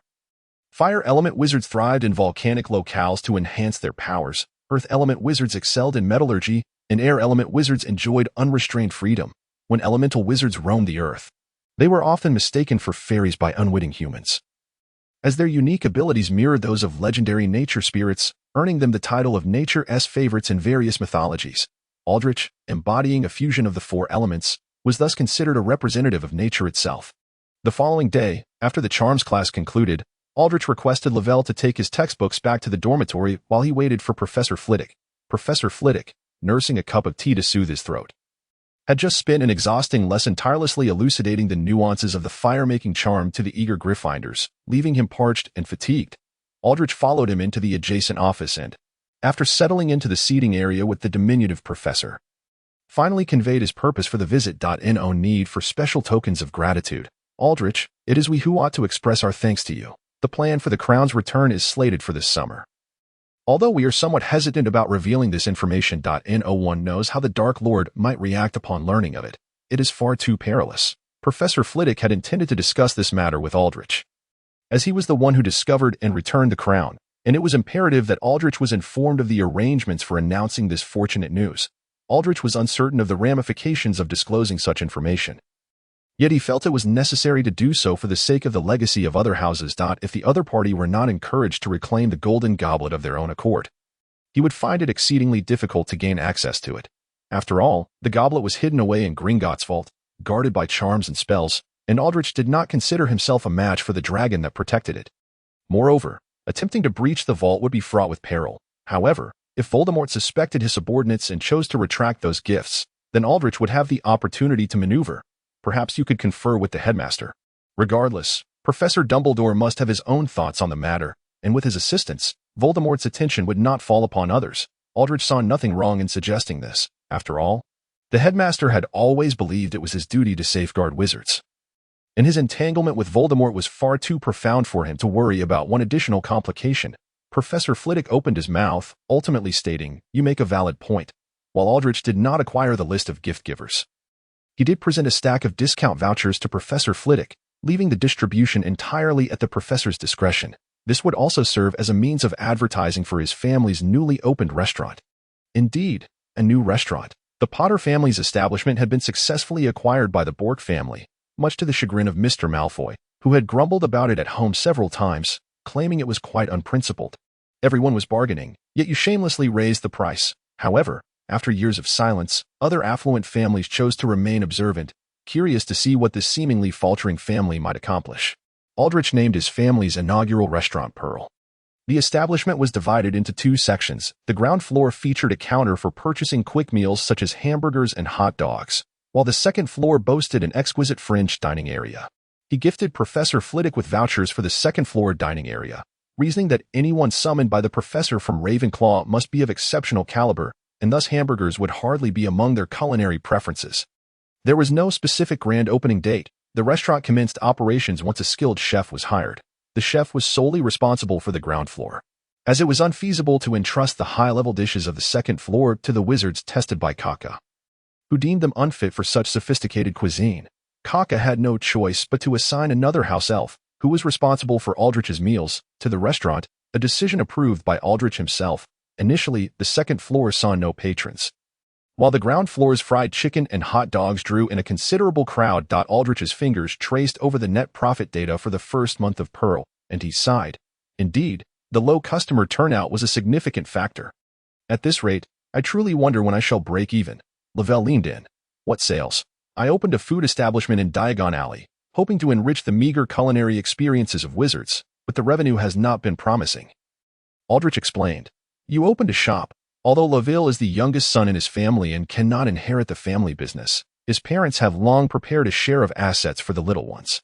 Coincidentally, he has a shop in Diagon Alley, which he has rented out to others, earning a bit of pocket money from the rent. Thus he possesses a modicum of knowledge regarding running a shop. According to your previous assertions, coupled with my observations during this holiday in the Muggle world, or investing a substantial sum of money to acquire a shop at the village's edge is indeed imprudent. The wizarding community in Britain is rather limited, and the affluent are but a select few. The absence of food shops in Diagon Alley is precisely because most prefer dining at home to save on living expenses. For instance, a hamburger costs 9 sickles, whereas many astute women can prepare 3 servings of beef patties at home for the same price. When compared, the decision between purchasing food or dining at home becomes rather straightforward. Does it not? Or suddenly smacked his forehead, realizing that everything is influenced by the Muggle world, and he had taken things for granted. Indeed, as Laville explained, most wizards who have lived in Britain for an extended period do not earn high incomes. Yet many daily expenses are unavoidable, thus enhancing their meals outside is not within their contemplation. However, I have already invested a considerable amount. Shutting down the shop now would incur significant losses, or hesitated. But glancing at the profit report in his hand, he recognized that if he wished to continue running the food shop, he needed to alter his business strategy. Perhaps operating on a model of thin profit margins with high sales might yield a chance of recouping his investments. "I must admit, I truly lack a flair for business. The assets my father prepared for me suffice for my living as long as I refrain from meddling in the operations." Laville shrugged, indicating his own helplessness, or fell silent, needing to contemplate potential strategies to turn the situation around. The weather grew increasingly warm, and the young wizards shed their heavy garments for light summer robes. Their previously hunched backs straightening instantly, or had unknowingly surpassed even the third-year seniors in height, yet remained slender, resembling a tall poplar tree. Laville had often wondered where all the food or consumed went within his digestive system. The latest issue of the Potions Digest Youth Edition was published, featuring Or's herb handling tips prominently. The young wizards at school who subscribed to the magazine felt a twinge of complexity upon reading it. As novices in potion making, the pressure he exerted was indeed considerable. Time flew, and with the end-of-year examinations approaching, the young wizards in the castle fell into a frenzy once more. The library was perpetually crowded. and Madame Pants waved her feather duster daily, warning the mindless chatterboxes. Due to the overwhelming number of borrowers, the automatic printer, which had been relegated to the bottom of the cupboard, reappeared at the front desk, tirelessly whirring as it processed loans and returns. In stark contrast to the other students' performances were the academic overachievers. The outstanding upper-year students from Hufflepuff frequently congregated in Greenhouse 3, where their love for plants was manifested in a small plot of land used to cultivate the marvelous plants awarded by Professor Sprout. Grail had seen or riding his broom alone on the pitch several times, prompting her to inquire whether he would like to join the leisure club, primarily to avoid inconveniencing other students. Azur entered Greenhouse 3 with his broom. He encountered Nephidora, who was about to graduate and had just transformed into a fish head, splashing water at her classmates. Oh, welcome, my dear junior Aldrich. I knew I had forgotten something. Thank you, Grail. Aldrich should have joined us here to enjoy some leisure, but I've been preoccupied with the recruitment letters pouring in from various institutions and simply lost track. Douglas Croft, the male president of the student council in his 7th year, hurried over to greet, or, conveniently explaining the situation, or placed his broom by the door, shaking his head with a smile. On the way here, Senior Grail informed me that the leisure club is exclusive to those in their 3rd year and above. While I am only in my 2nd year, I trust that by the second half of the year, I will surely receive an invitation to join, so this is not your oversight, Senior. Croft patted her on the shoulder, inviting him to sit together. I also wanted to discuss potions with you. This subject is truly the most challenging for me among all disciplines, far more difficult than divination. I read your article and, by Merlin, you have my gratitude, dear Junior, as your insights on grinding techniques have proven immensely helpful. I am delighted to be of assistance, or replied, accepting a cup of red tea offered by another senior. Taking a sip that was rather mediocre, several seniors, not particularly adept at potions, voiced their thoughts. Their struggles with potion making might partly stem from Professor Snape's unconventional teaching methods.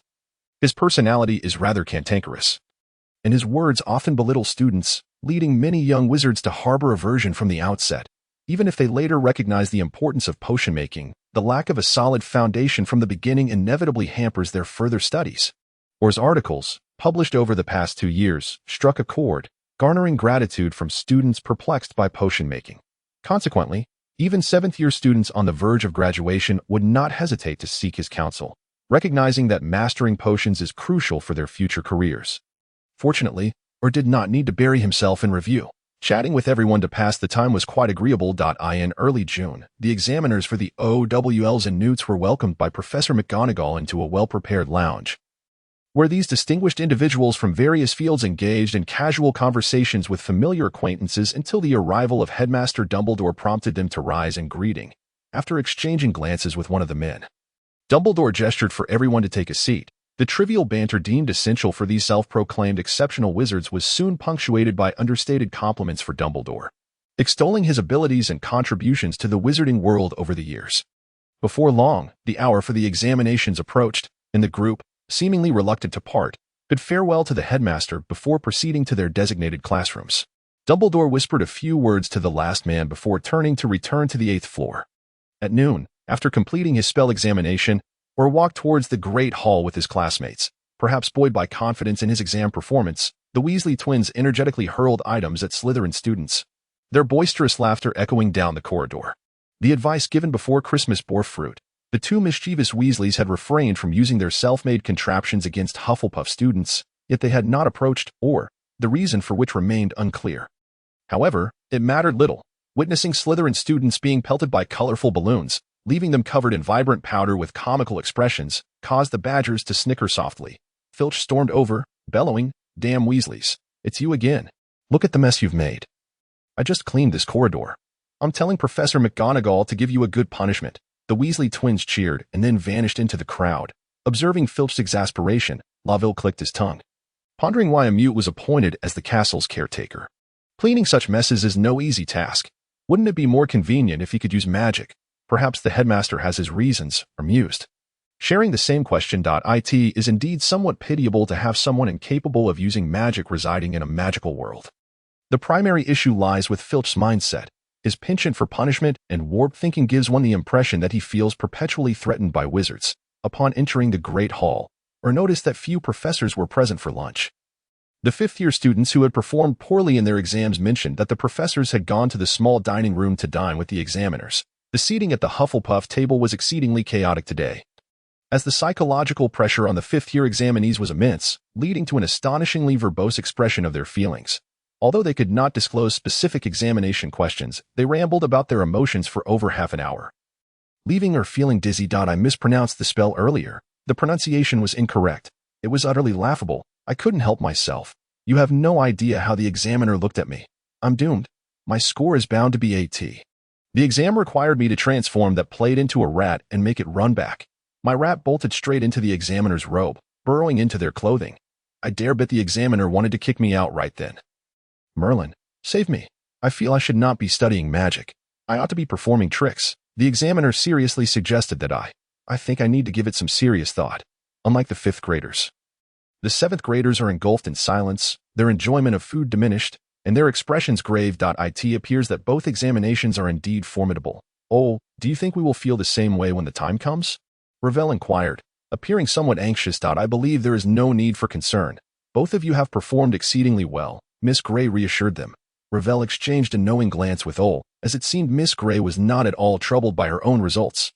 Naturally, I find my grades to be quite stable, Gray said with a shrug, picking up the pumpkin juice jug on the table to offer them.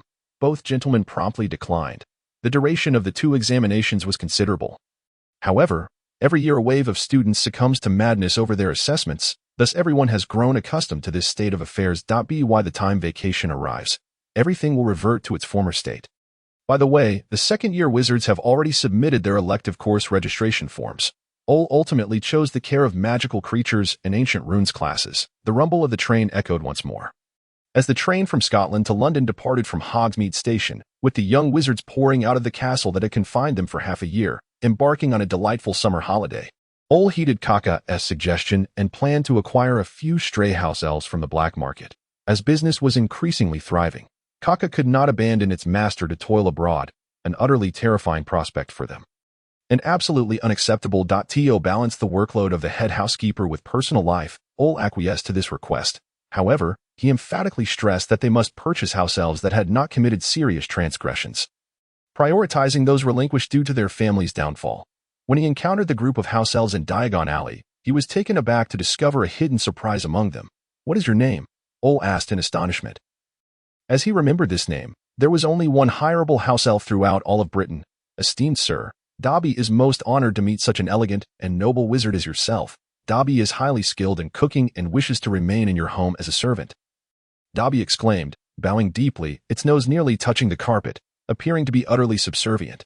Yet, Ole remained unmoved, surprised as to why the Malfoy family had suddenly dismissed Dobby, for prior to its exposure, its three masters had never perceived anything amiss. Perhaps it was because they disdained having house elves scurrying about. Ole speculated. "I apologize, but might you share why you have regained your freedom?"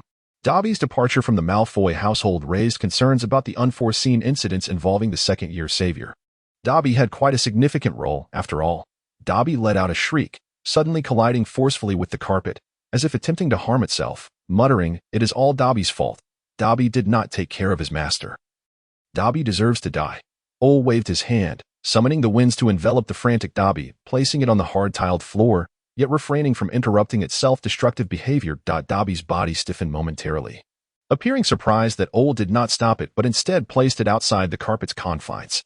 Noticing that it had ceased its antics, Ole chuckled softly. "I do not appreciate noisy house elves. Perhaps you should consider departing from here. Kaka, retrieve the money spent on it, or find a way to pass it on." After all, he could not possibly keep a venomous snake by his side. Dobby was taken away screaming by Kaka, leaving the remaining house elves shivering in fear, terror-stricken. However, Ole did not impose any hardships upon them. He perused the freshly acquired performance reports, occasionally sipping cool iced milk. After more than half an hour, Kaka returned with a small coin pouch in hand. Ole instructed it to take the house elves away for proper training, while he ventured out to the bookstore. Although Leaky Cauldron was the busiest bookstore in Diagon Alley, the long-standing Unicorn's second-hand bookstore at the end of the street was where Ole hoped to try his luck.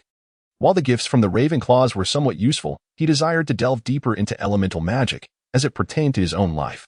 Enduring his dissatisfaction with the environment, Ole swiftly sifted through the haphazardly stacked tomes on the shelves, while the owner of Unicorn's second-hand bookstore muttered behind him, "You should tell me what you are looking for.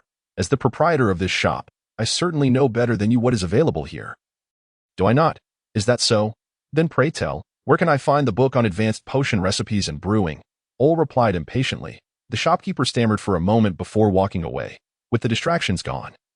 Ole's searching speed increased. However, for reasons unknown, he could not find anything related to elemental magic amidst the clutter of various books in the store, ultimately leaving with the very book he had just mentioned. At Malfoy Manor, Lucius sought out his son, who was practicing spells. With the newly acquired information in hand. In the spell practice room, Draco was struggling to maneuver under the joint assault of the alchemical golems. Yet perhaps due to his youth and frailty, he could not endure for long. After stopping to wipe the sweat from his brow, he finally noticed his father standing at the door. The passing months had allowed him to gradually adapt to such a life of elder care. Temporarily setting aside his hatred for Greengrass, focusing instead on securing a brighter future for his family. Little dragon, Dobby was bought by the Bock family and then returned. You are correct, it was my oversight. Otherwise, even a child could discern its unusual thoughts, and I foolishly allowed it to serve in my home. I have been too careless, Lucius admitted with a hint of frustration, sitting beside his weary son. Watching Draco, who was usually indulged, strive so hard to make amends for his mistakes filled Lucius with a bittersweet pride. Draco comforted him. Who could have anticipated that house elf would harbor such outrageous thoughts? It is a species born with servility ingrained in its very being, yet it dares to yearn for equality and freedom. Father, do not dwell on this. Sparing its life is already a display of the Malfoy family's generosity. I believe it should be eliminated. Such an unstable factor must be eradicated. Lucius reiterated his suggestion. However, Draco hoped the creature would seek out Harry Potter once more. How could Lucius possibly kill Dobby? Forget it. Speaking of which, how's Bock's eatery faring? Draco shifted the topic, not wishing Lucius to continue obsessing over the notion of killing a house elf. Perhaps before long, that boy will sell the establishment again. Little dragon, what do you think we should do if we purchase that location? Perhaps sell some beverages, Lucius remarked with a cruel delight, finding the boy utterly lacking in business acumen. Poor Bock, left with nothing but a solitary sprout. Even with an abundance of galleons, what good would it do him? Sooner or later, that ignorant boy would squander it all away. In the first week of vacation, Ole sent fruits produced from his family farm to several familiar friends and professors, including Ravel. The berries, exuding a sweet and tangy aroma, the gem-like grapes, the sweet and tender figs, along with various vegetables, were gradually made available for sale outside the restaurant in Diagon Alley. Since wizards favored cost-effective home dining, Ole decided to sell his farm's produce to the thrifty witches. Fast food such as hamburgers remained available, for they were indeed a convenient option for busy wizards. The exquisite dishes on the second floor also attracted some wizards' attention. Although the numbers may not have been ideal, the Ravenclaws managed to find a modicum of enjoyment in communal dining. Mr. Malfoy's anticipated bankruptcy sale did not materialize. He merely scoffed and quickly shifted his focus to other ventures. During one visit to the professor's lounge in search of Professor McGonagall, Headmaster Dumbledore developed a fondness for the fragrant, sweet figs while he understood the reason behind Mr. Bock not sending him a gift. He still chuckled and remarked, "It seems I have had too little contact with the students, to the extent that they have forgotten I exist. If you truly believe so, Albus, I think you could share some of the responsibilities for this year's newcomer guidance." Professor McGonagall showed no mercy towards her pretentious words. Although she was merely a deputy headmistress, she busied herself far more with the affairs of the school than the headmaster himself. Were it not for the fact that only the headmaster had the authority to unlock the office containing the Book of Admissions, this particular individual might not have made an appearance throughout the entire summer. Dumbledore feigned ignorance to avoid the topic and, pleased with the fruits from the Orchard family, proposed the idea of establishing a supply agreement with the Bock family.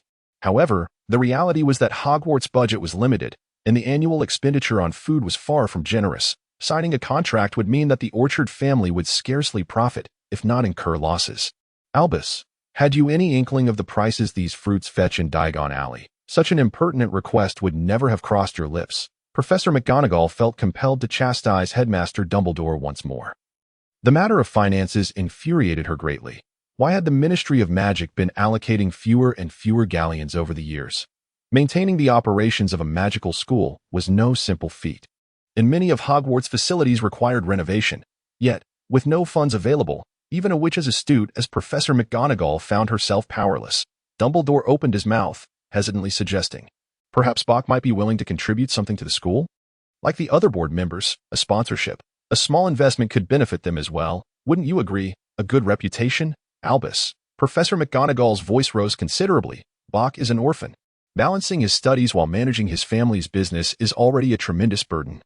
You ought not to treat a student in such a manner. It is utterly excessive. Dumbledore soothingly patted Professor McGonagall, suggesting that she might inquire with Bock, for perhaps he would have a different perspective. Then all the children could partake in such delicious food. Dumbledore, you must abandon your ludicrous notion. Bock is not a board member. Do you truly believe that a mere reputation could rival Galleon's? Professor Flitwick promptly removed the fruit platter from the table, leaving the other party's hand awkwardly suspended above the coffee table. He enjoyed his time with the Orchard family, but did not wish for the child to be subjected to unwarranted moral coercion. Calm yourself. It is merely a modest suggestion. Regardless, wealthy wizarding families place great importance on reputation. This could be a mutually beneficial arrangement. Dumbledore remained convinced that an attempt should be made. After all, Bock was still a student. Unlike those adult mercenary wizards who only cared about their self-interest, he believed that a clear articulation of the benefits would lead to a prudent decision on Bock's part. Perhaps Aldrich's decision to forget you was the wisest choice. Professor McGonagall replied, Dumbledore, I cannot voice such shameless requests. If you truly wish to benefit the young wizards, then let this matter fall under your responsibility. With a furrowed brow, Professor McGonagall felt a headache coming on. Perhaps Dumbledore had a point, but her upright character prevented her from engaging in such dealings. All of this was of no concern to ALD, who was far away in Africa. Yes, Africa, where he was negotiating with local potion suppliers regarding African tree snakes. The previous supplier had encountered unforeseen circumstances, necessitating the termination of their partnership. To avert a halt in potion production, ALD hastily applied for a key to arrive. The new supplier was introduced by the previous partner, and the old associate was about to leave Africa for Asia for refuge. Otherwise, this meeting would not have been so rushed. The chief potion master accompanied ALD, intending to inspect the conditions of the African tree snake breeding grounds. Only upon confirming the quality of the products would ALD finalize the contract. The busy summer continued. After concluding his work here, ALD proceeded to inspect several other enterprises. Deep within the wildlife conservation area lay the Bock family's magical creature breeding grounds, where he visited a newly born family of bird snakes and administered antibacterial medication to a water beast that had escaped to frolic. Before leaving, he brought fish snacks to the gathering of catfoxes.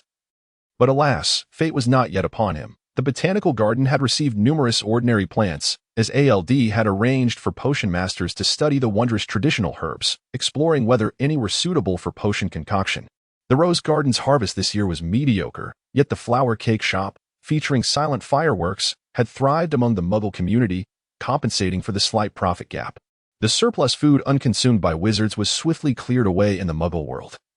As Director Oswald's introduction led to the executives of several large supermarkets signing collaboration agreements with ALD without a moment's hesitation, ALD believed that by the end of the year, his basement would be home to a veritable mountain of gold.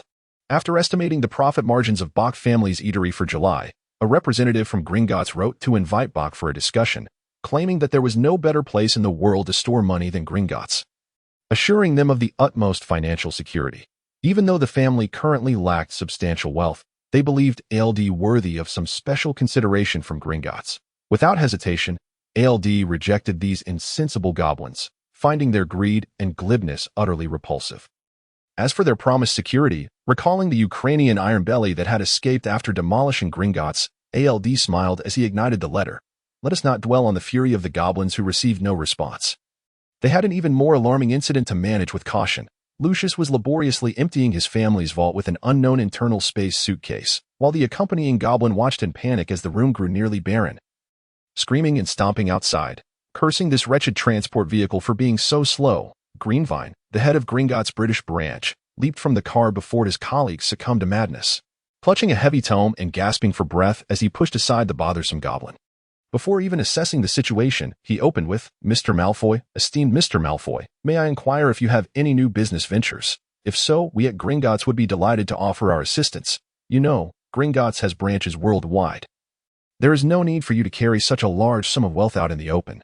Just say the word, and we can provide funding wherever you may be. Lucius hardly listened.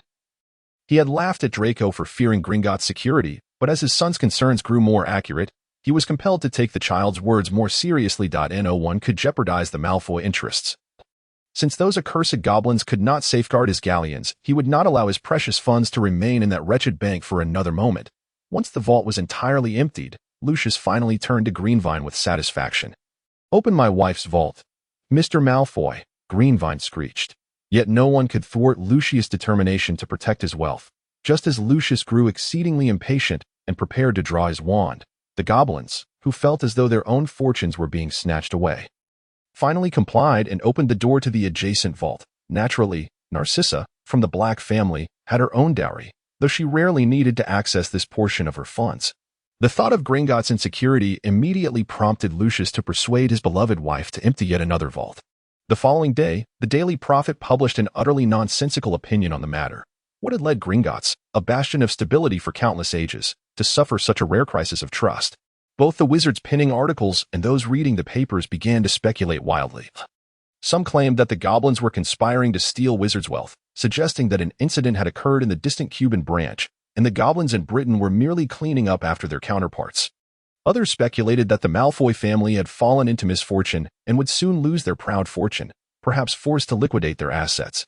ALD heard these baseless rumors and, while noticing little else, found the Malfoy family's behavior indeed diverged from his previous impressions. As for the actual problem, he had no time to investigate, for just moments ago, he received a letter from Fernand, stating that Scott suspected the director might wish to invite ALD to participate in this year's horse racing event. The horse racing event was one of Princess Annie's favorite pursuits, and over the years, she had been diligently promoting the sport. The racing festival was one means to this end, inviting dignitaries from various sectors to Gatswald to partake in the festivities. The invitation was rather sudden. ALD rose from his seat, pacing in his study, gazing at the framed photographs of his family, inquiring, horse riding. Everyone, I have never encountered such creatures. May I ask, is riding difficult?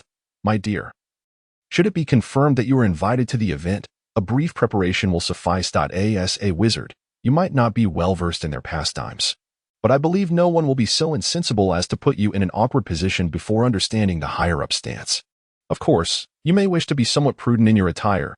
Showing respect for your clothing is a reflection of your regard for this invitation. After a brief moment, Auer returned to his desk, letting out a self-deprecating sigh. Am I being too unsteady? I am a wizard, yet I place such importance on muggles. If those pretentious individuals were to find out, they would undoubtedly regard me as a second-generation Weasley. Life should be equitable. Dear Auer. Do you recall what you said upon your return? It was your first acknowledgement of muggles.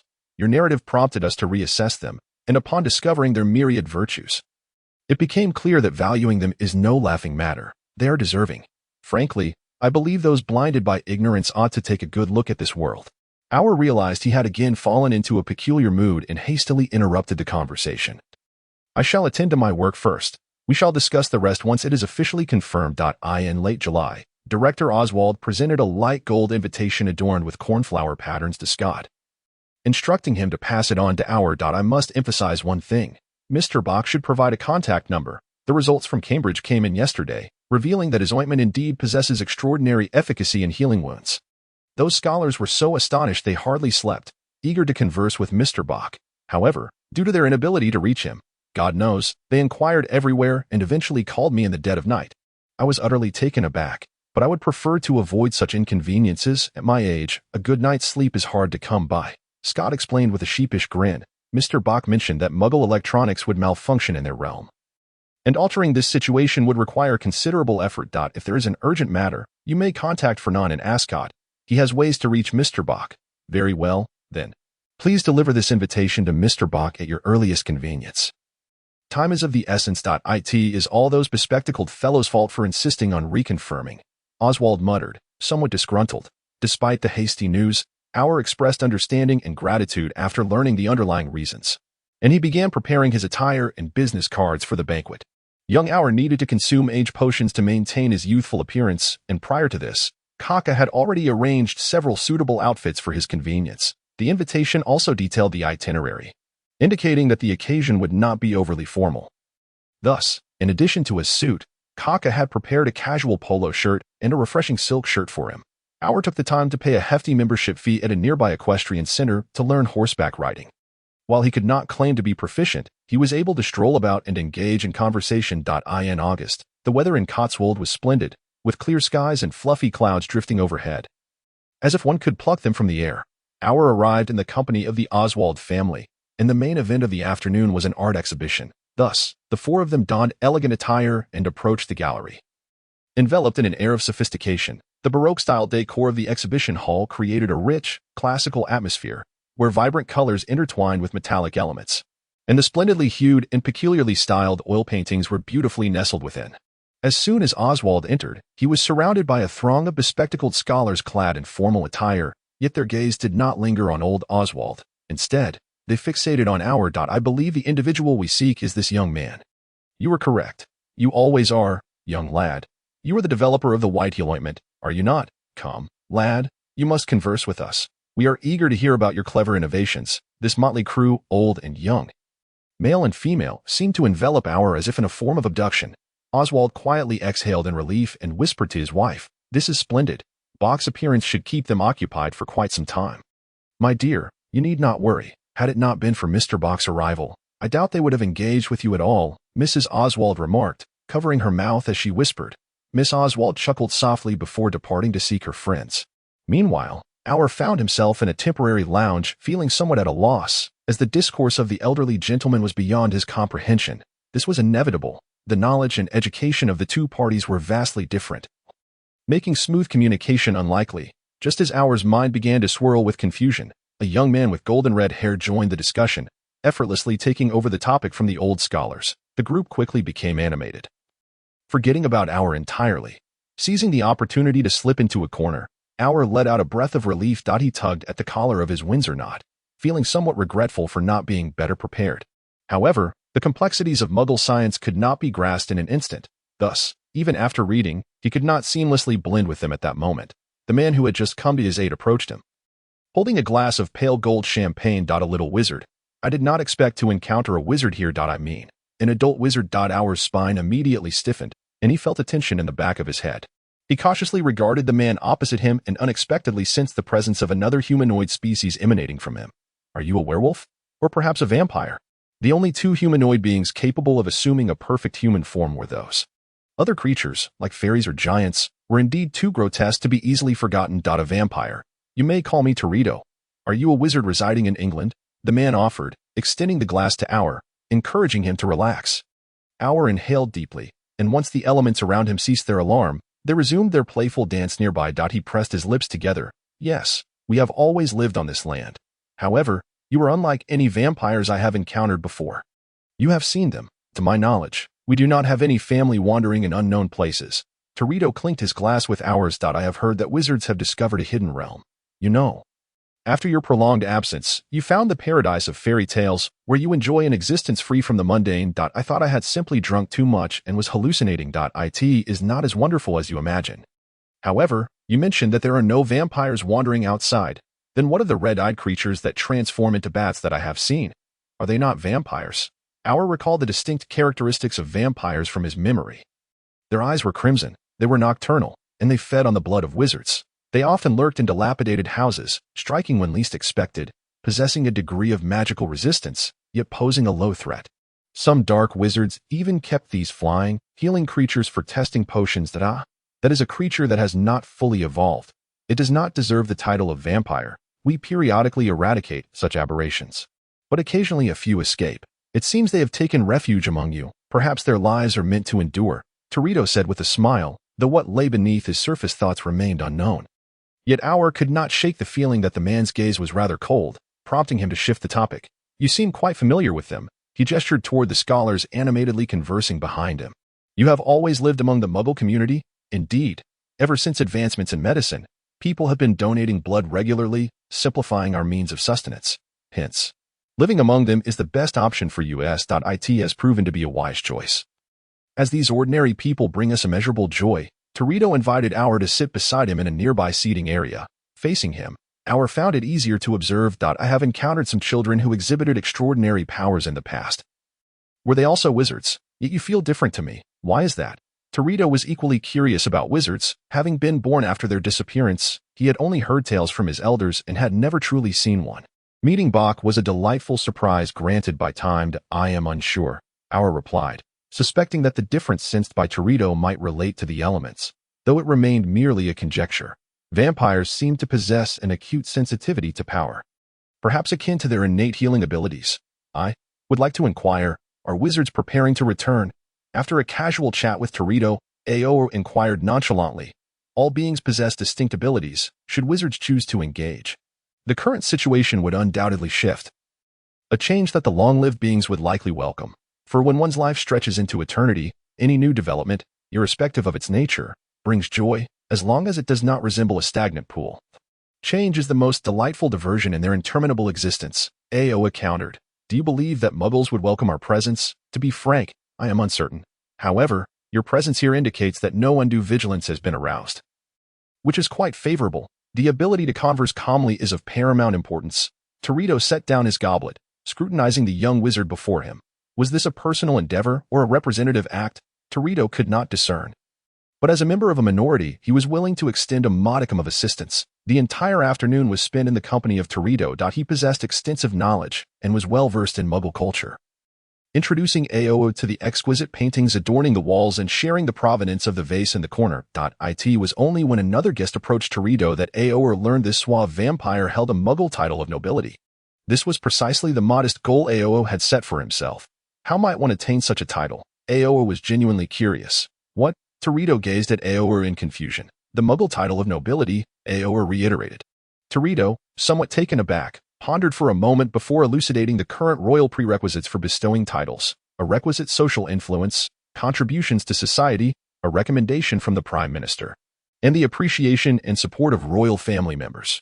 You must grasp one fundamental truth. The monarchy has relinquished its power. Possessing a title is, in essence, merely an honor without actual authority. In my view, the most advantageous aspect of such a title would be the opportunity to join the House of Lords and, upon becoming a member, to enjoy the privilege of voicing one's opinions. However, as you are aware, in a voting system, the right to speak does not equate to the right to decide.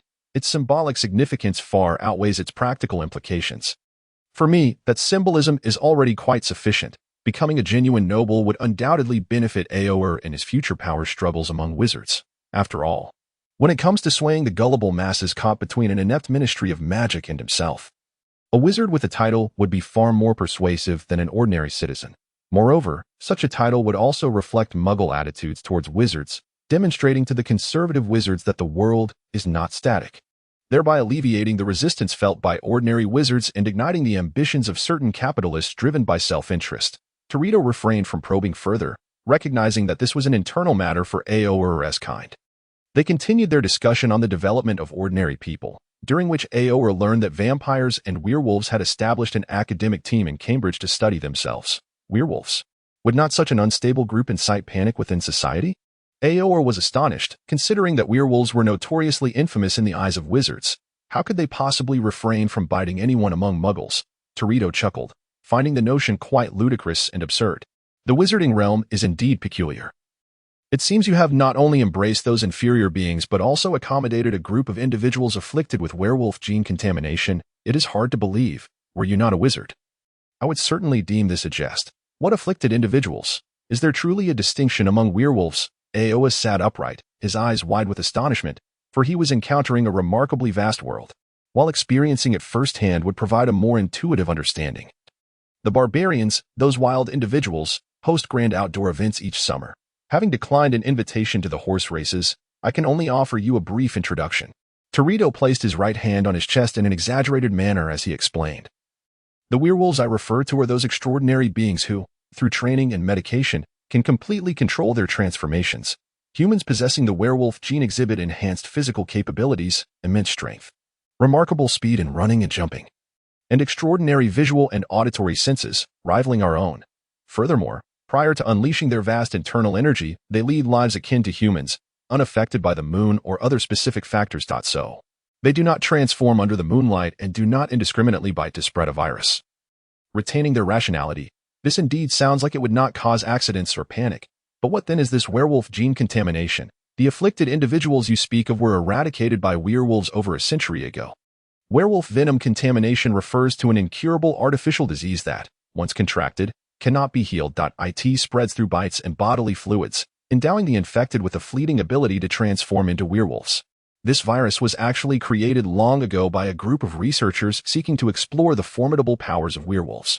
However, rest assured, the research materials are secured in a confidential vault, and all viruses have been destroyed. I simply did not expect that wizards would still be plagued by such a virus to this day.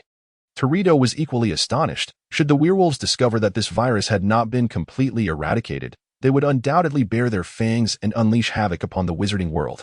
After all, the development process of this virus is profoundly repugnant, serving as a blatant humiliation to werewolves that must be obliterated from existence. Perhaps the initial obstacle for wizards integrating into modern society is dealing with those afflicted by werewolf venom contamination. Torito did not kindly caution Aor. It was evident that this young wizard lacked significant influence. To speak now would only serve to add unnecessary worry. It would be prudent to consider this issue when he matures and can engage in face-to-face discussions with the clan leaders. The banquet was held in a garden hotel, fragrant with flowers, accompanied by soft and melodious music, and the lighting illuminated every corner of the banquet hall as if it were daylight.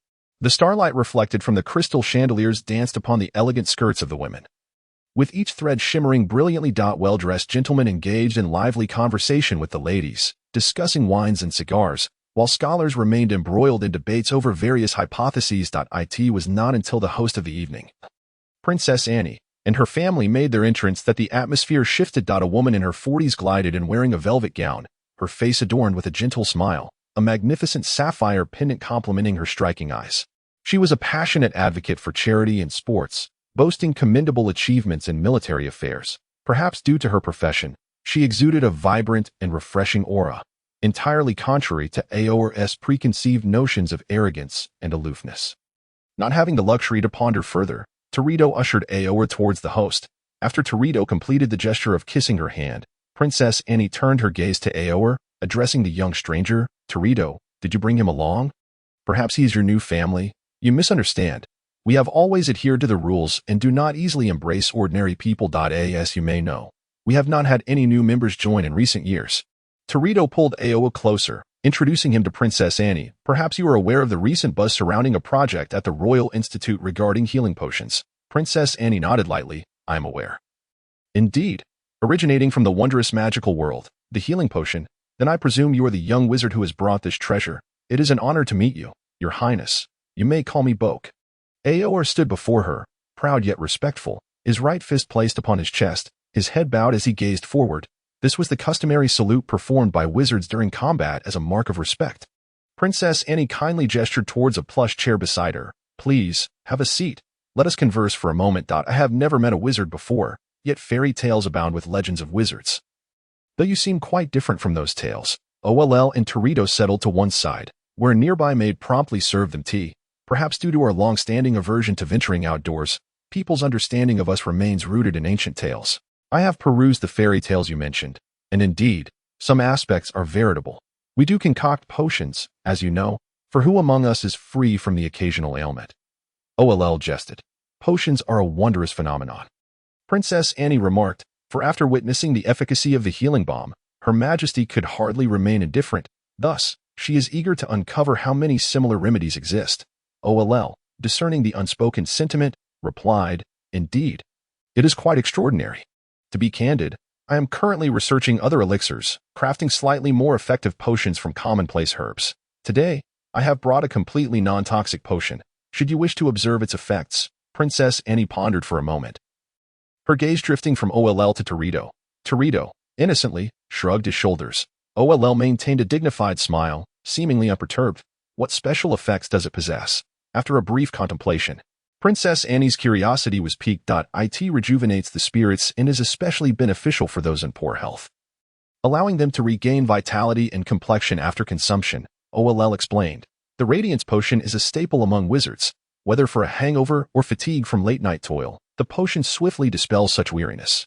The enhanced version, however, is slightly less effective, considering the inferior constitution of muggles compared to wizards. Princess Annie's eyes sparkled with interest, and she summoned a servant, whispering a few instructions. After the servant departed, the princess took her leave from the two extraordinary beings to rest in a nearby chamber. Torito and OLL meandered through the buffet area, one merely holding a glass of red wine, while the other, with a tray in hand, selected his preferred delicacies, finding a secluded spot by the window. The two quietly indulged in their meal. Although OLL was confident in his potion, he could not guarantee absolute certainty, as the lab-coated researchers had cautioned that each individual's constitution varies, leading to differing tolerances for potions.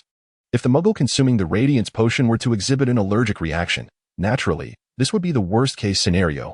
OLL swallowed a morsel of beef and sipped his borscht, realizing he was perhaps overthinking the situation. Allowing his mind to wander, Torito listened intently to the erratic heartbeat of the young wizard, pursing his lips. Indeed, he is still an immature lad. Half an hour later, Princess Annie returned to the banquet hall. Soon after, the servant who had left earlier entered, escorting a ragged beggar. The dancers in the hall immediately parted, bewildered by the sudden intrusion of a filthy, odorous vagrant disrupting the festivities. Covering their noses in disdain as they regarded the man collapsed on the floor. Upon entering the hall, OLL instantly recognized the individual on the ground, suspecting he was the subject for the potion trial. As anticipated, Princess Annie wore a warm smile as she addressed him. Come forth. New friend, let us witness your abilities. OLL respectfully returned the greeting and strode confidently towards the beggar. The guests observed OLL with curiosity, engaging in hushed discussions regarding his identity. New friend, do you know who he is? I do not recognize him. Where did he come from? I have never seen this fellow before. Regardless, I must admit, judging by his attire, he does not appear to be one of those ignorant country folk. Do not speak so, Morgan. If Baburin learns that you are stirring trouble again, he will not let you off lightly. The cacophony of chatter caused OLL's expression to become slightly more serious. After all, those present were the elite and affluent of England, and if he wished to converse with them, he must demonstrate his prowess. The elemental forces concealed within OLL's hand gently lifted the beggar's chin, establishing a barrier. The onlooking muggles widened their eyes in astonishment under the suddenly flickering lights, intrigued, perhaps thinking this was a little trick orchestrated by Princess Annie. Even the erratic lighting did not dampen their spirits. Princess Annie frowned, instructing someone to immediately inspect the wiring. Understanding the cause, OLL hastened to retrieve a small crystal dropper from his pocket. Upon removing the rubber stopper, he was greeted by the refreshing scent of mint wafting from within. The beggar's mouth was pried open, and the green, translucent liquid slipped from the crystal vial, vanishing within the obscured features of his face. After administering the potion, OLL swiftly withdrew his hand, the magical elements dispersing, and the previously erratic light stabilized once more. Princess Annie seemed to sense something, gazing at the lights with an inscrutable expression. Moments later, the beggar, regaining consciousness, blinked and surveyed his surroundings in confusion. Where am I? He then touched his grimy face and eyes, marveling at the unprecedented clarity of his vision. Wow, what have you done to me? Have you all administered a hangover remedy? Princess Annie, taken aback by the beggar's swift recovery, found it astounding that the potion had such immediate effects. Had she not witnessed it herself, she would have never believed it. Was that truly a hangover remedy? Someone in the crowd inquired. OLL shook his head. Addressing Princess Annie, if possible, I would recommend allowing him to wash his face. At the very least, the grime should be removed to better assess the potion's effects. I had forgotten. Someone, take him to clean up. Princess Annie was primarily concerned with restoring vitality, but she recalled that if he appeared more presentable, perhaps Her Majesty would be more pleased. The beggar was helplessly escorted away, while the attendees turned their gaze towards OLL, eager for clarification on the contents of that little vial. The first day of the banquet culminated in excitement after the beggar's departure. OLL's potion had successfully captured everyone's attention. After all, who among them did not require a remedy for their drinking engagements? It was commonplace for merchants to toil late into the night, and financiers often found themselves awake around the clock. If someone were to inform them of a potion with no adverse effects that could swiftly restore their vitality, they would undoubtedly reach for their coins without hesitation. This differed from healing potions. These nobles were unlikely to sustain injuries casually, and those who were constantly surrounded by security certainly understood the value of such salves, yet none could compare to the utility of the Radiance potion. The next day, Count Torito observed OLL surrounded by a throng of admirers, blocking those eager to seize him. Friends, if you were curious about the potion he presented yesterday, trust me, contacting your student's association would be far more beneficial than trying to accost him. For he no longer possesses any potions, does he? The scholars were unwilling to relent. However, as the leading figure, he surely understands the pharmacology. Would it not be more convenient for him to explain? Gentlemen, I believe you should remember that Mr. Bock is not a researcher. First and foremost, he is a businessman. Although the potion is produced by his company, the primary research team is likely not under his purview. Torito calmly reassured them if that young wizard wishes to evade the relentless pursuit of scholars, it would be wise for him to conceal his identity as a potion master. Perhaps you have a point, friends. When we discovered him yesterday, he left many questions unanswered. A businessman. Indeed, perhaps we have misjudged. Yet, he can provide the formula for the healing balm.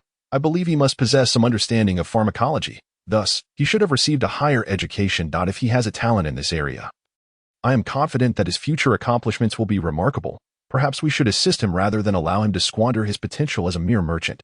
Torito once again intervened to halt the scholar's discussion, humorously advising, "My dear friends, while you have uncovered Mr. Bock's potential, let us not waste time on trivial matters. Should that fellow require assistance in this regard, I assure you, I shall not conceal it from you. Then this task shall fall to you, Benjamin. Do not waste this promising talent." After the scholars delegated their tasks, they vanished once more. Amidst the revelry of the night, Our made the acquaintance of affluent merchants from across the nation, selecting several promising new companions, marking a day of abundant rewards. Initially, Our harbored some trepidation regarding his riding skills. However, he soon realized that not all participants were adept equestrians. Once relieved from the obligation to demonstrate his lackluster horsemanship, Our felt increasingly at ease, mingling among his new friends. The ladies exhibited a gracious demeanor towards him, and even Princess Annie took a moment to engage him in conversation. In summary, the events of these 3 days surpassed all his expectations. After the conclusion of the event, Our received an invitation from Torito to visit the Research Institute in London. Mr. Oswald was not taken aback. It was only natural for a vampire and a wizard to intersect. However, I must emphasize one point, Mr. Bock. Is it truly impossible for you to provide a phone number? Oswald found himself exasperated by the scholars who persistently inquired about contact details. For individuals as obstinate as these, it seemed they would never relinquish their attempts until hope was utterly extinguished, regardless of whether Our was as astute as they presumed. Our could only offer Oswald Fernandez's landline number, as there was no other option. However, if you reach out to Fernandez, I will notify you promptly upon receiving any correspondence. Oswald sighed. It was indeed rather inconvenient. Our felt similarly, but the ancient magic of the wizarding world was not easily unraveled.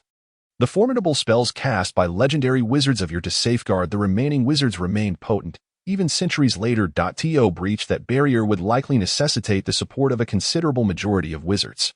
After bidding farewell to the guide Oswald, Our departed from Cotswolds in Torito's carriage. The picturesque town receded behind him, and noticing Our's reluctance, Torito jested, "If you like it here, you could purchase a house. The scenery is truly captivating." Yet, Our shook his head, expressing that he did not have the luxury of time. Even if he were to acquire property, he could not foresee when he might return. His current finances were entirely devoted to his Muggle enterprises, which could not be squandered. The laboratory, where vampires and werewolves collaborated, boasted the most advanced research equipment in the world. While they would not permit humans to conduct reckless studies, they themselves were unrestrained, wielding their formidable regenerative abilities with alarming audacity. Upon entering the Vampire Blood Testing Center, Our was taken aback by the sight of a massive specimen column housing a human figure. Instinctively stepping back, "Are you conducting human experiments?" he inquired. Though that individual could very well be a vampire, Torito quickly activated the intercom on the control panel, addressing the still figure within. "Come out, Brooke. We have a guest." The man suspended in an unknown liquid opened his eyes, waving at Our in greeting. "Let us head to the office for a moment. We can converse once he arrives," Torito said. Somewhat exasperated, he likely lost his train of thought during research and prefers to immerse himself in water to calm his mind. "I thought you were devoid of warmth," Our remarked, following Torito out of the testing room. "Indeed, but our brains still function normally, much like a car engine that requires cooling after prolonged operation," Torito explained. Brooke, sporting damp golden locks, entered the office with a flourish. "Wow, it's a pleasure to meet you, wizard." "I am equally delighted to meet you," Our replied, rising to shake the hand of the robust vampire gentleman. The three settled in the reception area, where Torito poured a glass of red wine for each of them. "This is our first time inviting a being outside of our own kind into the laboratory." "How does it feel, Bock?" Torito inquired, a hint of pride in his tone. Our conceded that the vampires, firmly rooted in the Muggle world, were indeed unlike anything he had previously encountered. "I am curious. Can those machines yield useful findings?" "Absolutely," Brooke replied, crossing his legs with a carefree demeanor. To be honest, those machines are quite effective and may prove beneficial to wizards as well." "That seems challenging," Our countered. "Our magical essence flows through our veins, and it tends to accelerate the wear on electrical devices. I have utilized such equipment myself, and truth be told, their lifespan is rather short. A microscope lasts at most a year. You can imagine the expenses I have incurred in this regard."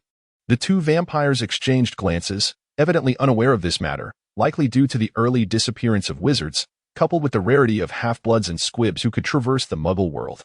Additionally, their own research kept them sufficiently occupied, leaving them largely uninformed about the wizarding race. Will it affect electricity? What about other signals, such as radio waves? Brooke asked, sitting up straight, his curiosity piqued as he regarded Aur, who seemed to embody a world of unknown delights. All of them.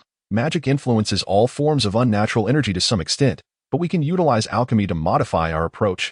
However, implementing these devices on a large scale remains quite complicated. In this domain, Aur indeed possessed some expertise. After all, his castle housed numerous illegally modified Muggle items, such as televisions, phones, and various household appliances, all of which he had personally tinkered with, honestly, were it not for the recent changes in magical energies.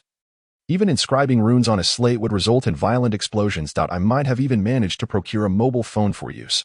How remarkable, Teredo mused, taken aback by this revelation. It seems, for the time being, we cannot invite Aur to join our laboratory.